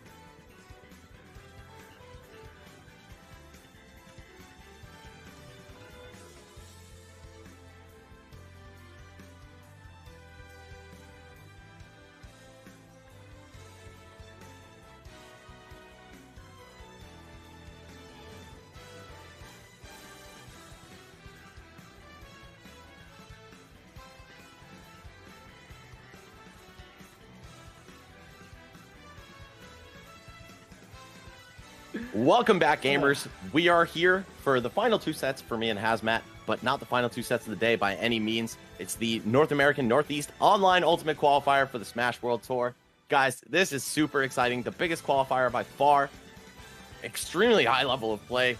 You cannot ask for better matches. And coming up next is going to be 2 of the tri-state area's finest, Dabuz versus Leon. These guys have met in bracket before. Leon's beaten them online and offline, but Dabuz has done the same. So we'll see who's going to take this one. Either the best Bowser in the world or the best Min slash Rosalina slash Olimar in America. Yeah, man. I think we've talked about this a couple times. We were talking about it actually before we jump back in, is that it's going to be a lot of approaching on Leon's side, kind of regardless of which character Dabuz is playing. I mean, that's Dabuz's game plan. We're best in the world at his game plan and at the game in general. Something I've always respected about Dabuz. Hey, he's on Metafy too. True, I want to call him a student of the game because he's kind of like, you know, master of the universe when it comes to studying and understanding Smash games. So Buzz does its homework for sure. He's on Metafy, so make sure you check it out. I think both these guys are actually. Yeah, they both are. Make sure you check them both out. If you're a Bowser main looking to up your game too, or in general, I think Leon's just a really, really smart player. So they have played each other before. Obviously, same region. That tri-state god-like region. Number 4, ranked number 1. But then also, like you said, Max, Leon has taken a set or 2 off of Dabuz. So it is possible, but I do think that this is going to be a tough one. And we're going to see Min actually. I've never seen Leon's Bowser against Dabuz as a Min. I can't remember the last time that they played those. So either way, we're going to get it right here now. Smash World Tour. Huge match for both these players. Neither one of them want to go down to that deadly, deadly losers bracket. Yeah, and I really like the Min arc that Dabuz is going through right now. It feels like this character was kind of designed for him. You saw his favorite game series is the Souls games. I think Dabuz approaches Smash in a very similar way, like learning people's patterns, figuring out the gimmick of a boss, you know what I'm saying? And just trying to limit your options as much as possible, make it to the Buzz show. That said, right now, it's showtime. Leon not even getting hit once forward tilt off the ledge. Do not hang there too long against Bowser, my friend. Do you know how hard it is as a heavy to take 2 stocks off the Buzz without getting hit once? 2 stocks, 2 quick ones, Max. Off the stage. See ya. Up B. Okay, yeah, you still have the intangibility. All right, smart stuff. Smart stuff from the Buzz. He knew the up B was coming. The that was a 0 to death. Yeah, 0 to death into a 1-hit KO. I mean, Leon's godlike. That's all you got to say right now. This game one. The Buzz trying to make a comeback here. Yep, going high. Good job. Don't be surprised if next time Leon's off stage, you see the Buzz jump first. You know what I mean? So they can line up the dragon shot a little differently to catch either a jump early or an air dodge or something. So, okay, here comes the Buzz. Has to recover here. Got to avoid the deadly ledge trapping from Leon. It's been forward tilt. It's been down B all day. Mistimed Q there. Good air dodge to the ledge. Leon still holding on. Side B. Oh my god! He almost took him again. Marvel 2, take him for a ride. Dangerously close to trading stocks there to close it out. Either way, Leon, a little bit more work left to do. Dabuz trying to do everything in his power to prevent this 2 stock. Okay, yep, gonna get hit right into another arm to close it out. There we go. Stocks are even. Leon, 1 good clean hit away from dealing with the Buzz here. It's gonna be the flying slam. Not quite enough. No rage. Even right on the corner right there. Pressure here. Leon, he's been good at the ledge. Not good enough though. Uh-oh. I've seen this before from Min. I've seen it before from the Buzz. Look for these crazy kill conditions. Good job creating space around the ledge too. Just going for, oh, hold on. Uh-oh. Oh no, the Ram. Love the Ram, man. It just sets up for the other one so well. But now this is trouble for Leon. He's got to get off the ledge against the Buzz. Yee! Yeah, I did not expect the double 0 to death to kick things off and then have the match going this close anyway. It really feels like Bowser shouldn't be able to hit Min at all, if I'm being real.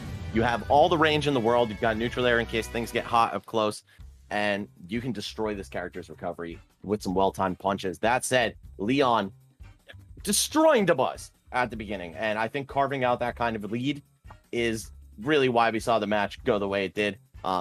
Dabuz's character roster counters Bowser so well, and we'll see if he's able to just have a little bit of a better opening, slow things down, and play the game the way he wants to for the rest of the set. Yeah, and I think such an important thing to become a top player. You got to be able to take game losses. You know what I mean? Even set losses too is important, but I think that game loss to Buzz, from an analytical standpoint, you're like, look, he got 2 quick ones. He really did, actually. 0 to death him twice, basically. And then Dabuz kept it really competitive, almost beating him. If he had gotten a couple more ledge traps, or if he caught him off stage in the right spot, it would have been Dabuz's game. So I know Dabuz, obviously, you're never happy about dropping a game, but it's all about how you adapt going forward. So game 2 here. And I also want to point out, He did jump the second time. Remember that? When I was like, okay, look for the next ledge trap. He's going to jump. He up beat, actually, and just tried to cut him off there, and it did work out. Yep, well, it's something. I should start my own meta is all I'm saying. Though, if these guys are on it, maybe me too. All right, see you later. Dash attack getting parried. Look at the side view, though, actually. Okay. I actually love that confirm from Min Min. The down tilt confirm. I think it looks cool. All right. Min Min, though, she's throwing out 2 quick ones every time those arms come out. It's funny, Bowser actually does have body armor in the form of Tough Guy. Not going to come into play against the hard hits that this character brings to the table, though. And right now, we've got the Buzz doing exactly what he has to. Keeping Bowser at bay, not letting him get back for free, not just to the stage, but out of disadvantage. And now the Megawatt's out. Even the heaviest character in the game can only stand up against that for so long. Ooh, Dragon Fire. A little taste of your own medicine there, Leon. All right. Now he's got to chase down not only a deficit, but a stock deficit. Absolutely insane stuff from the Buzz. I mean, we've seen it before, though. He's definitely made the adjustment. Now it's back on Leon. The pendulum has swung, Max, in terms of momentum and having control of the matchup. Really good stuff from the Buzz, but here comes Leon. See what he can do here. F tilt, something. Up smash. I love the idea on the up smash because he does hop up a little bit. Pretty sure you can get over the get up attack from him in there, but here we go. Recovery angle from Leon. It's been really good, actually. I like the low angle that he's coming in from. He's just lining up the timing nicely with the side B. Not going to kill yet, Max. That's huge. Yeah, and you saw that battle of wills when it came to the drift out of Flying Slam. If Leon had gotten it to the platform, we would have seen the stock gone. That said, another shot at it, and he's still alive. DeBuzz hanging on. Fat stock lead here. Now, got the 112. Now 122 on Leon. Okay, to the ledge. Here we go. Pressure again. Buzz just going for the little hits, man. Oh, hold on. Never mind. As I said that, he switched to the Megawatt. Look for the KO. Good pressure there. I love that Megawatt in there. It's so cool. Big shield damage, too. Yeah, Buzz trading space for himself. I think that's a big thing. Go ahead, man. Oh, no. I was just saying, how's it getting off this ledge? And the short answer was that he would find some way. I don't know. Here we go, though. Pressure here. Buzz with the positioning at the ledge, too, Max. It's just been so good. Up it! Ow! Ow! That was sick. No DI to speak of on Leon's part there. That move, I mean, it's not the weakest out there, but you didn't see the sparks and saw Bowser die kind of uncharacteristically early. Here we go, though. Leon with a fresh stock and potentially a fresh start. Working the Buzz to the edge. Game series is called arms for a reason, you know? It's not called legs, you know? Still worked out, though. Forward air, jumping up. Man, good job by the Buzz. He's going to have to avoid a lot of those ledge traps and off-stage plays from Leon if he's going to want to keep this lead. Go, though. Center stage. That's classic Min Min right there. Running up and just up-smashing, though. This is the scary part about Bowser. 50 is not a lot for... Oh, jeez, he can't whittle away his shield like that, though. But either way, the pressure's working out. For fair, Leon, what's he got here?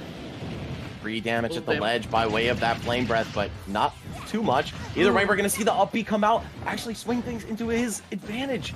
All right, parry. Yep, side B right afterward. This damage is climbing for DeBuzz. It's starting to look real dangerous. This is so scary, man. This is where the fear factor of Bowser can just take over. Not enough charge on that up smash. So close. Oh, he misses the back air. That could have been it, Max. Hold on. Huge situation. That grabbed? Yo, what? Crazy stuff, man. All right.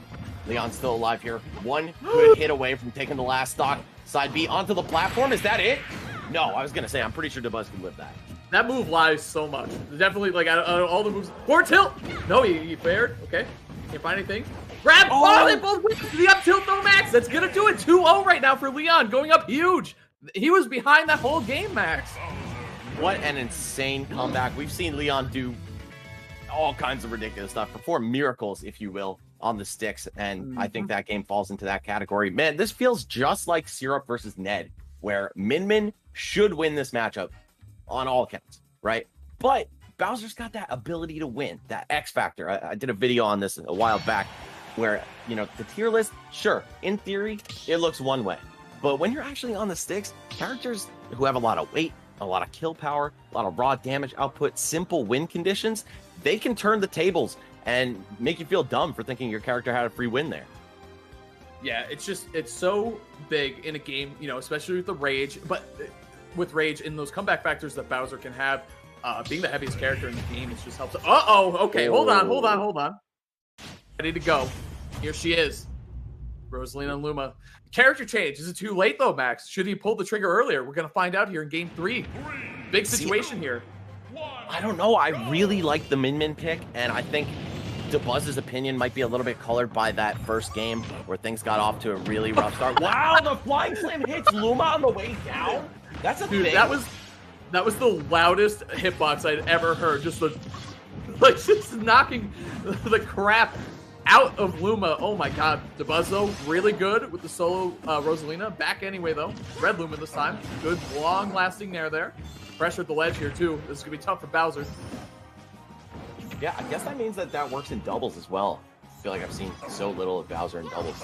Colored me surprised, but sorry for not knowing that off rip, chat. I know you guys might be toasting me for it. Either way, DeBuzz off to just about as good of a start as you can get here, but 55% on a paperweight character like Rosalina. You got to be extra careful, especially because Bowser's going to be killing Luma in like one hit. So there goes your ability to close out stocks without her. There's just so much control from DeBuzz, and I think that's his main thing. He just controls the stage, controls the tempo of the matchup. He's doing an amazing job at it, trying to force Leon to approach in these uncomfortable ways and just catching him in the air, man. DeBuzz, point blank, I love the gameplay so far. Dash attack, though, was huge. Disadvantage state, DeBuzz gonna have to recover here, too. Ooh, that's a lot of damage. Yep, speaking of getting toasted, DeBuzz suffering that fate, and wow, the get-up attack gets whiff punished by down B from Bowser. Such a wide hitbox, kind of thick. And now we've got a really, really close game. Up B out of shield, okay, pretty much dead. Well, that down B's been working out so well at the ledge for Leon. I mean, it's got to catch, ledge jump, get up attack like we saw there, all sorts of different timings and options from DeBuzz, especially in a big hurtbox character like Rosalina. So really well done by Leon there. He's sticking with some good options here. Up B, racking up the damage. Virtually tied in terms of percentage. Now Leon pulling ahead. Huge for a heavy character like him. F tilt is going to be the option here. Oh, no, or flame breath. Okay, I like it. Oh, no! What a monster! Down air. That was incredible. Leon's up smash is at the ledge. Could be the thing that wins in the set. He is up big time against DeBuzz. Don't get ahead of yourself, though. This is still DeBuzz that we're talking about, the king of New York. See what he can come up with here. I feel like the switch to Rosa was kind of informed by his Smash 4 expertise, right? Rosa destroyed the heavies, destroyed the grapplers, and Bowser was no exception to that. But in this game, we're looking at a much stronger Bowser in certain categories, and also a much less strong Rosalina. So the kill power that she used to have, with like a rage up air, that's not going to be present. You're going to really have to work for these stocks. DeBuzz finding this out the hard way here, 91% already. He could get sneezed on by the King Koopa and just evaporate. Yeah, if DeBuzz takes the stock, he's got a good opportunity. Yep, huge. Up air, of course. You already know what it is. DeBuzz, Rosalina, and Luma. Both of them out ready to go. Oh, up smash. That is going to do it for sure. Leon, JV2, taking out DeBuzz 3-0? Max 3-0? Are you kidding me? That was a zany set. And, I mean, Leon opened up so strong, just about as strong as you could possibly get. 2-0 to deaths back-to-back. One of them, of course, being a stock trade with the Flying Slam. But either way, he was able to carry that momentum, that fear factor he instilled into DeBuzz all the way through the set, even forcing him off of Min, who I personally think was probably what the situation called for. But DeBuzz's like, you know what, man? I'm down 0-2 with Min. I play multiple characters. I might as well switch it up. It's kind of the curse of having a lot of characters at your disposal, is that you might quickly lose faith in the one that you started with. And remember, you started Min for a reason. That said, DeBuzz still alive in losers bracket. Leon now qualified for the East Regional Finals. Congratulations to him, man. It's not easy, especially in this 2,100 plus man bracket. Rare to see a 3-0 against DeBuzz, and shout out to Leon for doing such a good job at Smash World Tour. You guys follow him on Twitter and all that stuff. I know he's been a little down on Smash recently, but I love to see the kid succeed. Played amazingly against one of the best in the game that we have today. DeBuzz down it, man. I don't even want to look at losers bracket right now. There are some of the best players in the world in that losers bracket. More than one of them. You know what I mean? Like, there's a couple top 10 players down there in the losers bracket. It is going to be an insane day of qualifying. As we all knew, this region is delivering. This bracket is delivering. There's just been insane upsets all over the place. Game 5s, unexpected 3-0s, just kind of everything you want to see in a bracket has just been incredible so far today, Max. But, oh man, okay. We got Riddles. Okay, Team Canada, by the way. Team Riddles. Hazard Matthew. Riddle. Real quick, before we intro these phenomenal players, okay. Do you have any guesses who DeBuzz is fighting in losers? Is it Tweak? It is Tweak. Only one of Tweak and DeBuzz, the best player in New Jersey and the best player in New York, will be making it by way of the main bracket into the North American East Regional Qualifier. So look out for that one. That's going to be after our time on the mic. Or actually, it might not even be on stream. But that said, Let's intro our next players because they are fantastic in their own right. 2 Canadian killers. One, near and dear to my heart as a part of EMG, that would be Riddles, the best Terry out there from Ontario. And you know what? He's been active since 2015. You know how old Riddles was in 2015? I think he was 11. Oh my god. What, dude? He's such a good kid, and he loves fighting games too. You can see his favorite game series, Guilty Gear. So he might have been caught up in that beta life last weekend playing the Strive. So he's still playing amazing in Smash though. Maybe he's inspired by his own soul bad guy, the good man himself, to continue that momentum forward. Uses FGC knowledge. Honestly, that is a real thing. Like, you ever play a game and like the knowledge kind of transfers? Like, you think of something in a situation one game, and then you think and apply it to another one. I don't know. I've done it a couple times. Maybe that's a little too there. No, either I'm way, right there with you, bro. It's definitely happened for sure, especially fighting games in Smash and all of those other ones. But either way, Lagrimas, amazing upset so far today over Nakat, a crazy game 5. This is a very patient game to watch. He also plays Inkling too, so this would be an interesting matchup. I'm not really sure who. I think Riddles is going to be going with the Terry throughout. Terry, though, definitely known for a lot of his pressure up close, good frame data, a lot of power when he gets his hands on a character, but Game & Watch known for really, really solid defensive play and get off me games. So I think in this matchup, it's going to be tough for Riddles to get in, but once he does, he's going to make it count. Yeah, this matchup, extremely difficult. But Lagrimas, coming from the north coast of Quebec, he's certainly proven himself today, right? I mean, you don't beat Nakat by accident. You don't make it here to a qualifying match by accident. So big credit to him. Game & Watch, I think, a hard counter to Terry, if I'm being real. We see Riddles listing no secondaries, but we already know he plays Ken and Ryu. And I think he's been working on Wolf and Diddy Kong lately. Not sure how dedicated he's been to that grind. But I would not blame Riddles for switching over to Diddy Kong for this. I think that's actually a really tough matchup for Game & Watch perennially in Smash, regardless of the iteration. Diddy is really good at shutting Game & Watch down. But if he sticks it out with the Terry, we will certainly see those really early kills on the, quite literally, paperweight Game & Watch. Though it will be really tough to approach and to stay in as well against the likes of Up B, one of the best pressure shakers in the game. Yep, it is going to be the Terry. And again, this is going to be a tough matchup in terms of pressure, something that Terry's usually used to getting kind of, I don't want to say for free, but it's one of the strongest things in his gameplay. Oh, Terry just shows up on the scene, by the way. He's like, all right, I'm here. I got a hat. I'm jumping in. Let's get to it. Game 1, Lagrimas against Riddles. Qualifying max. Big match here. And, oh, geez. Okay, no conversion there. It's okay. He gets one on the other way. Shout out to Locust. Don't even need to say it. You already know what it is. JJPD, bro. Jungle Japes Police Department on the case. All right. Oh, yeah, I was going to say crack shoot, actually a huge boon to Terry in this matchup. It's a great way to close distance. Got that overhead arc, and you could potentially either trade or just clean hit Game & Watch out of some of his moves that normally he relies on to space. And so far, man, this is not looking like a terrible matchup for Terry. Don't let Riddle's insane gameplay fool you, though. It's really rough. That was great. He had the charge, by the way, ready for his up B. So he had the charge ready to go. You see the blue kind of flash on the character, so nice job. Yep, there's the rising tackle again. So he went off stage with the power dunk, but he was charging down the whole time. So just a little note for you guys there. Help him recover, but he has to recover out of this situation really bad. He does have the go meter, though. Ready to go. Oh, fell out of it. Oh, wait. Are you done? Are you okay? Oh! Yeah, looks for the really, crack really. shoot. Oh! He grabbed that leg with his legs, bro.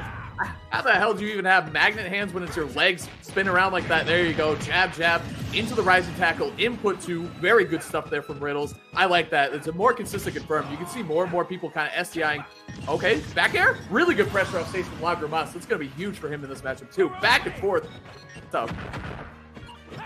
Picking the bomb out of the way. Of course, any hit in the game, pretty much, guys, will disable the hitbox on that. So if you see Game & Watch getting happy with the forward air, just go challenge him straight up. You have nothing to lose. Talk about how strong the crack shoot is, the gap closer in this matchup. Catching Game & Watch is one thing. He does like to jump a lot, too. Catch him in the air with the crack shoot. Gonna be good damage for the Terry. Uh-oh, Riddle's forced into air dodge, kind of the last resort defensive option. Wow. If he had bonked on the side of the stage and died that way, that would have been so sad for Riddles. Either way, we're pretty much dead even still. Game & Watch stuck at the ledge. What's the trap going to be? Busts out of it with up B. I like it. Oh, and Riddles almost delivering on a forward tilt to crack shoot. Just a little far out of range. And I think that's because Game & Watch is so light. He just flew too far. Here's the thing is that the up B up the ledge has been so good. Oh, no confirm after the jabs right there. Could have potentially been death. Riddles didn't like it, though. I like that. If you don't like the confirm, you don't see it, sometimes it's better just to back off. I don't know if he missed input or something there, but either way, still alive. Got to make it down, though. Lagrimas has been so good in this position all day. Oh, I thought we were going to see it. Yeah, I thought Lagrimas was just going to pop the up B and get out of there. Riddles maybe actually fast enough to punch that. Though I think he could have done it. I think he could have up beat out. Either way, great magnet hands there. Riddles staying alive, keeping the go preserved as well. We might not even see a kill, but just used for damage. Good pressure here. I mean, we saw Lagrimas with the pressure from below before. Now we're seeing Riddles, but now Riddles off stage. Has to recover. It's going to be tough. Early crack shoot. Oh, is that going to... Oh, I was going to say, the game is lying. That is the biggest lie. Yeah, I did not like that. Okay. Come on. He literally almost landed center stage. No, I'm just kidding. Not center stage, but, you know, now I'm the liar, you know? Here we go. Yeah, he literally would have had to hold it out, like, to the left to die from that. Okay, punish. Just a dash attack, though. Yeah, Game & Watch's ground normal's not the fastest, though those smashes are really quick to end. Yeah, and that's the thing is, like, I like the idea of swinging with the golden meter, because even though you lose the stock there, you win, basically, and if it doesn't, you die, but now Terry still has kill power. Yep, that's what I'm talking about. Yep. He'll come in and blazing. Very good stuff. Riddle's taking that one down. Clean game one. Playing the matchup exceptionally well, as we've been saying all day. I think the crack shoots are just exceptional, and one thing is, Riddles' recoveries, they need to be on point because Lagrimas, very, very good off stage with a character that's good off stage against a character that has an exploitable recovery. Riddles isn't recovering like this. He's losing that game one very fast. I think Burn Knuckle might also be a bit of an unsung hero in this matchup, obviously because it has devastating kill power, but I mean, this man is wielding a whole ass lance on his way over to you. So if you trade with the multi-hits of, say, back air or neutral air from Game & Watch, you're coming out on top of that exchange every time, even if it doesn't kill, just given the percents and survivability of these characters, it's a winning trade for Terry. I would really like to see Lagrimas go for a little bit more aggression off the stage. I think he did a great job of it in that set, or in that game, but that's really where you're going to capitalize. That and the juggles. So difficult for Terry to get around. And we also see up B being a huge thorn in the side of Riddles. Normally, Terry can kind of just jab or tilt at your shield and wait for a reaction, but if you have a great DP, like Game & Watch's up B, like Dolphin Slash, something like that, you're going to get a lot of breaks against Terry. Yeah, for sure, man. Shutting down the pressure is just such a big thing against any of the fighting game characters, you know, Ken, Ryu, and Terry. Gramasa, going to, amazing song, by the way, first off I gotta say, but going to battle facts. See what you can come up with here. Oh, the raw up B. I mean, you can get away with it since you're still able to move and act after that, but I think that's kind of a sign of fear on Lagrimas' part. He knows that Terry likes to get scrappy up close, and that's something you got to shut down, sometimes even preemptively. Jab, going for the power. That's what I'm talking about. You guys got SDI through it. Light character like Game & Watch certainly can do it. I bet your main can too. It's not that true, to be honest with you. Oh, Bears. Okay, yeah, these are the juggles that we were just talking about, guys. It's so difficult to get back down to the ground, and it's actually kind of tough to punish Power Geyser from below like that. I can't believe he almost armored through. He almost armored through that back air, by the way, with the Power Geyser again. Look for it again. Riddle's not afraid to throw out these supers. I like it. Good pressure. Yeah, we're getting so many of these matches that really show the dichotomy between like X Factor and strength on paper, right? And Terry versus Game & Watch certainly falls into that category. Yeah, Game & Watch can do all kinds of terrible things to you, but you know what? When it comes to killing, Terry's got his number. Oh, and look at that 50 off the back. Beautiful landing up airs into the rising tackle. Disgusting, man. You see really good Terry, Ken, Ryu players. They're able to combo and extend off of these platforms. They're not in their own game, but they certainly make it look good in Smash. Really smooth stuff here from Riddles. Really moving a lot on these platforms. This is disgusting stuff. Still living here at 150% too. This could be another Game & Watch stock. That grab range from Terry. As a Ken player, I'm very jealous of it. That's all I'll say. Very, very good reach on that move. It's good. It is, dude. Especially the dash grab. Grab and dash attack are such threats from Terry. Oh, and Power Geyser, why not? Wow, there was no spot dodge cancel attack. I'm a little surprised. Riddles loves going for that option. Oh, jeez. Great attack. Backs the ledge. Gets there right in time for a back air on the landing lag of Rising Tackle. All right.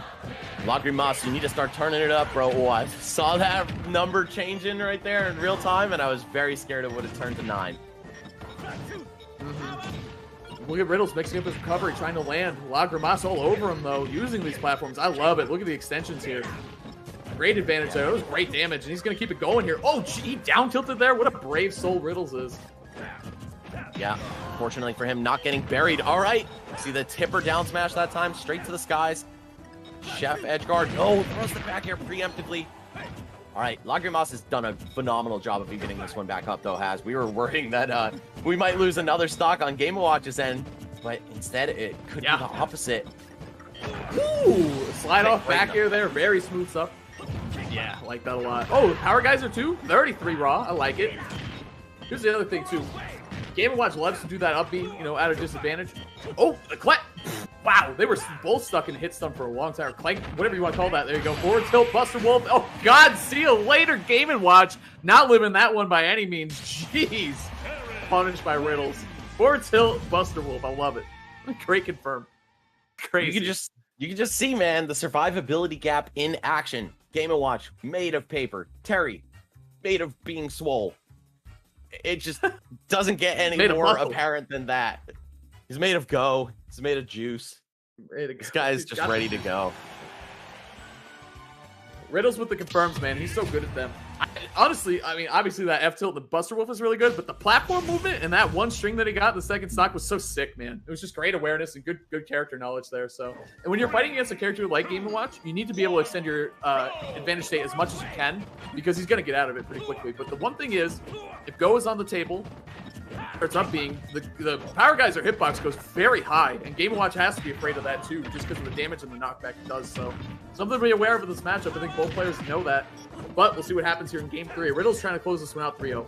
Grimace trying to force to Game 4. But we'll see what happens. So far, it's looking good for the Game & Watch. Nice cutoff there with the up air.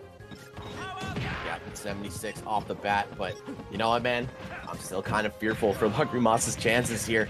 You can get all the juggles in the world, but once that meter is full, which it is 100.0 on the mark, could be looking at a dead Game & Watch in seconds. He's looking for the, yep. Dodge cancel into the Power Geyser, yeah. Couldn't find it, but either way, Riddles has to land again. Harry weighing in at 108 units, able to survive that up smash at pretty ridiculously high percent. Normally, anyone would just die to that, but...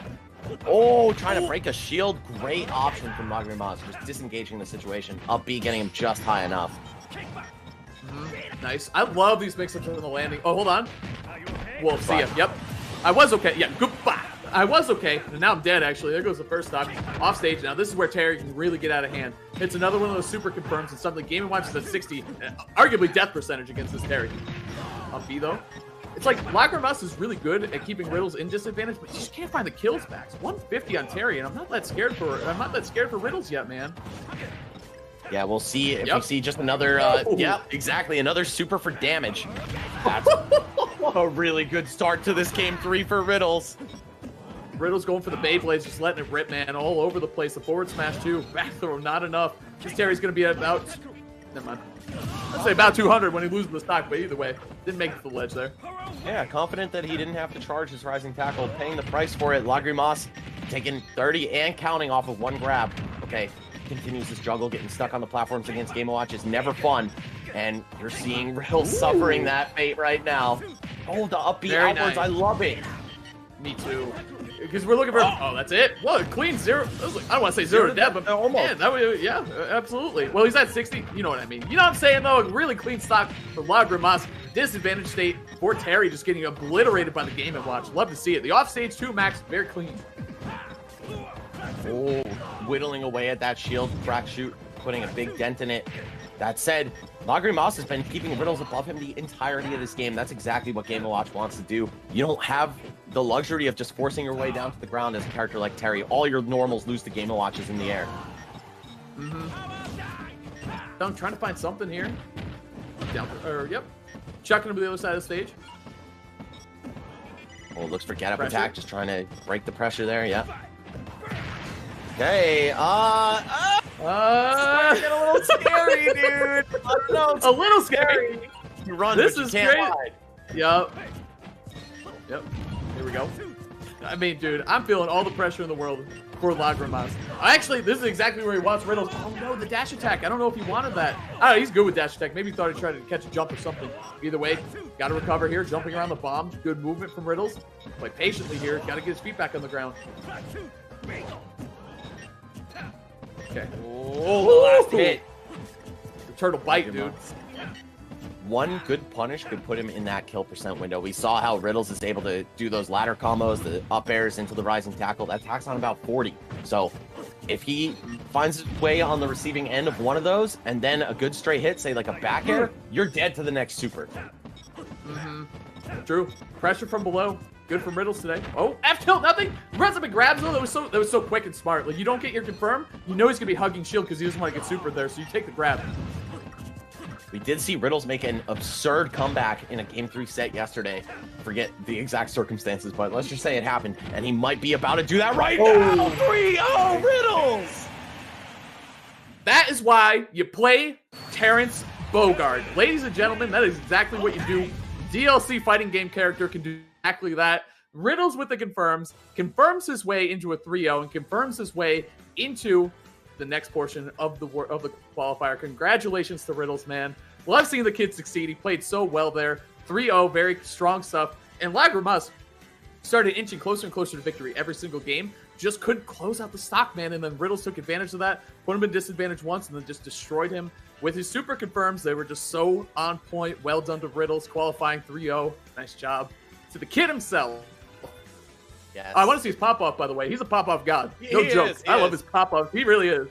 Lagrimas, a wonderful run through the bracket today, falling just short of that qualification through the winner's bracket. He's still got another chance. Has to win 2 in losers to make it. But as we know, that is a pool of sharks down there. But I also just have to say real quick, hashtag EMG win. Anyway, congratulations to Riddles. He has secured his spot in the Eastern Regional Qualifier. That will be taking place later in the year offline. So certainly a high honor to make it there. You know, we're finally wrapping up this Wi-Fi arc of things here at the World Tour. Love to see him make it, man. This is a player who just has earned so much success, and he deserves every bit of it.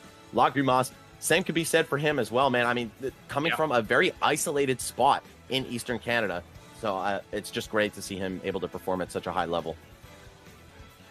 For sure. And, you know, it's sad to see a Team Canadian team kill. And like I said, Max, earlier in the cast, I know you and I both have special places in our hearts for the Canadian Smash team. Such a great scene overall. Huge scene, too. In my opinion, underrepresented for how strong they really, really are. But Max. Either way, happy to see Riddles close that one out in 3-0. Because if we go to a Game 4, who knows what's going to happen next? You know what I mean? It's a game and watch like Lagrimas. Anything could happen. So well done to Riddles closing that one out. Lagrimas definitely still can qualify to the loser side of this bracket. Down but not out, as we've said before. So very good stuff. Next, we got Ned versus Armadillo. Max, are we taking that one? I don't believe so. Production, if you could confirm real quick.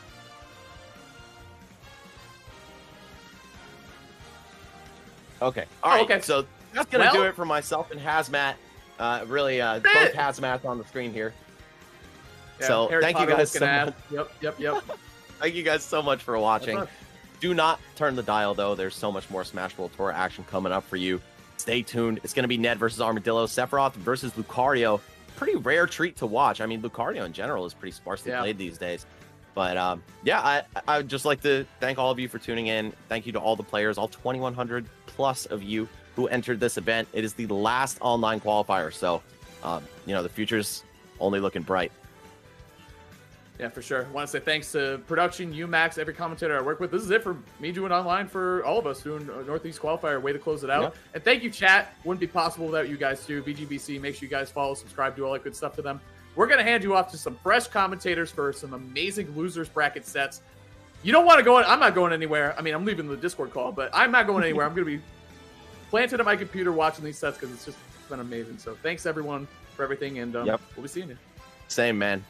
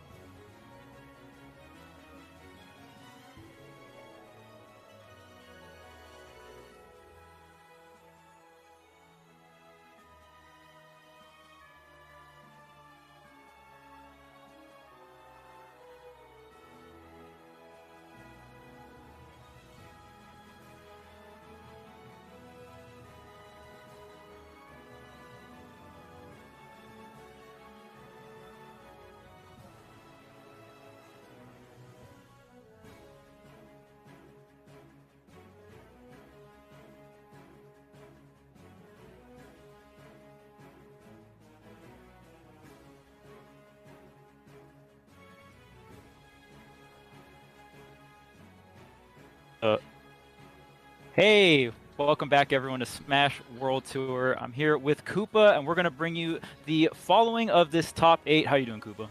I'm doing great, Charles. It is a pleasure to be here with you today. We are here. We're at the end of the road here of our World Tour. The car is littered with trash of all the various rest stops we've taken throughout on this vacation. And, just you and I, a couple of podcast hosts, Charles, we're going to be your vehicle to take you to the home stretch here. Into Smash World Tour Northeast qualifier. But we are take a quick dip into the losers bracket right now. Listen, everything that I grew to expect for this tournament this weekend has been true. It's been an absolute bloodbath over however many entrants we've had today. And as we take a look, we are gearing up for the top 8 and the last chance qualifier, which again, need I remind you, has been absolutely chaotic today. The most entrants out of any of the qualifiers. No surprise that the level of competition today was going to be on a different level. Absolutely. Even seeds 1 and 2 battling for a shot to qualify. Very, very wild in the losers bracket. That match did go ahead and finish. It was Tweak versus the Buzz. Tweak was able to take it over to Buzz 3-1. But next up, we have Ned versus Armadillo. Yeah, as we take a look here between the two players, Armadillo coming from the Montreal region, Lucario main, and with the Pyra and Mithra secondary, has spent a majority of the day in losers today, but has had to go up against a bunch of killers, including Pokelam, Raven King, two mainstays in a lot of the East Coast and the Midwest, Wi-Fi brackets, and beat Quid 3-2, the Pokemon trainer that sent Tweak into loser bracket earlier today. And Ned continuing to impress as one of my favorite players to watch. His clutch factor, when his back's against the wall, is unlike anything I've ever seen in that set against Mr. E. Taking a quick dip here after a loss to Syrup in winner's bracket. And the winner of this will move on to qualify here, Charles. So here we go, Battlefield for game 1. Absolutely, yeah. Ned has been really showing off the Sephiroth, and a lot of players will say that Sephiroth does perform a lot better in an offline environment, and I'm sure Ned obviously is a very skilled player offline as well, but just kind of showing that the Wi-Fi Sephiroth can make an argument as well. He's been definitely showing us the clutch factor combined with that one wing, a very, very powerful comeback mechanic, and when utilized with with a really skilled player, you can really see the potency of it.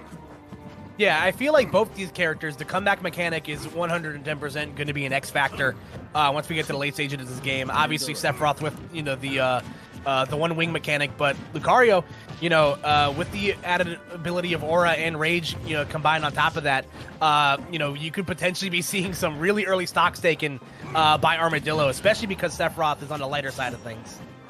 Yeah, and there's been a lot of DLC with a bunch of different comeback mechanics, but realistically, Lucario was the first character with a comeback mechanic in Smash history, was the prototype of Rage. It was the only character that kind of got powered up the more damage. He was in Brawl, and then that kind of transferred universally to Smash 4. So very interesting just past of the mechanics. But yeah, just kind of, we see the one wing out and the Aura not getting too much damage off the Aura. He's only currently at 57%. This is like, oh wow, he's able to land the back air. That was pretty much one of the few moves that Armadillo could actually get the KO with because he had so little damage on top of him. So that's why Lucario can be weak at sometimes because he does not have enough damage on him, but still was able to get the kill. Very nice.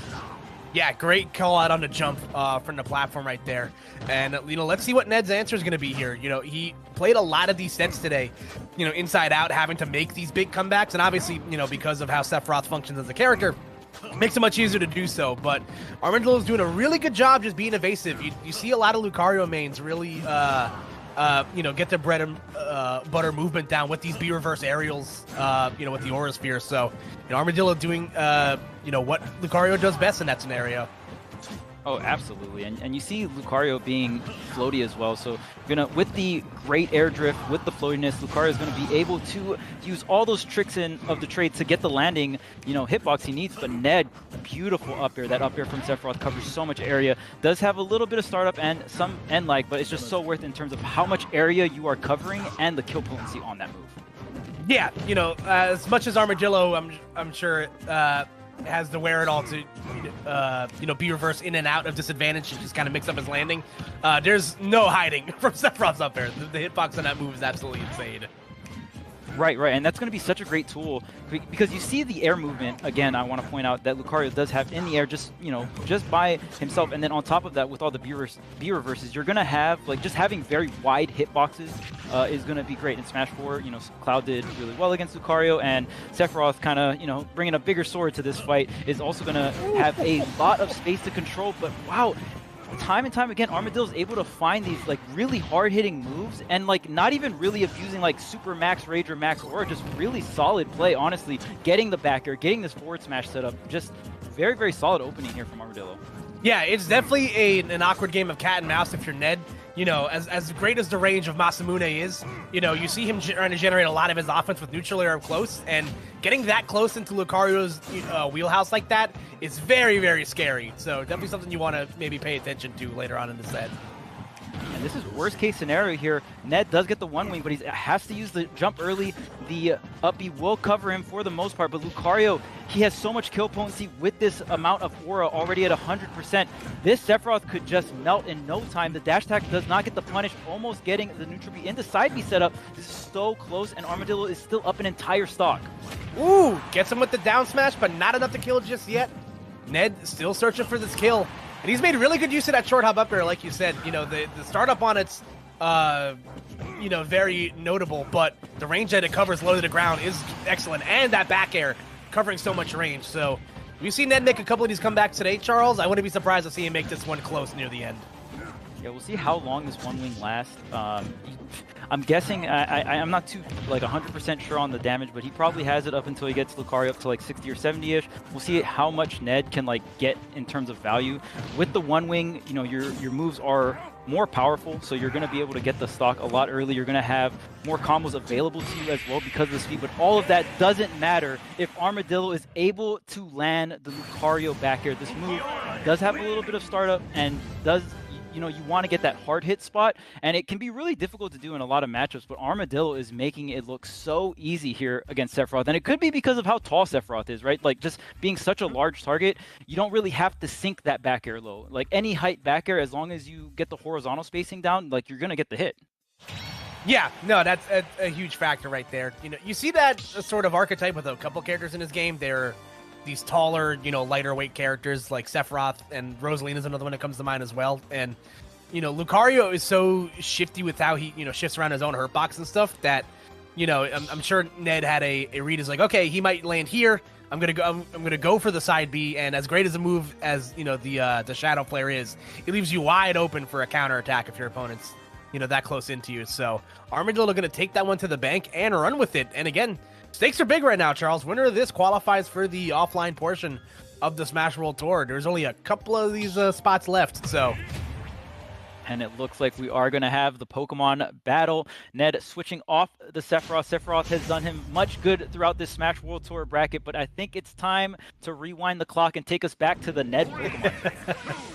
Yeah, Lord forgive me, I'm about to go back to the old me, as Ned is going to bring us back through time with the Pokemon trainer. Like you said, I feel like it's so it's been so long since you've seen an offline tournament, you forget that Ned is a prominent Pokemon trainer main. But this do not sleep on this counter pick. Yeah, and definitely known for the Squirtle, especially when the game first launched. Ned was very, very heavy Squirtle player, definitely known as one of the best Squirtle players as well. Has definitely improved since then and really improved the roster of his whole, squad, the Ivysaur, the Charizard. You got to level up the Pokemon evenly, you can't just put it all into one Pokemon. That can kind of work sometimes, but not all the time. Yeah, and it's going to be an interesting war of attrition here. Obviously you've seen it with a lot of Pokemon trainers in these Wi-Fi tournaments. You stick with Squirtle for the bread and butters, and then it's really Ivysaur and Charizard that make up the bulk of your bullpen to try to get you through the rest of the game. And, like we mentioned before, being a bigger character against Lucario can be very dangerous. However, Charizard hits like a truck, so if there's ever oh my, really? Wow, yeah, that killed. Wow. maybe some sus DI, or maybe that move is just strong. That Lucario up B, you know, it does get increased distance as you get more percentage on you. It does, the range increases with the aura, but because of that, maybe Armadillo should have sunk a little lower. I feel like with that angle, that arc, he kind of overshot the ledge just a tad bit, making it a little easier for Ned to get that down tilt and get that KO. Yeah, whoever said you can't win a fight with a headbutt was lying. Charizard definitely just did, so. Okay, Ned holding on strong here with the Squirtle, not opting to get out. There it is, gets his damage, and like you said, now it's time for the KO with the Ivysaur edge guard. Going to reset to ledge here. Is he going to get the down air? No. Goes for the forward smash, doesn't connect, almost gets a pivot grab as well. Ned onto the ledge here, and that Aura Sphere is going to be so hard to deal with when you are on the ledge or in the corner against Lucario, especially with Aura, because it makes the, you know, the Aura Sphere even bigger.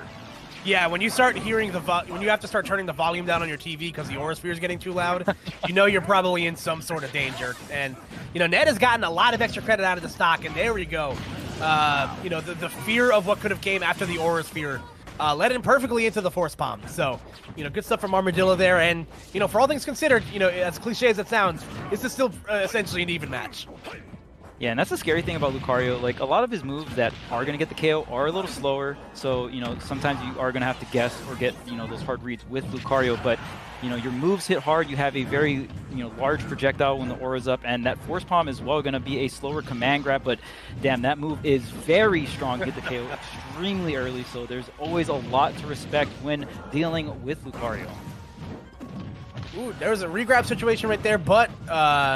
you know, Ned not in a position to get a punish out of it, so Armadillo able to reset things in neutral. Ooh, but getting a little too comfortable with the Aura Sphere B reverses as Ned's there to greet him with the Charizard back air as Ned finds himself up one stock here. Yeah, now it's time for Squirtle to get that damage. The forward smash is enough. Wow. Got KO'd while switching. I don't think I've ever seen that. I've watched this game for years. I don't think I've ever seen that. So yeah, that's a new one for me too. Maybe tried to use switch to, like, I know there's some moves that increase your momentum in hit stun, and then there's some moves that stop your momentum in hit stun. So maybe tried to use the switch to stop the momentum, didn't work out. Nonetheless, I was going to be surprised if he were to survive that anyway, as Squirtle so light. The down air, can you get the repeat? Goes up and over, the nair does not connect. Very good recovery by Armadillo. Yeah, excellent stuff right there. Giving himself a, you know, a puncher's chance here. You know, 30% separating the two, and as we mentioned, is definitely nothing to scoff at here. You see Ned, you know, searching for the home run hit here, does get the back air to at least set up another scenario here on the ledge. Ooh, there's the forward air. It is not enough. Lucario, can he get back onto the stage with all of this rage, with all of this aura? Okay, there's the nair. Platform tech chase gets the roll read in, and Ned finishes it off with the Charizard up smash. Yeah, that was just a great conversion right there from Ned. You saw him back off the ledge just a little bit, you know, reset his timing, not going to overcommit to an option at the ledge right there. And, you know, the nair set up a tech scenario on the platform, you know, so and because Charizard's up smash is so big, I feel like that he really didn't have to move that much to cover, you know, whichever way Armadillo was going to roll. So the counter pick working out in spades right there, both stage-wise and character-wise for Ned right there. So we are back at even games here. Yeah, I feel like with PT, Ned, maybe, you know, Sephiroth is a new character as well, right? So maybe you're not really super comfortable with Sephiroth in every single matchup, right?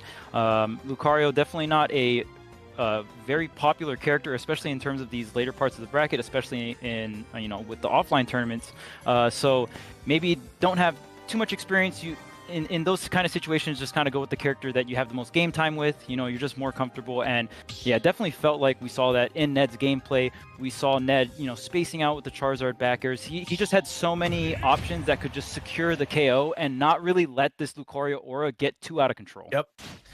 Yeah, no, 100%. You know, like you said, when you get to this point in the bracket, especially with as much at stake there as there is, you know, just sometimes the best option is just to go for your comfort pick. So Eti's going to be the choice here for the stage. What do you think of the stage choice here for Armadillo? It's going to be nice and open here. Aura Sphere going to control a lot of space. You know, Ned's not going to have those platforms for the platform tech chase. Platform tech chasing obviously very good with characters like Ivysaur, Charizard. They have ridiculously huge upward hitboxes that cover large amounts of areas.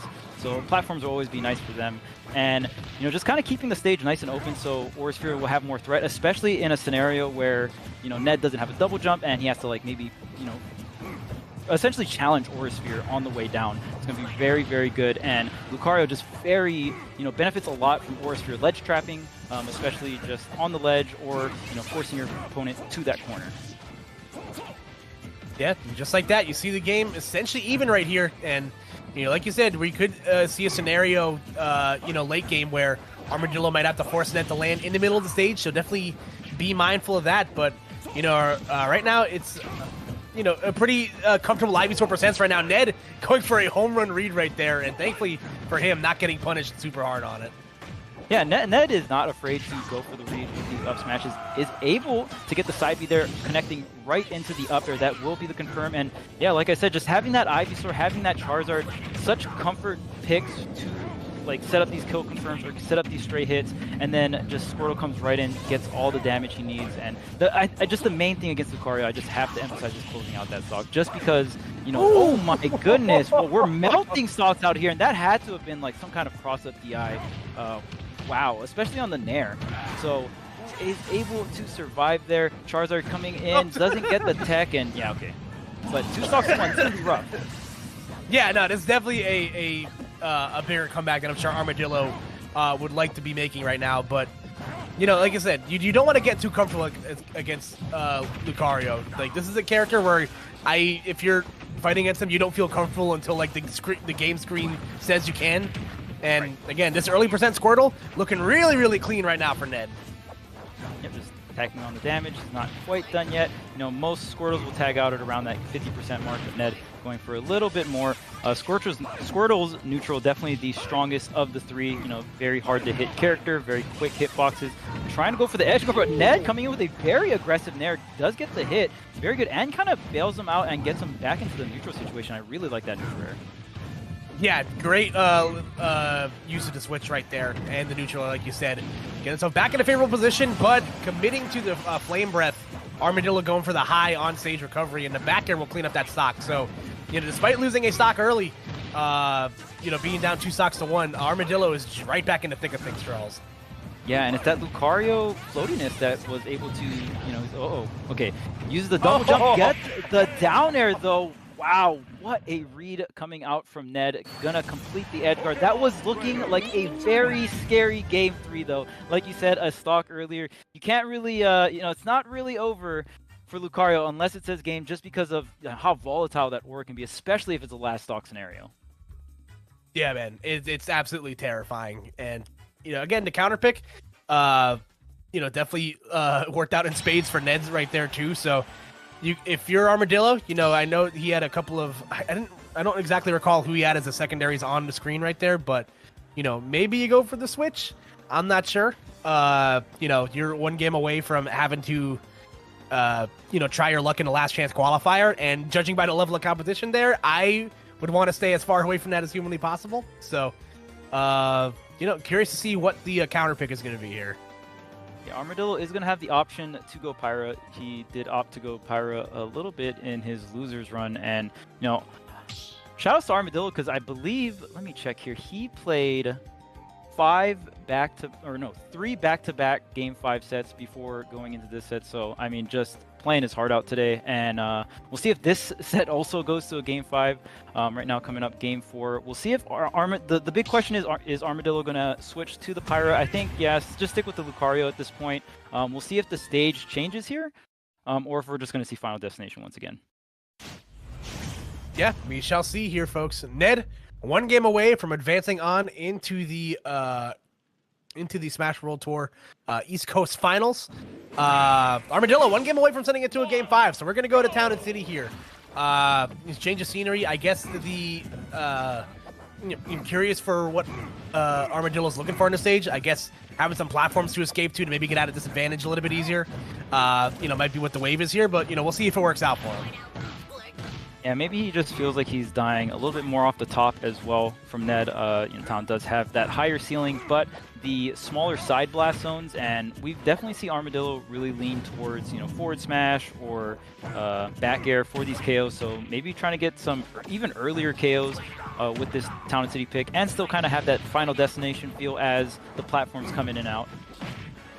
Ooh, there you go. I always get so nervous whenever, you know, Squirtle has, you know, those like low percent like tech chase scenarios, man. Like, even on Wi-Fi, you know, as Squirtle definitely falls out of favor, you know, past a certain percent, it's still nothing to scoff at. Oh, absolutely. Oh, and this might be the KO. Wow, barely surviving. Perfect DI from Ned there. You saw him go straight to the absolute corner, utilized every single bit of blast zone he could, and is straight switched to the Zard, even though at 91%. Ivysaur not even going to see play here for this first stock. Yeah, definitely want to get as much durability as his last stock as you can, as the percents are essentially even right now. Oh my god! Oh, the back air, like, as you know, both of them are just, they really want that back air, right? Especially when it's Zard Lucario, it's like, all right, how am I going to hit my back air but not get hit by yours? Gotta call it like it is, Charles. Sometimes the back air is just nice. Yep, exactly. See if Ivysaur, we have prime rage percentages here, and Ivy can do some nasty things. We'll see if we get a landing back air or a Nair starter here. Ned still trying to search for this. Utilizing the platforms, I like that. That's a very common piece of strat. And the deep back air, going to catch the dash back.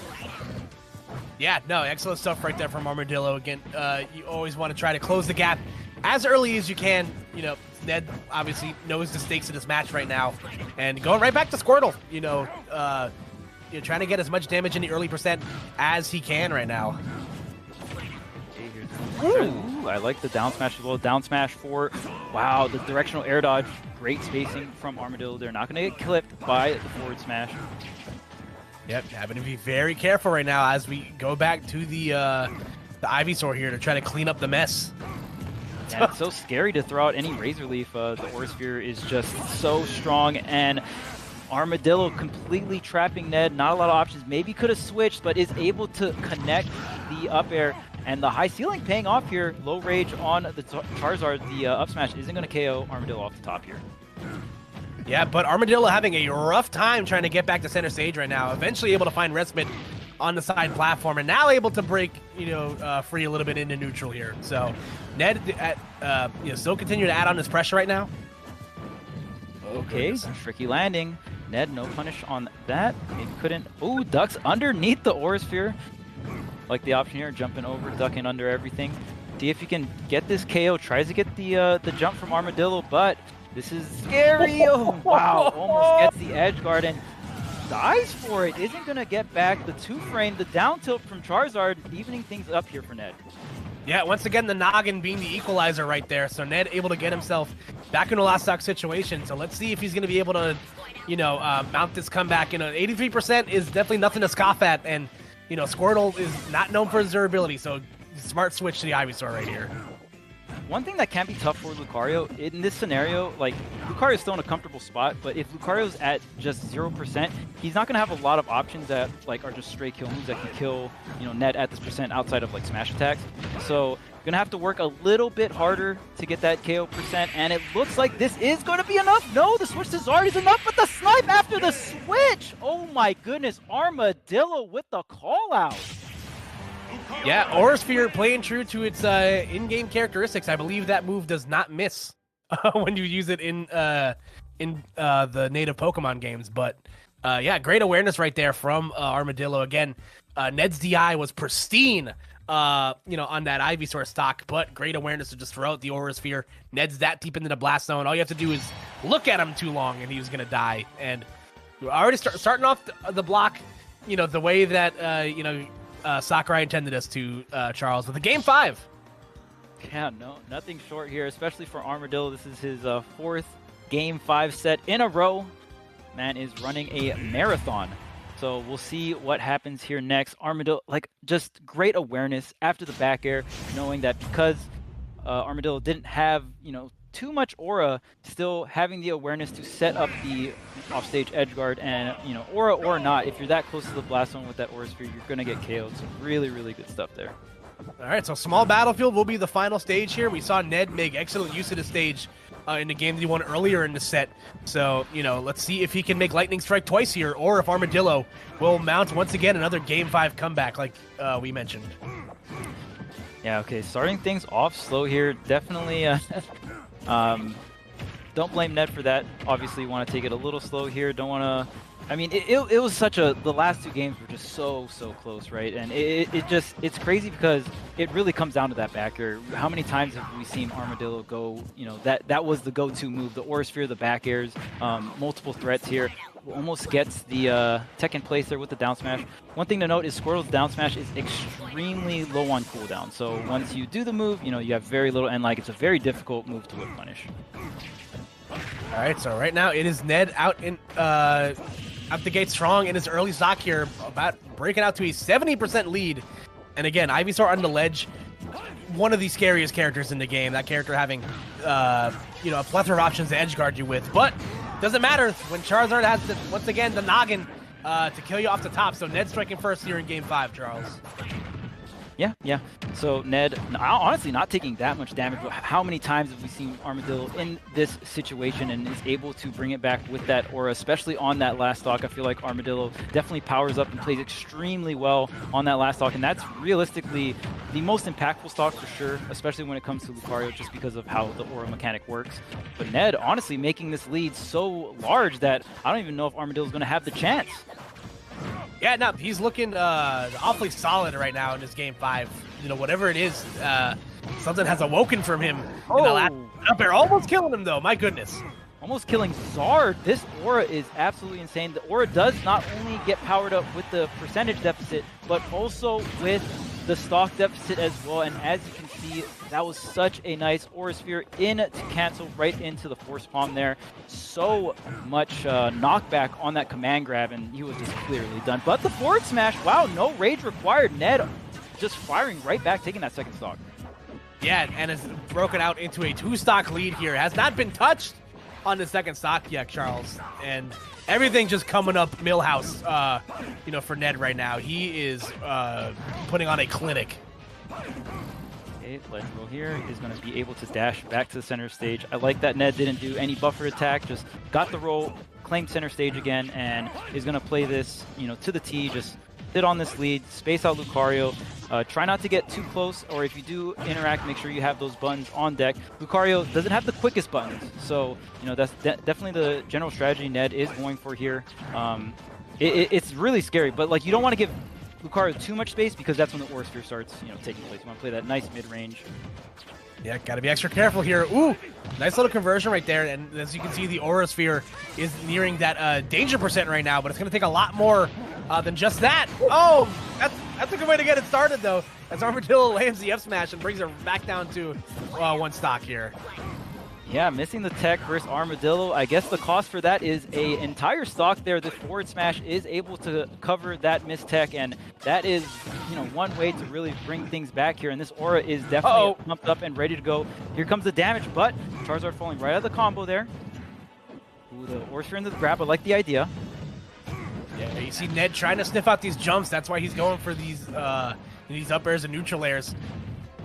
Ooh, so close. So scary. Even though it's Zard at 59, especially if you played Smash, you know how powerful this aura is. So this is there's the parry into the. Oh, I think you want up smash. Wait a minute! No, not like that. Oh my goodness! Armadillo gets the punish. Ned tries to go for the up smash, gets the up tilt, then goes for the forward smash after. Armadillo just has the shield discipline, holds the shield, gets the correct punish afterwards, and that is how Armadillo is going to qualify into the next phase of Smash World Tour. Wow, what a set. Game 5 situation, last stock, last hit, man. You know what they say, Charles, it's not over till the last Pokemon sings. And my God, listen, kudos to Armadillo. Like we mentioned before, he had to play 4 straight sets worth of Game 5 Smash. And, I don't care what competitive setting you're competing in, to have that sort of, mental fortitude and stamina to be able to to play 20 straight games in a row. I think that's math. That's correct. It's been a while, but yeah, listen, kudos to him, qualifying for the offline portion of the Smash World Tour. Ned was going to add another dangerous component to what's already a very potent side of the last chance qualifiers. So, we will stay tuned for updates on that, because I imagine it's going swimmingly for everybody. But wow, what a way to start off the block for us, Charles. That was incredible. Yeah, that was a really fun set to watch. You don't get to see Lucario too much, right? So especially with a lot of these Wi-Fi tournaments, I think one of the biggest benefits is we get to see a lot of diversity. It's just the Wi-Fi bracket is so much more available as well, right? So you just get to see so many different characters really come to and just come and meet together, compete, and you get to see so many different characters played at such a high level. So very, very fun treat to watch. Lucario, definitely a character that you just don't see too much of, especially in the early meta of Ultimate. So maybe Lucario mains are starting to figure out the character. Even year 1 of Ultimate, thinking back on it, there was a lot of characters that most of the community didn't think was too strong, but actually ended up being a pretty solid or good character for the metagame. So Lucario might be one of those characters coming up. Yeah, I feel like the people that play Lucario have been playing Lucario for like a decade. Like, this is one of those things where you just sign like a lifelong contract and you just can't, get yourself off the ride. But yeah, listen, that's the thing about this game that is still so, kind of overwhelming at times. There are so many characters in this game. There's so many cross matchups you have to examine. And, speaking of matchups, my lord, it is a crime that we have to watch these two fight so early. It was a crime that the Buzz and Tweak had to fight so early. Two of the tri-state, flag bearers, for sure, as we keep the gravy train rolling here, as TSM Tweak will be going up against Deadly Alliance's very own Sinji. Yes, Pac-Man. Tweak actually got put into losers from Pac-Man as well in the winner's bracket. So now he's facing off against another Pac-Man, being Sinji. You guys all love and know him from New York. And yeah, this is going to be a tough matchup. This is a rough matchup for Diddy Kong.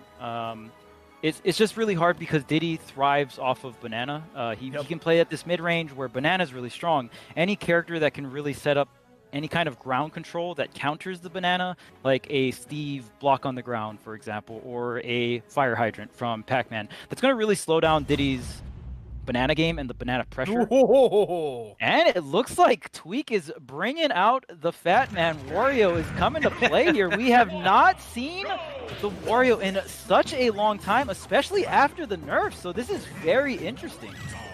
Yeah, listen, like we brought up before, when you get to these later parts in the bracket and you might run into some matchups that you don't have a lot of experience against, go with what is most comfortable to you. And Tweak really wrote a lot, helped write a lot of the book for Wario early on in Ultimate's meta. And let's see if you can get back on the bicycle and pick it all back up again. Yeah, arguably one of the best Warios to do it in the history of Smash. So, I mean, Tweak was the highest ranking Wario in the first season and the second season as well. So, just a very seasoned Wario player. Obviously, the best solo main Wario is Muto. But, yeah, I mean, just like you said, is no stranger to the Wario meta. Obviously, Wario has recently gotten nerfed in the previous patch. So, definitely, I think the nerfs were, were pretty heavy, but I still think this character is viable, is able to compete, and we're seeing it right now. Yeah, and you can definitely see why he would want to opt for Wario here, Charles. Like you mentioned, any sort of character that can set up ground control, really gives the characters that Tweak's, been practicing, like Diddy Kong, a lot of trouble. Wario, having one of the best air drifts in the game, can negate all of that, not having to engage with the Fire Hydrant on the ground unless he wants to. So, definitely see why he would want to opt for Wario here. Yeah, Wario can play a grounded game, but usually you see Wario's in the air, like you said, really abusing that air drift. And there it is, the up tilt waft. The nerfs couldn't stop it. So that was one of the things that was nerfed, was the up tilt, and I believe the start of time of waft as well. But yeah, they're still able to get that confirmed. Maybe with the nerfs, they just wanted to lessen the window for it, make it a little bit more of a precise window to go for. But Tweak's still out here making it work. Yeah, listen, Waft is still a potent kill option, despite the fact that they definitely, neutered it a little bit. You can't nerf a bowel movement, Charles. Yeah, exactly. And another thing, too, like you mentioned, Pac-Man usually wants to sit back, really wait. Oh, wait, we got another conversion here. The Rising there almost connects. But all this time that Pac-Man sets up the hydrant, charges the fruit, that's all time for Wario's Waft to charge. So Tweak not really in a rush to interact with Pac-Man. He doesn't have to, especially with the stock lead, but even more so, even without considering the stock lead, his next Waft is just charging up. Yep, exactly. And you see right here another factor of the game that, not many I'm sure players feel comfortable doing is engaging in set play with Pac-Man's own items. You know, Tweak obviously playing a set play character of his own, you know, knowing that, okay, as long as I hold on to this item, Pac-Man's entire neutral game, it feels like just changes on the fly. So you see Tweak not afraid to engage and, you know, Z pick up these, you know, these bells and these other bonus fruit that might be coming out. Oh, absolutely. And, you know, that's one thing that can really separate a lot of players. Some players, their item control isn't that great, so they'll struggle a lot with, you know, Diddy Kong, Pac-Man, some of these item characters, Snake. Being able to, even if your character doesn't have an item, you as a player having really good item control, that's going to be a really big factor in a lot of matchups. The air dodge, there's the strawberry, and there's the bike there as well. Tweak not even going to go for the upbeat. That is definitely the KO. And Wario, without that bike to recover, you know, can be pretty troublesome to get back on the stage.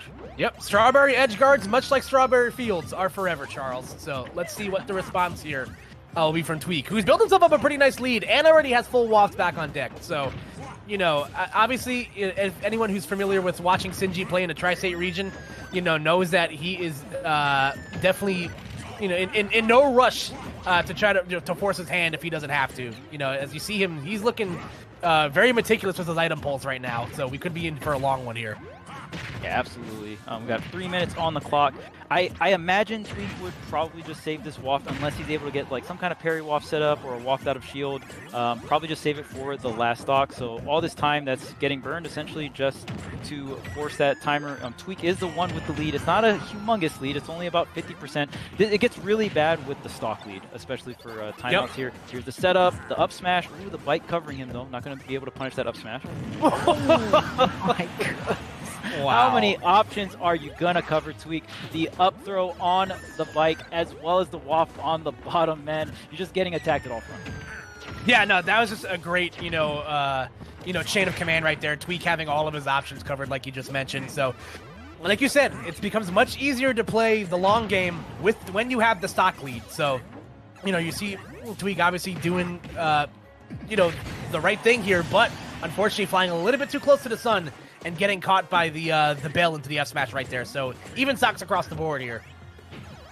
Yeah, that's something you gotta be really careful. Pac-Man had no rage there, but Pac-Man forwards or just smash attacks in general are very powerful, which also just in return makes that bell very, very powerful. You gotta respect it. Now Senji with the lead here, 1 minute and 35 seconds about on the clock. Okay, the Nair into grab up air. Do you get a frame trap? No, the trampoline is there to save Senji.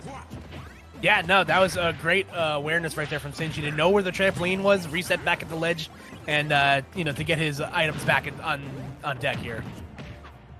Okay, we got a little hydrant play there, kind of setting it up like a Gordo. I believe Wario can eat the bonus fruit as well, so that's going to be something that I have to be careful. But the control of the bell going back and forth between both players here.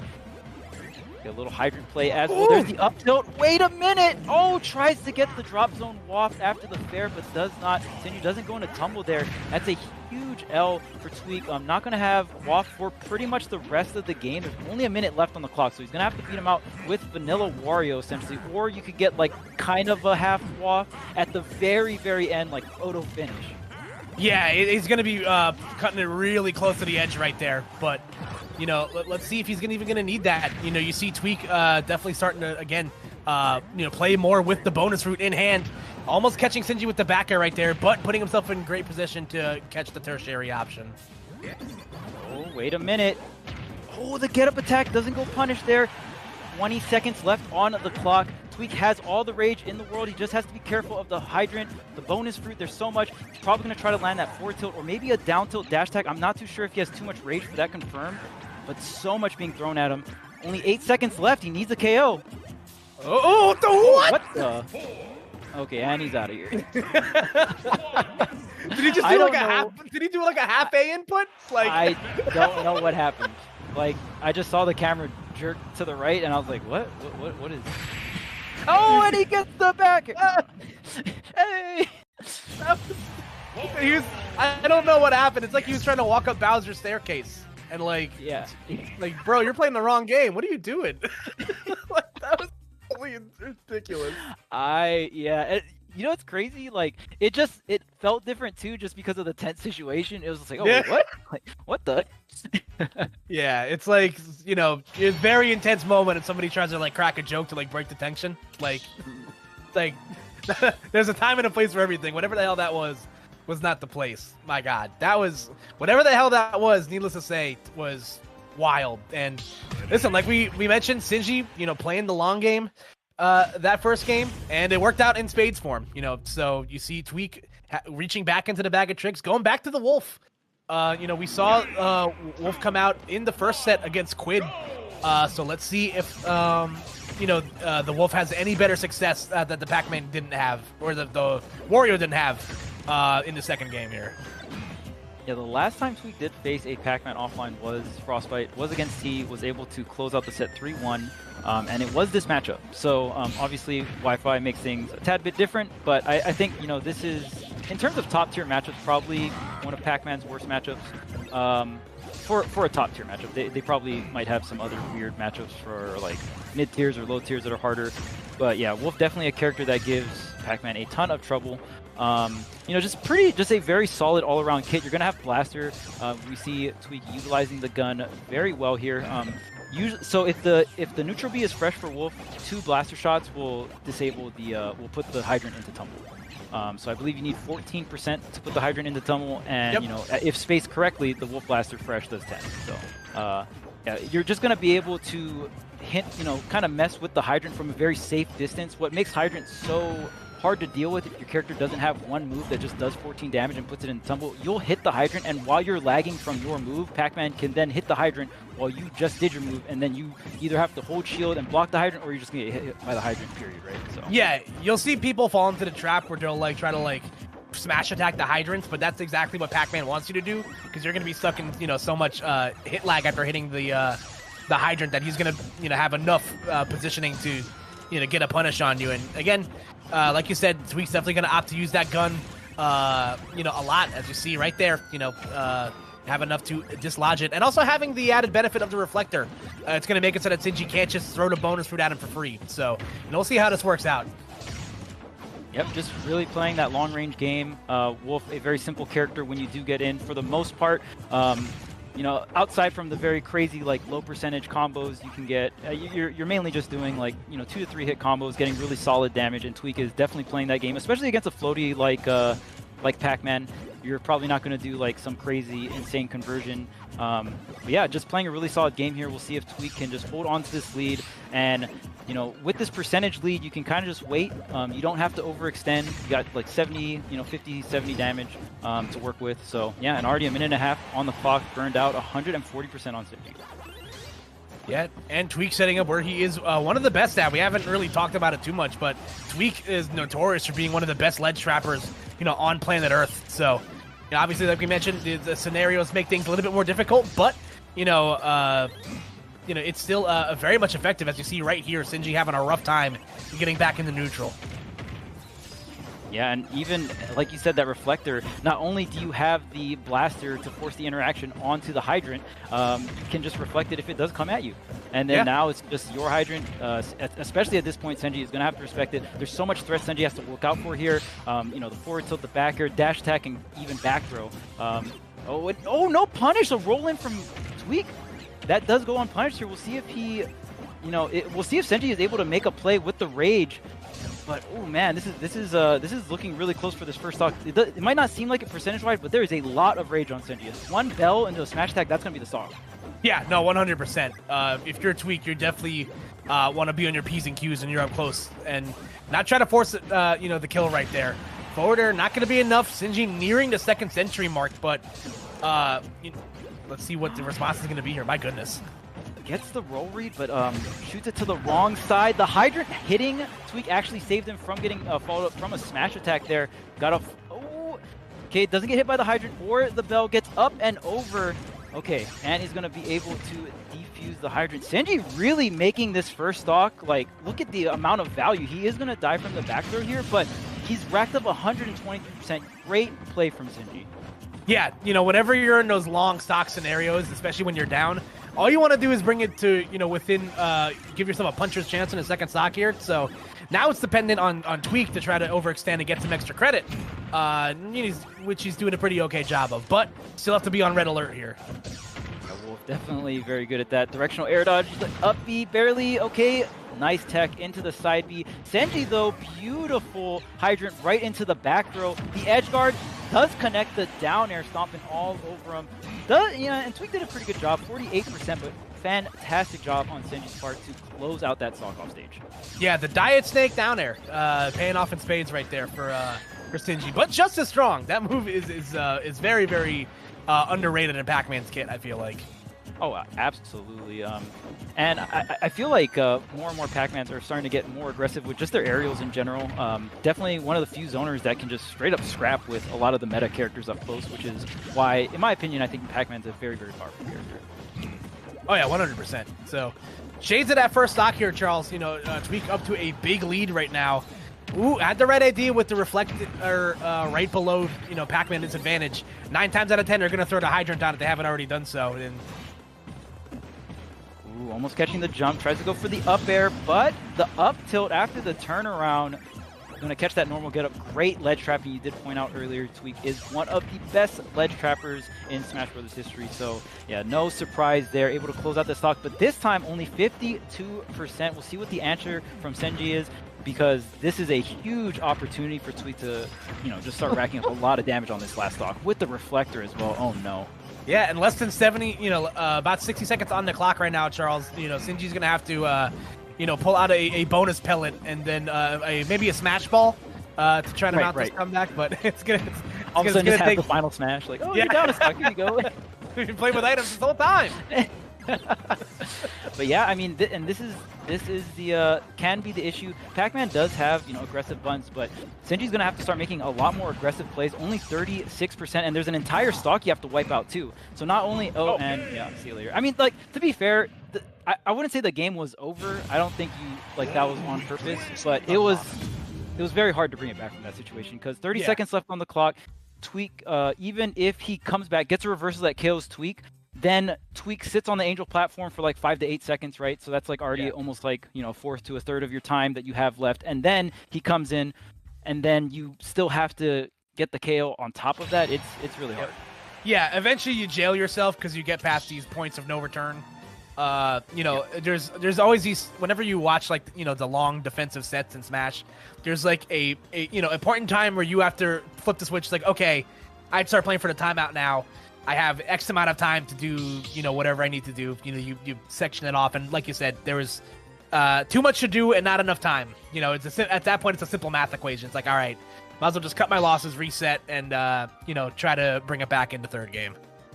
Yeah, and for some of you newer players that are watching, if you ever realize, like, oh wow, camping is really good, why don't I just do that all the time? Well, we've in the Smash Brothers community, we've been doing this for quite some time, and there's been a lot of people that have had that mentality. So there's a little timer on the top right just to prevent gameplay like that. If you do not have the lead, time becomes your resource. You essentially have to either win the game or gain the lead within the time, or you lose. It forces interactions, and yeah, like you said, in terms of the deficit Senji was in, Tweak could just sit back because he knew he just doesn't have to approach. Senji's the one that has to make the plays, right? Yes, sir.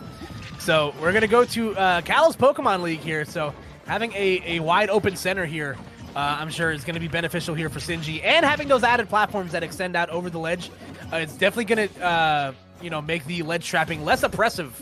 If you're Senji, the way they extend just slightly out over the ledge is going to make it a little bit easier for him to get back to the stage.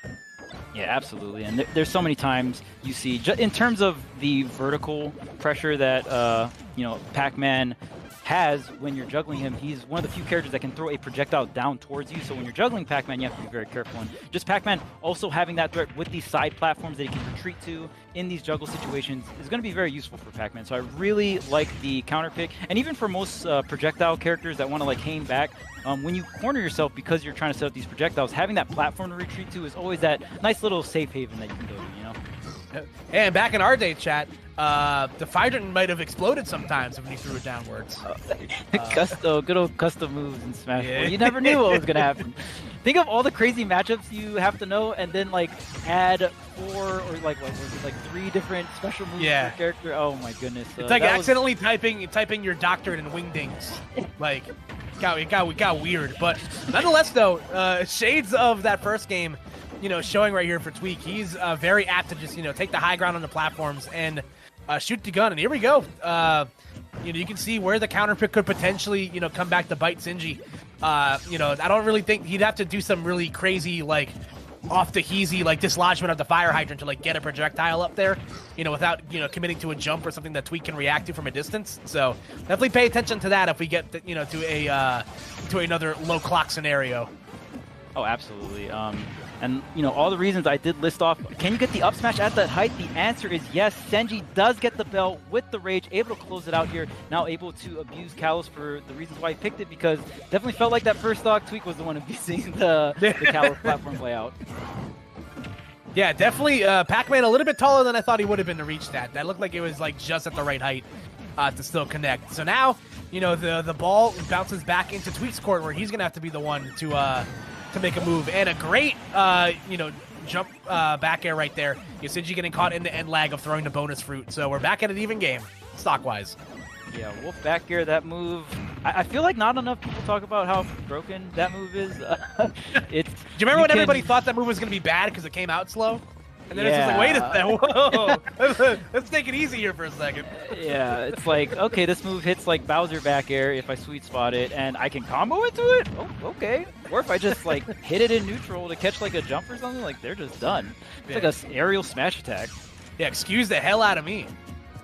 All right, back and forth here. Ooh, yep, and just like that. Ooh, it's a little bit of rough DI right there from Tweak, eating a double back air. So now Sinji back in the driver's seat here. As a Wolf main, I just want to point out that up B Tweak did was phenomenal. Most, like 9 out of 10 Wolves are going to Wolf Flash there, and that's what Sinji was timing his smash attack for, but Tweak barely able to get into that position using the right angled up B, so very nice recovery there. Tweak has been doing a lot of double jump recoveries, forcing himself onto these side platforms with the double jump combined with the directional air dodge mix-up, so Sinji was able to punish that, but was not able to seal out the stock, so Tweak is still living on the second stock. Yeah, just like that, only about 20-ish% separating the two right now. Oh no, up smash! That could have been really, I was gonna say that could have been really, really risky. Sinji just air dodged, essentially like right into your body right there.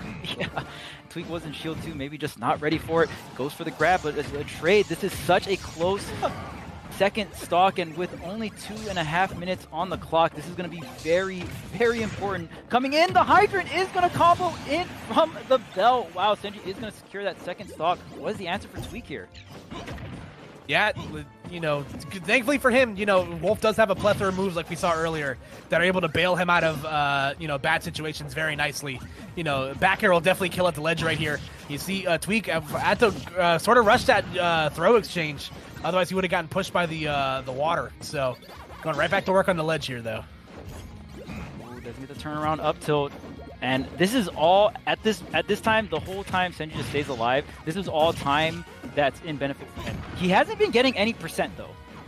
So if he doesn't deal any damage, then...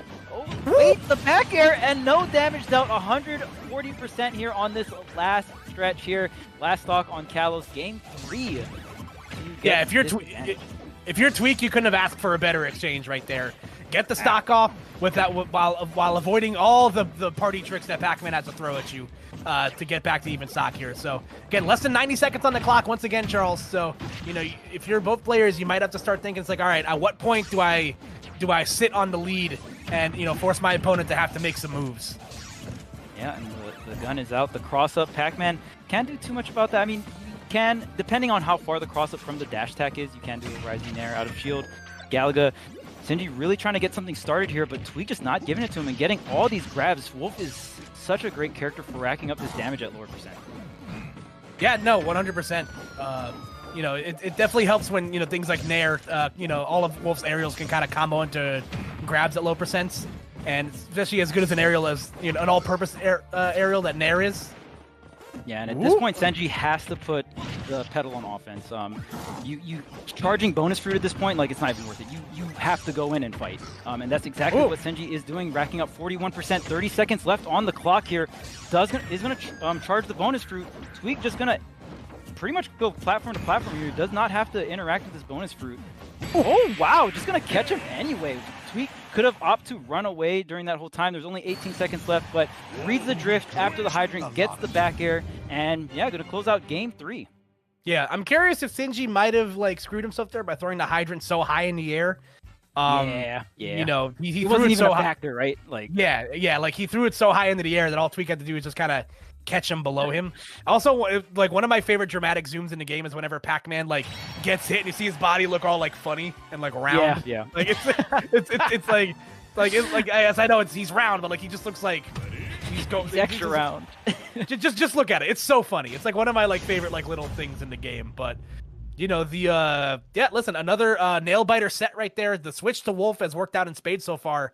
For Tweak. Senji's gonna run it right back though, and he's been in every single one of these sets. So, you know, qualifying match, you know, neither player wanting to give an inch here. You know, let's see what the response is gonna be here from New York's very own. Oh, absolutely, and if any type of player has stamina, it's definitely gonna be Pac-Man mains. You know, no stranger to playing the clock, and there's nothing wrong with that. Just obviously a strength their character does have. And as well, Tweak, definitely a player known for having a great amount of stamina. Is pretty much a veteran ever since the good Brawl and Smash 4 days. So here's the gun, and we're camping. We're here. Yeah, listen, we're out here. Pac-Man's brought snacks, so I mean, he's definitely shows that he's willing to share with everybody. So now he's got the melon in hand. That's an item we've seen Senji like seldomly used so far. It's definitely a much more niche item in Pac-Man's arsenal, but it's definitely, you know, at this point in the game, if you're Senji, you got to pull out all the tricks you can. Oh no! Still have the double jump. No, he was able to snipe the double jump with the forward air. Senji and Tweak kind of holding on to the bonus fruit for quite some time. That is an effective strategy. You still have access to Reflector. You still have access to the gun, but Tweak just throwing out a gun a little too close was a little unsafe. Senji was able to drift right up and over, connect the forward air, and just really snipe that double jump from the disadvantaged state and get the entire stock. Wolf off stage without that double jump, especially very low like that, can't really do much in terms of recovery. Yeah, that was an excellent reversal there from Senji. And Pac-Man's fair again. You know, we brought up earlier how Pac-Man definitely has the tools to scrap up close, which makes him such, a powerful character to fight against. And that fair is no joke, man. That is in my opinion, a top 5, top 10 fair in the game. Oh, absolutely. Combos into itself, very good when you're coming forward. Pac-Man has good air drift on top of that. All right, so just like that, though, Tweak on the back foot once again, and Senji continuing to add on to this lead, and now we're going to see maybe the high ground of Kalos on the ledge here really come into play for Senji. Yeah, a lot of the times we saw Tweak really abusing these side platforms, and because he had the lead for most of the time, it kind of went back and forth, but I would say most of the previous game. But now this time, for sure, you know, Senji is probably going to be the one utilizing these platforms. Tweak's going to have to find a way into this corner and get up and over this hydrant, get to the platform that Senji's at. It's a lot of corner play. Even like this trampoline can make things really tricky to punish, especially with that platform as well. On that second jump, we saw Senji retreat to that higher platform. And again, oh, no punish though. Tries to get the roll almost, but the up smash doesn't connect. No, go strictly for the down throw just to get some stage positioning, but dueling on the platform here. We've seen some close quarter combat from both these guys come out. And once again, Senji, you know, doing a great job at, he's taking these hits here and there, but he's not getting hit by any killing blows, which is exactly, what you want to do in most scenarios in Smash, but especially against a character, like Wolf that can kill you from essentially anywhere. It doesn't re-pick up the apple, sets up the trampoline. Where's the hydrant going? No, we're just going to start charge some bonus free. Apple is going to be a great option to get the KO. When you throw the apple, it throws it at a very low angle, so especially if you're high up in the air, a lot of Pac-Mans will catch a lot of players off guard with the apple and get the KO. Yep, and I believe if you Z-drop the apple, it does bounce in place like it usually does, like when you properly throw it. So, let us see what the response is going to be here. Senji finally giving away that stock there, but 140 on Tweak's tab right now. Senji is in great position to go up big here. Yeah, and only one stock each, taken pretty much half the timer already gone, only 3 minutes left, but obviously Tweak at a much higher percent, catching the key with the directional air dodge, using it for shield pressure as well, almost gets the grab, but is able to get the blaster, slowly ticking away at this stock. We'll see if Tweak can do the same trick Senji did, just living at absurdly high percents for an extremely long time. All right, you see Tweak just trying to find that killing blow here.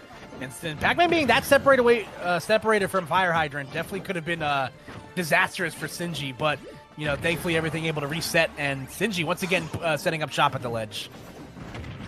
Oh, tries to get the grab, but the punish was a little weird there because of the Fire Hydrant. Oh, the back air! That could have been the KO, but just a tad bit off on that fair back air. You got the good drift in fair as well. That's what you want, especially with that full rage. Still probably going to be online with the rage, but Senji is going to go ahead, get the apple snipe from above like we were talking about, and get the KO. Yep, 60% and 2 stocks to play with. Sinji is looking like a different player in this game here. So let's see what the response is going to be from Tweak. And already quick 40-ish% out for, wow. And again, that was nice.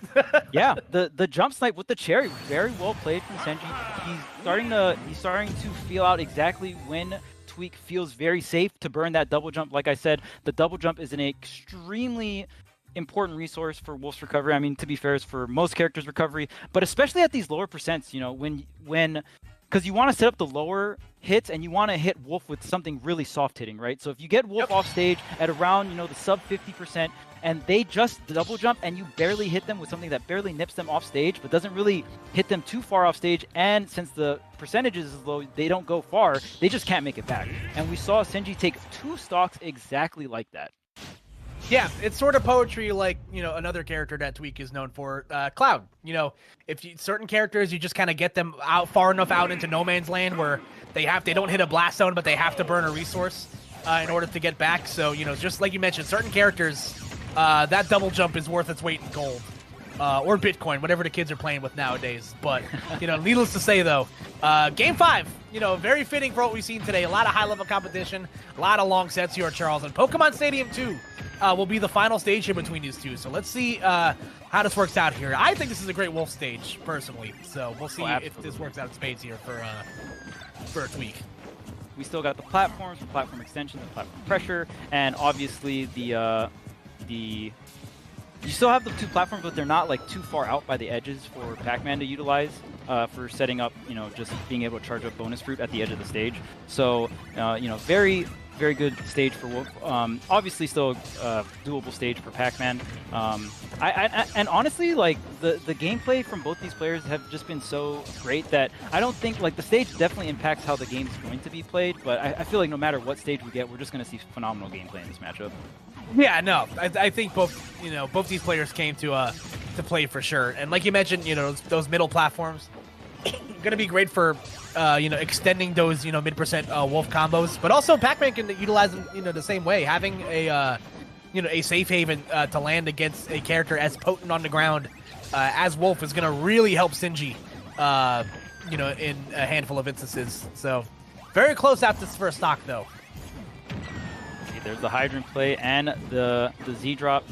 Galaxian gonna go ahead and tumble the Hydrant as well. A lot of tricks coming out here from Sinji. The forward air almost connecting, and the Blaster just gonna tick away at this Hydrant. Oh, going up and over, almost getting that down air opening. If you get a down air, especially when your opponent's on the ground like that, you get this little pop-up and you can get pretty big damage or combos as Wolf.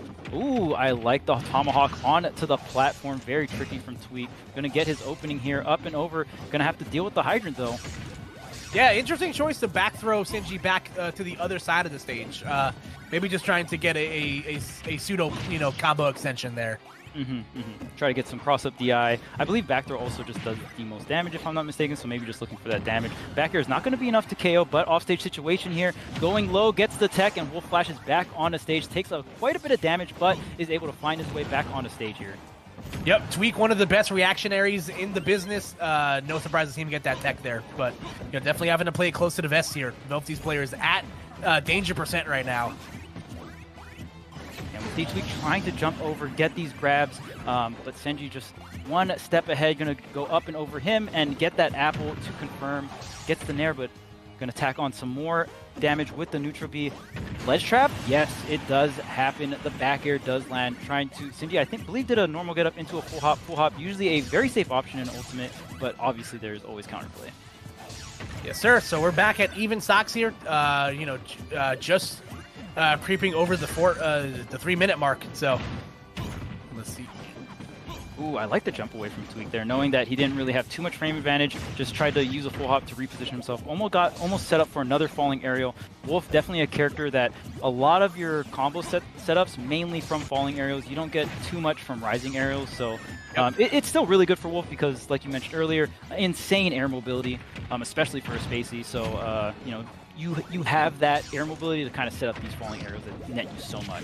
Yeah, I think at low percent you can get like jump fair into like another forward air, but like you mentioned, a lot of the time it's going to be landing nair, landing forward air, into whatever DI reads you can catch on your opponent. Good job holding the reflector right there to avoid any sort of fire hydrant shenanigans. And again, both these guys up close, man, it is so terrifying. And Sinji back on the offensive.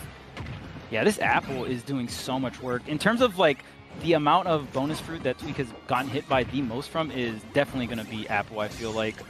He's doing a really good job avoiding all the other ones. And even like when the Galaxian hits his shield, he's able to like jump out of shield and just Z-grab it. So you can definitely tell he's a lot more comfortable against the other items. But apple, for some reason, just that unique angle that is, just downward, really tripping out Tweak. Yeah, especially when Sinji's on a platform, it goes at such a much steeper angle than I'm sure one would expect. So, Tweak definitely having his fits with, that bonus route, like you said. However, still managing to keep it close, and interesting clank right there with the dash attack to stop the orange. My goodness. Yeah, 2 minutes left on the clock. Tweak was a very small percentage lead, but we've seen so many times that, like, yeah, the percentage lead matters, especially, like, I think it matters way more on that last stock, but these first two stocks, the percentage lead matter, but it really comes down to who can get these stocks early, right? Yep. Yeah, no, exactly. You've seen how, a lot of the games have shaken down, especially like the last 3 of them. And there we go. The back throw, like you mentioned, does the most damage out of Wolf's throws. Kills off the top, which I always find hilarious when it does. Yeah, one of the few spacies with the kill throw. I guess reliable. Falco kind of has them, but you can just DI them a certain way and they'll blast won't hit you. Wolf has a kill throw, the other ones have throws that kill. There's a very It's a great way to put it. But right now, Tweak trying to stay alive. Every second counts. Kind of, because if he burns a lot of time but doesn't do damage, it kind of doesn't matter, right? It's definitely really, really weird. But okay, here's an opening here. Gets the tech chase into another opening. Another grab. These down throw tech chases are not stopping. Wow, maybe a back air could have connected there, or maybe even a down air just for the damage. But nonetheless, so much damage tacked on. I don't think Tweak is really sweating. Yeah, no, less than a minute on the clock right now, and Sinji nearing the century mark. If that was forward, though. Woo! It could have been really bad. Sinji not giving up just yet, though. Ooh, great use of the bayonet part of the blaster right there. Yeah, this is really rough. Only 35 seconds, and at this point, every time you just get hit, the time is the main resource here. Only 28 seconds. You have to burn this stock, and like I said, you can hang on the Angel platform for like anywhere from like 5 to 8 seconds. I'm not too sure the exact amount in this game, but it's around that time. Tweak just pretty much has to not get KO'd, and even if he does, he's still sitting in a really good spot. And at this point, I actually think it's impossible. Maybe if Tweak just ran off the stage twice in a row really quick, it might be possible, but it doesn't seem like that's part of his game plan. He didn't give him the back throw. That's hilarious. That's hilarious because in that situation, you just hold shield and you still win, and Tweak didn't even give him that. Wow. That is... Oh man, it's the little things, man. And listen, after a dip in a loser's bracket via Pac-Man earlier in the tournament, like we mentioned, and after losing that first game with Wario, Tweak reaching back into that bag of tricks and characters that he has, and it is once again Wolf O'Donnell that bails him out here as Tweak as not good old Irish space animals. I'll still never understand that, but nonetheless, though, congratulations to Tweak as he has now officially qualified for the Smash World Tour East Coast offline finals. So You know, it was, again, war of attrition, Tweak losing round 1 of the top 32 and having to go through a plethora of, very strong players today, including the Buzz. And, like we mentioned, Sinji, no players to scoff at. And, it's just every loss at this point is gonna hurt Charles. And, at least if you're Tweak, you can, breathe a sigh of relief that you have lived to see another day here. So. Yeah, the fact that seed 1 and 2 had to fight each other for a chance to qualify through losers. Like, with all these upsets, in my opinion, the most stacked bracket for Smash World Tour online qualifiers. Oh, yeah. It's absolutely insane. But I think we're going to take a quick break, and we'll be back with some more. Oh, some more. Okay. We got some ads for you guys. We got some ads. Yeah, we got to keep the lights on, baby. Come on. Got to keep the lights on. All right. All right, so of course, like, follow, and subscribe. You guys are watching right now on VG Bootcamp. They've been doing it for pretty much forever. The Smash community itself, in my opinion, wouldn't be in the spot it's in without everyone working together at VGBC to do so. They've been bringing us content from way back in the day and, has kept up with every iteration of Smash as well, showing love to all the different Smash games. So yeah, make sure to like, follow, and subscribe. And of course, if you got that Twitch Prime, or if you just want to flex and bring in the sub, you already know. Just come in and get these wonderful emotes. Yeah, you get a great array of emotes here as, all brand new emotes, put together from the team here at VGBC. And again, listen, for as low as it costs us $4.99 a month or free with Twitch Prime, like you mentioned. So definitely, if you have the means to do so, definitely help out. All right, and of course, folks, after you go right ahead. You go right ahead. After you. Of course. Metafy.gg, you guys have been seeing it throughout this entire tournament. Shoutouts to Metafy for supporting Smash World Tour, and a lot of the players that you've been watching, you can get coached by on Metafy. So make sure to check them out. Of course, for multiple games as well, make sure to use the promo code SWT. And for Ultimate, you guys might know some of these players: MK Leo, Tweak, The Buzz, and Void. And of course, there's also Melee as well. So. I believe that there it is. Mewtwo King, S2J, IBDW, and LOD. So make sure to check it out. And of course, there's even more games, not just Ultimate and Melee. There's so many different games on Metafy.gg, so make sure to check them out. Yep. And next, folks, listen, I know y'all like GameCube controllers. I like GameCube controllers. And I know y'all like free GameCube controllers. So we are doing a controller giveaway here. Click the link in the chat to enter the tournament. The winner will be picked at 11 p.m. Eastern time. Listen, man, you never know when you're going to have those casuals over at your house. You might have to play some 8-player Smash. And listen, finding GameCube controllers is hard nowadays. They're expensive.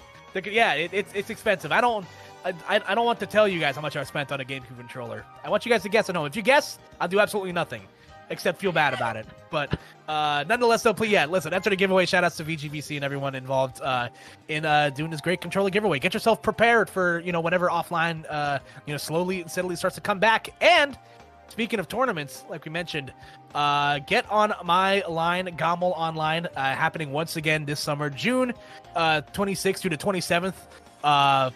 For Super Smash Bros. Ultimate, powered by Red Bull, $1,000 prize pool per region. Open for North America and European tournaments, and it's free to enter. So, listen, come on, get on their level and sign up for Get My Line at smash.gg/GOMLINE, Gommel Line. Yeah, let's go EMG. I always love Gommel. Definitely one of my favorite tournament series for sure. Even matchup game and always doing it big.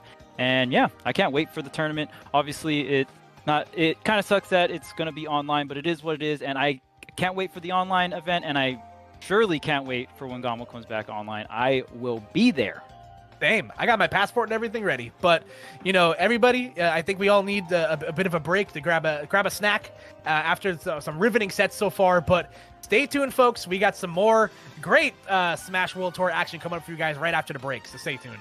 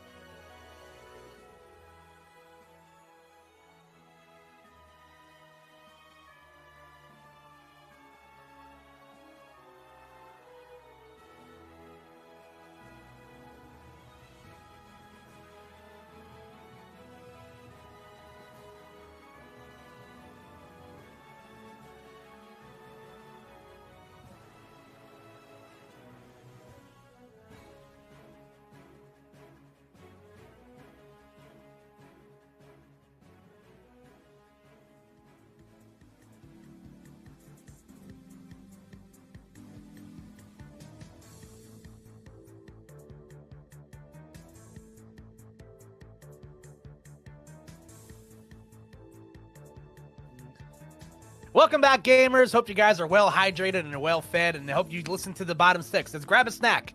If you didn't grab a snack, I'm sorry. You're not following. Yeah, it's definitely too late now. As always, I'm still Koopa. He's still Charles, and we are still bringing you guys the hype here as we are in to the winners portion of the top 8 bracket here in the Smash World Tour Northeast qualifier. Again, this is everybody at this point, I believe, is qualified already. So everything at this point is just for gravy, for seeding purposes. You want to jockey for that higher seed. Yeah, good. Gravy's great. Might be too hot for gravy right now. Maybe like chocolate syrup. Hey, speaking of syrup, though, look at that transition. I am an expert. Look at this guy. I still got it, baby. I still got it. But we are going to be taking a look at one of our first 2 winner sets here first. Panda Global's very own Wadi going up against Armada's very own Syrup. So the classic battle of NDVA versus New Jersey. Yeah, it's never ending. And this set's going to be fantastic, but I do want to mention as well that LCQ is a Shark Tank. I believe Mars did get eliminated by Raven King, just to kind of give you guys an update on that. And Mr. E and Ned are facing each other in losers bracket of LCQ right now. Like this is wild. The Buzz is still in it. There's still Angel, Sharp, like so many great players in the LCQ right now. Like, man, it is wild. Yeah, and listen, as we take a look here, as it's gonna just keep getting worse, man. As we take a look at the matchup between Wadi and Syrup. Nest main from New Jersey, young kid too. I believe he's only like 13 or 14, and sponsored by Armada. He has been an absolute menace in a lot of these Wi-Fi brackets. Been a lot of fun to watch. Wadi, again, MDVA mainstay. Favorite game is Yo Mama. Not sure if I'm familiar with the game. I'm familiar with the MTV reality show that aired in like the mid-2000s. Very funny stuff. Not sure if the video game's any good though. And here we go, folks. Syrup trying to avoid the Billy handshake at all costs as Wadi bringing out the pit here in winners semis. I can definitely see Wadi playing the pit. I think Wadi things that Wadi generally like is just like charge moves. I know the arrow's not really a charge move, but even just having those like poking down tilts that Pit has access to as well.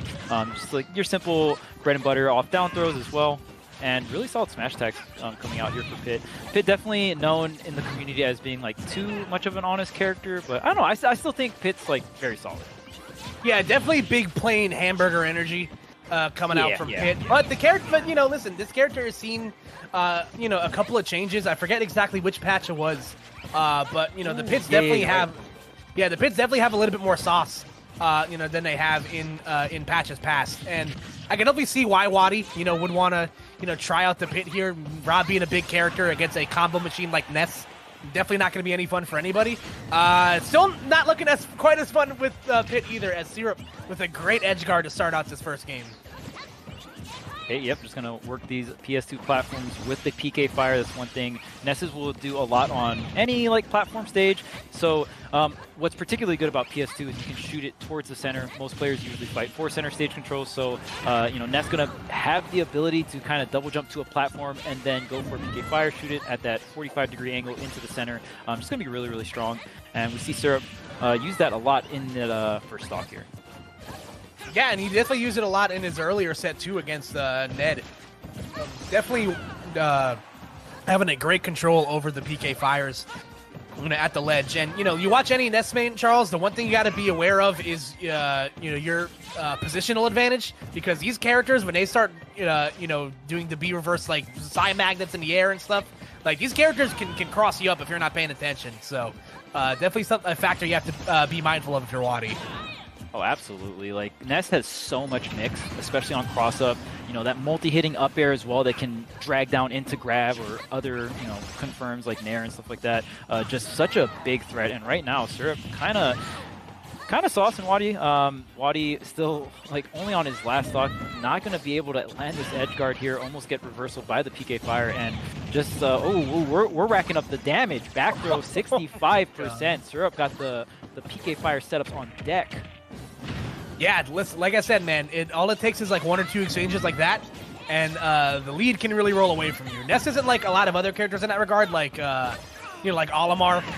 So the upper dash arm will connect and finally take that first stock off for Wadi. But you know, Ness definitely has a lot of tools to carry you, you know, across the stage and combo you till your face falls off. So, absolutely. It's not like these moves don't do a lot of damage or have a lot of knockback either. Yeah. They do a ton of damage. They have a ton of knockback. There's like very few moves that Ness have that like just straight up doesn't KO. When you just think about the character, and having that side magnet, such a great tool. It cancels your double jump. You can B-reverse it as well. This back throw might be it. Barely surviving there. Wadi trying to get back on the stage here. The get up attack is going to connect here. Oh, the up air was so close to connecting, but the dash attack, okay, not going to KO just yet. Yeah, setting up at the ledge again. Oh my goodness! Oh. Even had the little pause too, like, did I get it? Yeah, I got it. Yeah. Had to look at him with those soulless beady eyes to let him know, yeah, you're about to die right now. So, Syrup winning that first game. Ness is like, what my favorite thing about Ness is when he's like holding shield, he doesn't like blink. So you just see him like, and not only does he not blink, he doesn't stop smiling. So you just see this like demonic looking face just like staring you like blankly like into your soul. Like he just wants to have fun. He's just out here. You know, he does. Side powers, you know, just knocking away at all the characters, back throwing them. And it's funny too, Ness's back throw, definitely a very historical move in Smash. It's always been just like ridiculously strong, no matter which game, dating all the way back to 64. If you're as old as me, you've definitely played some Smash 64. Yeah, listen, I'm getting that old too. You know, we were both the ripe age of 22, so don't get it twisted. You know, we played a lot of, but yeah, you know, it's definitely got some legacy to it. You know, people are constantly clamoring for that move to be nerfed, but that joint ain't going anywhere, kids. Like, let's be real here. It's a staple at this point, right? And I actually really like how, in terms of design-wise, I think this is Ness's best game, and they just did a really good job of giving him a little bit more off-stage mix-up. Like, he still has a weak off-stage, but at least now he has directional air dodge. Before, Ness's off-stage, like, in every single game that wasn't this one, it was just absolutely free. It was not hard to edgeguard Ness. It held him back for so many games. So it's actually really cool to see. And even just giving him like set knockback on side magnet, I think they designed the character really well. Yeah, they definitely wrote him an IOU note. You know, moving into this game after years of, you know, starting off the meta strong and then kind of fading into obscurity, but. Nonetheless, though, Syrup up one game here. Wadi going back to the old me, switching to the Mewtwo here. So, you know, Mewtwo definitely having a formula of, you know, the things that Ness doesn't like to fight against. You know, he has a decent amount of range, you know, able to fight air to air. Okay, against Ness, you know, Mewtwo definitely isn't, you know, as potent as he was in the previous iteration of Smash, but still has enough nicks to potentially get the job done. Yeah, he just doesn't have that consistency. Might have been able to tech that up smash, but still living, even though Mewtwo not a lot of weight. I don't think there's a double jump, and gonna catch the teleport recovery to the ledge there with an up smash. Syrup doing a great job of keeping the hits coming, but Wadi just coming in, stopping all momentum. Holt, here's the up throw. Still the coolest up throw in the game. Change my mind. You can't. Absolutely. I think Mewtwo has some of the coolest throws in the game, period. Like forward throw is my favorite throw of all time. Oh, he's so cool. He's like, a cool character. Straddle balls that you like, what? That's height. Yeah. All right, nonetheless, though, keeping it even. Yeah, absolutely. And, you know, Wadi did really, like, make his way on to the scene as a pro player with the Mewtwo in the previous iteration of Smash 4. His Mewtwo was definitely well known as one of the best Mewtwo's in the world. Doesn't play Mewtwo too much in this game. I know he's been picking up a little bit more in the Wi-Fi era, but one thing that makes... the main thing that holds Mewtwo back in competitive play that can be really hard is he has one of the worst dashbacks in the games. His tail counts as a hurt block, which it used to didn't. So when he dashes back, he's kind of like still in that same area he dashed away from, and that's so important in this game because dashback is like such a prominent option. Oh, in the back throw, that is going to do it. Yeah, it's like Mewtwo has, you know, he's in a Nintendo game, but he has like a Nintendo boss like weakness. Like built into his move kit, where like, you know, if you hit his tail's his weak point, so you know, you've everybody's seen clips where like, you know, Mewtwo's hurt box is just so like obnoxiously large because of the tail that he gets like nicked by something he probably shouldn't have gotten hit by and dies for it. So, okay, good damage though, Syrup. Oh, and I like the reflect. Doesn't get the full connect on the PK Fire, but goes up and over. on the yo-yo there. Oh man, and at this point, Syrup is just getting all these whiff punishes, all this damage, and is that the KO? Yes, it is. I believe he was trying to drift back, so the DI was get me into game 2 DI there, or actually, correct me, game 3. Syrup is up 2-0 here on Wadi. Yeah, listen, it's a rough go sometimes, man. You know, again, another one of Mewtwo's downfalls is that he's definitely lacking a lot in the weight department. If you look at Mewtwo's canonical weight in Pokemon, he's a chunky boy. But you know, if we're going by those logics here, you know, we'd be getting nowhere in life. But you know, let us see what Wadi has in store. Wadi has a plethora of their characters. You know, not just the Rob, the Mewtwo. I know he has a Wii Fit trainer. He has a Mii swordsman. Yeah. Okay, there we go. Wow, we're going all the way up the tier list here for Wadi. In my opinion, his best character. So I agree. We will see how it does versus the Ness. Now, I mean, you even mentioned Wii Fit as well. That was I remember Wadi had that phase, and I was able to watch him, you know, go Wii Fit at some of the SoCal locals. That was always a really fun treat too. And again, it's those charge characters, man. Wadi loves those charge characters. Yeah, something about the West Coast and, you know, wanting to, I guess, get on that West Coast diet or something like that. You know, it makes a guy want to play Wii Fit trainer. But the Rob is going to be the choice here. And like I mentioned at the top of the set, you know, Rob is you know, obviously going to have his work cut out for him. Like, you know, getting damage, like, that's not going to be much of an issue for him. But because he's such a big character and Ness has such a strong, potent combo game at, like, all percents, it's going to be really, really hard, you know, for Wadi to get any sort of, like, long-term, you know, longevity out of these stocks. But right now, he's looking pretty nice. Yeah, I think one thing that's going to be really nice for Wadi is, oh no, the dare was there, but Syrup drifting a little back, didn't want to try and contest the down air there, but drifted a little too far back and wasn't close enough to grab that ledge, and now Wadi up an entire stock. One thing you already see Wadi abusing is that Rob Nair does have that slight disjoint because of the, you know, the flame jets, and it's just going to be really good because Ness is a character that thrives the most from air-to-air combat. If your character can beat Ness air-to-air, that's a very good sign. I won't say you, like, automatically beat Ness, but that's a very good factor to have when fighting Ness. Yeah, no, I agree 100%. And you know, right now Wadi is kind of shooting free throws in the gym right now. Good tech chase there from Syrup. And his ledge traps have again been very on point, but Wadi is shown to be very creative with his recoveries. So, okay, drifting right into it. Didn't think Syrup would pull the trigger on the up air, but Syrup just gonna get the mix, gonna get him off the top with the up air. But right now, Wadi is coming back and getting a bunch of damage here. A down throw into up air could do it. We'll see if he can get the setup, or maybe Syrup can get something started here. Maybe some kind of combo string up and over. Okay, doesn't get the dash attack. Ooh, yeah, gets it back here. Ooh, almost got the neutral air off the tech roll, but still able to keep Wadi in an unfavorable position in the ledge right there. However, Wadi, you know, still being able to add on damage here. Ooh, nice shot.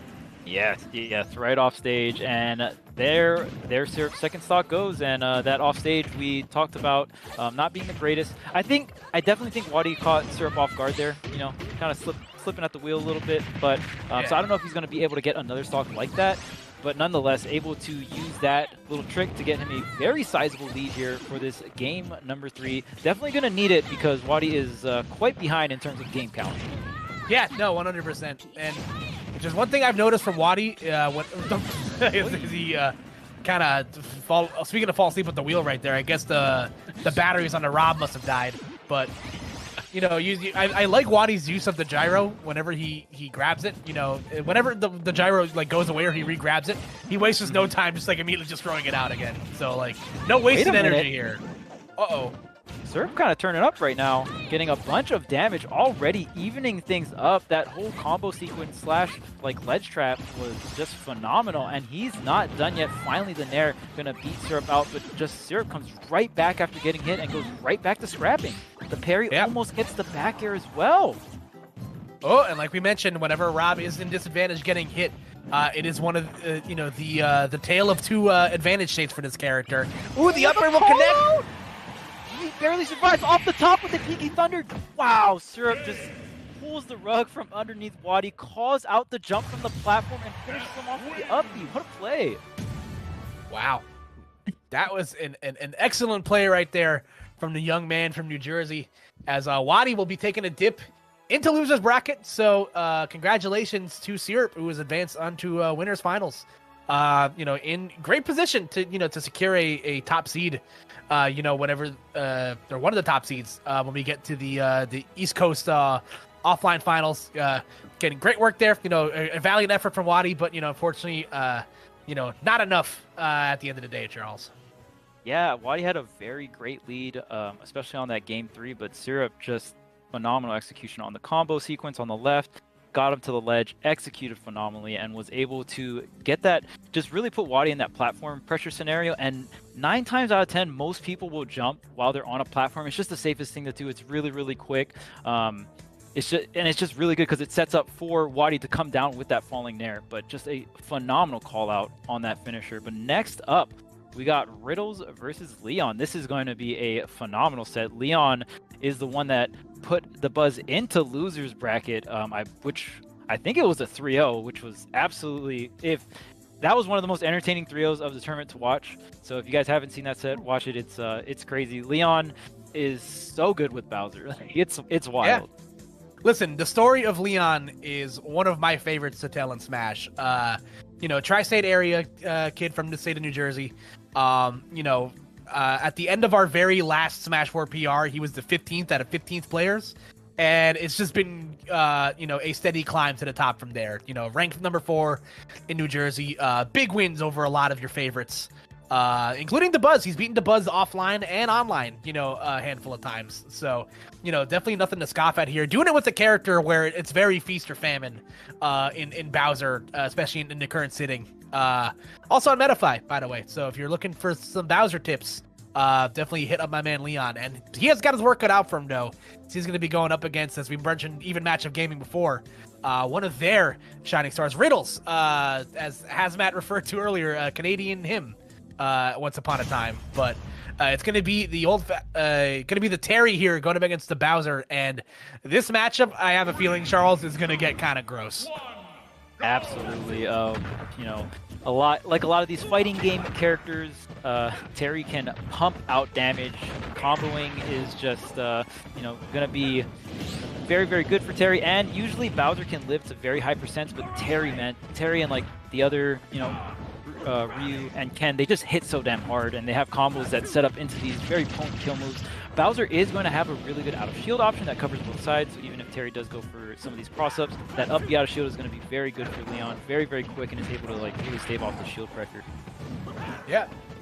And like I mentioned before, oh no, not like, No. In that situation, you let go of shield. You let go of shield or you roll. It's better to just get hit by that move than get shield broken. If you get shield broken, that's going to be the stock at like 40%, 30%, yeah. Hell, even 0 maybe. It's like looking at a car accident, man. You just can't stop watching it. You just can't stop holding shield. Good thing for Riddles, though. Able to even things up with the down tilt to the side B. So I was going to say, Bowser, like I mentioned, Leon, let me talk. Just let me talk, man. My God. Jeez. My goodness, how much, not that much time has gone through the clock, and already Riddles on the last stock, and Leon with 2. These stocks are just flying. Yeah, I am. It's been absolutely incredible so far. As poor Riddles just had not been able to, outside of that one stock, has really been able to play his game right now. Leon has been absolutely running away with this so far. Goes into the ledge jump falling there. That is a really good confirm, and look at the shield pressure coming out from Riddles. I like the sequence there. And, another thing to note about Terry, just like Ryu and Ken, does have that auto turnaround mechanic, so very hard to cross up. I don't think Bowser is really a character that goes for too many cross ups. Oh no, this should be the KO, but no! Doesn't. That he definitely wanted to not do neutral B. That was the last special move he wanted to do. Yeah. For sure. But wow, this is a huge break for Riddles. Almost gets the tech in place here. Look at this forward tilt pressure. I love it. And that go meter, it's online. Yeah, wow. This is the thing that Leon has gotten to avoid so far in this set, because he's been done such a good job at killing Riddles, sub 100. Oh, my what? That Koopa shell is built different. Oh man, Okay, the Power Geyser connects, but the up tilt to pop him out up for the Power Geyser doesn't connect, so he doesn't take the KO. But that second Power Geyser is going to anti-air. You got to be careful how you approach that go meter, Terry. And it's so enticing, right? You see the platform, you don't want to try and like dash into the jab or anything like that, but the amount of height Power Geyser has, it's absolutely wild. It's very high and it's very powerful. Bro, we saw a shield break. We saw like a pseudo 0 to death, and Leon still like lost that game. That was wild stuff. Like we're hitting all these check marks for like a super hype set, and it's only game 1. Like what? Yeah. Like, I'm goodness. sweating. That was some crazy stuff, man. And you know, like I mentioned, you know, Leon was definitely able to get off, you know, pretty easy those first 2 stocks because he killed Riddles so early. And that's exactly the strategy you try to accomplish against Terry. You know, because once he gets to 100%, it's a completely different ball game. And you know, good resilience there, you know, from Riddles. And you know, let's see what adjustments Leon's will make here. Maybe not hitting neutral B when he should have hit side B. We'll see what happens. Oh yeah, that's so wild that it's like it came from that moment. That was it, right? Like, or should have been it. Yeah. And that's the crazy thing about just competition. You never know what kind of scenario you'll be in. So no matter what, you gotta keep everything together and just keep on going. And wow, all right. So definitely a misinput there. Had the go meter. Only 49% on the Leon, so a very, very good position. You're going to get some chip damage here. Ooh, the fair does not combo, and wow, stops the up B completely. That animation was the funniest thing I've ever seen. You just saw Bowser's eyes, and he just popped right back out. Oh, man, that was good. Nonetheless, though, you know, Leon, again, trying to take advantage of his lead, and doing exactly that. Yeah, okay, so I mean the player with the lower percentage does control where that goes. I feel like there are some players that just don't know that, or maybe they're just not used to doing that. But yeah, Leon is going to get an entire stock because of that. Here comes the up B. Oh, I like the down air to stall himself out a little bit. And obviously it definitely helps if you get that side B grab right at the edge. You don't have to move that much, right? So yeah, exactly. Leon, the back air. Okay, goes up and over. Yeah, it's definitely so scary, man. You know, it's a factor you have to account for Bowser, you know, at most percents like you mentioned. But like you said, go meter on deck here. Is it going to be enough? Not just yet. Tries to use the intangibility on the command up B. Not enough, though. Overshoots it just a tad bit. This should be the confirm. Yes, the up tilt to pop Bowser up into the Power Geyser. I've seen this scenario many, many times.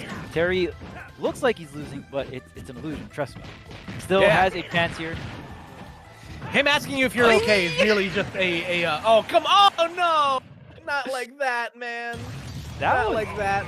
We've seen Leon go for a lot of these down Bs. Either just like he goes high and down Bs onto the ledge, or he'll do the down B on the ground and goes to the ledge. And it's just such a good option because you're erasing the end lag of the move by going to the ledge, but you're still you still have active frames on the move, and it is a threat. It could take the KO, right? It could get the 2-frame, but then you just grab the ledge, and worst case scenario, like you're on the ledge, right? Yeah. So it's just I really love how Leon's utilizing that move with the ledge.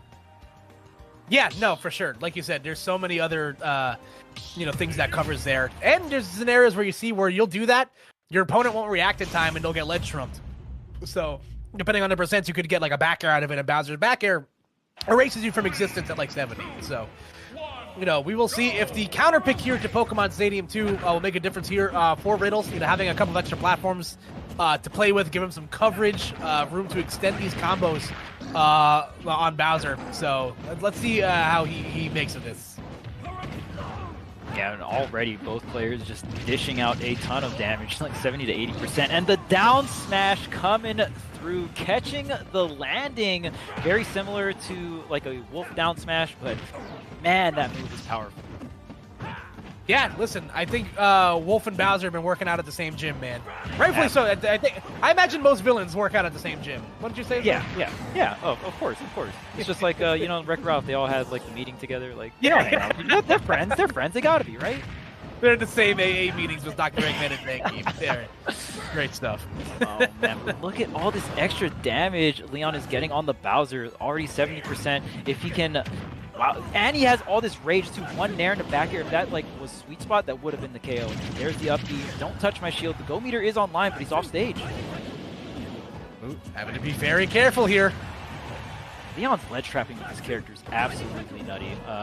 He's so good at getting the angle down forward tilt 2-frame, and if he misses that, you just go into the ledge trapping. Bowser's such a strong character at ledge trapping from shield, but here comes Riddles with the power geyser at the ledge to cover all those options. Yeah, and the ledge trapping with Bowser as the side B connects and gets that stock. It definitely looks very simple, but like it's not as easy as it might look. Granted, I think F-Tilt has like, I don't know the exact amount of active frames, but the hitbox does linger for a bit. But you're a big character and you're still moving pretty slow, so it's definitely not as easy as a ledge trap as you might think. My goodness.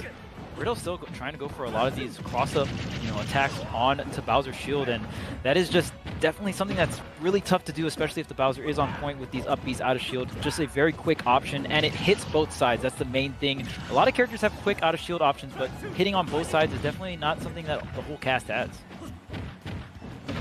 Forward throw on the ledge right here. Leon trying to, avoid any sort of shenanigans, from Terry here. Now that he's past 100%. That's going to be a shield break, though. All right, so they're 1-for-1 on shield breaks. Yeah. So the best of 3, loser buys lunch.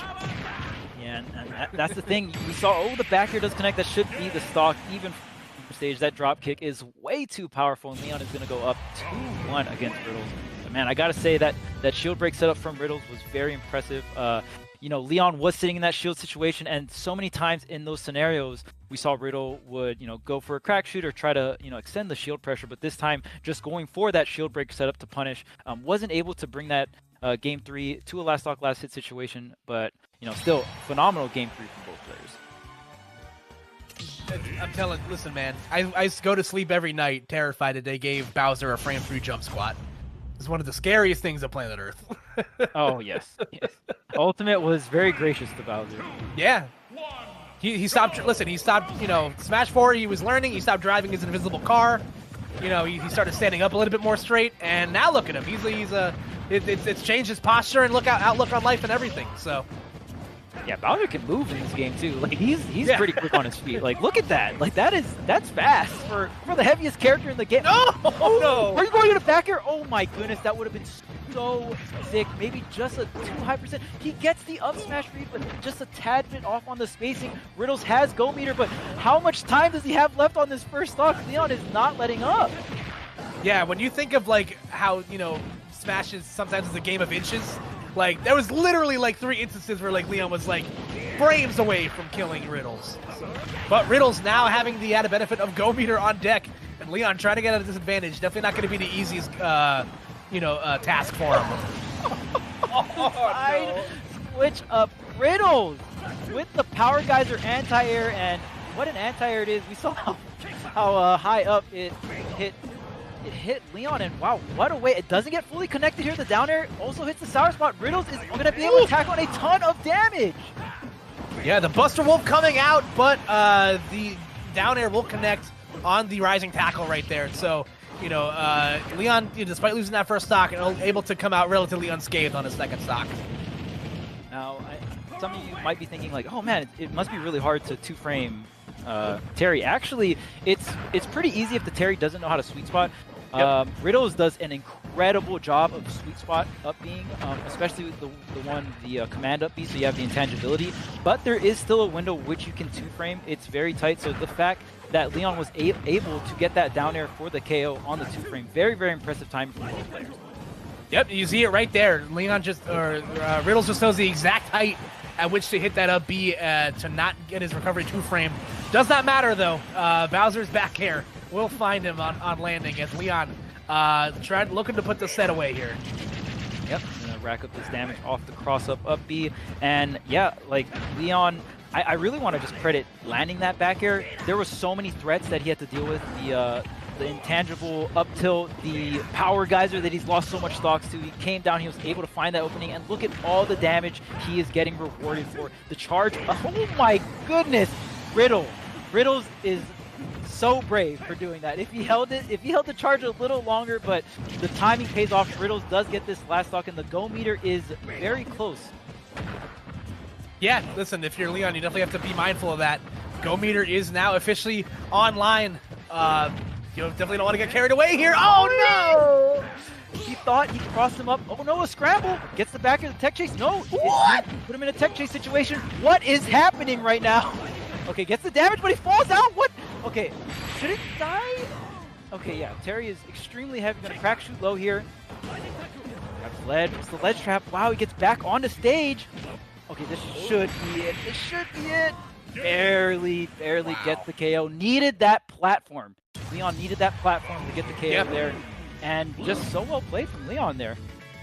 Yeah, listen, there is a couple of weird animations in that set that I had never seen before. And, you know, like you have been commentating for a long time, Charles. But, you know, despite some, you know, a little bit of silliness there, Leon able to punch his ticket into winners finals here at the Northeast Online Qualifier. So congratulations to him. Again, both these players have already qualified, so we're going to get a chance to see them, you know, in the Smash World Tour offline finals.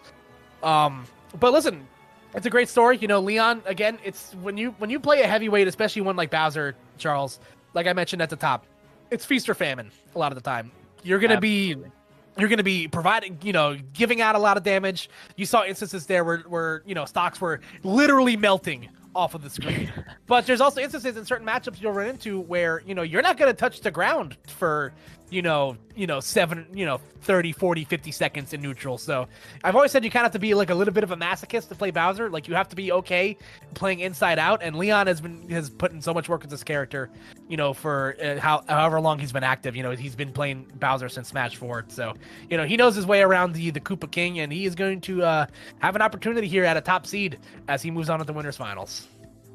Yeah, so I mean, that was the winner side of bracket, so Riddles is still in this tournament. On the loser side, though, very interesting winners finals. I'm pretty sure most people wouldn't have predicted this winners finals we're having coming up, but honestly, both players just played so phenomenal. That last set had to be the fastest set of the broadcast today. Like, that was just absolutely nutty. Alrighty, folks. So I hope you guys are again, a lot of stuff to process right there. So we're gonna give you guys a couple of minutes to think about what we just watched together. So stay tuned. We got more Smash World Tour coming up for you guys right after this.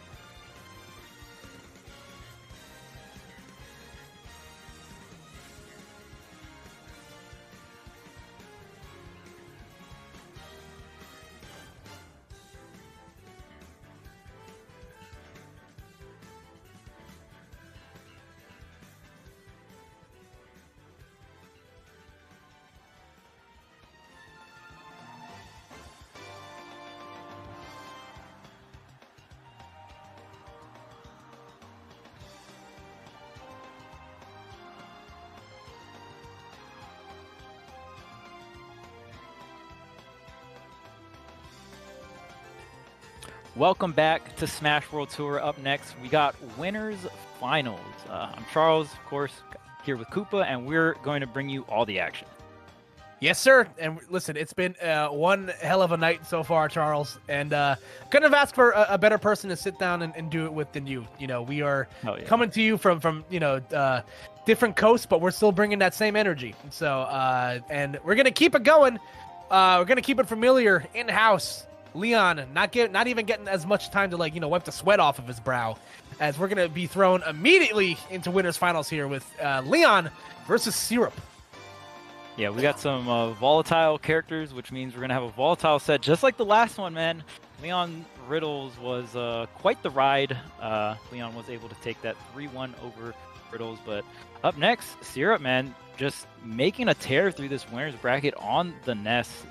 From New Jersey, active since 2019, another new kid on the block, just really doing it big here in this Smash World Tour bracket, and see what Leon can do. I'm not a super expert on Ness matchups, but I'm going to assume Ness does pretty well against Bowser. I'm assuming PK Fire is a great tool, unless Tough Guy can get through it. That's something I don't know. Is definitely, some of the nitty-gritties of the matchup that you are going to have to know if you want to play this at top level. But we'll see. Yeah, PK Fire definitely stunning Bowser is a very big deal. It's going to be very hard for Bowser. And we already saw the combo Syrup was doing on everyone else. Imagine on Bowser. Yeah. So this is actually a very common matchup in the New Jersey area.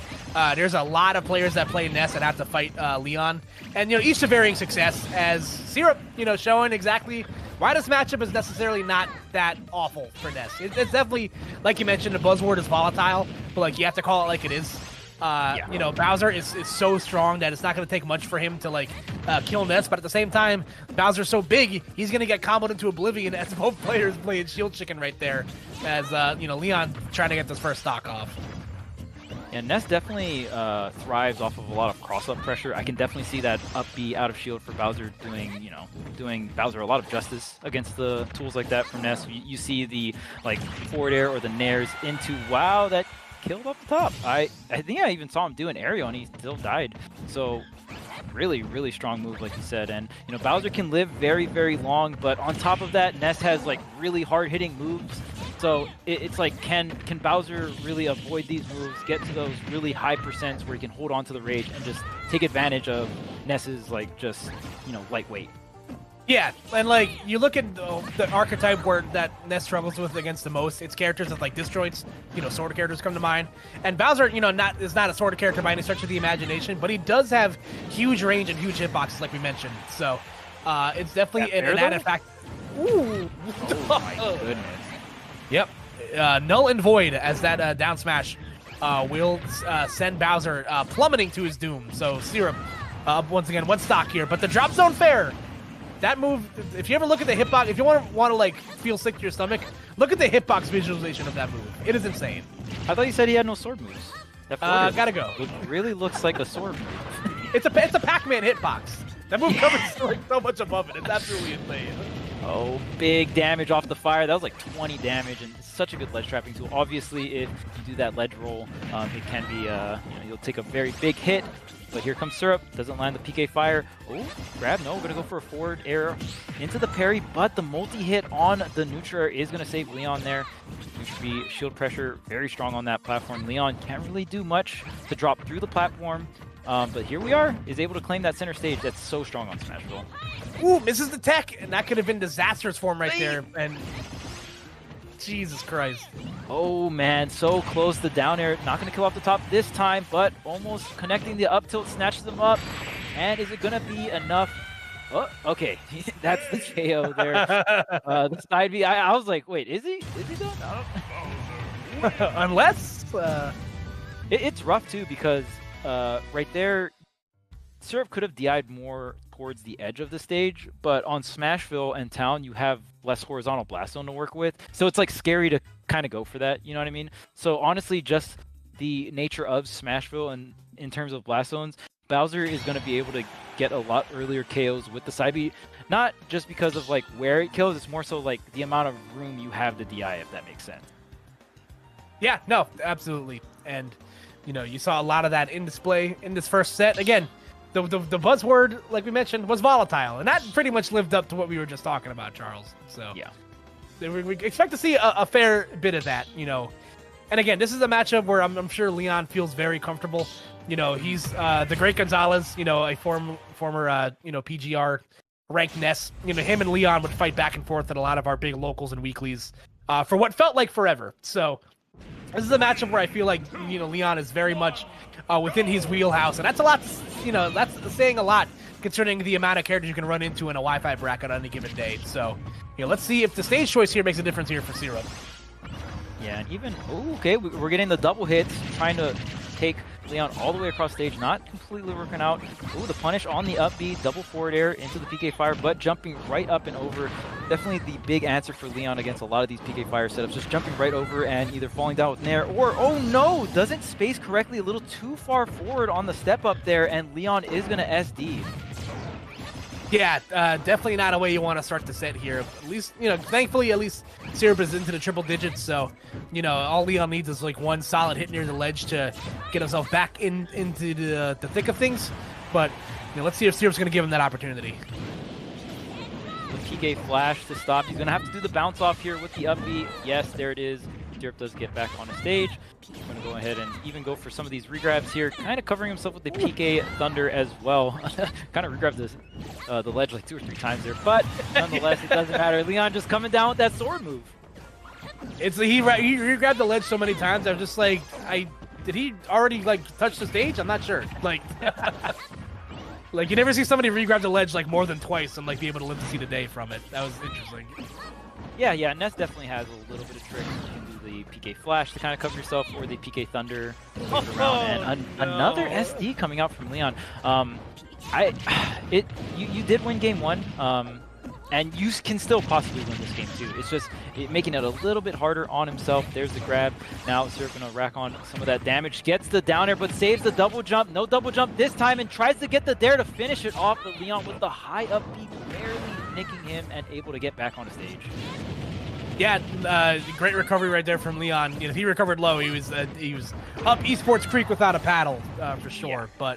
But Syrup, you know, still not. You know, wow, my God, 3 unearned runs right there. But if you're Syrup, you're gonna take that and run with it into that game 3. That was definitely a little bit of sloppy play there from Leon. Yeah, I think, and to be fair, like, if you're gonna SD 3 times within a set, might as well do them all in one game, right? Just get them all out of the way. I honestly don't think that was too crazy of a like last stock to SD in terms of on the mental. Like you already SD'd the first 2 stocks. If you SD the 3rd stock, you know, whatever, GG's on to the next, right? So on to game 3 here. Leon knows he can win. He took game 1. We'll see what the counter pick is. I doubt we'll see any of these players change their characters as well. Now, if he SDs another 3 stocks in a row, then I'm gonna start questioning if he's doing all right. Yeah, like blink twice if you're being held hostage. Yeah, crop twice if you're being held hostage. Yeah, Leon, not like this. All right, so game 3, we'll see what stage we're going to. I think some of the stage picks have been really interesting. We talked about how volatile this matchup can be, and I also think some of the stages we're getting are volatile as well. Yeah. This is going to be one of them. Smashville and Yoshi Story, the 2 stages with the smallest blast zones, and Yoshi being the small. Oh my goodness, able to make it back. No, double jump again. Are you going to go high? Yes, you do, and you cannot tech the stage. You're not close enough. Syrup, what an opening to this game. Yeah, definitely. I can't even think of a good pun. That was just disgusting. Like Leon absolutely got his face kicked in that first stock, and Syrup is just not letting up. Charles, my goodness. Yeah, Yoshi's Story, I'm about it. Syrup is going hard off stage. These yo-yos, the yo-yos are going to be a little bit stronger, I believe, because you have the slants. I don't know how big of a difference it is. I know for some other characters like Wolf, or even like Lucina, your down tilt's kind of like angled downward. I don't know if it really matters for Yoshi since the yo-yo kind of like falls off the stage anyway. But nonetheless, he's been hitting those yo-yos. Leon trying to make his way back on. There's the PK Thunder. Is he going to go for the bounce? No, he goes straight up. And yeah, more of that PK Thunder to kind of cover the plank. All right, Leon able to avoid further harm right there, but getting caught once again by the PK Flash mix-up at the ledge. Sierra's been really good at getting that. What? Okay. That was an interesting little ledge. Yeah, I feel like you go for the back air there, but most people maybe on the trump, maybe Syrup's used to people like kind of DIing in on the trump and going like up above or like a panic double jump. Maybe that's what he was trying to catch. He like technically hit the back air or the up air, but didn't fully connect. Doesn't matter too much. Gets that cross stage back air KO on the heaviest character in the game. Ooh, I like the idea of the forward air into the neutral B. I don't know if that combos, but even if it doesn't, you're like covering so much area. You're probably going to get the damage, right? Yeah, no, 100%. So, and here we go. Low percent Nest shenanigans, but Leon able to escape further harm right there. But I guess, like we mentioned earlier, you know, it feels like whenever Leon might be out of harm's way for a second, like because Bowser is so big and, you know, pretty wishy-washy and disadvantaged, it feels like that, like, Syrup's not really worried when something doesn't connect right away. Yeah, Syrup's offstage definitely feels like it's been leveling up throughout this set. Just kind of, if not nailing these edge guards, just getting more and more damage off these edge guards, right? Like, I feel like so much players, they'll, oh my goodness, he tried to contest it. That move is very powerful, and maybe Syrup held down as well, not too sure. It didn't look like he was right towards the ledge just yet, but maybe just jumping the gun a little early there for Leon. Yeah, and just like that, it is going to be a 2 straight games for Syrup here. 1 game away from advancing on into winners finals. So, like we mentioned at the top, definitely not the winners finals we were probably expecting. But listen, Syrup making the most of the opportunity. He has been a force to be reckoned with, and it looks like we're getting the run back, you know, back to Yoshi's here. So let's see what adjustments Leon can make. Yeah, and honestly, I don't think the Yoshi, like going back to Yoshi's is necessarily bad here. I feel like Syrup just kind of nailed the edge guards, honestly. Syrup's combo game has been so clean throughout this set.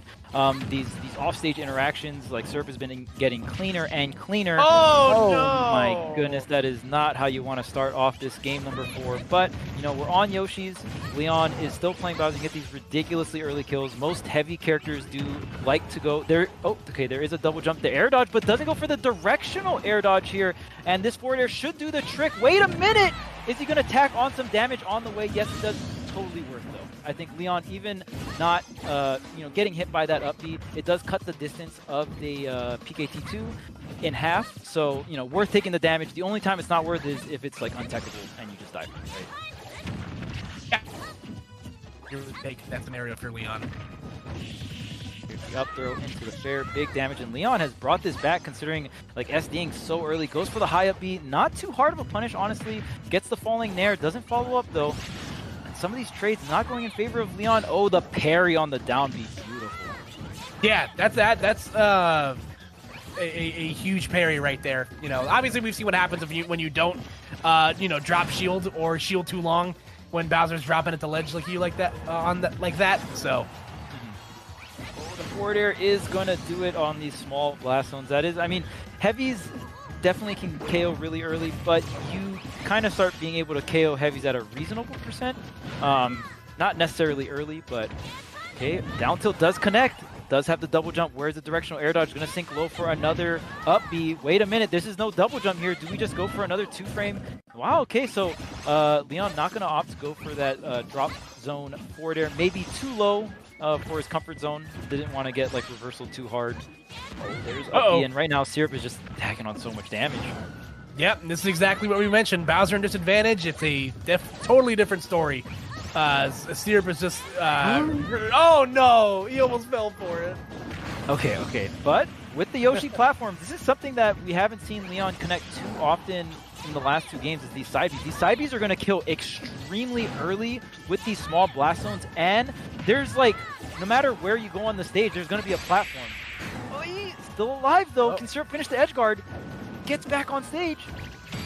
Oh! Does yeah, I was going to say, I was afraid he might have like lost his opportunity there when Leon stalled out his recovery, but able to get back into position to get the up smash. And Armada's very own Syrup will be advancing on into winners finals here.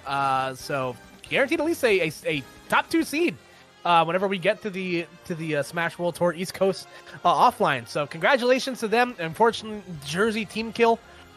Despite all the different states are allowed to enter this, somehow New Jersey ended up in both sides of winners finals. And good stuff on Syrup again. Not only been active for the last couple of years, relatively young kid, and you love to see this next generation of top player, start to bloom in front of our very own eyes, Charles. Absolutely. Syrup did an incredible job throughout that set. Just like I said, the edge guarding just got cleaner and cleaner as the set went on. And I mean, just like the combo game as well, using both hits of the side magnet to extend his combos as well. Just very, very clean play coming out from both players. Leon, there's definitely some hiccups here and there, but still overall a great set. And now Syrup sitting in grand finals, just waiting for his next opponent. Yeah, no. All right, so the voice inside of our head has just informed us that both games of Losers Quarters are currently in Game 4 right now. One of them being Wadi versus Tweak, and I believe that means the other side, and the other one is Riddles and versus Armadillo. So, interesting stuff right there. Again, interesting implications. I have a very funny Wadi versus Tweak story. I remember it was funny enough how this happens. It was at a Qatar tournament, and Tweak had just gone into Losers, so he was very upset about it. So he had to play Wadi. He goes Donkey Kong, and he beats Wadi, and he is so upset that after the set, you would have believed that he lost. He's like, nah, I just cheesed him. I'm just it's so funny. It's one of my Tweak is such a funny guy, man. Even in victory, he's just like, yeah, that was horse. So yeah, it's definitely always a good time, and it's funny. You're talking about Smash 4, right? You went Donkey Kong. Yeah. Smash 4 Donkey Kong actually, in my opinion, did extremely well versus Mewtwo, which is I agree. Yeah, it's that character. It's so funny, man. That character had the trials and tribulations of Donkey Kong is such an interesting. Somebody could probably do a whole documentary about Smash 4 Donkey Kong. It was that character had such an interesting history throughout that game. It was pretty all right when the game first came out, mediocre. Then came customs, and then came the Ding Dong buff, and it was all gravy from there. My goodness. Yeah, the patches in Smash 4 is always something really interesting to talk about, in my opinion, because they were very generous. It was just you get nothing out of throws, you kill with a throw at 50 or 60%. Boom, there you go. They just handed it out like it was nothing. Avatar Donkey Kong was one of the scariest things I've ever had to experience in my life. Yeah, Ultimate Patch is a little bit more tamed, which might be for the better. But yeah, I do enjoy that Ultimate Patches there. When they do nerf a character, it's not too hard. I think the characters that got nerfed to hard is probably Pichu and Olimar. Yeah, so you could maybe argue Palutena now that they've nerfed Palutena 3 out of the last 4 patches. So right, I think this last patch is definitely the one where you're okay, this character might not be a top 5 character anymore, but probably still top 10. Yeah, see, Pichu and Olimar weren't that good to begin with, or yeah, they were, but the nerfs hit them really, really hard. Yeah. I think they were tilted just a little bit too far in the direction of you kind of broke the balance of the character where you nerfed them so hard that they just became irrelevant for long stretches of time. And granted, players like the Buzz and Shuton were still able to perform with Olimar, but they didn't in some instances did not really reach the the peaks that they once did. When the character was busted. Oh yeah, we've seen some stuff. Too much. Yeah. I'd say. But so we got some bracket updates here. Tweak was able to take it over Wadi 3-1. Wadi did go Rob game 1, and then Tweak won with Diddy. Tweak went all Diddy, and then Wadi went Mewtwo for the rest of the set. Was able to take a game with Mewtwo, and then Tweak won the last 2 games. And then Riddles versus Armadillo is game 5. Yeah, game 5. But Armadillo switched to Pyra on game 4. So I'm assuming game 5 is Pyra Mithra versus Terry. So wow, these are absolutely crazy sets. And whoever wins that will go ahead and face off against Tweak in the loser semis. I kind of want to check out. Let's check out and see what's happening. What's going on in the LCQ right now? I believe I have that up right here for you, Charles. Ooh, so, okay. Looks like in winners finals of the last chance qualifier, it's going to be the Buzz versus Naito Sharp. So it's gonna be whoever DeBuzz feels like playing versus whoever Shark feels like playing. There's like the tangent chart. There's like 18 different matchups you could potentially get out of that. So that's a fun one. On the loser side of things, you got Ling Ling, Peach main from Connecticut. On one side of losers quarterfinals, Vapor, another player looks like a Sephiroth main. Angel, the New York Robin player, sitting pretty on one side of losers eighths, and Miles, the Yoshi main from Westchester, New York, is up 2-0 on Atada, the Ness main from Michigan, I believe, or Chicago, somewhere in Illinois. Someone will correct me on that if I'm wrong. They always do. So. All right, yeah, we got quite the Shark Pit here in Last Chance qualifier. Mars was defeated by Raven King. Raven King, yes. And Raven King didn't even make top 8, which of the Last Chance qualifier, which is crazy. It's wild. John Numbers fell to Atada. Like, at least not yet. Let me check, because there's still one part of this bracket that hasn't finished yet. Miles beat Ned 2-0 after Ned beat Mr. E 2-0. Like, it's crazy. Wow. Angel is the one who took out Raven King 2-0. Yeah, man. And that last looks like that last top 8 spot will be determined by either Riley, the DDD main, or Mr. Zircon, another New Jersey native, Isabel main. So a lot of character variety there. And Atada, coming out on top over John Numbers, New York mainstay. If you're familiar with any sort of tri-state area Smash, can we talk about how Mr. E got double jeopardy by Ned in an online bracket? Like, wait, it's like, yeah, you got double jeopardy in 2 different brackets.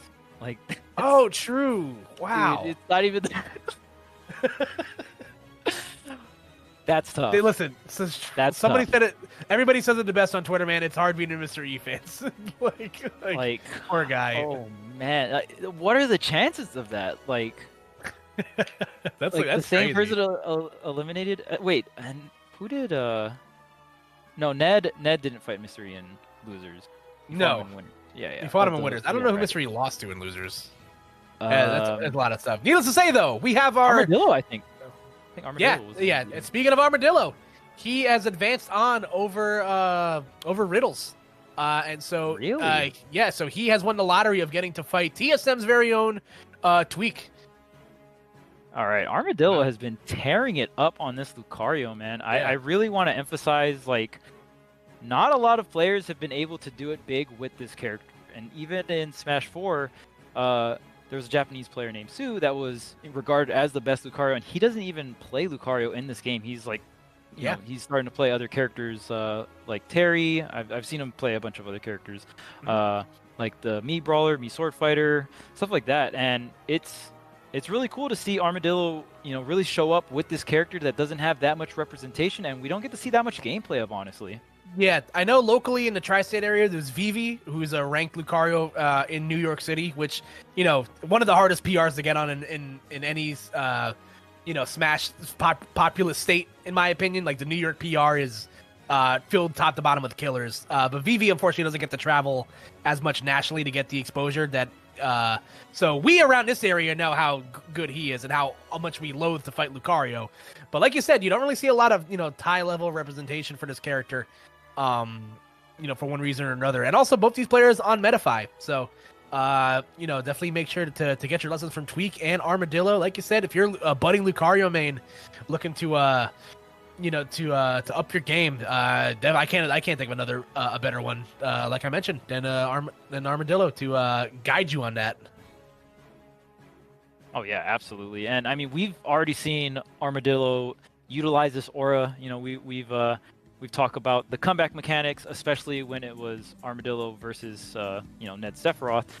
There was there's the aura, then there's the one wing. Diddy Kong definitely not one of those characters with a specific comeback mechanic, but a very broken item, being just a banana. In the world of Smash, like you can throw out superpowers and energy beams, but can it trump a banana? Yeah. And keep in mind, Super Smash Bros. Has a collection of some of the best characters in video games, including some of the best items in video games, like the Metal Blade. Like, canonically, one of the most broken weapons in Mega Man lore. And even that fails in comparison to your simple daily dose of potassium from the banana. Like banana, like Head and Shoulders is like is easily, in my opinion, the best item in Smash. Like it's phenomenal. Like, yeah, are we gonna get this seen? game so strong? It's transcendent. Transcendent meaning it can go through projectiles. So if Tweak throws a banana and the Aura Sphere gets shot, it'll go right through the Aura Sphere. Now the Aura Sphere will still like keep going through and maybe hit Diddy, but the fact that the banana is going to follow, just so you don't really get like a follow-up or anything like that, is just really strong.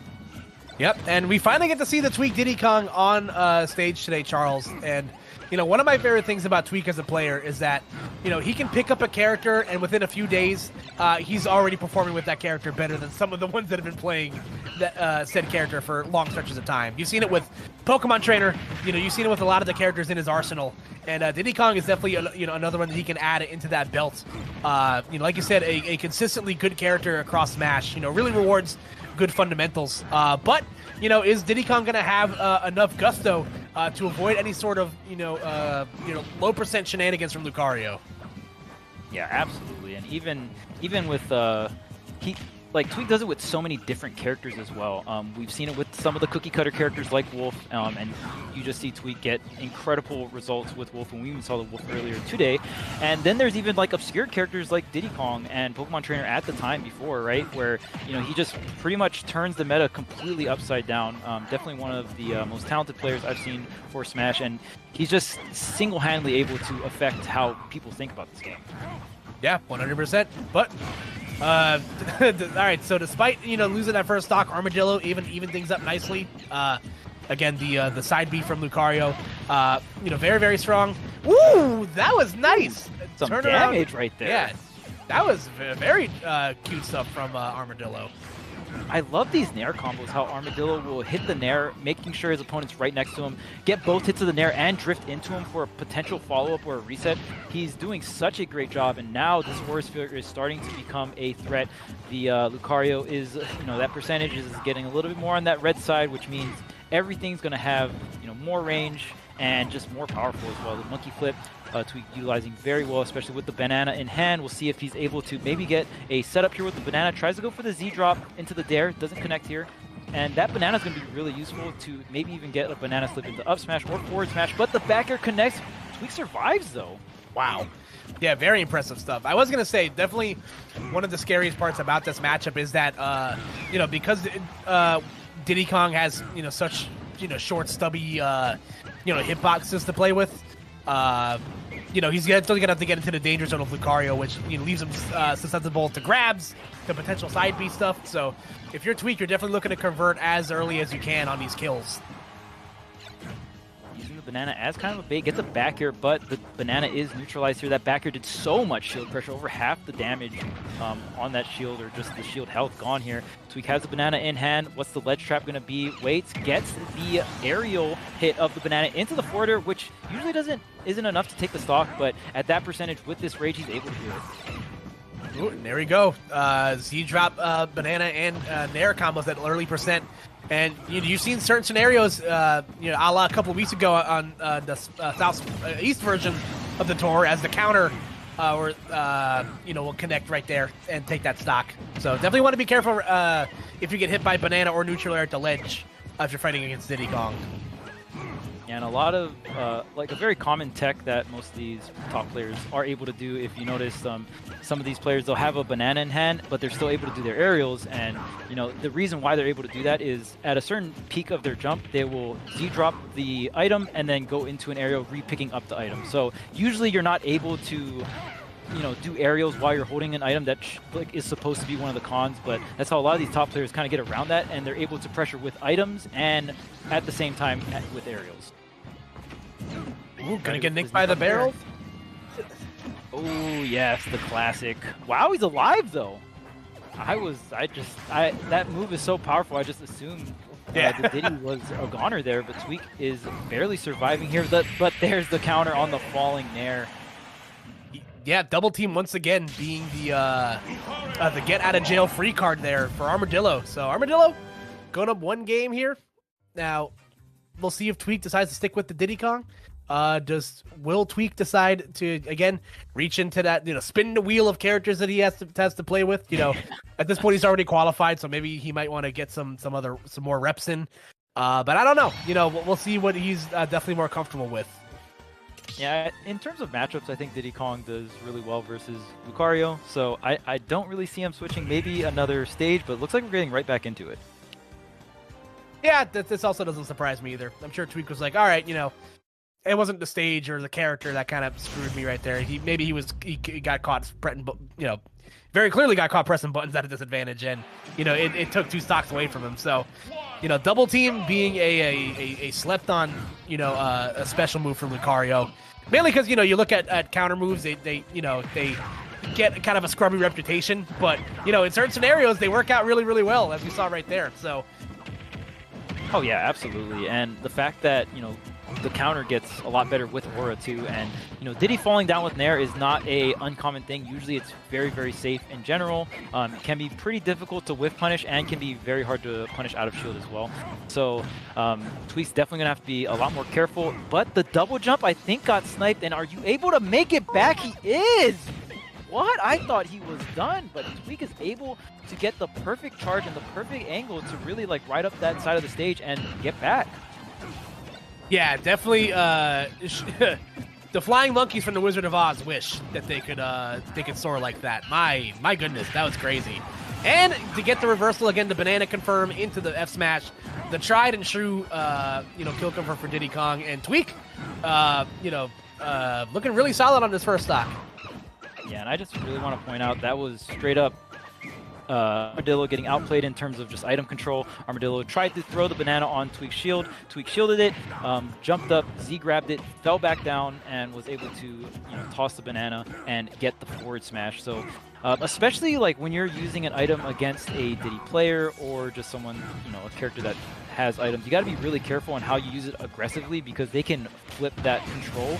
But hopping right over the peanut, Armadillo getting the stock, 80%, not too bad considering Lucario. Now you're definitely going to have that damage boost with the aura. Yeah, no, definitely not a terrible position for Armadillo. But again, these banana confirms at the ledge become that much more potent because, depending on whether or not you can avoid them or not, it could make the difference between an early stock near the ledge or not. Tweak holding the center stage control. He does not need to approach, but right now Armadillo, especially with some of these sliding forward tilts, able to get some openings. I like the setup with the banana into the forward smash. In terms of risk reward, here's the jab block. Wait a minute, falls out of it, and Tweak is able to get the up smash, but it doesn't get the KO. Yeah, unfortunate right there for Armadillo. You saw that exchange in the last set that he played on stream where he's, get the jab block to get the kill, but Tweak maybe just a little bit too far off to the left there. And the monkey flip, tried and true, that move is super frustrating to deal with. Gonna take that stock right there. I will always say this, it's the best command grab in the game by far. Amen, brother. Amen. That move is stupid. So good. It's one of the few moves that are still edge cancelable. A lot of moves got that privilege taken away from them. He can mix up an attack or a grab, and they buffed it, so it kills earlier. So the grab kills earlier in this game.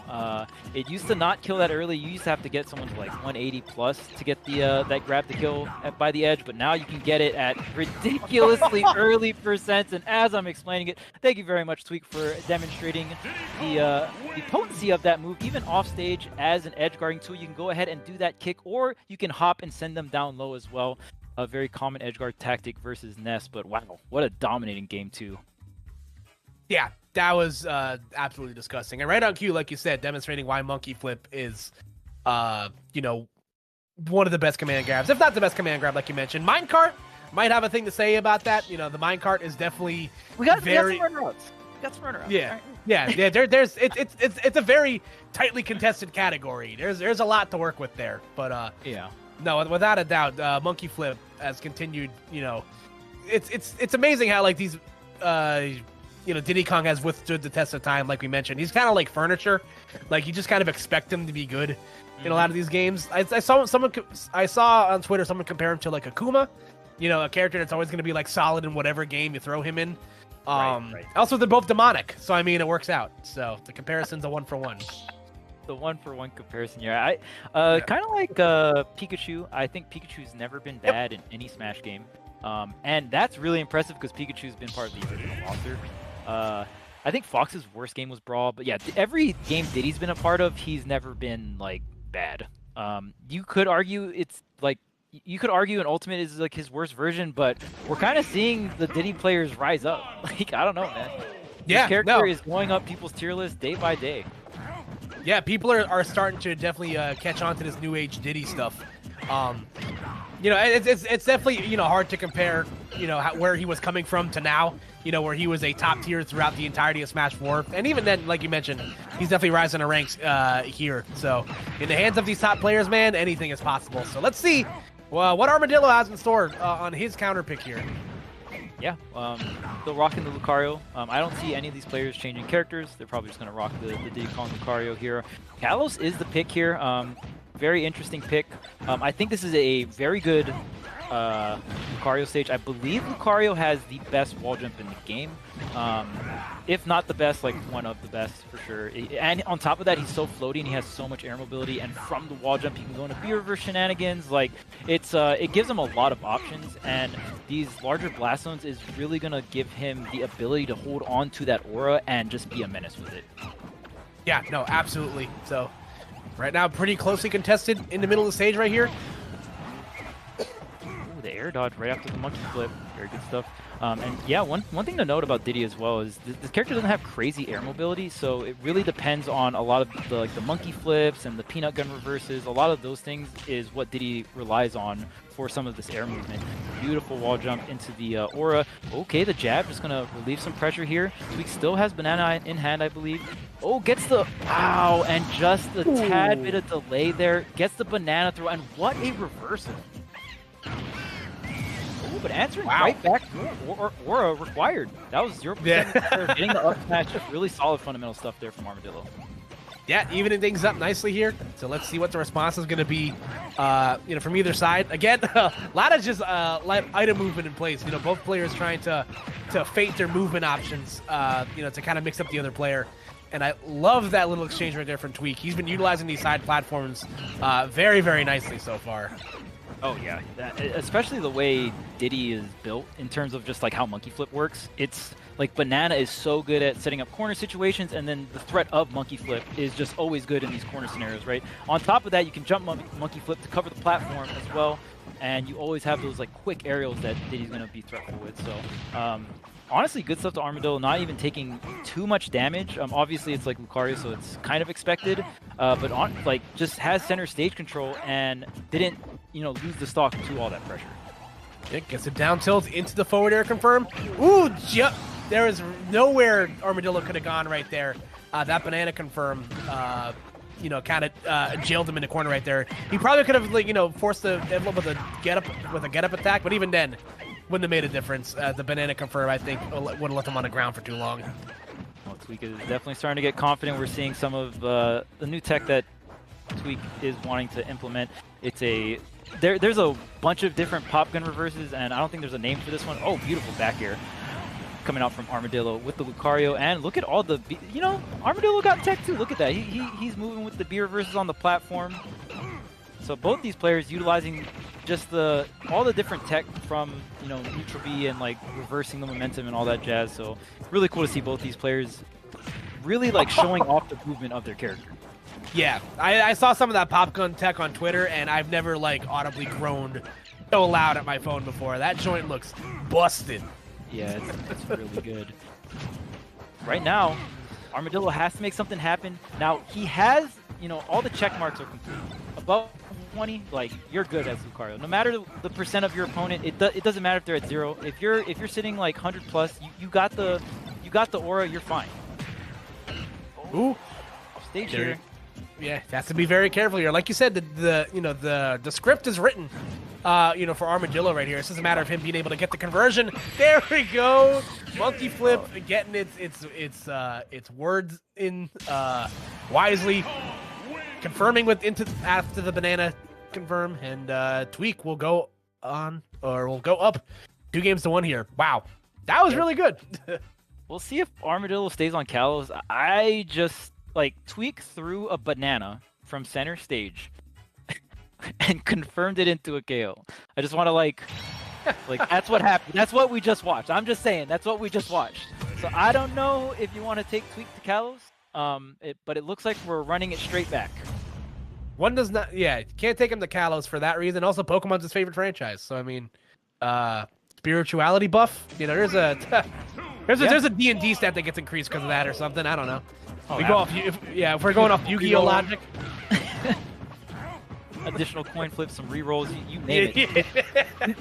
Feeling so confident on the Diddy, especially just I don't know. It feels like the last two games just very confident with the all the B-Tech movement and just the way he's playing with the monkey flip, with the banana, even all these recatch nairs or just recatch banana stuff. So he's just been very clean. Yeah, and again, it's definitely shades different from that first game that Armadillo won. You didn't see a lot of monkey flip, worked into that set, and now Tweak has really, found his rhythm in, the proper spacing and scenarios in which to break that out, and it's worked out in spades for him. Ooh, I like the down air out of shield there from Armadillo. Definitely one of the quicker options for Lucario out of shield. Going to help a lot. Diddy just goes for so many cross-ups. We haven't seen Armadillo go for any more counters. That's something that he was, pretty much net him game number one.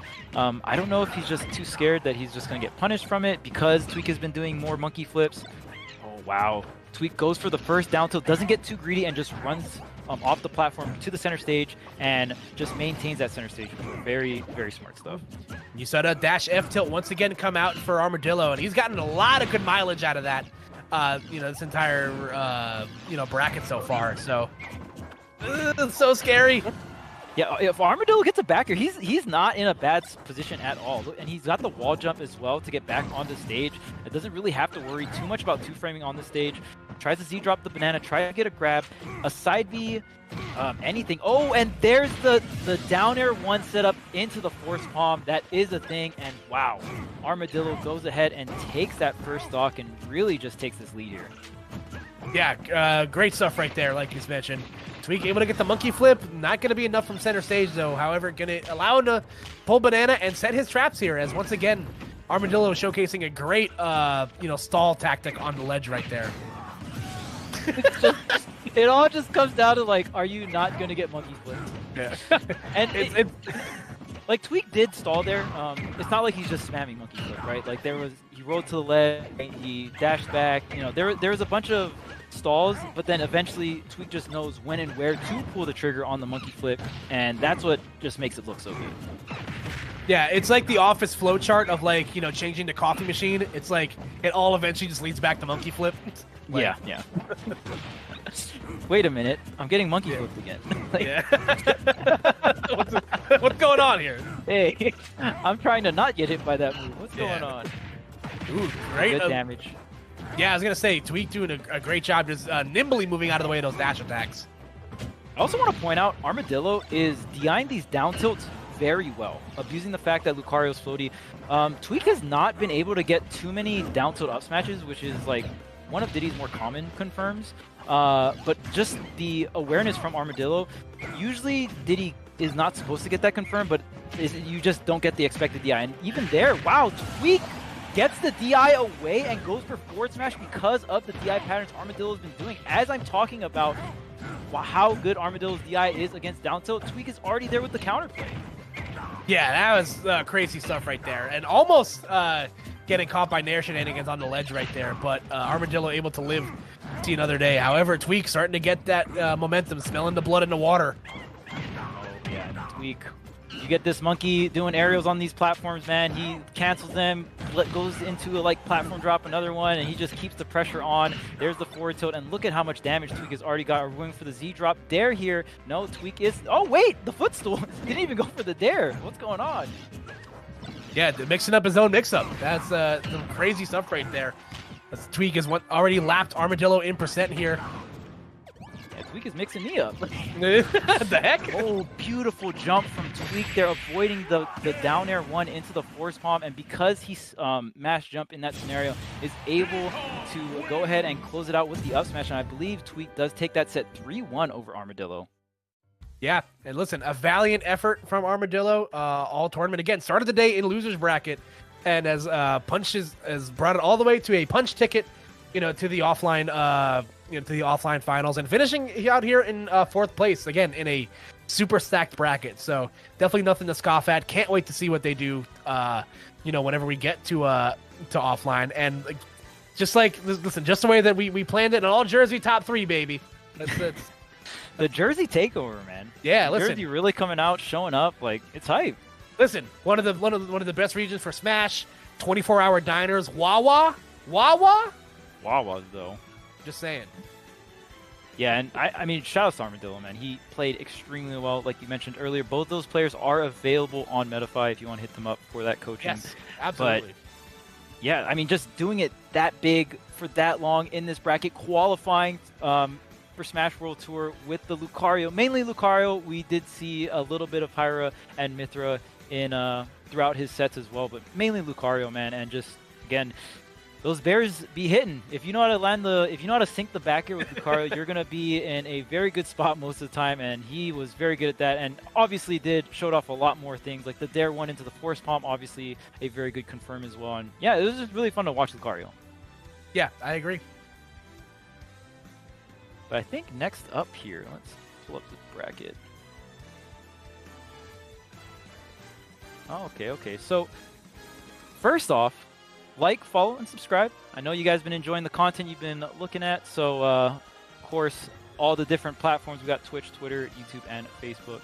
VG Bootcamp, man, they've been doing it big for a very, very long time. The Smash scene wouldn't be where it is now without VGBC. So, if you got the Prime, throw it on over. If you want to flex and you got that $4.99, you can throw that on over too, and you get all these beautiful and wonderful emotes. Yeah, like we mentioned, a plethora of emotes to play with here, and listen, like we mentioned, if it wasn't for VG, we wouldn't be nearly where we are with Smash right now. So definitely support however which way you can, for sure. And of course, shout outs to Metafy. Like you said earlier, man, a lot of the players in this bracket are actually coaches on Metafy. So if you definitely are enjoying the gameplay from those players, they can also offer you, some of their secrets, some of their teachings. So go ahead and use promo code SWT at metafy.gg. Yeah, listen, like we mentioned, plethora of players left in the bracket today. Armadillo, like we mentioned, on Metafy, and Tweak also on Metafy, and some of your other favorites, some names like you might recognize, like MK Leo, DeBuzz, Void, or if you're if you're a Melee player looking to get some advice, obviously the likes of Mewtwo King, S2J, IBDW, and Lod, some of the best in the business.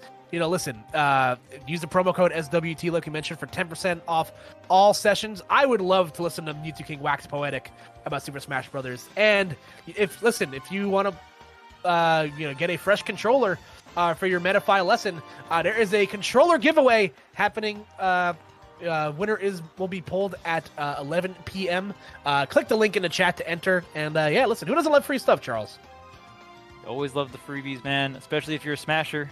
Back when I was a young Smasher, I needed all the freebies I can get, so assuming most of you guys are in that position as well. Also, Gommel, get on my line, another online edition of Gommel, powered by Red Bull, $1,000 prize pool per region.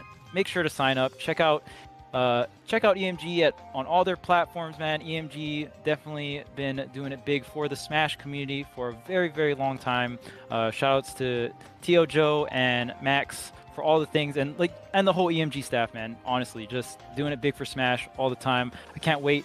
I will definitely be at Gommel line, hopefully commentating, if not spectating, and of course, whenever that first offline Gommel comes back, I cannot wait. Yeah, I'm already booking my tickets, and like we said, so we've now done our part to keep the lights on. Stay in your seat or grab a snack, whatever you want to do. We can't tell you what to do. We can just, recommend.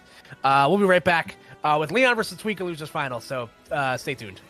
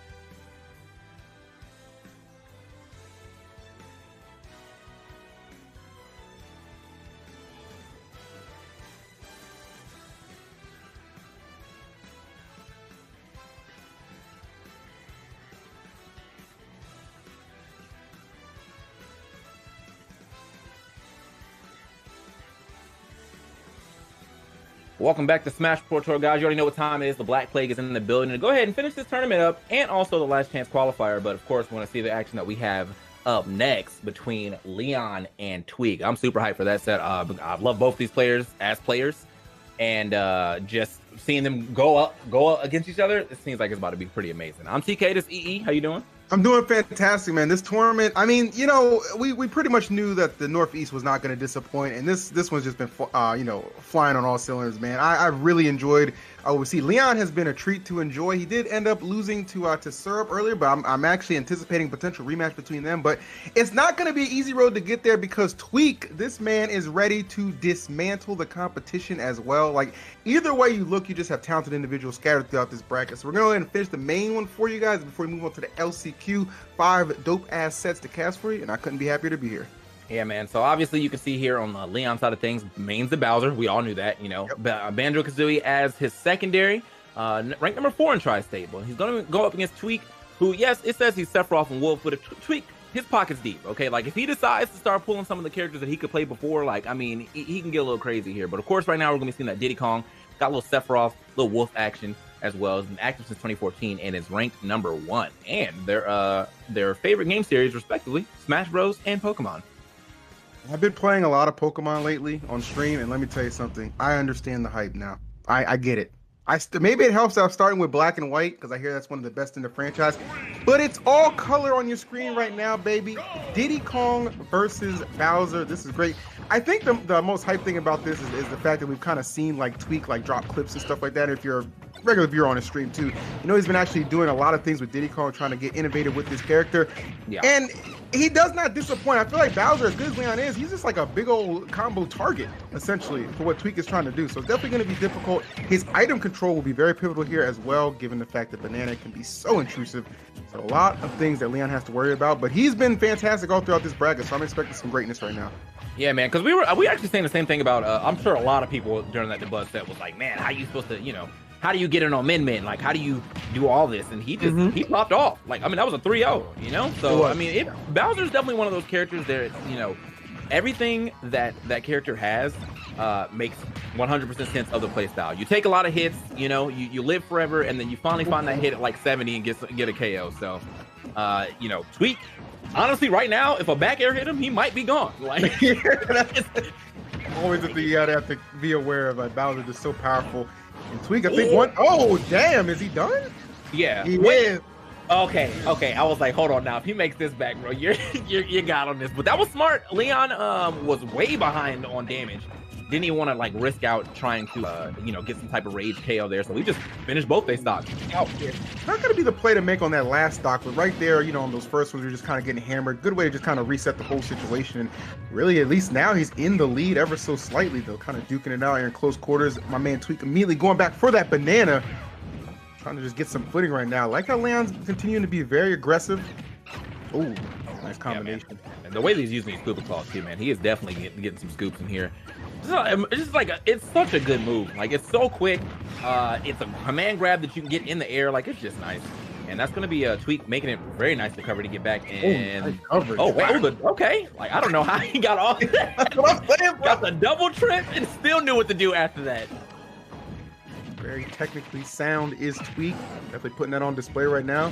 Leon, though, keeping up just really fine, honestly. I mean, again, Bowser just being so hard hitting. This is like really where Tweak just kind of understands, like, yeah, I'm very much so in deficit. That's not even a question. Still got a little bit more work before you really know you can just kind of put that Bowser stock away. He's got so many things he has to dodge. That platform in the middle helping him out a little bit, but don't get too antsy. Get scooped up one time, and that is it. Yes. Yeah, there was no way, like, no DI was going to save you right there. So, like, yeah, he's going to have to go ahead and get off that stock. That's a little bit of a lead here for Leon, who's been playing quite well around this banana, and still right there, but still doesn't lose stock yet. But he's playing quite well around these bananas. He's not hanging out on the ledge too often or too long for Tweak to be able to set up, you know, some good pressure here with this banana and peanuts. So, oh wow, okay, okay. I think he gonna make it back. Okay, yes, he is. Okay, straight back here. Still not enough to put him away. Leon living to some very impressive percents right now. Tweak yet to be able to find that one blow to put him away.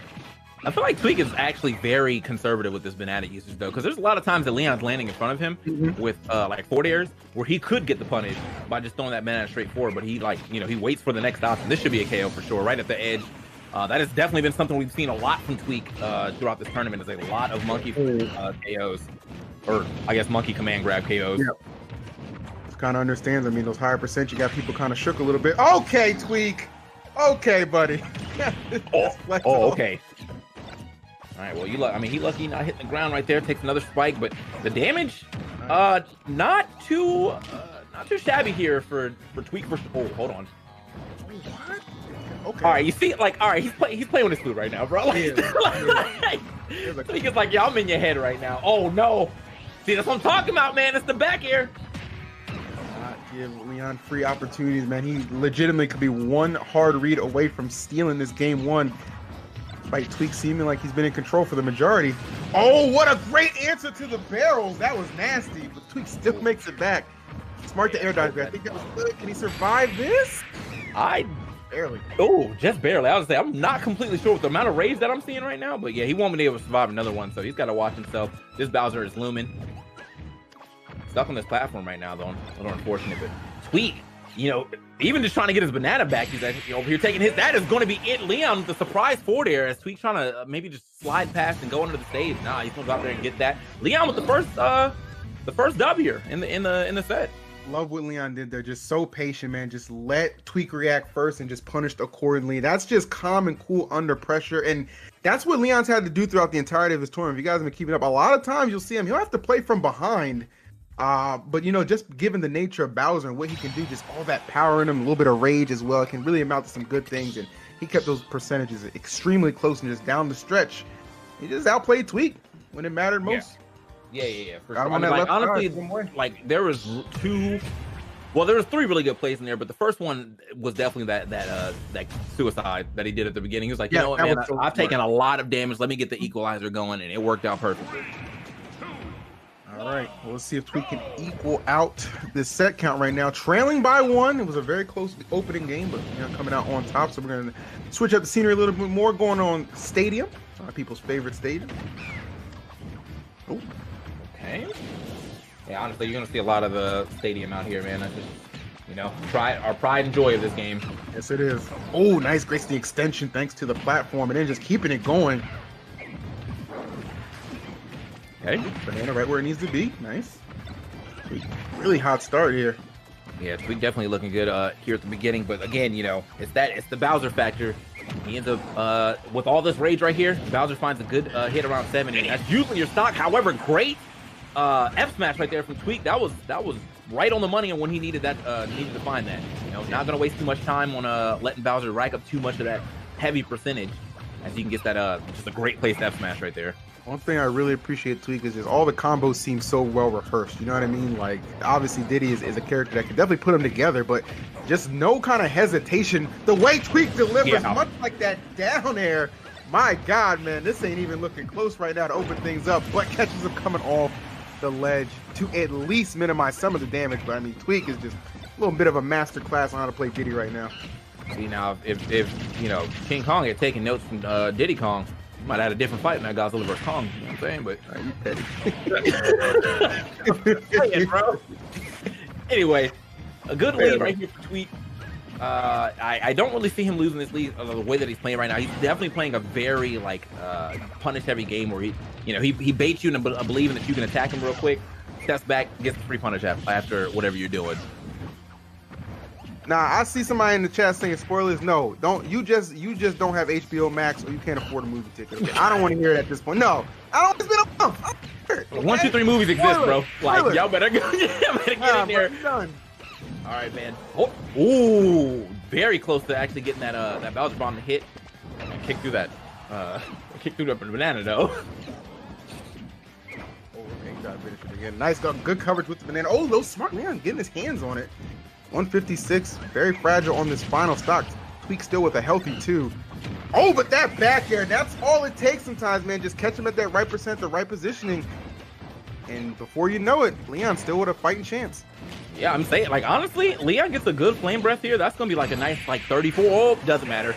Yeah, I was like, yo, he gets a nice flame breath right there. He can definitely rack up like a good 30-40% right there. That would have been a great start, but unfortunately, yeah, Tweak was able to, well, go ahead and finish that super quickly.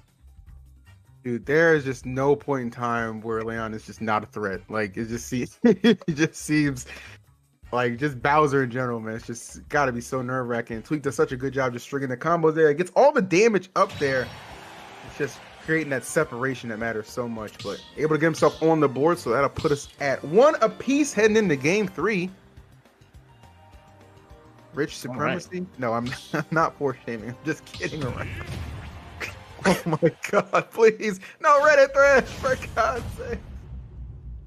All right, man. So here we are getting into game 3.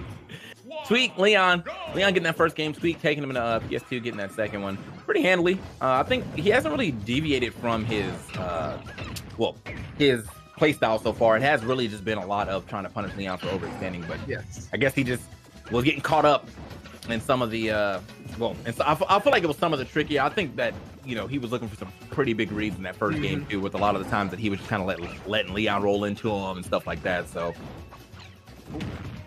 okay. All right, smart. Get that banana out. Nice. Yeah. Seeing that flame breath coming out, just withdraw the attack. That he is so nimble of a character. Ooh. Okay. Up throw. Yeah, put the paws on him. Oh, try to get an extra one in there. That would have been some great damage for sure. Ooh, up smash. That was a great spot to stand for sure. Like, he put the flame breath up, kind of forced you to think you had to roll in. Get that up smash. Like, his flame breaths, Tweaks bananas, like everything, just finding its proper usage to keep these stocks intact.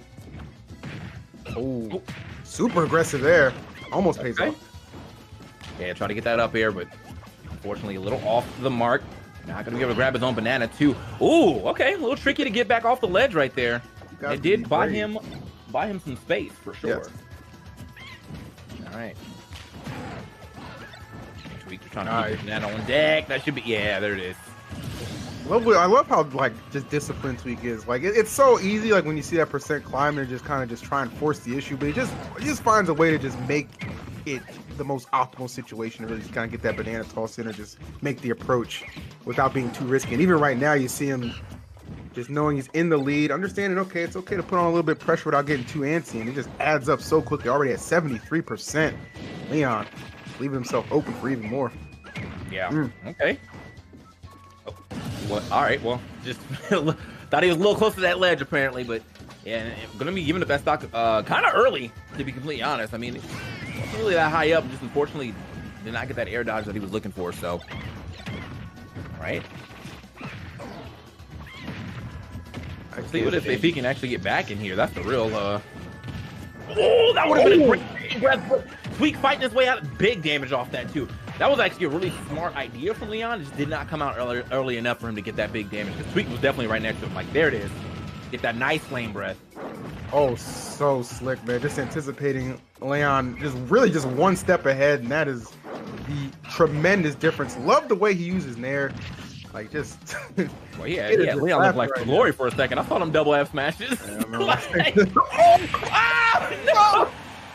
That ass down, boy! Bro, the plays right now. The plays. Oh, man. All right, well. Yeah, that boy Tweak playing for real right now. Even on your counter pick, he don't care. He's still going to find the sauce. Still going to tweak on you. I see. Yeah, for sure. So, like, I'm not sure. Like, right now, the difference between that first and third game is mostly on Tweak. Like, I think Leon, he still has to, like, it's just Bowser. He has to make these, like, big committal plays to, like, get any type of a lead here. You know what I'm saying? Like, it's just, that's just how he is. Like, in this matchup in particular, it's not like he's going to be able to sit back, you know? So, looking a little rough for him right now, for sure. Just a tad bit, but you know what?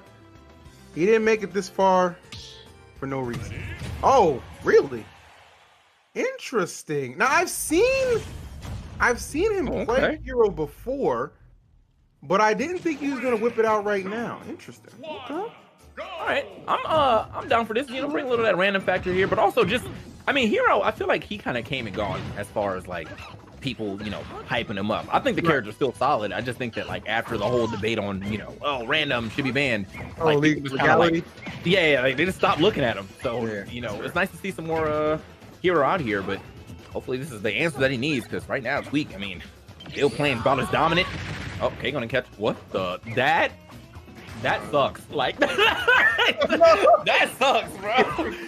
Oh man, the banana actually getting him before he got the last hit. So his character pool is interesting. Like Tweak's character pool is like super deep. We already know that. But like Leon, like I've seen him play. Obviously mains Bowser. I think I've seen him play Game & Watch before too, and then Hero. It's an interesting little spread of characters that just don't seem like they complement each other. But I don't know. It just makes it work for him. Okay. No snoozing. No snoozing right there. He's out of. Ooh. All right. He's out of shield. Definitely doing some justice. But unfortunately, I mean that can't get him punished if it ends up getting baited out, and Tweak is there for wherever the landing is. Okay. Should have a strong. I think he has a strong hit ready, or is this the? That was the strong hit one. Okay. What are you gonna do? Only 22 MP right now, going for the bounce, which is super smart to deal with this banana for sure. Oh, up smash, that ain't gonna help you with that. Nicely done. Tweak again, staying disciplined and only taking 80% there. So now Leon gonna have to respond again, and this is big. Like everyone's already qualified. That's not the issue here, but still, seeding does tend to play a part. Yeah, I mean, obviously you ain't gonna come in here like after playing this hard and just sandbag the last part, right? You gonna try to get these wins. Damn, bro. Online PGR means something somewhere. Alright. That's what I'm saying, bro. Yeah, I'm not sure what he's trying to do here. This is he almost waited out for that flame slash. Thought he was gonna go more so for the he's way out there with no MP. Yeah, you're that just unfortunate like situations happening in Leon right now. I feel like the stage with 4 MP. Come on, bro. Yeah, dude, I feel like that's why Tweak kind of forced the situation there so much too. He's like, you're really just not gonna be able to come back if I don't let you. Oh.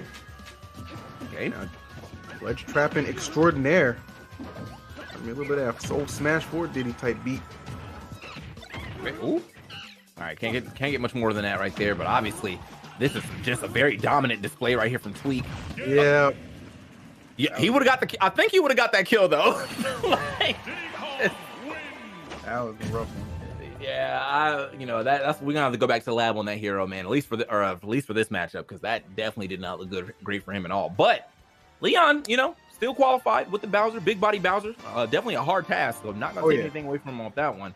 But now Tweak is gonna have to go up against Syrup in the grand finals here. So should see some pretty good action. Very much so looking forward to this Tweak Syrup encounter. I mean, Syrup, I don't think it's a stretch to say definitely the surprise of the tournament. I've been told he's also like, 13 or 14 years old. So he's a youngin'. He's another one of those young Smash prodigies who's out here doing big things. So if he can go ahead and take home the Smash World Tour Northeast title, that'd be a hell of an accomplishment to just kind of have, especially like we know that offline stuff's going to be gearing up soon as well. So shouts to the homie.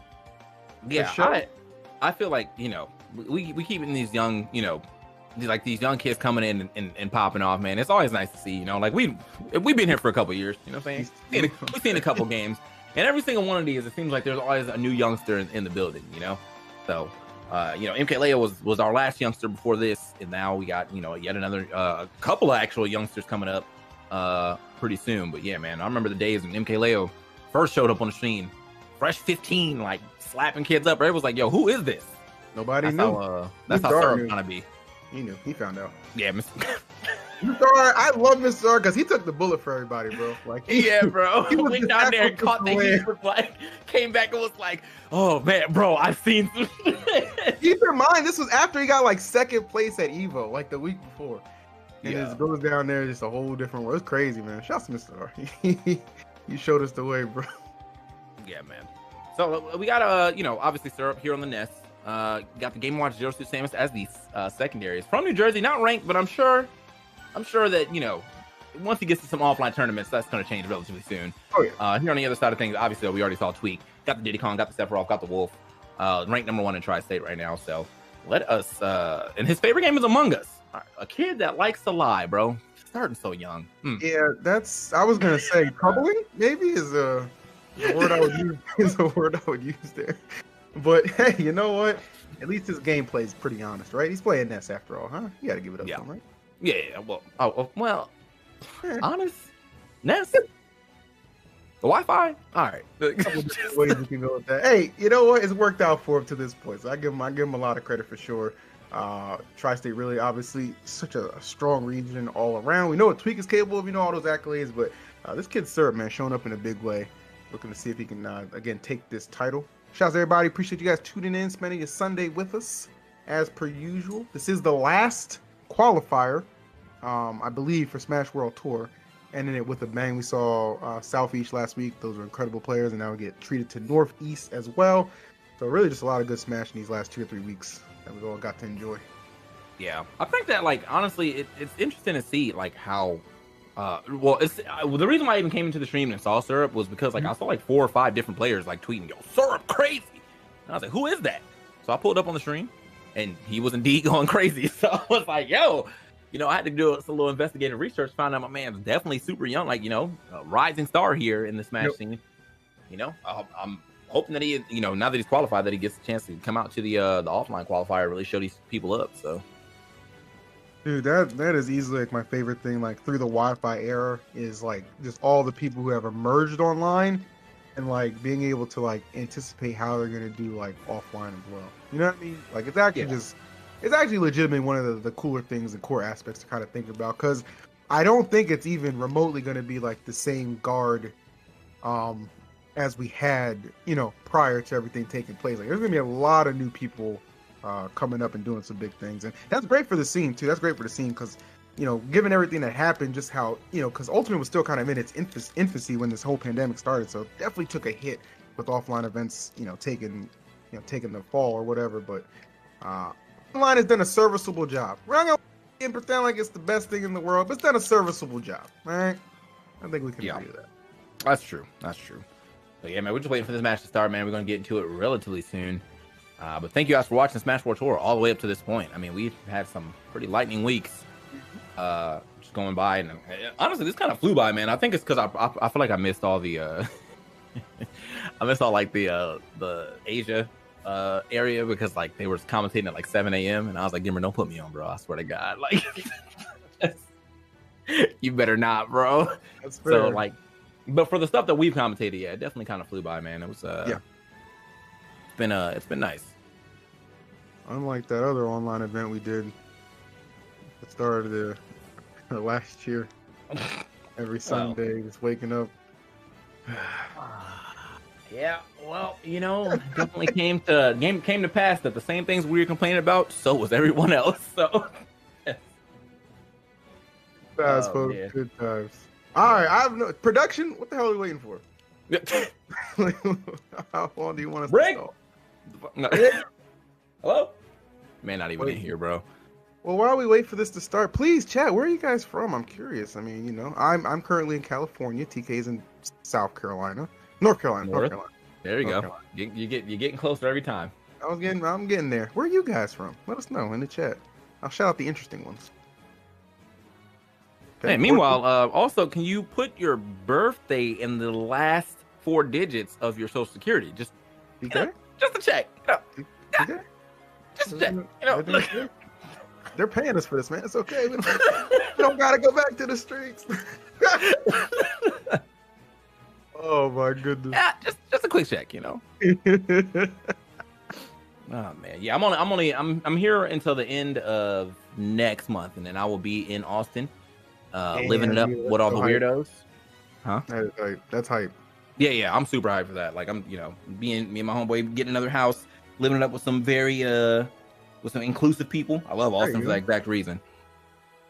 We love to hear it. Oh, Portugal, that's a pretty cool place. Wakanda. Okay. I'm sure that's real, but I appreciate the thought. Madagascar, that was a movie, so that's not real either. Bro, it's actually a place. Wait, is it? No, I'm not trying to be funny. Is that actually a place? Yeah, I think it's the island right outside Africa, ain't it? Well, shit. I didn't know that. I thought it was just a movie with that goofy lion. That's crazy. Oh my god. Hey, rip him. I didn't know. Like, come on. I think it's a pretty fair misconception. All right, man. You got it. You know? Wait, but here's the other question. If that was a made up place, why that name? It sounds magical. It's like Narnia. You gonna tell me that's real? Oh, you got it. You got it. Out there. Nobody wants to consider the possibilities. They just want to go right for the throat. Come on, man. Think about it. So Wakanda is not real. I am aware. That's an internal struggle I still deal with. Yes. Man, yeah. It's real. It's real to me. You know, it's real in my heart. There you go. You know what's real concerning? Why isn't this match started? What's this kid got school or something? Like, he can't play the rest of the bracket. It's 9:30. It's bedtime. Mom came upstairs, unplugged the system. He wasn't supposed to make it this far. Like, I'm saying, bro, what's going on? That's funny. That is funny. We'll see momentarily. I mean, we're all just kind of hanging out right now. We're in the same boat as you guys. We have no idea what's going on. Speaking of the American education system, y'all remember that the Smash 4 boot camp when Xax was playing Connect 4 and he was looking at that joint for like a good minute and he still put it in the wrong spot? Bro, I actually thought there was something. I was like, how much did you smoke before you came into this? Like, he looked just at that dead for on like a look. solid 3 minutes. Yeah, It's like, dead on all right, look. this the one, bro. What are you doing, bro? Oh man, Smash Dude, history, bro. Do you remember what were those tournaments or those conventions we used to go to? Like Oda, I think it was Oda. It was Otakon or Katsucon, and I went to the maid cafe, and one of the challenges was if you were able to beat the maid girl in like under 5 turns in Connect 4, you got half off your bill. And I beat her in like 2 turns, and I was like, "Damn, you suck!" And she started crying, and I felt horrible. I was like, "I was just kidding. I was just kidding." But I didn't realize that people were so sensitive. She started crying. I felt so bad. Wow. And my friend was with me. He's like, "Why would you say that?" I was like, "It's a joke. This is like 2009. Okay, it was a wild, wild west. Listen, half of you wouldn't survive. Okay, things were different back then, bro. Ain't as long as like we ain't ever, I ain't part of the program, but man, things were so much better back then. No, they weren't. Like we really just got away with a lot of stuff we shouldn't have. True, dude. Because she was like, "Oh man, I didn't do too well, did I?" I was like, "Yeah, you suck." But I was laughing when I said it. Wait, you had to beat her in 5 moves? I beat her in 2. How do you beat someone in 2 moves in Connect 4? Okay, well, it was like 5 or something. Well, I had to beat her in under 10, and I beat her in like 5. The point is, she caught the quick L, okay? She caught the swift L. All right, let's catch this winner or this grand final. Bro, right he is Mafia, bro. He's Mafia for sure. Let's get it, bro. Right on schedule. Syrup, Tweak, going at it in grand finals. Let's go. Classic EE story. Yeah, I'm full of shit, I know. All right. Game 1.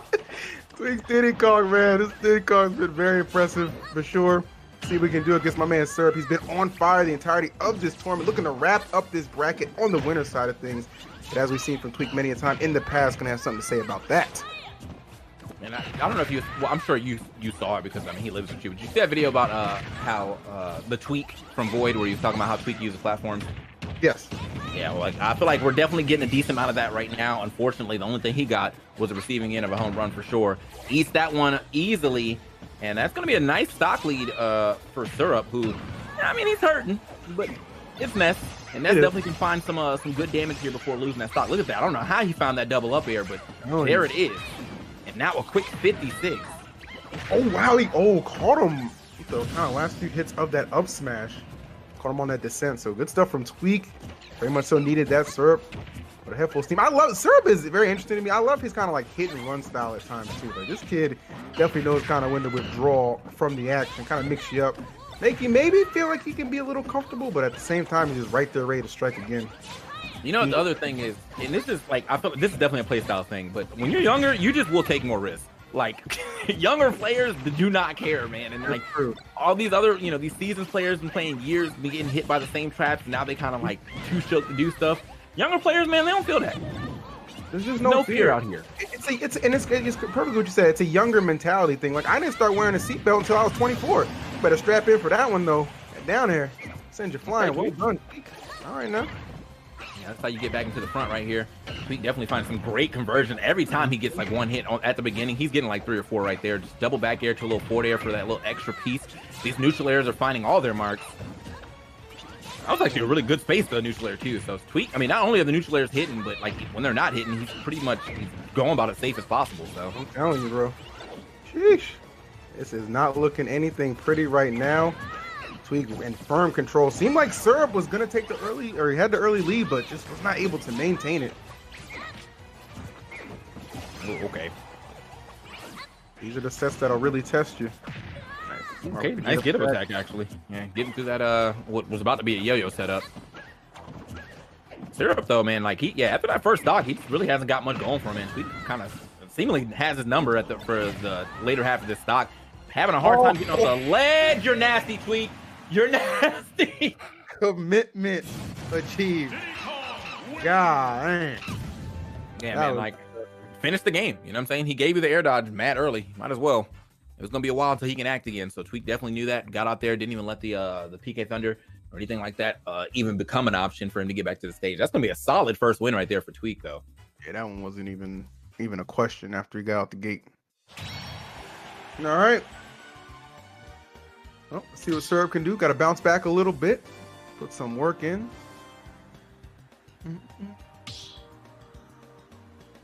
Oh my goodness. Yeah, where he going? Now, was I watching him earlier? Does he also play Lucario, or is that just I might have been watching someone else. I don't know. I'm not. I mean, I haven't seen. If he does, I haven't seen it. I do. Okay.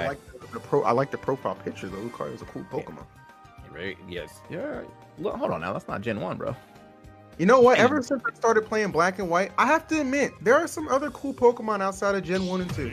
Ladies and gentlemen, we got them. All right, let's go ahead and get. I must confess. Let's go ahead and get in the second game here. Tweak, Syrup. Gonna go ahead and pick it from Battlefield. That vanilla thing, Vanillite or whatever, that's just ice cream. That doesn't make any sense. You're not coming off that hill. Yeah. You know. But anyway, game 2. Small battlefield, going to be the place. Syrup looking to bounce back. I would not be surprised. I think Syrup can win, but I wouldn't be surprised if this one does end up going to set number 2. Seems like it has the makings of that, but it's all about how Syrup is able to respond. Season how many times Tweak has been in a situation like this, so this is not unfamiliar territory for him. It'll be up to Syrup to show what he's made of right now. Yeah, I mean, and honestly, with the way that this is going, like I feel like if he can hold a lead a little better than he did in that first game, like we could see a different version. A lot of these games, again, have been Tweak having a great punish game just like that. He said, not even off the wall will you be able to make that back. Great punish again from Tweak. I'm telling you, man, like his punishes, his conversions, everything just looking like A1 for him right now. Seriously, man. Might be looking to. I mean, it's obviously way too early to call, but I traded 6-0. Don't let it happen to you. Yeah, man. Don't let it happen to you, baby. Okay, gets a banana, but yeah, man, he's just not finding any hits right here, man. Tweak really just dancing around him. Finally gets himself a forward air. Oh, like that drag down. Not really good. Maybe expected Tweak to panic a little bit there, but didn't give it up. Tweak looking very well rehearsed in this matchup. Yeah, Tweak making. I feel like I kind of slept on neutral air because, like, you know, it wasn't really like. I feel like it wasn't an option that you saw like this much in 4. You know what I mean? Like it was still a good move, but like in this game, I feel like it's super nice. Yeah. And so like he's getting a lot of neutral air conversions. And like when he lands, it's almost always like neutral air. And if he doesn't hit it, you know, it's well spaced. And if he does hit it, he probably gets a conversion off of it. There you go. Ooh, almost had that big catch. Nicely done. They'll take him out the barrels. Now just applying all that pressure. Well done from Syrup, and that was a quick stock. He was able to take swings this very much so back in his favor. And now he's all over. Look at that. Just the rush down that this kid applies is so good. That's what goes back to your point, TK, just being so young and fearless. Yeah, man. And like, I mean, he's taking a lot of hits too, but I feel like he's not faltering in the same situations getting hit from, which, like, I mean, it could be a detriment for sure. But at the same time, like, I mean, if you just keep running at your opponent and they're like, man, I figured by this point in time you would have changed up, you know. Sure. Too fearless. Oh, yo, I think he's nah. I thought Tweak was gonna just go down there for the down air, because he was definitely going to bounce off the wall. So I was for sure he was just going to drop the down air on him. But still, plays it safe, finds the up smash later on, and doesn't really take any extra damage off that either. So nice. Okay, banana back in hand. See if we can find an opening. No, it's gonna create some space. Nice. I like that. Kind of tricked him up a little bit. Really creates some opening with those nairs. Yeah, I mean, these nairs are, I mean, they're just... You said it, man. Top note. I actually love this move right now. That make me want to main Diddy off one move. There you go. Hitting. Okay. Back off and back. Look, like, notice the way, I mean, Tweak, he will use these platforms to get out of pressure. He will, if he feels like he's getting threatened, he will just move out the way. And this might not go well for him. Somehow ends up making it through. That's crazy. Tweak really fighting from behind, and suddenly he's really opened this gate up for this potential comeback. Oh, trying to catch the Syrup. Definitely looking. Yeah, Syrup, man. You know, he's one back throw away, bro. So Tweak definitely got to watch the way he's playing right now. Oh my god. Insane for that. Okay, neutral air is finding it yet again. Tweak, very intense moment right now. Tweak actually going to get the grab off that back throw. Patience waiting. Nice, good decision with the monkey flip. All about getting them off stage. This is where Tweak tends to shine. And this is a classic Tweak setup right here too, man. Like, I feel like most of the other Diddies, you know, they're putting a banana down. They're popping peanuts, right? He's just standing there with the banana in hand menacingly. So when you finally stand up and you're like, well, I gotta block this banana, then he just monkey flips in. Like, what's up? There you go. So I mean, it's a trap in itself. That was beautiful. Yes, sir. Nice. Just the delivery behind it, and it all comes down to just being disciplined and patient. And then Tweak has that in spades, so he's gonna go up 2-0 against Syrup, one away from resetting this bracket and really putting the heat to him. Yeah, man, that was I mean, that was just really good action right there from Tweak all together to realize that he got that down tilt, and it seemed like he was a little late on the come up on it, but he still got there in time to get that back air. So good stuff. I mean, that's just good. That's just in my opinion, I've been in this situation, you know, countless times in tournaments. Like, you know, he settled in, especially on that last stock, and just kind of let the game come to him. And Syrup, while he was sitting there trying to kind of close it out, it just wasn't there for him. Tweak just knows how to play around those situations. Man, he knows what you're looking for. And you said it best. I love the fact he would, like, so many times just have the banana in hand but not do anything. Just the threat level alone is enough to intimidate. I mean, that drink got me shook all the time, so I feel it, you know? Like, it really, I feel like it also depends on the character you're playing too, because some characters just have like really long trip animations, so if you want them characters, it's even worse. But yeah, Tweak doing quite well against Syrup right now, who was one on the winner's side, and it looked like we're about to get this 30 in a handshake for the reset. No character swaps yet. Not sleeping on Syrup though. I mean, this kid is as legit as it comes. Don't get it twisted, guys. It's just, you know, experience-wise, you got to give it a tweak, but that will come as, you know, years and sets and things like that progress for Syrup. But right now, he knows the tall task he has ahead of him. He was in the lead a couple of times despite letting those games get away from him. Let's see if he can close out this third game and make it a solid contest in this first set before we could inevitably be heading to set number 2. A lot of pressure being applied by Tweak there on the left side, but able to break it up is Syrup. Nope. And that's Syrup just... Okay. Nice little neutral air out of the shield right there.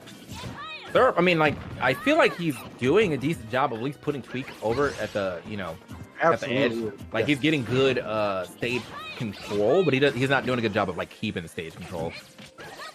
Which seems to be kind of an issue right there for him, and allows kind of Tweak to really just turn it right back around on him. Look at that. Immediate conversion, and now we got the lead. He's like just a walking Ferris wheel, bro. He's always just spinning on you. Trying to land safely. Syrup, though, well, he does a good job applying pressure. Make Tweak think twice about it and just lands in front of him with the forward smash. Got a little more creative. Probably had him accustomed expecting the fair was going to be there, but Tweak mixing it up, and he gets paid big time for it.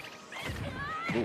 Tweak, man, so tricky on getting around these moves. Syrup, I think he expects a lot more people to, like, sit and shield, right? But Tweak, honestly, he's not doing that. Like, it's a lot of jumps and just getting away. I think Syrup should start looking for that as a way to go for the punish. Maybe just jump, like, preemptive jump up air and see if you can catch Tweak. That's not. Okay, he's out again. His recovery options are so wild. Yeah, he's like, let me reset it and try again. Okay, and yet again, tweak, bro. I'm telling you, he's not in shield like that. I don't even know if he got those on his controller right now, bro. Like, them joints ain't mapped. $1 million question right now.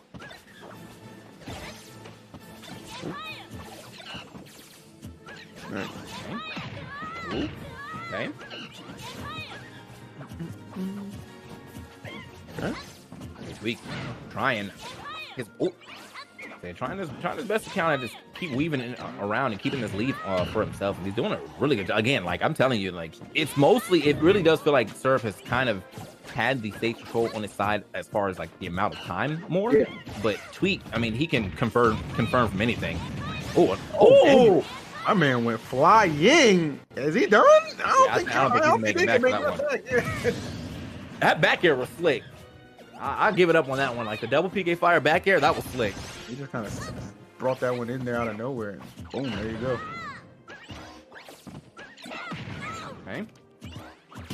Okay, I thought he was just gonna go for like the the easy like bat, but I think he saw how far Tweak was out of the first PK fire, and it looked like he was DIing quite well. So he was like, all right, well let me mix up the confirm here.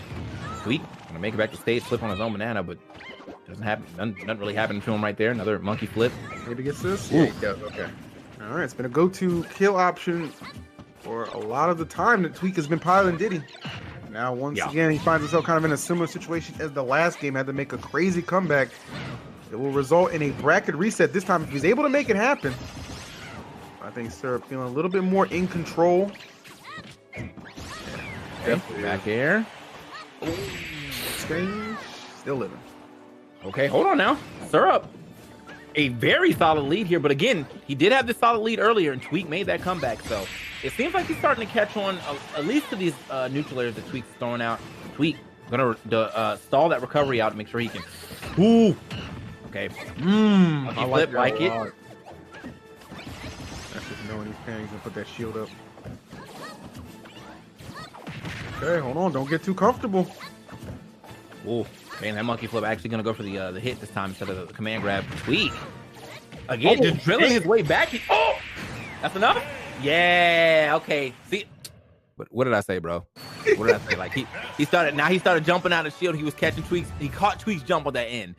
But if he can keep that that up, man, maybe he can get a couple more games here. Because Tweak, again, a lot of the time, not in shield, a lot of time in the air to avoid these rounded attacks from Syrup. So that really worked out for Syrup to go up for that neutral air that time and pick it up. Facts. All right, so Syrup gets himself on the board, not gonna have to worry about being 3-0'd in this first set. Well done to him. Definitely understand it's a marathon. You know what I'm saying? Not gonna be, but I mean, damn, that's scary when you just realize how well Tweak is just capable of just kind of crawling back despite the deficit. But kudos to Syrup, able to kind of put that one to bed. And now we got a game 4, which still leaves the door open for anything to happen. Very possible for Syrup to, it won't be easy, but very possible for him to win these next 2 and just end the bracket right now. Yeah, man, go for that reverse 3-0. I mean, he's really been getting handled by Tweak for the first part of the set, but he managed to squeak in. Well, I won't even say he got handled, because I feel like the first game he got handled. The second game, Tweak made a good comeback, and then this third game he was actually in the lead yet again. So, but he held it. He held it this time. Tweak was starting to make that comeback. It was getting a little scary, but he was able to hold the line. Not allow himself to lose yet another game and go into a second set. So see what he can do here in this fourth game as he's trying to get it to a game 5. And Tweak takes him to Kalos. Okay. All right, a lot of room to work with here, so the pace of this might slow down just a bit. Yeah, potentially, but I mean, I feel like these are two characters that, I mean, Ness can kind of zone, but for the most part, like he has to get in there too. Diddy, in the same way, like most of their options are to like get a projectile and then run in and do something after that. So yeah, that's fair. They make a living off just kind of like getting in there and just doing lots of damage, comboing up and stuff like that. So. Ooh. Okay. Oh, managed to grab the leg. I'm surprised that's not hitting, to be completely honest. But I guess he's a little off the mark on the release. Regardless, though, another great start here from Syrup, man. Only 53 damage on him, while he's got Tweak pretty much in back throw percentages. might see Tweak select to play a little bit towards the center of the stage right now. I think that's what he's doing, holding that banana, trying to stay calm, cool, and collecting. Yep, just letting those opportunities present themselves and just see him reaping the rewards.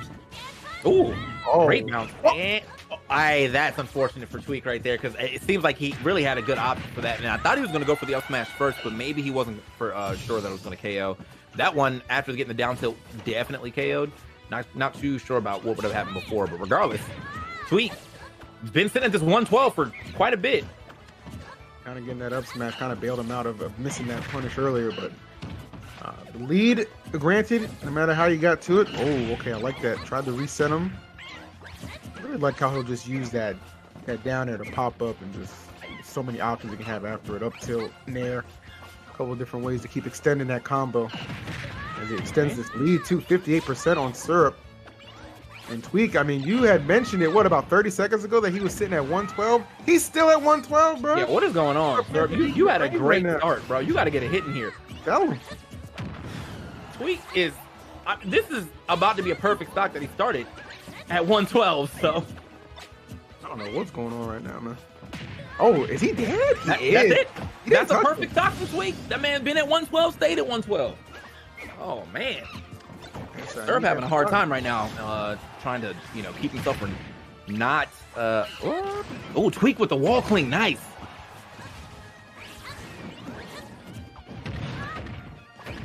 Yo, honestly, okay, Tweak, like, I was like, wait, hold on, bro, like, where is this gonna end? Because I was expecting him to try to get some type of down there in there, and he was like, I'm going for this monkey flip. You had some questions and concerns about that. Oh. All right, man. Oh, that would have been huge if he was able to close that start. Yeah, I think if he had got down there with the neutral air, I think Tweak might have actually saved his jump. So, oh, even with the air dodge, no. Times. Oh my, Tweak taking that first set emphatically, bro. That was a gross ending to that one. Very solid display of dominance in that fourth and final game for the first set of grand final. So on to set number 2. Can't say I'm too surprised to see this one going the distance. Two incredibly talented players. Tweak being clearly the more seasoned of the two, but Syrup still showing an incredible amount of skill to get to this point. So we'll see if he can rebound and adapt a little bit more in this next set coming up, going back to 0 apiece. I hope B is just behind Tweak every time he gets a spike going. Shit! Like, it's just every time, bro. It's a real one right there. Shouts to B, homie. Yeah, man. So that first set, I mean, the Nest, it was shown that he can at least get a game, and there was also shown that he can get some good leads too. Just unfortunately was not able to hold on to the first lead that he got, and then after that, yeah, that fourth game was just a wash.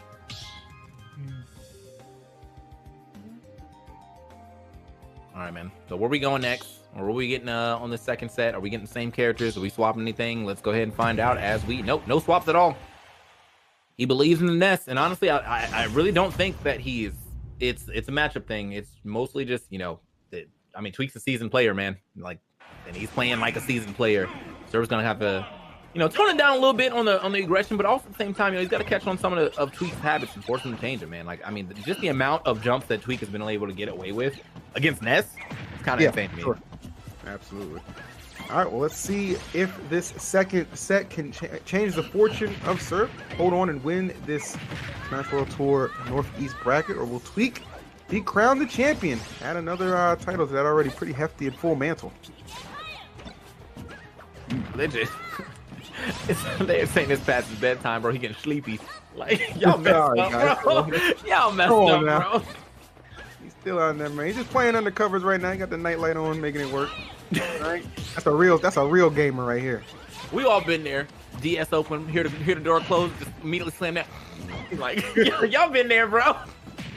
Anyway, here we go. This is gonna be a little rough of a start right here for Syrup, though, for sure. All right. All right, so it's maximizing every hit. All right, this is... Dude, he just jumps and just that alone puts the fear in you, right? Yeah, I mean, I feel like command grabs in this game are just so good. Like, the way, like, especially with the way that most of them are, like, they can be used aerial as well. It's so nice. It's just a way to be like, oh, you thought I was coming down with an aerial? It's like, it's a grab.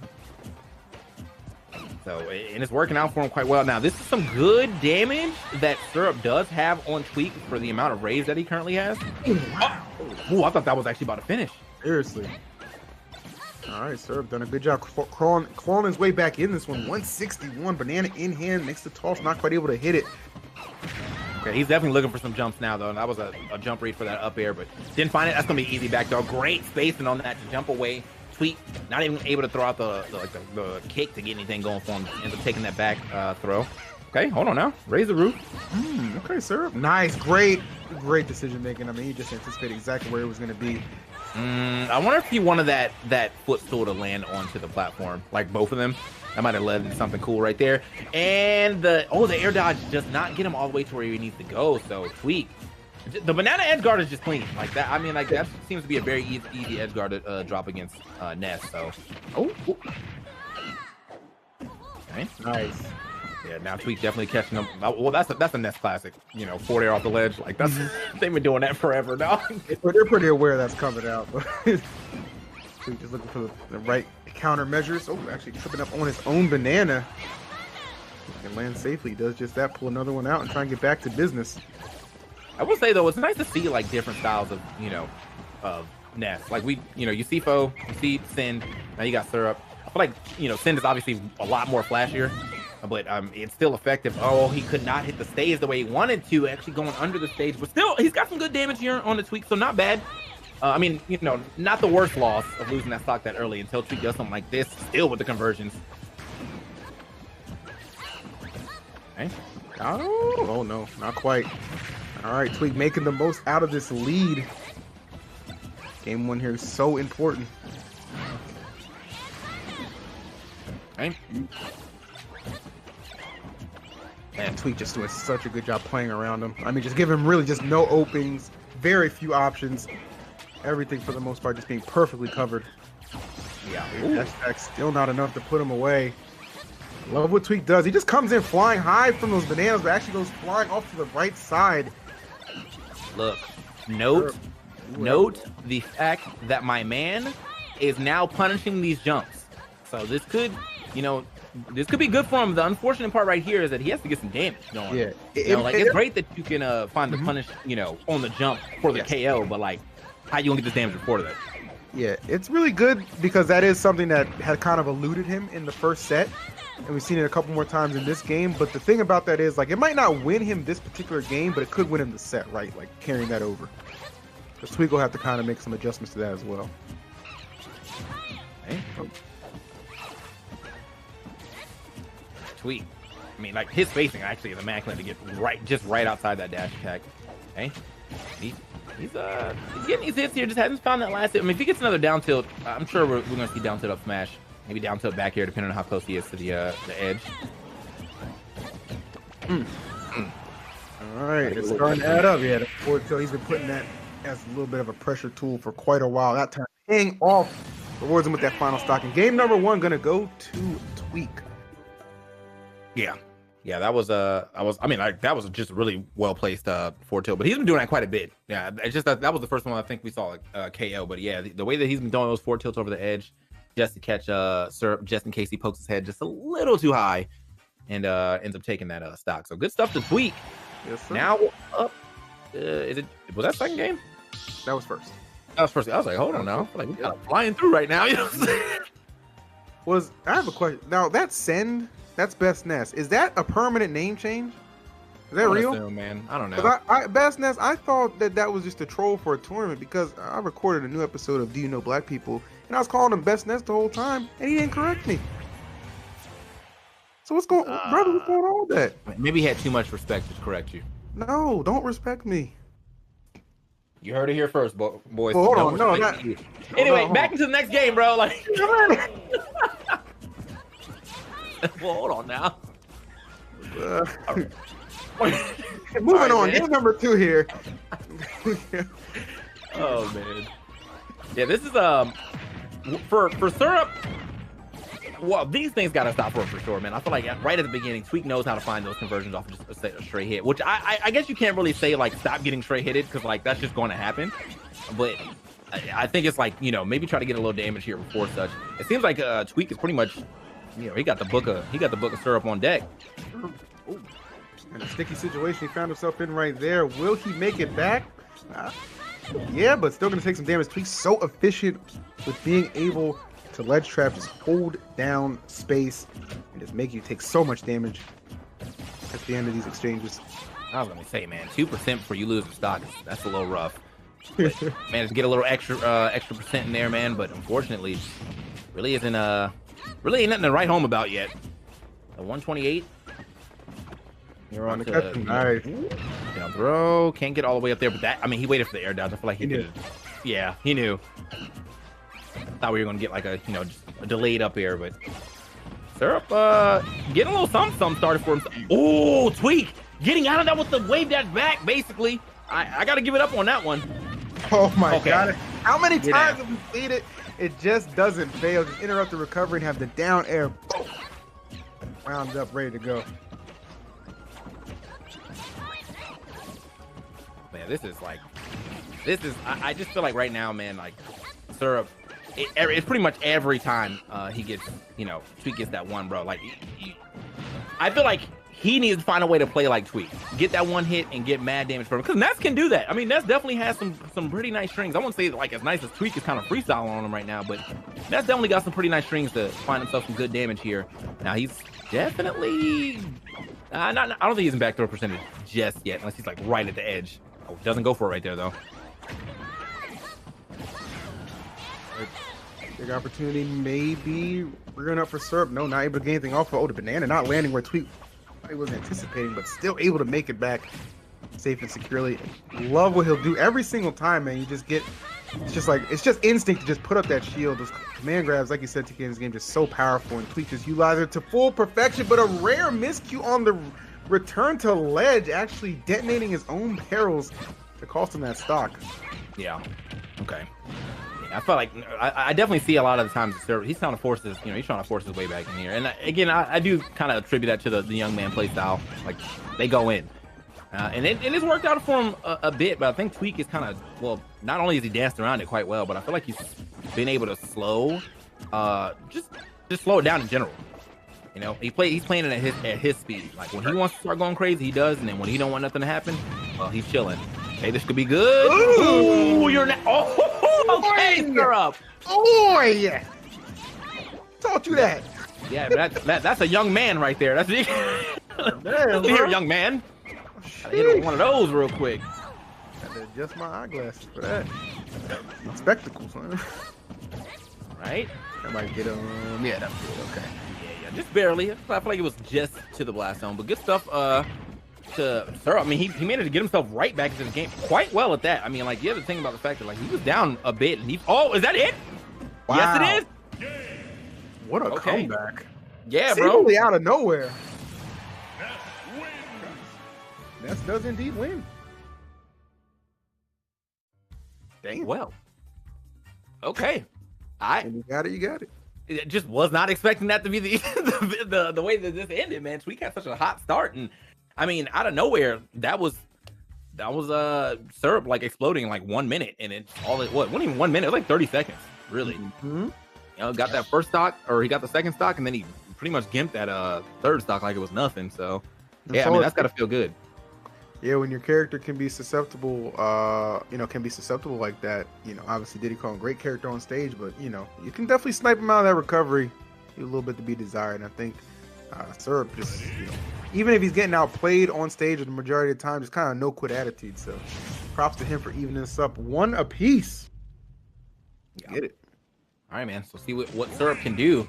I mean, if he can keep that type of play up, man, we could be going somewhere with this set for sure. Again though, it really is one, you know, stopping Tweak's very like an outrageous advantage state. Look at that, easy 4Ps right there. But I definitely feel as though he can get the same type of play going for him as he kind of did in that first or in that last part of the last game. You know, even if he doesn't get a lot of damage, he might just be able to find himself some early gimps like he did again. with the tail of the PK Thunder. Okay, gets through there. Alright. Oh, yes, that'll send them straight to the blast zone. No hesitation. Just I feel like we don't get to see that too often either. It's kind of almost a lost art to an extent, right? Well, when Sin's playing, yes, but like, and when Foe's playing, but like, we haven't seen a lot of Syrup getting those PK Thunder 2s.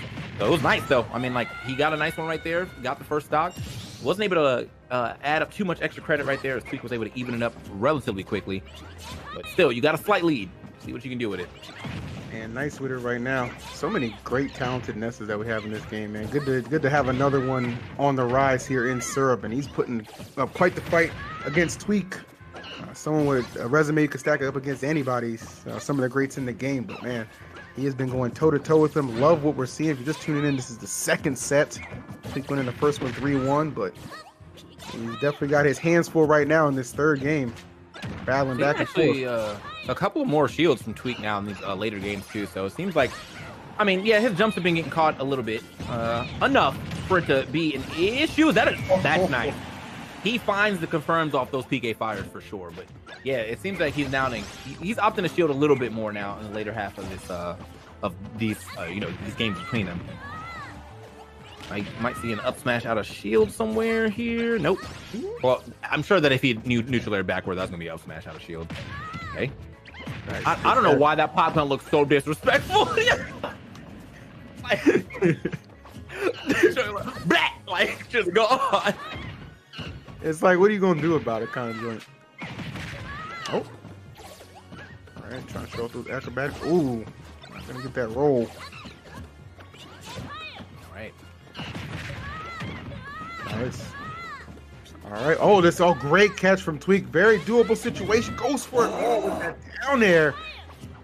Almost had it lined up there, and that definitely would have been the game. There's no surviving that down air at 72% for sure. Now you can see Syrup trying to go for his own down air. Banana in hand. Throws that away immediately. Not expecting that last hit, man. He almost spaced that out pretty well. A lot of things can go wrong for both these players at the moment. He's trying to force his way in. Oh, Banana, great job. He's actually might have saved him from a worse punish. Oh, okay. Try to go for a Trump, and that's not really something he's been doing too often, if at all, actually, in this set. So that was a nice attempt to go for something new. Tweak. Monkey flip yet again, and we are seeing quite a bit of PK fires. But I mean, again, if he gets one, I'm sure that's the end of the game. He's been confirming those quite well. That seemed kind of scary. I almost felt like he kind of put himself in a position to get punished, but Tweak not able to get over there and probably get that up smash to this platform like he would have most likely went for. All right. Oh, the great back air. Looking for the classic setup. Oh no! What? Oh! The reversal though? Okay. Tweak had that. He had that for sure. Yeah, he had that stuff. Like, that's his go-to. He was seen to execute it perfectly. Doesn't get it. I think he fell off with Nair. I think Syrup used to finish that stock off. Yeah. I'm thinking that what happened was that the banana Tweak thought the banana was going to hit Syrup out, but it actually hit Syrup in and under the stage.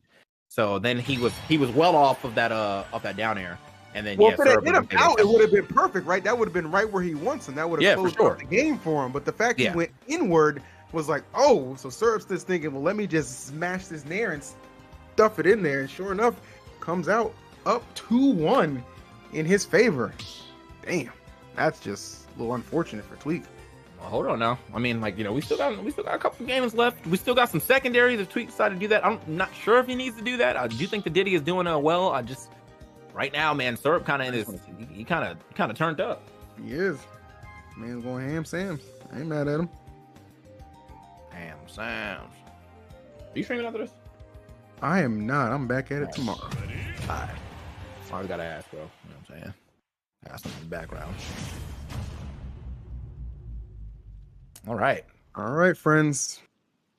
This could potentially be the last tournament or the last game of this part of the tournament. We still have the LCQ, but right now, man, Syrup, he didn't lose. He lost the first set, but didn't really let that deter him too hard, as he's doing quite well in the second set.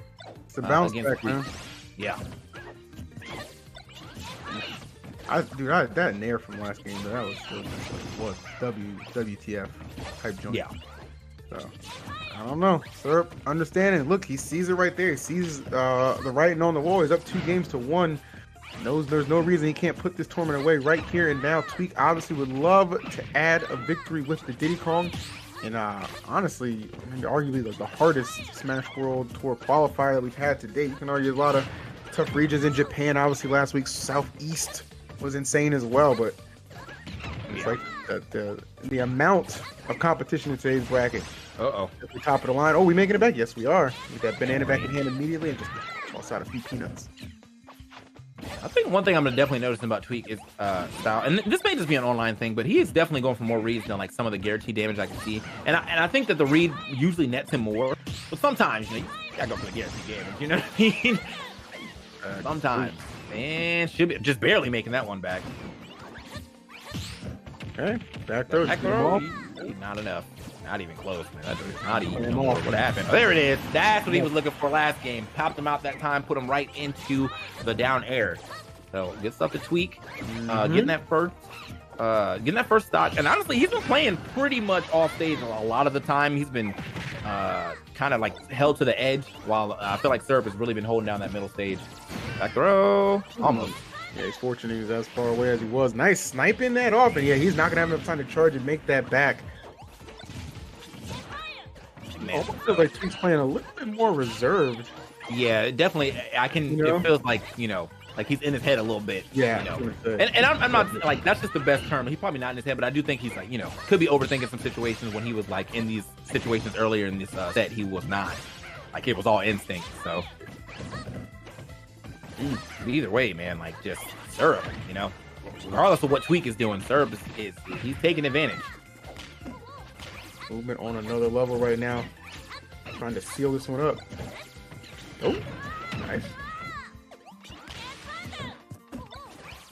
All right.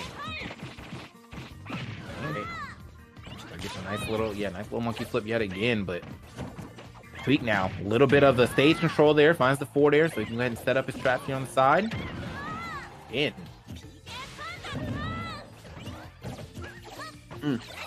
All right, I think Tweak slowing things down, working out for him, just looking for the right opening. Oh, pulling that banana there, not the best decision. Oh, drag down a little bit. Oh, a serve, just like dare you to do something. Oh, you're not gonna move. I'll come right to you. Easy grab.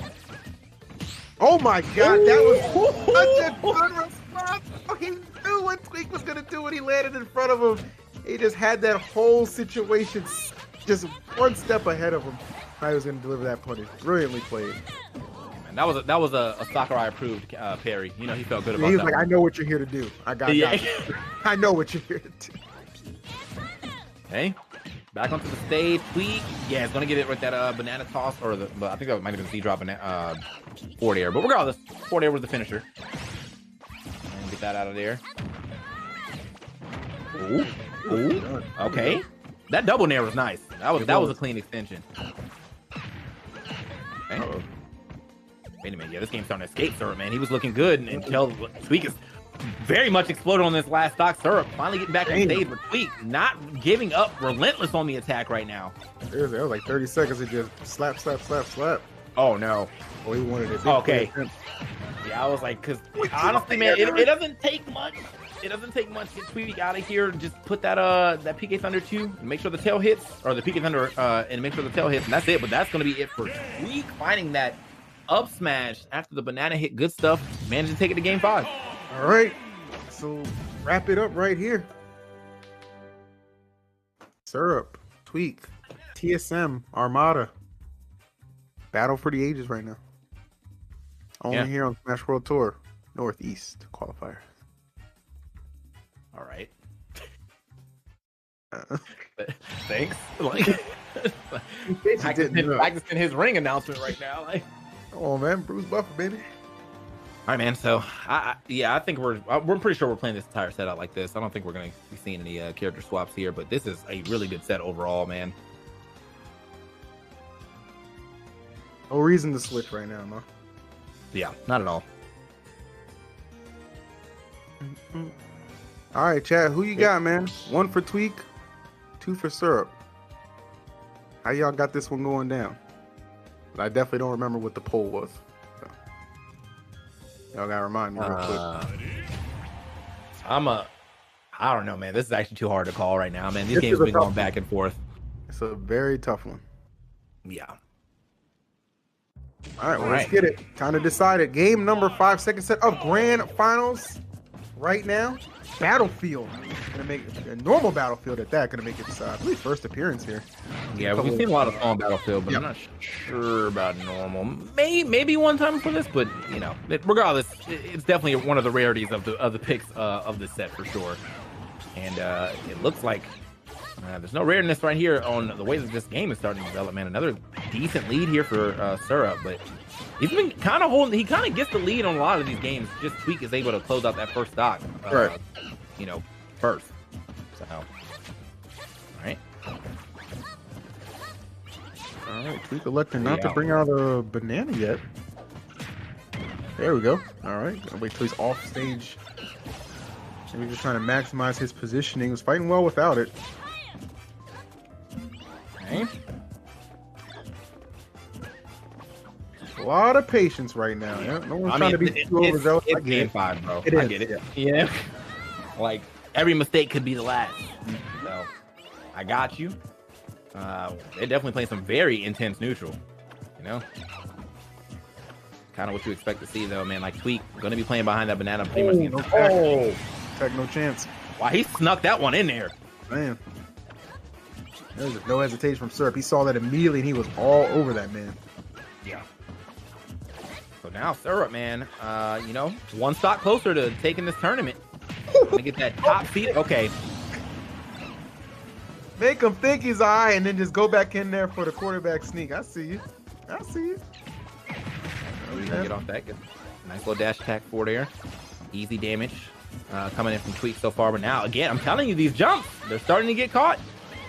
I don't know where that PK Thunder went, bro. That abandoned him. Yeah, has somewhere else to be. Like, there's another nest playing in another region. I need like, gotta go help him out. All right. So Syrup. Still, I mean, he's doing it. I feel like he's actually trying to control the ground a little more here. Barry's looking good. Trying to space out some of Tweak's approaches. And he has been doing a pretty decent job of doing that. Hey, not going to be able to get that, though, unfortunately. That PK Thunder not fast enough. So many good baits and conversions between the two. Oh. Not going to be the stock, but again, getting on stage is really, he taxes him so much for just trying to come back. And there, monkey flip. Yep, he's got that higher percent. You know, he's going to be looking to use that shield to alleviate a lot of this pressure. Where that command grab becomes so much more powerful. Okay. Forward air action. Forward air yet again. Ooh. Now this is I feel like honestly both of them can lose the stocks relatively soon. Back row? Yeah. Yep. Yeet. All right, there we go. Final stock for Syrup. Needs to make this one count. Tweak is looking to extend this lead as much as he can. 90%. Not the healthiest of stocks, but certainly not the most in danger.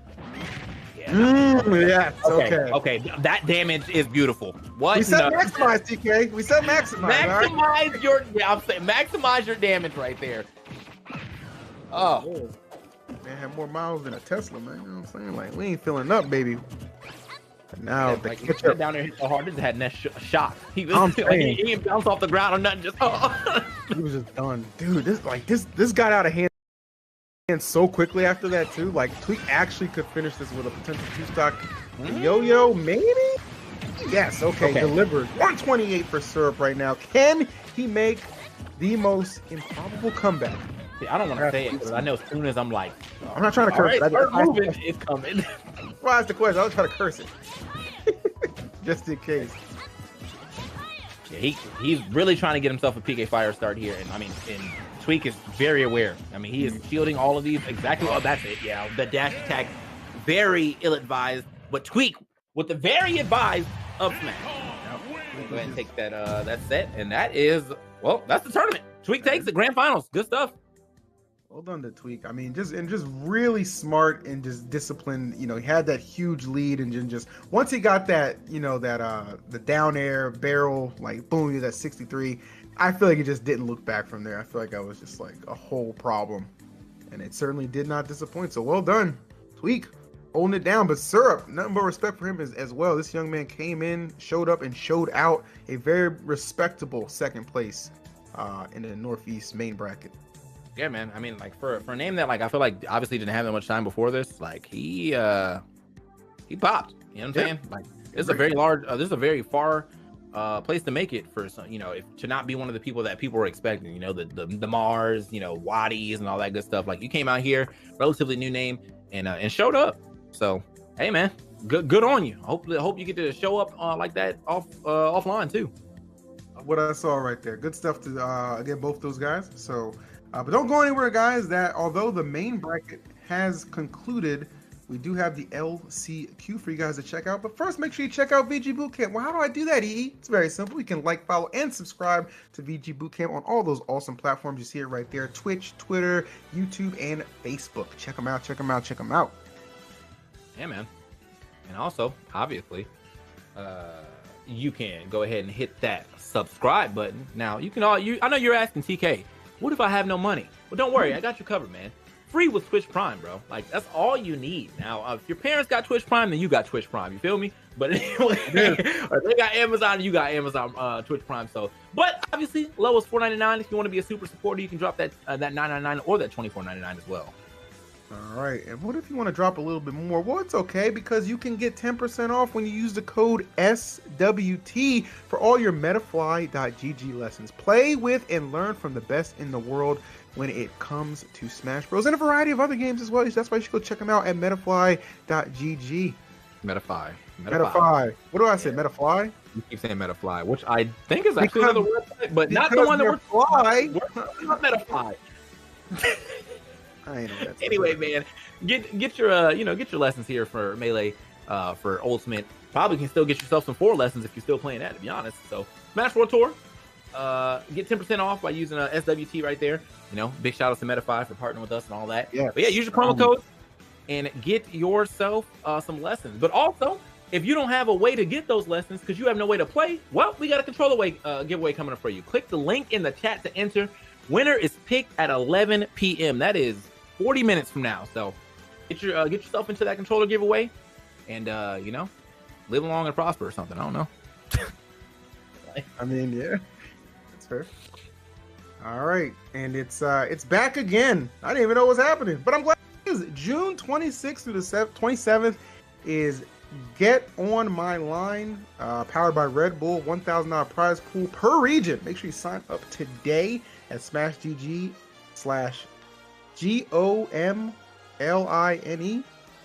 Yeah.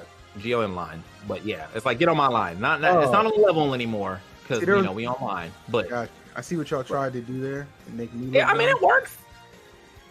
All right, man. Anyway. All right.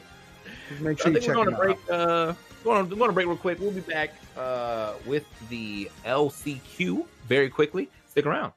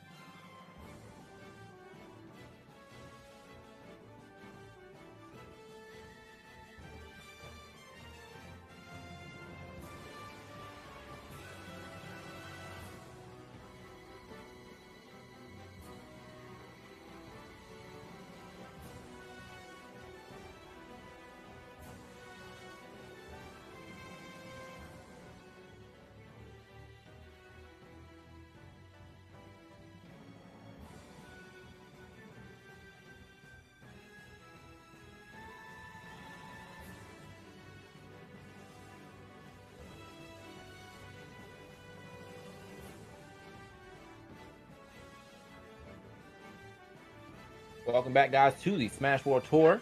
Now it's time for the last chance qualifier for the South or the Northeast region. I'm always wrong on the regions, but as you can see, man, we're gonna have Sharp, we're gonna have the Buzz, and then we're gonna have Miles after that. But first, we're gonna see who's actually gonna qualify here in this qualifying match between Sharp and the Buzz. No, oh, all right. So we're just gonna be sliding straight into it. So, but yeah, it's just honestly, man, like I looked at the Buzz's run here. And I'm like, you know, of all the people that I think would be trying to get into, you know, the last chance qualifier, it would not be the Buzz. However, when I look at who he played and how things went down, then yes, like he had to play against Leon, and whoever lost that had to go play against Tweet. Well, he lost, so he had to go play against Tweet. And so yeah, that's just, you know, I mean, it was rough bracket stuff for him, but hey, man, things happen, you know.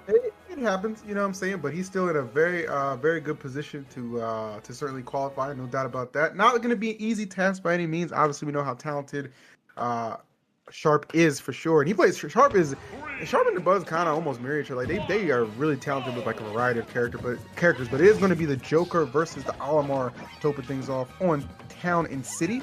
So we'll see how that one plays out. I feel like the Buzz, sometimes with the Buzz, I feel like he's lost faith in the Olimar, and then like, but when he has one of those days where he's like feeling like the character, he's like the best Olimar we've seen play, to be honest with you. So we'll see if today is one of those days. I mean, that's just actual battles. I mean, like there used to be a little competition, you know, back in the day. You know, now he's kind of been that guy for Olimar. Sharp, looking for a lot right there for that down air, but it was a good option, you know. There's not, once Olimar starts floating, bro, he ain't got no hitbox. Oh, couldn't get all the way up there though for that up smash. All right, so I mean, losing to Arsene, but he still got some pretty decent damage here onto the Buzz. Buzz though got the same amount of damage on him, and now not having to deal with Arsene should be a little easier of a task for him to try to get the stock off. But you can tell, well, you can tell why they're playing from this far of a like, you know, area. The Buzz and Pikmin are always something you kind of try to like play a little further back from. So one, you either can't get hit by them as you're going in, or oh, nice back air. Okay, that was very sneaky. Just kind of got that in there. The Buzz had a hot start, but Sharp able to kind of weather the storm, and that is why he finds himself in a pretty good position right now. 107, well, 119 after a couple of those. Pikmin have something to say about that. Grab, not going to be enough, but I don't anticipate him surviving another one. Yeah. All right. So the Buzz got a pretty good lineup right here. He's got he's got 2 kill options with I don't know why that looks. That was a nice toss. Yeah, he had 2 kill options. One with a throw, one with a heavy hit, and now gets him way back to stage yet again. Should be trying to deal with this sooner than later, man. Like you do not want to be going up against full rage Arsene. I'm saying, and you're kind of seeing like exactly what that entails right now, and he might not have a chance. Oh, it's a little too late on the draw there. Yeah, he's probably I think he might have been expecting. I think he might have been expecting the Buzz to kind of like stall out his recovery for a second, but no, he just went straight to the ledge, and that threw off Sharp, but didn't really matter because he got that counter. And yep, they're finally getting the stock here for the Buzz. But I mean, 1 stock left. You still are dealing with Arsene at some point in time in this stock, unless you get like a very early game, which I don't really see happening. So yeah, this is gonna be kind of a hard game for the Buzz moving on from here. Definitely nothing nice right now from Sharp. He is all over the Buzz, just kind of smothering him, and I don't wonder if things don't improve when we see the Buzz elect to maybe swap out his character, because this Joker is no joke at the moment. This has just been a dissection so far. Oh, okay. Couldn't get the jab lock, but still, nice awareness to notice that, like, you know, that first jab didn't hit, so he got back in the shield fast enough to get that punish regardless. The Buzz, a lot of damage on him. Arsene, and why are you? I am so surprised he's playing this close to the edge when he's in kill percentage, bro. Oh, edge wasn't even a factor there. He went straight to the top. Yeah, I mean, it's not. I'm sure that he didn't want to be there. It's just kind of like it's the law of the land of how you're playing Olimar. But unfortunately, man, he was about to hit like an onslaught back airs on that boy. One of them was going shield poke if he stayed there long enough. So the Buzz, just kind of stuck between a rock and a hard place at the end of that match. Man's messing up. It is what it is. Good stuff to Sharp. Takes that first game very convincingly at that. Very convincingly. See a Rosa sighting maybe. The Min. Couple of options here.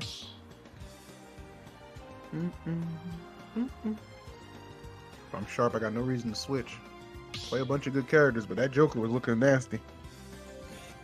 Yeah, I mean, I definitely don't think he has to switch for any means. Like, I mean, with a win like that, and also on top of that, getting that side B, I mean, it does have some good knockback a little later on, but like you really don't see that kill too often. And so like that was just a really good, well played side B up that high up. So we're gonna see the swap here to Min from Dabuz, which this is not a matchup I feel like I've seen yet. So you know, I can't recall. Yeah, I feel like Joker is just kind of seldomly seen online. It feels like from a lot of tournaments I'll like either commentate or watch. I don't see too much Joker action online. So maybe not having like, because Min came out when we were obviously still in the online era. So yeah, and I'm sure that like if I watch more like Japan, I may have probably seen this because I know that Japan is really big on Min. Right. So there's potential to see some more Min matches over there. But we're just gonna have to go ahead and slide this one out. Ride this one out, see what we see. What looks rough now. I will say that the speed of Joker will always be a factor in most of his matchups, but at the same time, man, like look at that distance. Yeah. That Min can cover directly. Oh, okay, nice dash attack. Oh, all right. Maybe trying to keep the distance together. Oh, tries to counter through. Yeah, I don't think that worked there. Like, yeah, I was gonna say. It's a pretty wide counter, but come on now. Like, oh, nicely done. Yep. Last possible second, able to sneak that in. So the Buzz getting that first stock off. So does switch to Min already, paying off a little bit. This is really good for DeBuzz because this kind of test Sharp too, as far as like what his matchup experience in this is going to be as well. Two of the game's premier DLC characters right now, scrapping it up in game 2. Yeah. DeBuzz, I mean, like doing a really good job of just keeping Sharp at bay. Sharp finally getting himself a dash attack in here, but honestly, man, one thing I'm really noticing, wow, that sucks. Pushed him closer to the stage. So one thing I'm really noticing though is how often Sharp has to be in the air. Like obviously he doesn't want to be directly in front of Min, who's going to continue to throw out like these very long-reaching attacks. So a lot of times he's just preemptively jumping, using all of his like options. So if DeBuzz starts hitting him out the air, man, this could spell some imminent doom for him. Good point. DeBuzz has been controlling the ground, really just controlling the pace and everything in this match right now. Like, Sharp almost looks a little bit lost as far as like what to do here. I mean, I feel like all of North America is lost when it comes to this character, man. Like, you know, obviously we've seen some people beat some Min, but I just feel like the way that Min plays, it's so like awkward, you know, like for your opponent. The way you're playing a totally different game. It's almost like the same thing like with like Lil Mac. When you're playing against Lil Mac, you're playing a different game. Unfortunately, Lil Mac not that great, but you know. Same premise. Oh, it's still food for thought. No, I get you. 100%. Oh, wow. Damn, you're not even going to get time to enjoy that. Okay. Also help that well, okay. If this played out the way that I thought, like Sharp, DeBuzz, counter-picked here. Like, this was just a really smart counter for DeBuzz, straight up. No platforms to worry about landing on. Like, this is just flat stage, and with a character that is hitting so far ahead of herself all the time, yeah, this is how you counter pick. Oh, hold up. It does have Arsene. Anytime you got Arsene on your side, you got an opportunity to make some form of a comeback. Oh, he's out there reaching.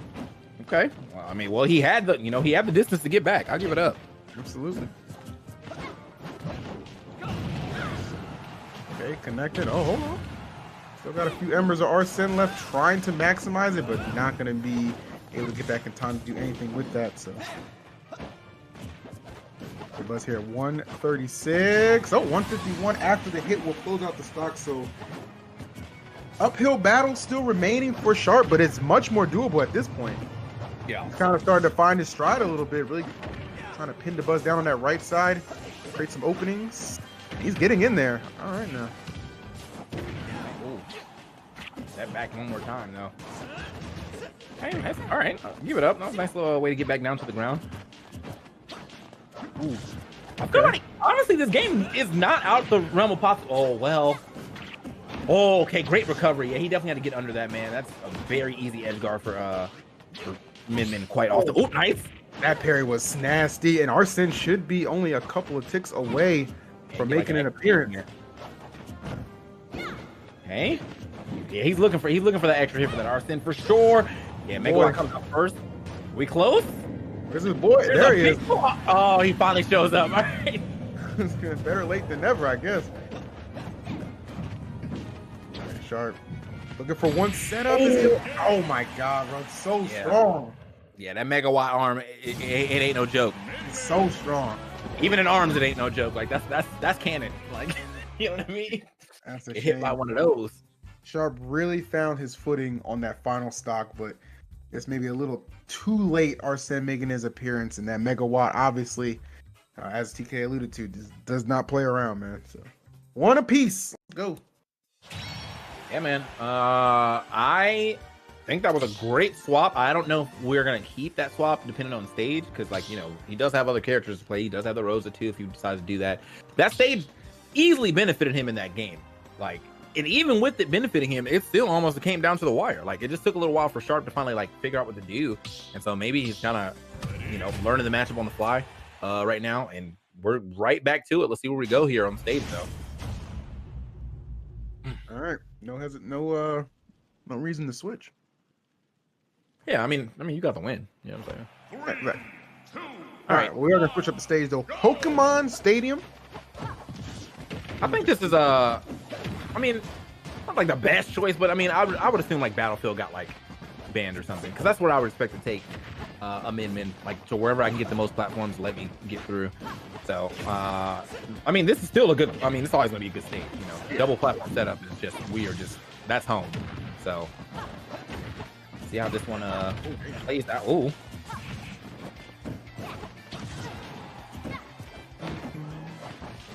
Alright, Sharp. Penetrate. If you're able to just rush Min down, or take too much advantage of that length. And here comes Arsene. Alright, buddy. I see what you're doing. Anyway. Huh?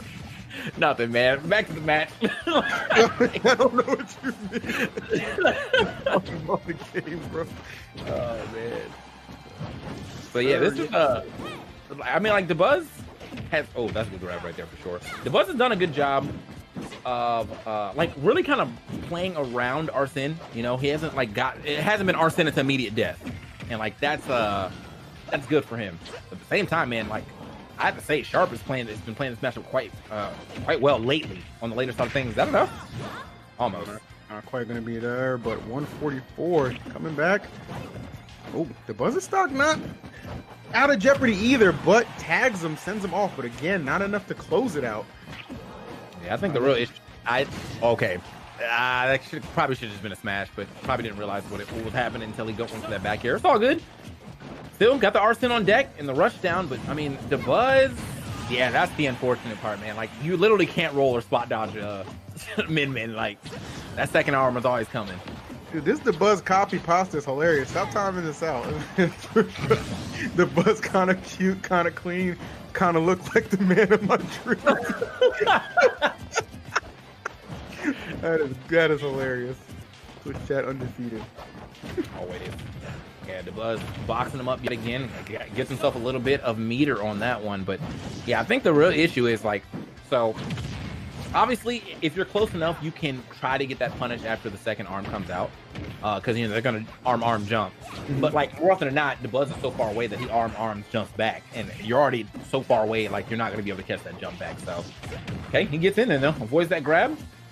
It doesn't, like, that's the unfortunate part, though, is he just didn't get to do anything with Arsene again, you know? Go. Oh, trying to get him off that ledge. Definitely trapping him over there. The Buzz actually coming up with a jab. Wow, all right. So I'm expecting that to be swapped already to this this Mega Wide. Here we go. Ooh. Just can't quite find that opening he's looking for. He is closing that space pretty well. I won't say that, but 142, you've got to be extremely careful.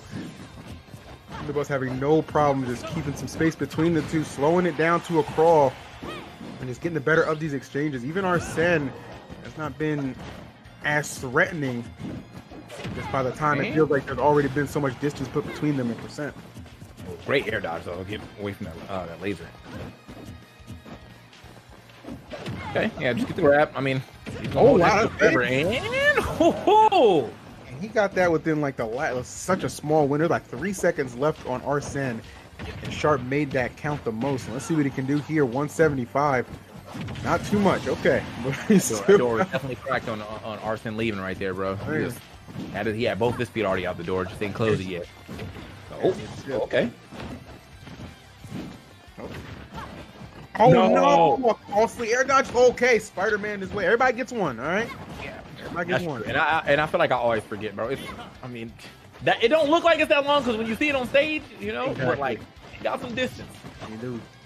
Needed every bit of it to keep that stock intact. The bus still swinging. Oh, covering all his bases. Arsene back to play. Can he be the difference maker that Sharp needs right now? Maybe trying to go for a big play. No fear off stage. We are winding down. Yeah, man. This is definitely, it's not down to the wire yet, but it could get there. You know, 80 to 43. Some decent damage here from Sharp. Oh, okay. That back air would have been clean, but couldn't get it. Nice air dodge through from DeBuzz. That's the spider way out the corner just a little bit. Manages to do that right there. And yeah, right out the way too. I like it. DeBuzz really is dancing around him with the way that he's hitting these you know, these jumps. Like he's getting the like hit, jump, and then he gets on the other side and does it again. Nice pivot grab. Boom. Damn. Yeah, now this is rough. 130. You got to watch out for that megawatt. There it is. Oh, yeah. The Buzz knows. You can tell, like, he's swinging that megawatt for all his worth right now. Another one. He's tagging him. And there's not too many more hits that Sharp's going to be able to survive. But the Buzz has to be careful, too. He is facing down Arsene on the other side, knowing that he has at 100%. Anything can happen right now. The Buzz actually doing a good job of, like, he's kind of faking it out now, not throwing both arms every time. The swap to the Ram? Might be trying to go for the edge guard. Nope. Swap up it again. No! Oh! Yo. Ooh, wow, he risked it all with that up smash. First of all, I didn't know that was a KO throw. Like, I thought the back throw was coming for sure, but that joint looked way funnier. She kicked. Oh, that was good. That was good. That was down to the wire. Definitely appreciated the sense of urgency on both sides right there. Yeah, man. Nah. I ain't never seen that throw in my life. Same, bro. Like, I only knew there was an up throw because I know what all the other ones look like. There you go. Oh, man. All right. So, the Buzz now going up 2-1, and we got a swap to the Wolf. Okay. All right. Trying to get a different look. I don't blame him. I mean, you know, you took that first game with the Joker. Last two have not gone your way. So, again, this is winners finals. You put yourself in such an advantageous situation if you're able to get through this and just be waiting on the winner's side of grand. So, that's definitely what Sharp is looking to do. Got to win 2 games in a row to get there. DeBuzz just 1 away from closing out this set, sticking with the min-min, which has sparked the lead for him. Let's see if he can close it out as well. Damn. Okay. Gets back in there. Now, I feel like this can kind of work out for the sole fact that, I mean, you know, Wolf, first of all, it's Wolf. You know, that character's always found that. But second, Wolf's got really good aerial momentum. So, like, seeing the fact that he's going to be in the air so often anyway, at least be able to make some movement with it. Right. Agreed. Just up over there. So, we got a pretty decent lead here on the Buzz so far. But, I mean, again, it's just... Oh! I was going to say, it's just one real good edge guard that the Buzz needs, but it doesn't matter now. Sharp. Gonna find those... Oh, I feel like that's a B&B basically. Was that neutral player missed tech down smash? Yeah.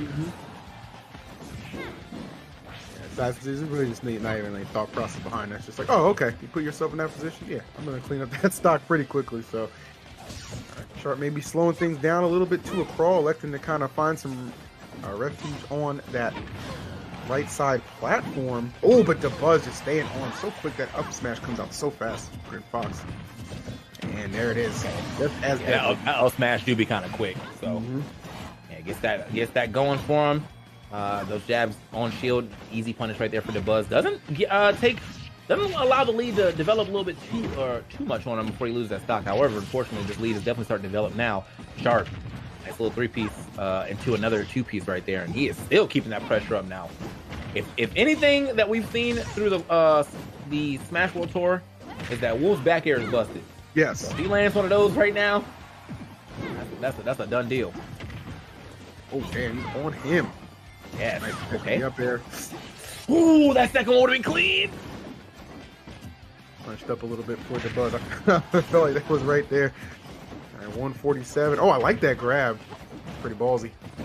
Yeah, I mean he's definitely getting like it's working out for him. Like sometimes he has to go in and get a little aggressive. I've seen him throw like a burst dash. Jeez, speaking of dash attack, like I've seen him throw a couple burst dash attacks when Sharp gets close to him. He's been getting some nice grabs as well. Oh, okay. Wait a minute now. Oh, Sharp, that was great. A great 40 right there to go ahead and harass him with the platform and get away from that up smash. Ooh, Sharp. Yo. Yep.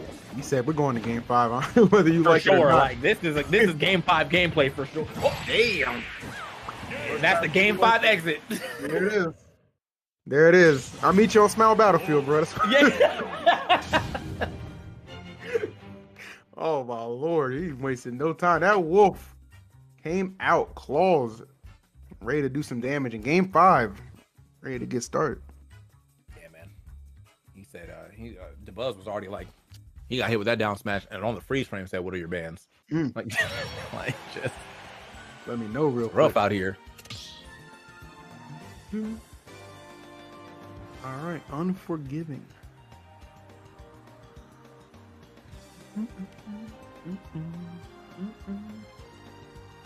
All right, chat. I've seen a lot of game 5s. A lot of game 5s today, man. Definitely, kind of goes to show how evenly matched a lot of the talent in this bracket is. So not surprised to see another one has developed here, especially in winners finals. You know what I'm saying? It's very important to get that winner side placing in grands. So one of these guys are gonna get there. It's gonna be either Sharp or DeBuzz. You gotta wait too much longer to find out who's gonna be. Right, man. So yeah, we're just waiting. I'm not sure what we're waiting for. They're both in the ring now. So just waiting out for the match to start. But thank you guys for joining us for the this is pretty much the last part of the Smash World Tour, right? Like we out of here. We out of here after that. You're not even listening to me, boys. What are you talking about? Right here. Nah, bro. Anyway, is this I don't know what you mean.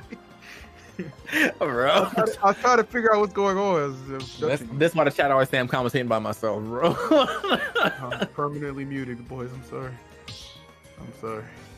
Oh man.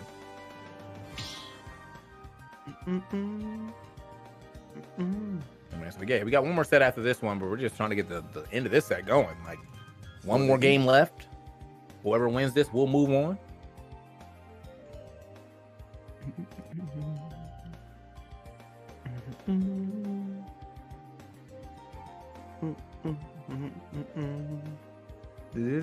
All right. Oh, so that's what the deliberation was about. Was not sure if he was going to stick with Min Min, and probably the better play. Honestly, with the way that last match went, yeah. We've seen the Rosa come in clutch for DeBuzz multiple times. We'll see if this will be another one of those times. Definitely needs a big game 5 right now to secure yourself a spot in grand finals as well as a qualified spot in the Smash World Tour. And honestly, it's just a nice sight to see, man. Like Rosa after Smash 4 came and went. Like we ain't seen this character is rare. His character is extra rare. So, honestly, like every time I see Palutena now, I'm like, oh, that's cool. Doesn't feel as jank as before, obviously, but still got some nice tricks.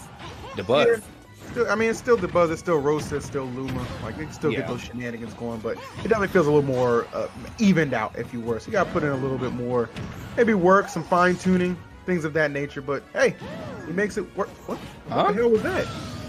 Did he think he had a jump still? He must not have had. He had to think he had a jump. Yeah, that's why he went so low. Huh? Yeah. All right. Well, happens to the best of us. Lose your jump, don't even realize it. So, I mean, there is lines like it's kind of hard to see on some stages, but there's like little heat lines over your head when you don't have your second jump. So you know, but it is kind of hard to see with some background. So I wouldn't really depend on it unless you got that 40-20 vision. But on them thick specs. Yeah. Got them strides on. All right. Let's go. Not the strides. I just got them flambeezes, you know what I'm saying? Anyway. Those are my boys. That's my boys, bro. All right, man. So this is you know, even with him losing that stock relatively early, it's still an even game. Yeah, he actually just completely seems unbothered by the fact that he dropped that stock. Didn't even look back, just looked ahead, and that resulted in a full stock lead here, 51%. So Sharp gonna have to mount a very impressive comeback. Oh Lord. Ooh. Boy, just gliding. Okay, yeah, man. That boy is in the air. Sharp is in the air. A lot of double jumps being expended, but honestly, the Buzz not really having the best. Geez. Oh wow. Geez. That I feel like that always looks so embarrassing. Right. It's like somebody will get a lead, but they don't make too much out of it, man. Maybe like a 20-30% come up, and that's about it. And that is not going to be enough to win down the stretch. I feel like you want to get as much percentage as you can, but hey, you live with what you're able to put on the board. That is exactly what both of these guys are doing right now. The Buzz still in the lead. Final stocks here. Yeah, man. And I mean, again, this is whoever wins this qualifies. So you know, get into game 5. Ooh, way up there. Get everything he wanted. He's looking for these jumps, which is, I mean, smart because Sharp is definitely jumping quite a bit. So yeah, for him to start looking for these up airs on Sharp is not a bad idea. Fortunately, though, Sharp getting a little damage here. Oh, okay. Piecing it together little by little. It will start to add up. Won't take too many trades right now, but damage is damage as far as Sharp is concerned. Oh, keep an eye out for Luma, man. She is treacherous. Okay, neutral air gonna find his mark, and that back air almost. Okay, get off me, Luma. Okay, this is literally down to the wire now for Sharp, at least. I mean, like he can't really survive too many more hits at 147. I mean, he is a fast faller, but he is relatively light, and yeah, look at the way he's like trying to play around, trying to get Luma out of here, get past Luma. Look for that, trying to line up that back air. This is good stuff, but I like the fact that he is avoiding this Luma as well.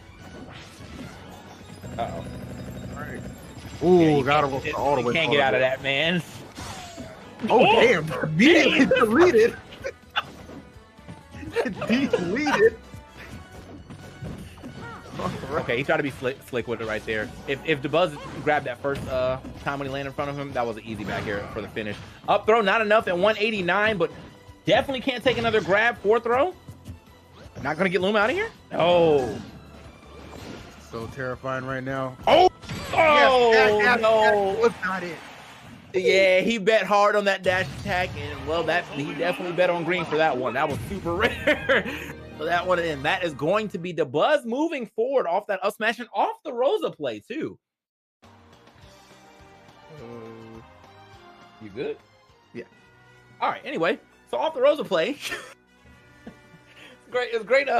Great play right there from the Buzz, man. I thought the swaps were a little, you know, I was a little shook at first. I was thinking about it. I was like, all right, you know, you had to get off the min for sure. I thought at first he was going to go back to the Olimar, but the Rosa was a nice change of pace, and it definitely worked out in his favor too. Sharp really, like, just one bad decision at the end. That's it. Like, I think the dash attack would have been, I mean, if it hit, we would have thought, like, great, but, I mean, the Buzz was already on the ground. He had already been in his shield a lot. I think it might have been, you know, better for maybe a run-up grab or something like that. Just unfortunate, though. It happens. Yep, it does happen. It do happen. So I'm still here. We know. Okay. We got one more match for you, man. It's gonna be Miles versus. Wait, isn't this the Buzz? Yeah. Production.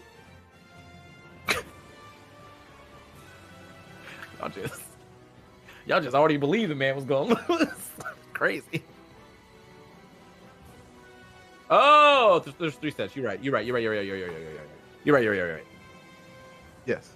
Yeah, I thought for some reason I thought it was 2 sets. You're right.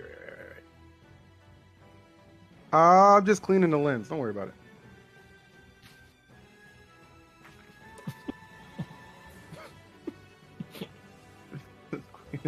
He is the funniest person I know. I swear to God, bro. That man is comedy, bro. That man is comedy, bro. All right, man. So yeah, we do have another step for you. This means that we whoever wins this will end up going up against the Buds in the finals. So right. Cool.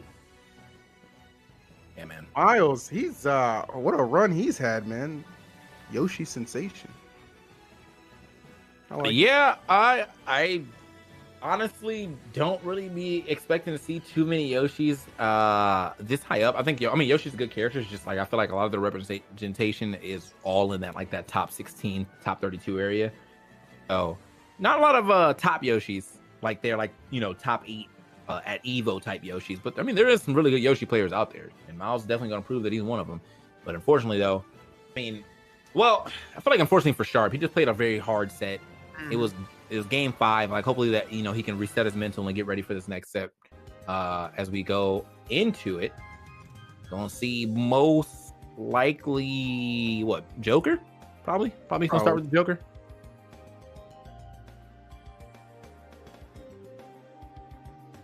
All right. It's tough reading the chat. Oh my god, you guys are hilarious. Little technical difficulties I'm getting sorted out. We await the start of the match.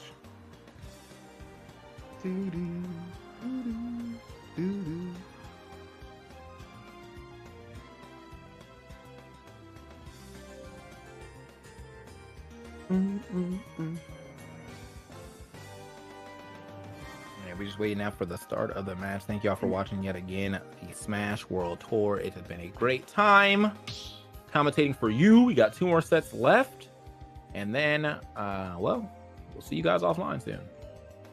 Hopefully. Something like that. We're anticipating, you know.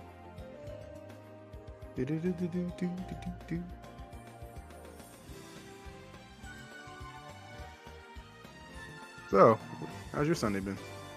Well, when these games start, great. All right, here we go. Let's get into it, man. Miles and Sharp getting into our first game. Sharp gonna stay with the Wolf. But yeah, see how this one goes. Wolf going up against Yosh. Good call. I think Sharp is just. I gotta imagine. The thing what I'm hoping for Sharp is that he's not looking too far ahead to get that rematch with the Buzz, and he stays focused here because Miles is not just like a victory by any means. I mean, look where we are at this bracket in LCQ. Like, this kid is nice with it. So you're gonna have a tough battle to get back to the Buzz. Yeah, Miles is not. He's not the one to sleep on. Yeah. But unfortunately, I mean, I think this is a really good, smart pick from Sharp. Again, another one of these situations where, if you're going to be, you're fighting against Yoshi. Yoshi has great aerial momentum, but so do you. So, works out a little bit in your favor. No rolling there from Yoshi, but also notice the damage difference right now. Now, Yoshi can definitely rack it up. Right as I say that, the damage was a pretty big difference. Now we got it to about a 30% deficit. There you go. Yeah, Yoshi always that character. I feel like in every Smash game, always that character with just the untapped potential, right? But Yoshi, man, he's just that one step away from being just that, top tier character. Yoshi is just, for my money, he's just a good character, but he's nothing exceptionally special. He doesn't do anything too unfair, anything broken. He's a solid all-around character, Miles has great fundamentals. He plays his character very well, and he says it right there in his tag. He's on Demon Time. Let's see it, bro. I feel like if Yoshi had a grab confirmed, if he could do okay, that was nice. If he could do down throw to up air as a KO confirmed, yeah, he would. That would definitely push him up a little bit. Does kind of struggle to get these these kills at times because it doesn't have a lot of confirms. But at the same time though, Yoshi just finds straight hits so freely that it doesn't really seem to matter. I mean, first he racked it up 70% just up airs. Yeah, that's a good point, Chad. Why isn't Black Yoshi in this game? I like that color scheme. Same with Olimar. Didn't Olimar have a black scheme too? Yeah, man. We call him Kendrick Olimar, something like that. Yeah, I remember that. What the hell happened? Oh, damn. What the hell happened in this match, bro? Good Lord. Demon Time in full effect right now. Miles up 3 stocks.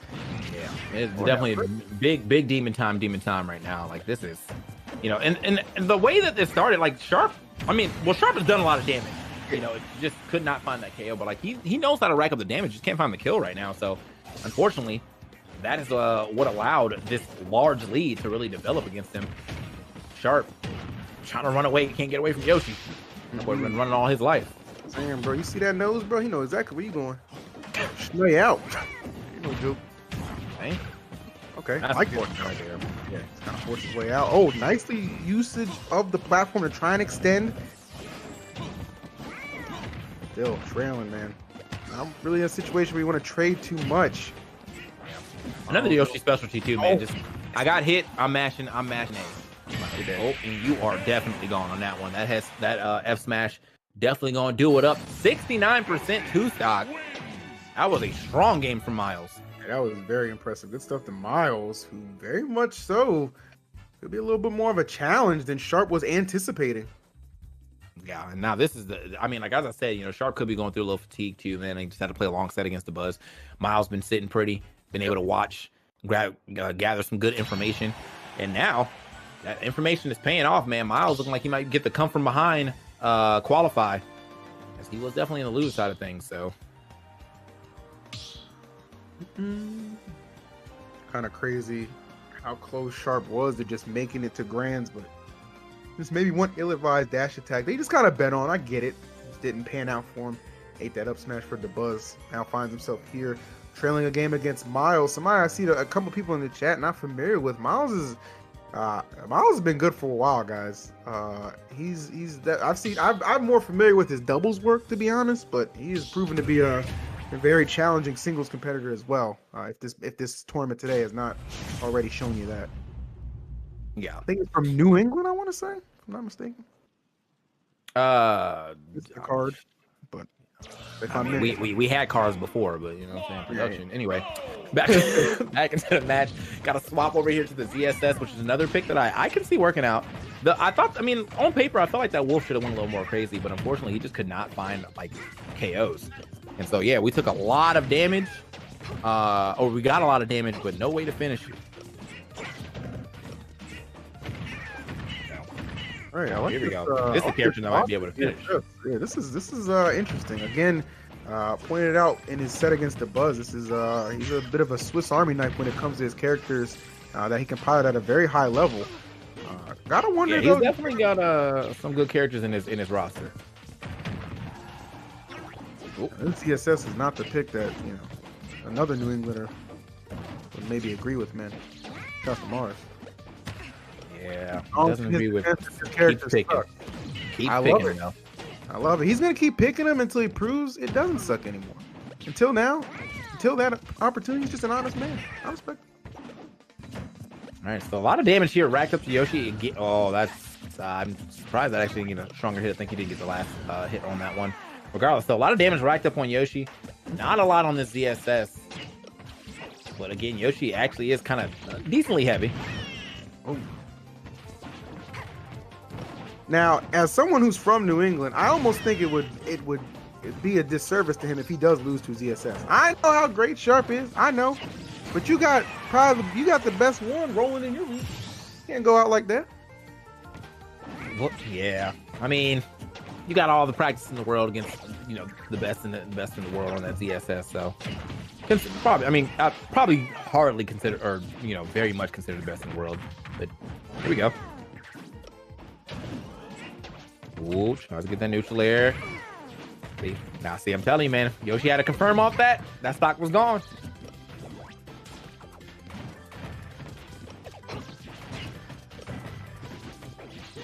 Hitter is, yeah.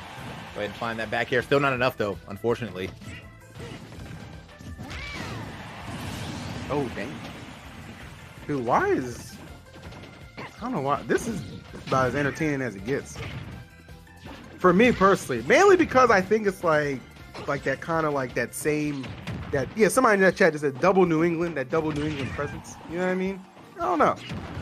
It's like you would expect there were already a couple other New Englanders in here who you might have thought would make it a little bit further. You know what I'm saying? I think Light lost to the Cat, but okay, that was rude. Like you ain't gotta be like that. What do you mean? The Cat takes names sometimes, Hey, bro. it's good. I'm not laughing. I'm just I heard laughing. that. I think Light No, lost to no, the the Cat. I heard that, bro. interaction that happened in their chat afterwards, because Light is he's such a rude kid sometimes. Wow. The Cat is good. That was at the interaction. Trust me. All right. But some good interactions developing in this game right now. I mean, the ZSS certainly pulling ahead at the moment. So putting it really could be all Sharp needs to put himself on the board. Miles struggles to kind of make this comeback a reality right now. Yeah. Okay. There it is. Up tilt. Nope. Yes, the Wi-Fi robbery. That's what I was laughing at. That clip is undefeated. Justin the Cat. Okay. Got to get out of there real quick. Oh. Okay. Yoshi definitely slamming that head down, trying to get some type of spike going for him. Oh, damn. Nice coverage from Sharp. He is not letting him breathe. This very well could be a two-stock. Okay. Sharp with the forward throw. Nice little harassment right there. Oh, and still, even with the... Oh, that's nice. That was nice. That was nice kill screen and everything, though. Gets up there, gets that back air, finished it off. Miles looking a little lost in this matchup right now in comparison to that Wolf matchup. He popped off on that one, but man, Sharp, you know, as you said, the Swiss Army knife. He, if you beat one of his characters, he got a couple to spare. Options aplenty, no doubt about that. So tying us up, let's go. 1-1. I agree. Sharp's good, Miles is good. Two fine players out the New England region. Everybody left in this tournament. Last chance qualifier and regular tournament. Like they're good. Come on. Like yeah, I mean, like everybody always talking about who they can beat when y'all people be going 0-3. You know what I'm saying? Where that third calls come from? Life. Like that's not life. Oh, dude. Like anyway, man. Real. It's too real in the field, guys. It's all good. It is all good. We got game number 3 developing. Taking it to Kalos. First time making its appearance here. Here we go. Let's see what happens as we get a little further into this set, man. It has really been like a very interesting like set. The fact that we've been getting these swaps, the stage choices now here on Kalos. I feel like I like it for Yoshi. But you know, another thing that you really have to worry about just in this matchup, in any matchup against ZSS, is just her being able to flip jump out of anything. Like just out of, you know what, I'm trying to get out of pressure. Get out. Yeah, she's got just a great escape tool right there.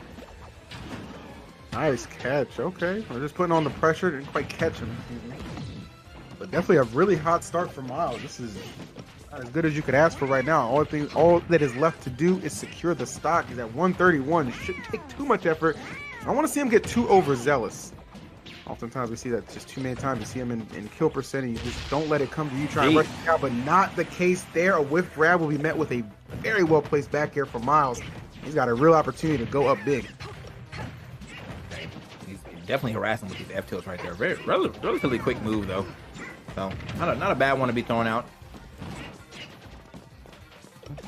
Step back right here now. Obviously, you know, the lead is not on Sharp's side, but he's definitely going to be the aggressor in this situation to try to make sure that it doesn't, you know, it doesn't stack up.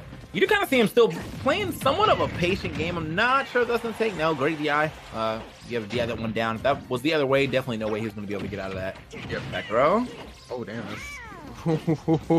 He was flirting with death there, but able to survive. Now trying to make the most out of this lead. Love the spacing from Miles. He is playing pretty fearless despite that 90% he's at.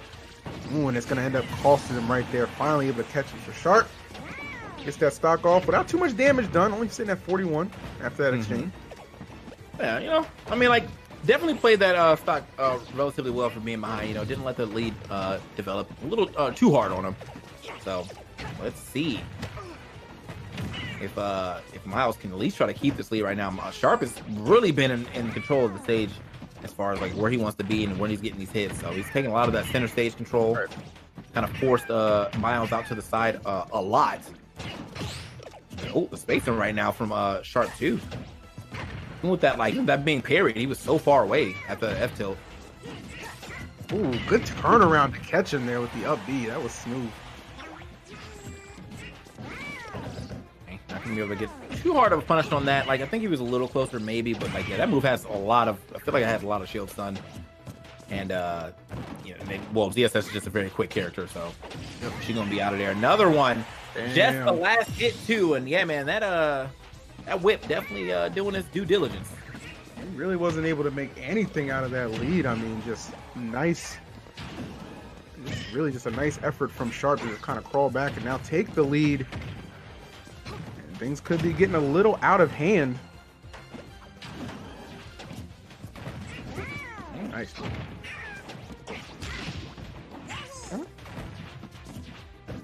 Oh, wow, he just kind of pushed up on him. You know, you're not going to run through given the game's mechanics. I'll just throw that up smash out. The shield was lowered. Okay. Definitely moving around him now.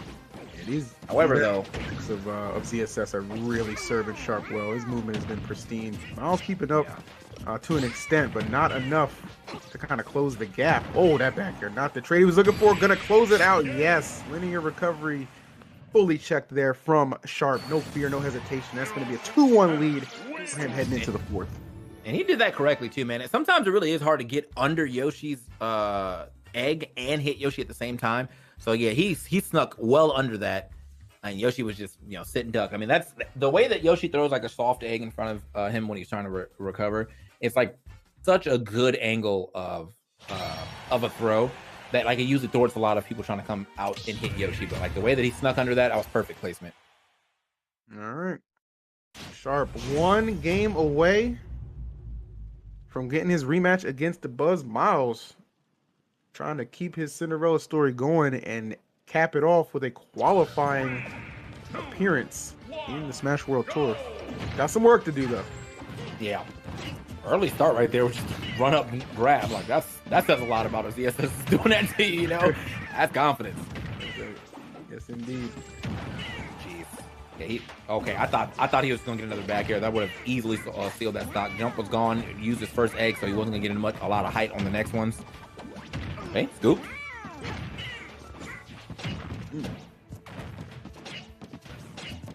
Okay. Through these exchanges, Miles trying to get the better of them. Oh, okay, nice. Didn't go anywhere, but damage is damage. We'll take it. Oh, stuns him. Probably wasn't expecting that. All this movement. He's really good. His movement is pretty deceptive. Like you're not really sure what he's committing to. Yeah, I mean, in some of these instances. Definitely got to agree with that one, man. Like, it seems like a lot of times he's like running straight at you, but then he's like dancing directly around you. Yep. And that has been working out in his favor a lot. A great chase down right there to get the grab, pushing him off stage, and that works. The trade works out for him. Damn. Okay. Commitment. Perfect display. Very smart for him to go. Well, I mean, like he had to do something. You know, you're at 166. Just do whatever. Oh, but he doesn't get that first up air, which would have led into probably a little more than that double up tilt, but it's all good. You know, still got the jeez. Right? That move lasts so long. He just... Anybody else up smash got punished. That's ESS.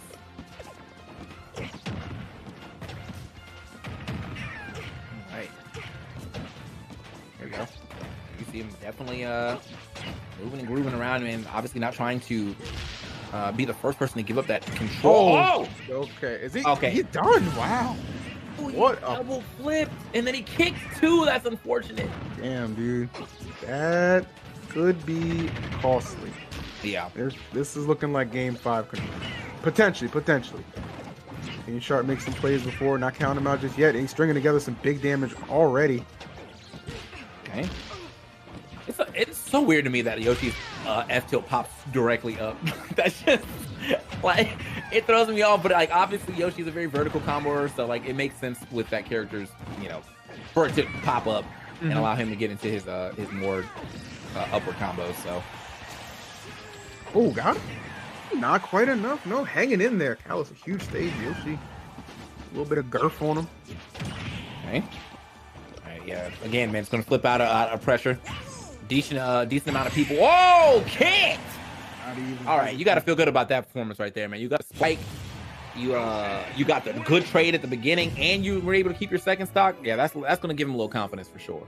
Yeah, man. He was trailing behind too, man. So very great response there from Miles to take out Sharp in that fourth game, and now the fifth and final one to determine who will meet the Buzz in grand finals of this tournament is moments away. Another game 5. Crazy how evenly matched these competitors are throughout this bracket, both main and LCQ. Yeah. I mean, from watching, I watched a decent amount today, and yeah, man, it's just like outside of some of those 45-minute games, pretty much everything else was real nice to watch. So, but I mean, even if you can find some greatness in a 45-minute game, just like, man, this dude really knows how to time out. Like, if you are the person who wants to learn how to time out, there's a set for you. You got 45 minutes to find the greatness. That's plenty of time. I mean, I get it. All right, where are we going? Pokemon Stadium for the final game. This is pretty much for all the marbles right here in the LCQ, as far as like this, one of those last qualifying spots.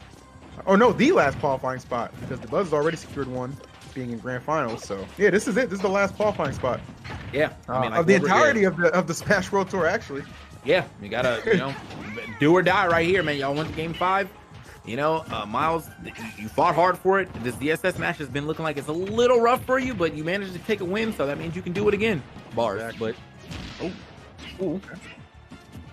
okay, nice little catch right there. Yeah, looking for. I mean, like what he's doing right now, the way he's fishing for these up airs, it's actually relative, like super smart. I mean, like if DSS decides to actually flip kick down or corner, that's getting caught. And a lot of the DSS's pressure does come from the air, with the neutral airs, run up forward air, stuff like that. So we're gonna see, much like we see in many game 5, some real disciplined gameplay, given the fact it's just that much more volatile, especially when, again, guys, considering what's on the line. So okay, pops out of there, gets a nice little F tilt, but can't really get up there and do anything with it. Ooh. Okay, both of them out spacing each other quite well right there.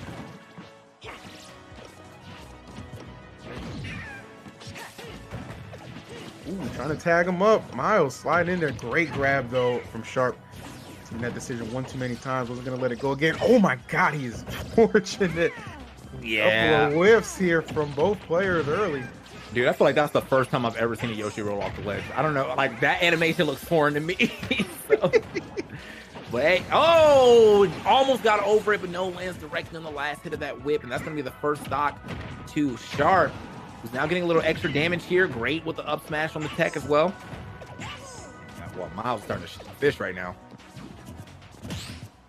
This is kind of what I meant about, like, not being able to get something off your grab. Because, doesn't matter, though. Find something off that.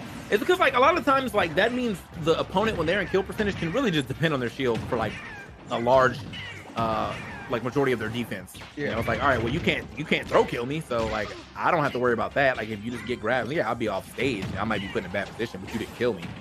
And obviously, those are the situations we want to take the grab. Like you're playing against Fox, take the grab. Like it just works out better for you in the long run. Usually, exactly in the long run, that's usually when you think about it like that, I agree. Yeah, but Miles managed to dig his way back into this match. A lot of forward airs. Still forward airs. Smashing that head into the ground. Ooh, tried to catch the air dodge, gave it up, but no punish going. Oh, you wanted a lot, my guy, but it is not the result you were looking for right there. All right, final stock for Miles. Needs to make it happen. A lot of percent, though. Looking like it could be headed his way. Needs to get this stock off. Oh, I think he wanted there. Yeah, it looked like he was definitely trying to drop in for that nair, but unfortunately got snuffed out by that up air, and he finds the nair right there. That nair saved him. Because I think if he got hit, that was the end of the game. Very well could. Honestly, it's looking like the end of the game because he can't get anything started for him. 129 to the 100. Ooh, don't get stepped on. Sharp is pulled just so far ahead. I don't know if this comeback is possible. First you have to stifle his momentum, pull him down, and then get back on stage to do anything about it. And Sharp said, nah, I got a date with the Buzz, and I'm running a little bit late with this game 5, so I'm going to dispatch that pretty quickly with the 2 stock. Great effort from Miles, but he does come up short in that attempt. It looked like he almost DI'd that correctly. Like he went very high up into the top like side of the blast zone. It didn't matter. He was so close to the blast zone. It just didn't even matter, man. What a dominant last stock right there from Sharp, man. Like he, we were seeing what was looking like a pretty even game at the beginning, and then after he took that first stock, like he just kind of ran away with it, Man, good stuff all around though, man. I mean, that was, good competitive set for sure. You could just tell Sharp just wanted a little bit more, man. Really eager to get that rematch with the Buzz. Both have qualified officially. So right now, just playing for a little bit of pride, as well as some seeding that comes along with it as well. So that's what you're going to see here in the grand finals of the LCQ Winners Finals run back between the Buzz and Sharp. Yeah, man. So let's see how this one plays out the second time. Very, very good set between them, but like obviously the Buzz was able to clinch it out with his Rosalina. So here you could see the ZSS. I don't think we did we see it in the first set? I don't think we did not see ZSS. We got to see a combination of Joker and Wolf. Yeah, but here on the Buzz side, we saw everything. We saw the Olimar, Rosaluma, the Min. We saw it all. Yep. So let's see what happens here as we get into the second set between these guys. And yeah, man, this is for the seeding right here. Congratulations to both these gentlemen for guaranteeing qualifying. The Buzz earlier by getting in the grand finals, and then Sharp just now over Miles taking that last qualifying spot, in the entirety of the World Tour. So there you guys have it, man. This is definitely and this is a strong lineup of qualifying individuals. We'll have a full graphic for you after the grand finals concludes. I'm sure, in case you're wondering, everybody, if you want to hear for the entirety of the event. So fear not. Yeah, man. So Sharp still play Sheik. He does. He just hasn't found it. I feel like this is online, so yeah. Shark, Sheik online is just it's a little rough, Like I started picking up Sheik probably after what was that? Main stage, and Void did so he was doing so well. I was like, yo, this character looks mad fun, so I picked up Sheik. Unfortunately, most of my training was online, and I realized that character is just not for online. That's not where that goes. So, right. I kind of like sometimes I feel like Joker players feel the same way about Joker though. Joker does have Arsene, so yeah, but for the most part, you're kind of in the same boat of you need some precision that you need from offline, and yeah, it's a little rough. So definitely would like to see a Sheik though. I love seeing Sheik playing anywhere. Anybody playing Sheik, I'm like, yo, props, kudos. Yeah, you're kind of. If you got the stamina, the chops for it, I respect it. So guys, we're just waiting right now to get grand final started. It's going to be Sharp coming from the loser side, taking on the Buzz in winners. Yeah. Place your bets, get them points in, all that good stuff. I'm here. People saying we getting some random. What y'all talking about? How y'all see this? They must have been in the Buzz chat or something. So we're gonna have some pretty interesting matchups coming in. We're getting this random going. The Buzz on the Robin, Sharp on the Pichu, which I feel like he had one of these before. Am I tripping? I don't know. We'll find out though. As far as the Buzz having a Robin, that's to be seen. What the hell is this? Listen, they both qualified. They don't care about seeding. And go home.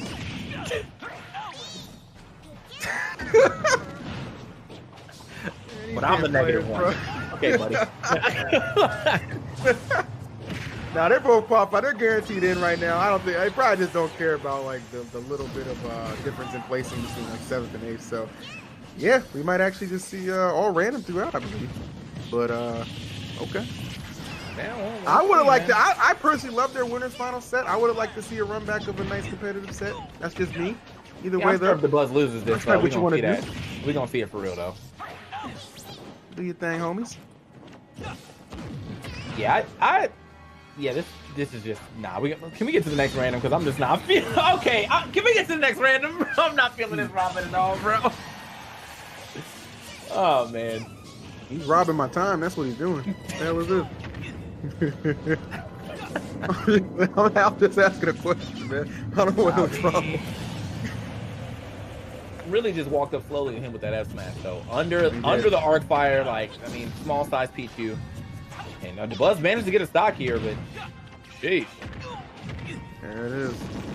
I mean, if this is truly going to be random, I mean, I definitely think this is going to benefit Sharp. I feel like he plays like damn near all the cast. And this dude is a problem. Yeah, I feel like, I mean, the Buzz plays a nice, he plays a good, oh. Okay, man, that's just. Speaking of spread. Anyway, he has a decent spread. That wasn't one of them. Like, I mean, he's got the Min, he's got the Rosaluma, he's got he plays Pit. Like, he's got that too. So, let's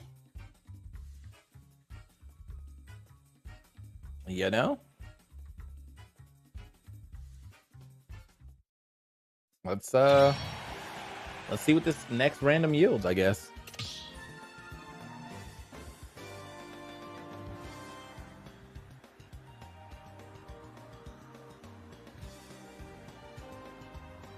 All right, so really not too much to say if they're just picking random. I mean, that's just we're all just chilling. I guess all I, like, I'm not about to assess this matchup. Well, what the Buzz could have done is not pick random. That's that man was jumping around so much. I thought he was on Hero at first. I didn't know what was going on. Oh man. It's all good. Let's see what we got for game number 2. It's gonna be Pyra Mithra versus. Yeah. Well. Pit. Okay. Well, it's not the Buzz's Pit, but honestly, I feel like he might have messed with a little Pyra Mithra. Yeah, I could see that for sure. I actually like the Buzz's Pit. The Buzz does play the Pit too. So I'm interested to see what how Sharps will look. Yeah, this one will go down. Bro, how nice is like? I need to know, man. Like, just how nice is he? Because. Again, the random pick, but it looked like a character he actually main right now. So many questions to be answered. That Lightning Buster, so it's so deceptively like, wow, that was a good pickup. It's so deceptively good because like, it looks like a long move, but it does not have like end lag at all like that. So yeah, even if you whiff, you pretty much good. And with her having foresight, sometimes really is hard to. I mean, it's super hard to punish that. Okay, Photon Edge gets the leg right there. Wow, okay. Yeah, that was easy cleanup right there for that stock. All right, gonna bring out Pyra, trying to do some big damage. That is her specialty. It tends to be. Oh, don't get. I was gonna say, recovering is certainly not. So you don't want to put yourself in a situation where you're getting sniper gimped. Yeah, this is definitely where Pyra is gonna shine. You're over 100%. For just a nice hit, can't get all the way up there for that up air, but still an up tilt. Even without the up air, still gets the KO here. But back to the speed demon here in Mithra. But honestly, man, sometimes matchups, like the way matchups go, if I feel like I'm not getting like the full benefit of like playing Mithra and getting like forming you in neutral, or if I feel like my neutral is just not better than yours, I just play Pyra. Like, well, yeah, I remember a couple times throughout, like earlier in the World Tour. This is like a week or so after the character just came out. We actually, but oh, you're a nice guy. You're a nice guy, bro. we saw a ton of Pyra being played. Actually, it seemed like over Mithra to an extent. You know what I mean? Like through Mexico and in Japan, I remember seeing that a lot. That was pretty hard to see. Yeah. Okay. Yes. What? Okay. No one will question. Yeah, I feel like they weren't really into it. Neither were the players, bro. Like, anyway, yeah. No ass caught. Okay. Like that. Well done. Well done. Oh man. Here we go. Lightning Buster here. Still hard to punish, as I said. I think you have to parry that last hit, to be honest. And he kind of tricked it out and made it look like he was going to go for the full, so he got the extra hit, but he did not. Ooh. All right. Okay, bringing out Pyra a little bit earlier than we've seen before. I want to know what Gimmer's going to put in the thumbnail, because you know the Gim's got to get the clicks. That is the question. He's just waiting for the Ganon to pop up. Guarantee you. Waiting for the Ganon. Oh, scary. Okay. I always feel like every time I see that move, like, okay, There you go. Every time I see Sumāfī hitting someone like runs up and gets in there to grab the sword, like I always feel like they're gonna try to go for an up air and it's supposed to be guaranteed, but it's not. But it feels good to think it is. Yeah, well, you know, he told the Buzz to stay back. He was like, "No, I'm the bouncer here." What you mean? He did not listen. Let me stay back for a little bit. You know? Till he didn't. Till he didn't. Till he did. All right, man. Another random. Another pick up. Interesting. So they keep getting each other's characters, in my opinion. Like Pit would have been DeBuzz's pick. ZSS obviously a sharp pick, but I mean everything seems like a sharp pick right now. You know, that last game, yeah, it's a little rough near the end, but see what DeBuzz can do. I mean, he's had to fight this so often. You know, those Smash 4 days, I know they still looming in his head. So if you learn a little something there. Gotta remember. Interested to see one of. I mean, DeBuzz plays a couple of the diva characters. We've seen his Palo before. We know his Rosa, obviously Min. So let's see what his ZSS is talking about real quick. Not familiar. I don't think I've ever seen Sharp pilot Link. So although I do stretch the fact that he's godlike with such a high amount of the cast, Link may not be one of them as we see him not able to recover. And DeBuzz only 15% taken, so that's a really strong lead for him. And he tried to do the bomb recovery and just didn't work out for him. Rip. Okay. Oh, he jumped. You're not supposed to jump.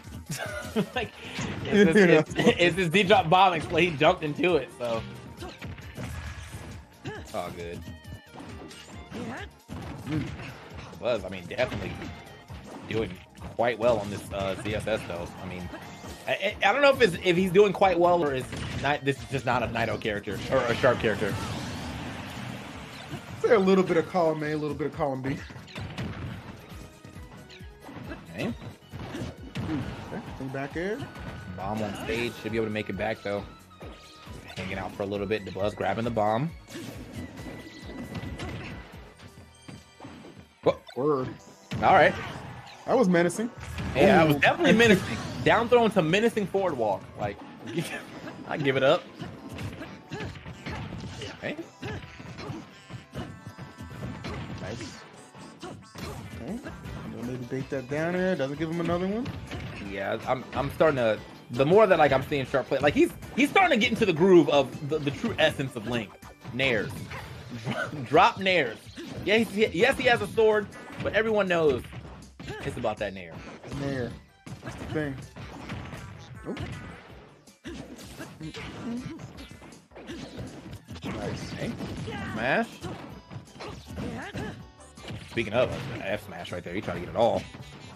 Oh damn! I think you're gone. Yeah. Wow. Okay. The Buzz going up 2-1 in the random. All right. Well. Again, don't really feel like that was a sharp character, so it seems like an unfair hand in the random sphere right there. But hey, I don't really know DeBuzz to be playing as ZSS like that either. So hey, got to give the props where the props are due, you know. Yeah, I would say that I was definitely surprised how efficient actually DeBuzz kind of looked with ZSS. Like, hats off to him. So he's one away from sealing this up. See what we get on random. It's gonna be Ike versus DDD. I feel like I've seen DeBuzz play Ike before. Yeah, same. You know what I mean? Like I feel like I've seen him play this character before. So might not be lost when it comes to what's going on here. Let's find out. Now this is correct Ike gameplay right here.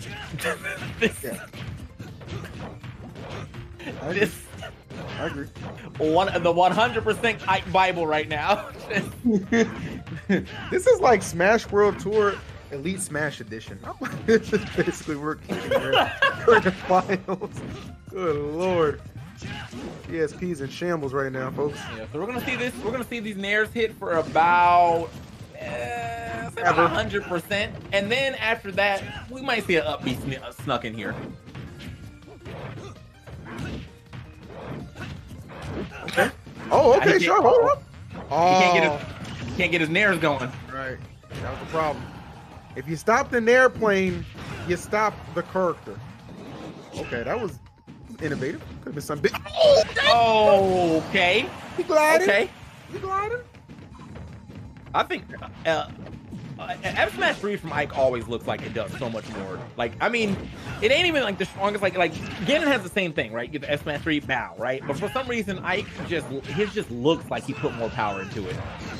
Oh well, power to that F Smash though. Oh, more of that. Yeah, more of that. What are you doing? Don't deviate from the plan. The airplane, baby. Yeah, here we go. That's what I'm talking about. Just like what was that? The Hey Arnold joint. Pass the ball to Tucker. Just keep using the air. It's not all you. It's one thing and one thing only. You're Tucker. All right. Yeah, you're Tucker. And the ball is Nair. Like there it is. Okay. Ooh, nice catch. Didn't quite seal the stock yet. Oh, okay. All right. No one is gonna listen. No one's gonna question the competitive integrity here. Okay. Yeah. I mean, these are two characters playing peak performance. Exactly what you expect to see from them. There, baby. That's yes, as far as I'm concerned. No, I don't know what you guys are seeing. Drop another one. There it is. Do it again. Oh, see it? Now, I like that. I like the little mix up here that we're starting to get a couple up tilts in here, which is usually part of some optimal Ike gameplay, you know? Yeah. Drop a couple nairs, and then one time, every now and then, instead of jumping to the air again, you drop. Oh my god, that head ass. You drop that up tilt. Here we go. Wait, what are you doing? Is that a forward air? Yeah, there we go. Yeah. Give me some of those. There we go. Oh, the bait. But the Buzz not falling for it. Break Buzz not doing a damn thing. Well, I don't. This is suboptimal Ike gameplay. I hope you die. Oh man, I was for sure he was gonna go for that down air. Okay, hold on. What? Oh, you mashed out of that mad quick. Okay, that was a decent forward air. I'll give it up. There we go. Back to the nairs. You got him in the sky. You already know what time it is. He's at 100. Wait a minute. Okay, that air dodge was nasty.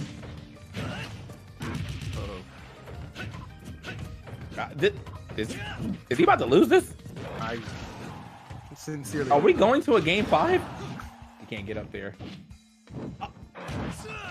Man, you so lucky, bro.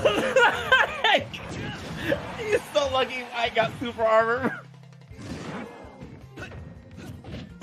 Oh, good space. Oh my god, he almost walked straight into that. Game 5? Game. Come on, man. Like, all right. All right.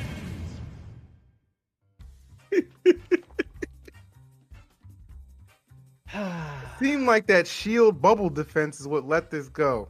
I feel like he deviated from the plan, and that's really what happened. Like, we were naring, it was a great time, and then you deviated from the plan. Wow. All right. I can't believe the last stock is when he decides to just stop playing like Ike. He just started playing like, I don't know. Not Ike. More. All right, here we go. What's gonna be the game 5? Of course. Ooh. Hold on now, Doc. Well, Doc, I'm interested. I'm a K. Rool fan here, so I'm on the different sides of the fence right now, buddy. All right, we can get the biased commentary going. Well, let's just do it. All right. Well, let me tell you right now why K. Rool's gonna win, okay? Because right now, the reason that Doc you would think is a good match right here, I'll give you one word: diabetes. Okay? K. Rool's a hefty fellow. Okay? He's got that belly. We all know it could be a problem. Okay? You gotta understand something about that. This is not human anatomy you're dealing with. This is a damn reptile, baby. What you know about that? You're a doctor, not a veterinarian. Well, you don't know what his degree's in. All right? Like, he might have 2. Think about it. You know what I'm saying? He could be a doctor, a veterinarian, a dentist. You know? He could be doing it all right now, man. You know what? That's man, Mario has a lot of jobs. That's all I'm saying, bro. Like, I'm not going to put it past him. He might know something about these animals. He's been taking care of Yoshi for years. Just because you have a stethoscope doesn't make you a doctor. I could go buy one of those off of Amazon right now, okay? It's a Cracker Jack degree, baby. All right. They got that out the box, bro. Just saying, all I'm saying is, look who's winning right now, man. Yes. Knowledge is power, and what I'm saying right now is straight the knowledge of these weak what you points. see about that? All right. Like that. Now, he got through it the first time. You know, sometimes even doctors mess up sometimes. They don't catch everything. You know, hopefully never my doctor. But I don't want my doctor catching anything, bro. You're supposed to prescribe me when I catch something. Here we go. Oh, chin check. Doesn't get the full thing though. Still though, that's damage. And honestly, I feel like Jabuz don't even know what he's doing. He's punching the wrong way, bro. He's discombobulated. That's true. There are a lot of decisions being made right now, which I'm not really sure anyone knows what's going on. Oh, okay. I don't even think he knows what's going on. Get the crown right here. Hold on now. Oh, that was good. Hold on. Oh, don't get take it back. Oh my God. Yeah, take it back. Right, I'll be getting this kill, man. I'm feeling the up smash. I'm feeling the up smash. Up smash? Okay, I'm feeling like we're gonna get the grab and then we're gonna do like an up tilt. I think up tilt is gonna steal. Oh, he's done. Clap. There you go. Get him claws real quick. Get him claws real quick. There you go, K-Rool. It's for the oh, you're fat. You're good. There we go. That wasn't fat shaming. That was fat encouragement. I mean, sometimes putting on that weight is definitely what you need to be, but the doctor is not going to hear that. Even the strongest doctor will prescribe you a diet. He said, get up out of here and get to work. That's what he told him real quick. Like, let's just see what we're doing here at the on this last stock, though. That's what I'm trying to figure out, because got a little bit of a lead for my man, Dr. Mario. Oh my God, more Kirby Kid, more Kirby Kid. Oh, what? That's not even real, but it works because the doctor knows. He prescribed that forward air. What's good? All right. Congratulations on resetting the bracket. I'm leaving. Okay. That's fair. So, you know, GG's. Yeah, I catch you, man. All right. I'll let you. I'll hold it down. I'll let you. Immediate message from Gimmer. I will dock your pay. That's what we do, Gims. That's what we do.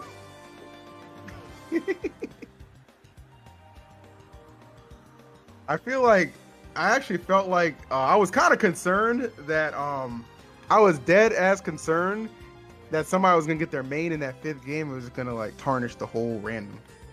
Tarnish everything. All right, man. So are we doing random again, or we probably? Play for real? I mean, at this point, why not? We're this far into. We're this far in, and unless the buzz just lost, and he's like, "Well, hold on now." Wait a minute. I feel like the buzz is stubborn enough to run it back with random. Yeah. Why not? If it actually does, if they do end up doing a serious set, that would be interesting. But I don't know. I'm kind of a fan of. I mean, hell, you did it for the first one. You might as well keep it up. Yeah. But we'll see. This is a very interesting day, man. Like what do y'all want, chat? Y'all want random, or do you want? You know what I'm saying? What do y'all want?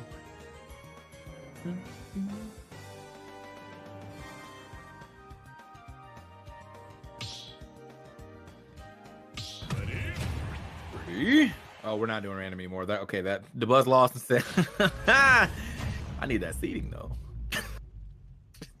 All right, here we go. Random again. No, this isn't random, guys. This isn't random this time. All right. The buzz said, you know what? I actually want this title real quick. So here we go. The real grand finals begin. Okay.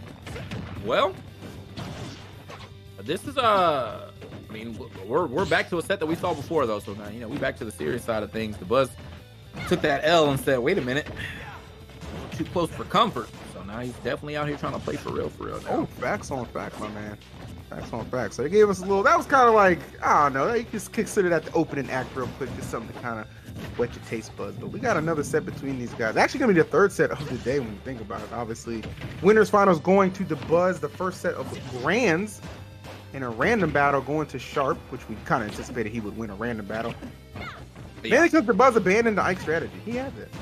Yeah, dude, the Ike strategy was working so well, and out of nowhere he decided, I don't want to do that no more. Why, bro? Never understood. Why? The world may never know. But here we are. Gonna be a good one regardless. The Min and the Joker coming out to play. I'm trying to snap I mean, a little bit.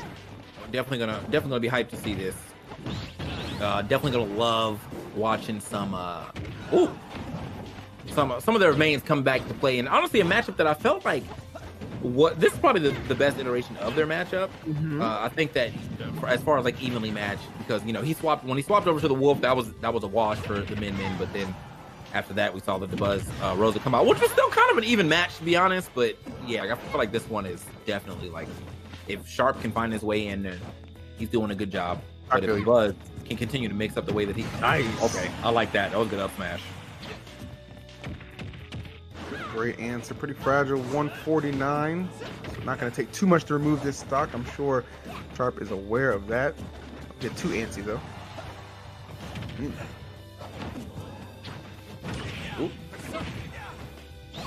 Oh, okay. Blast him to the other side, but still not enough. Buzz making it work, but finally that stock is slayed. All right, still got a little over halfway of this Arsene as well. So. Oh, they did. Yeah. All right. Okay. Rack it up. Following up. Yep. On a schmoo through. I like that. Good shot.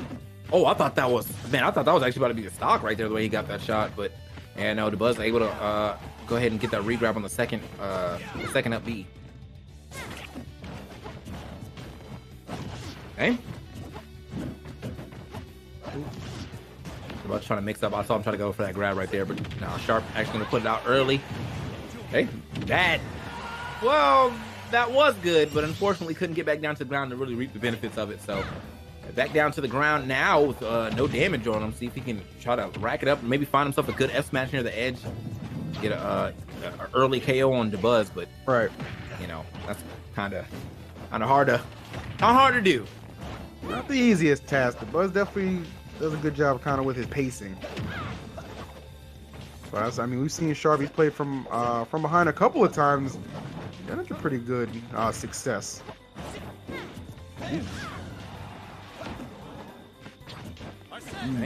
Arsene definitely not gonna hurt to have out there. I love the up smash from the Buzz. Doesn't spam them, just kind of uses it. Kind of alleviates some pressure when Sharp is lurking a little too close, but right where he needed to be right there to remove that stock. 66% of fleeting Arsene, but still an opportunity. Get some damage on the board. Yeah, man. I mean, like, if he wants any chance to get back into this match, definitely gonna have to do it right here, right now. Find some good damage here. Goes for the up air, but nope. Actually gonna get that thwarted, unfortunately. And the Buzz, I really like the fact that he tried to go all the way up there and finish the game. Sometimes, that moment in itself, I think that Sharp could have won going off for down guns. Whoa! Okay, up guns. Don't see that too often. He doesn't have Arsene yet, but like he's still doing a good job of adding up this damage to the Buzz for sure. Oh, damn! Oh, try to fish for those back airs. He tried it. He is so comfortable off stage. Dude, it's crazy.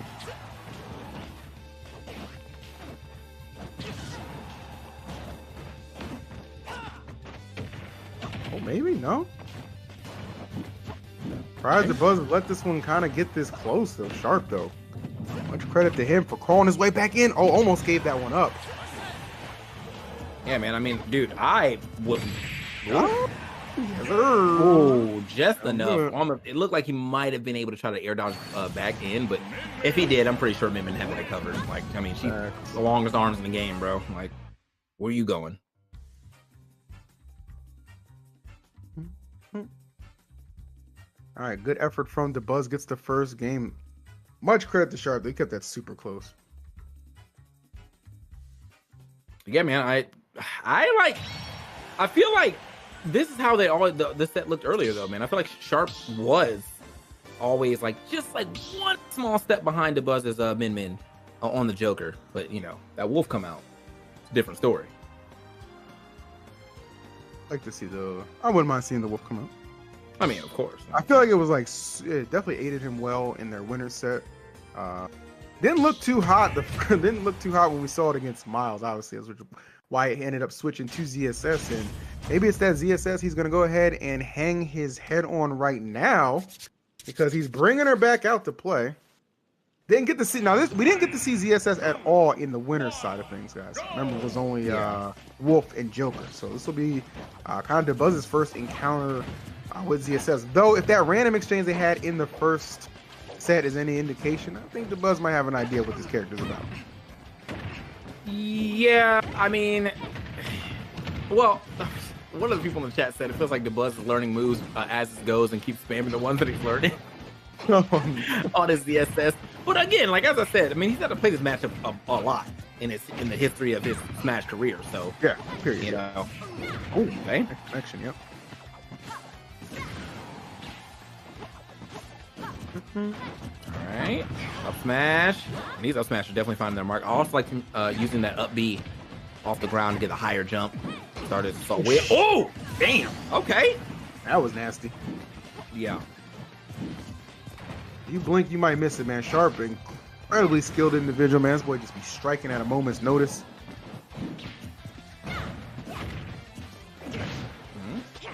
Ooh, okay. Yeah. It's that nice little up smash action. One of their big go-tos for DeBuzz has definitely been that up smash for closing out stocks with his min. On that exchange again, not disappointing. Ooh, okay, try to rush him down. Love the fact that Sharp not scared to just kind of try and get in there and put the pressure on DeBuzz, who has been responding fairly well. Yeah.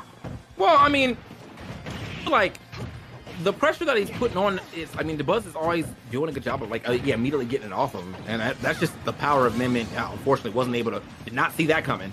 But yeah, that's just the power of Min Min, man. She has really good, a nice nair out of shield. Not the fastest nair out of shield, but it is a relatively nice one. Right. Has a good way to keep you away. If she gets a grab, you're definitely getting kicked away. And she's getting a powered up arm. So try for the grab right there.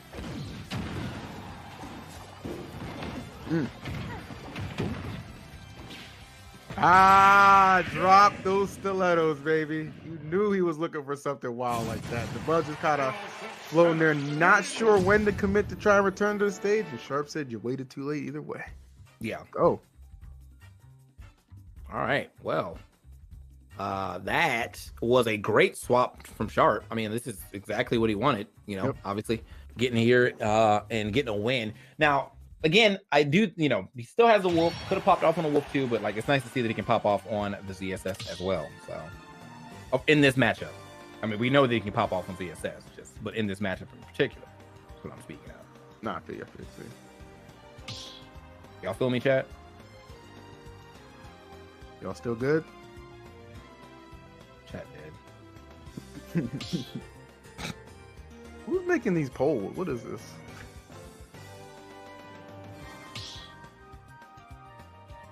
Is that a dead even poll? What is it? Yeah, 68-68. Wow. Chat achieved world peace. I love it. You feel me? All right, thank you, chat. There you go. Feel me, you know what I'm saying? Like, I'll make sure, you know?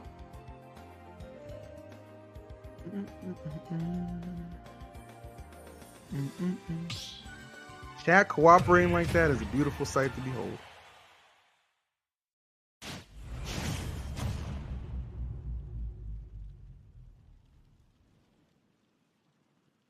All right, so DeBuzz bringing back the Olimar. Haven't seen Olimar since, I want to say, Winners Finals Game 1 or 2. Maybe both. No, I can't quite remember. But we haven't seen it since Winners Finals. That's all. Yeah, it's been a little bit, but I mean, I feel like they're trying to go the distance here. I'm seeing a lot of, you know, we've seen a lot of Game 5s in this year, last chance qualifier. These people ain't playing. That is very true. It's last chance, you know. You got to play with all the marbles. Play with your heart, your head, your chest, all of that. Okay. So now I mean, again, like as I said, you know, a matchup that DeBuzz is very familiar, and if there was a matchup, it would be this one. This is you know, this is who he was playing quite a bit in Smash 4 as well. Oh, he was like, I'm dead. He's like, he just drifted off. He's like, I'm dead. Like sometimes you just accept the inevitable, and DeBuzz was pretty unrelenting with that chase down. So I got to give it up to him. Okay, hold on now. DeBuzz kind of going in right now on the Olimar. Okay, finally gets grabbed right here, but still, should be fine on making it back. Yeah. What else was he gonna do? Like, didn't have another way to like at least slam him into that wall. So DeBuzz getting the grab here for free. Oh my bad. Okay, it's Alf, not Olimar. Gotcha. Thank you. I'll write that down on the list of who gives up. Anyway, either way, Alf or Olimar, it's still whooping some ass. Okay, how about that? Okay, pretty strong here. Alf making the plays right now. Keep it Oh, I like the fact that he's not afraid to stay in his zone, penetrating though, but there is the response right there. We're going super esports mode right now, folks. We are going total esports. Everything's got to be framed perfect, accurate, no doubt about it right now as we see the buzz. He's got a couple of purples. We used to call those Moniques, but that's not culturally appropriate right there, so we're going to call him Fake Ben, baby. Is that good? That's correct, EE. And as we are watching Alf, and don't forget it is Alf because people will tell you otherwise. Yes. Alf is definitely going in once again. Look at the great lead that we have here from Alf one more time as he's got the great edge guard going on. Oh, and tries to go for the down air, but is not going to be able to hit that. EE, what did you think about that last action? I think that was one of those moments that really defines the players. Okay, it put these people in the Hall of Fame for a reason. Those are highlight plays that could make a reel down the road. 10 years from now, you're going to be thinking about that one play. The fact that you didn't make it 10 years from now, 10 seconds from now, I'm still thinking about the fact that I did not call this character Alf. His name is Alf, not Alamar. I apologize. Please forgive me. Don't send any mean tweets. I'm doing my best, much like you see my man Sharp trying to do his best to make this comeback a reality, but it's looking like it's just going to end in devastation.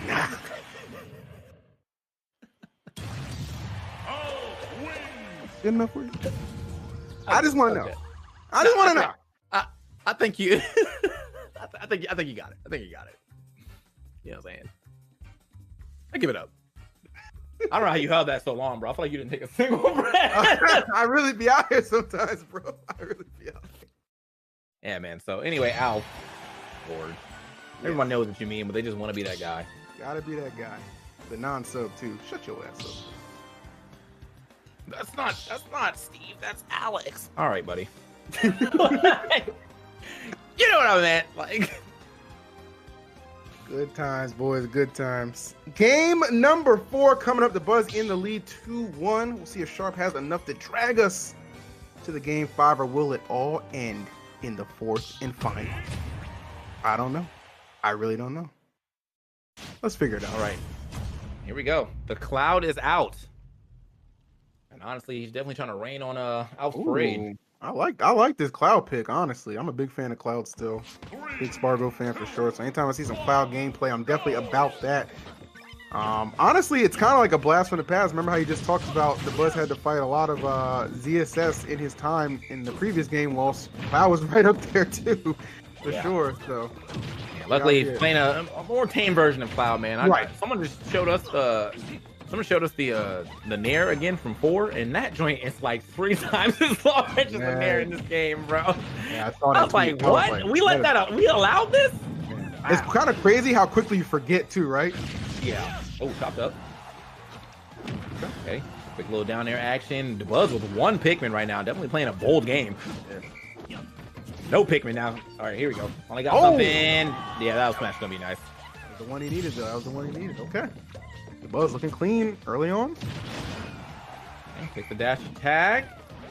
Again, man, we've seen so many characters between them though. Like, I feel like you get some decent matchup knowledge on so many sides. Like, hey, I wonder what this matchup with this matchup was like. All right, well, I wonder how this character plays. You know, I wonder if I can play this character better. Well, you're gonna get well, outside of that random, you're gonna get a lot of character gameplay right here that you can definitely look back on a little later. There you go. All right. Oh, Buzz. nice. Ooh, cool. So sick, right? He's so close, so quick with it. Okay. Oh. All right, the Buzz, man, he is definitely doing a job of spacing around this large sword of Cloud. Kind of backed himself in the corner though, and it's interesting. Like, I feel like in a lot of situations, I'll call people out for, like, you know, backing themselves in the corner, but I feel like the Buzz is he's like, that's where he's best at or something. Like, he learned to play from the corner quite well throughout his history of this game. So. Oh, wow, what a response. Whoa. Love it. Oh, but maybe a worthwhile trade, all things considered. Maybe a worthwhile trade. All right. All for me. And this could be a worthwhile trade, yeah, because he's definitely got the lead now. So I mean, maybe that was it. Yeah. The Buzz hanging off on the side. Again, as I said, he does play well from the corner, but like still, it doesn't mean you need to be there all the time, you know? I think it's okay, big damage real quick. I'm telling you, bro, just out of nowhere. I mean, you know, we just literally talked about how Sharp was in the lead. He's got his limit right now. Gonna have about 15 seconds to do something with that. Oh, don't get caught up. He tried. You're crazy for that, but so was Sharp. Yeah, I think Sharp might have maybe anticipated air dodge. I'm not sure, but yeah. Either way. Ooh, you see that shield? That shield was Eminem status, bro. Didn't have too much left on it. Yeah, definitely. Not the back air. Not enough yet, but that DI. Yeah, that's cool. Oh, okay, that was a good tech, though. I give it up, but I don't think he knew that he was going to end up there, bro. Like, that's the just in case tech, bro. Like, no matter what the odds are against me, I'm still keeping myself alive. But unfortunately, the positioning does not allow for Cloud to make anything out of that. So the Buzz takes game 4 and the championship here at the Smash World Tour Northeast LCQ. Well done. Yeah, man.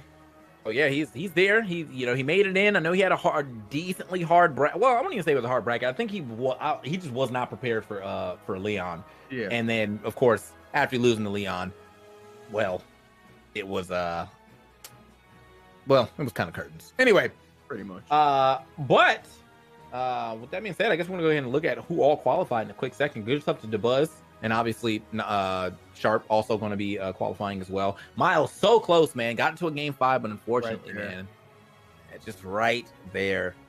So let's go ahead and look what we got. Here we go. This is all the qualifiers. Tweet! Leon, Armadillo, Waddy, Riddles, DeBuzz, and Sharp. Big shouts to Waddy. Didn't know he qualified, so I'd like to see that. I didn't see a lot of his matches, but I'm glad to see my man Waddy qualified. And then here in the last chance qualifiers, of course, DeBuzz and Sharp. So we got some pretty good representation of the Northeast region, man. Like Serp, definitely a newer name. Armadillo, somewhat of a newer name to me as well. But for the rest of these people, Riddles, Waddy, Tweak, I know these guys. Yeah, definitely a lot of familiar faces up there, and a couple of new blood as well, which we've seen pretty much through the entirety of the Smash World Tour. Like, new players making an impact is definitely something we become accustomed to. So definitely looking forward to when we get an opportunity to see these guys duke it out offline, which will be the next time you'll see them competing in this particular format, the World Tour. So good stuff. That was fun. Yeah. So do you have any extra screens for us, or are we just out? Oh, well, that's it, man. Thank you guys for watching the Smash World Tour online part. We will be off. We will be figuring out when we're offline. When are we going offline? Production. Okay. All right. Smash World Tour has the dates, so there will be a month before Australia, but we're gonna have a great time there. Hope to see y'all there. Well, hope to see all these players that qualified, and hope to be dropping some of that. Get that real in-house feeling back on commentary. So enjoy today, though. Today was actually really good. Well, for us, I know some of these other commentators had it a little rough, but for us, we had some words for me. Yeah, had it pretty well. So, but with all that being said, man, you guys stay safe. Keep wearing masks if you're not vaccinated. Even if you are vaccinated, just, be a decent human being. And if you haven't got vaccinated, think about getting vaccinated. I mean, it's free. You know what I'm saying? Ain't nobody, just get out there and do it, man. We're trying to get back to these tournaments sooner than later, man. With that being said, though, I'm TK. I'm E. And we will see you guys next time. Have a good night. All right. Stay blessed, guys.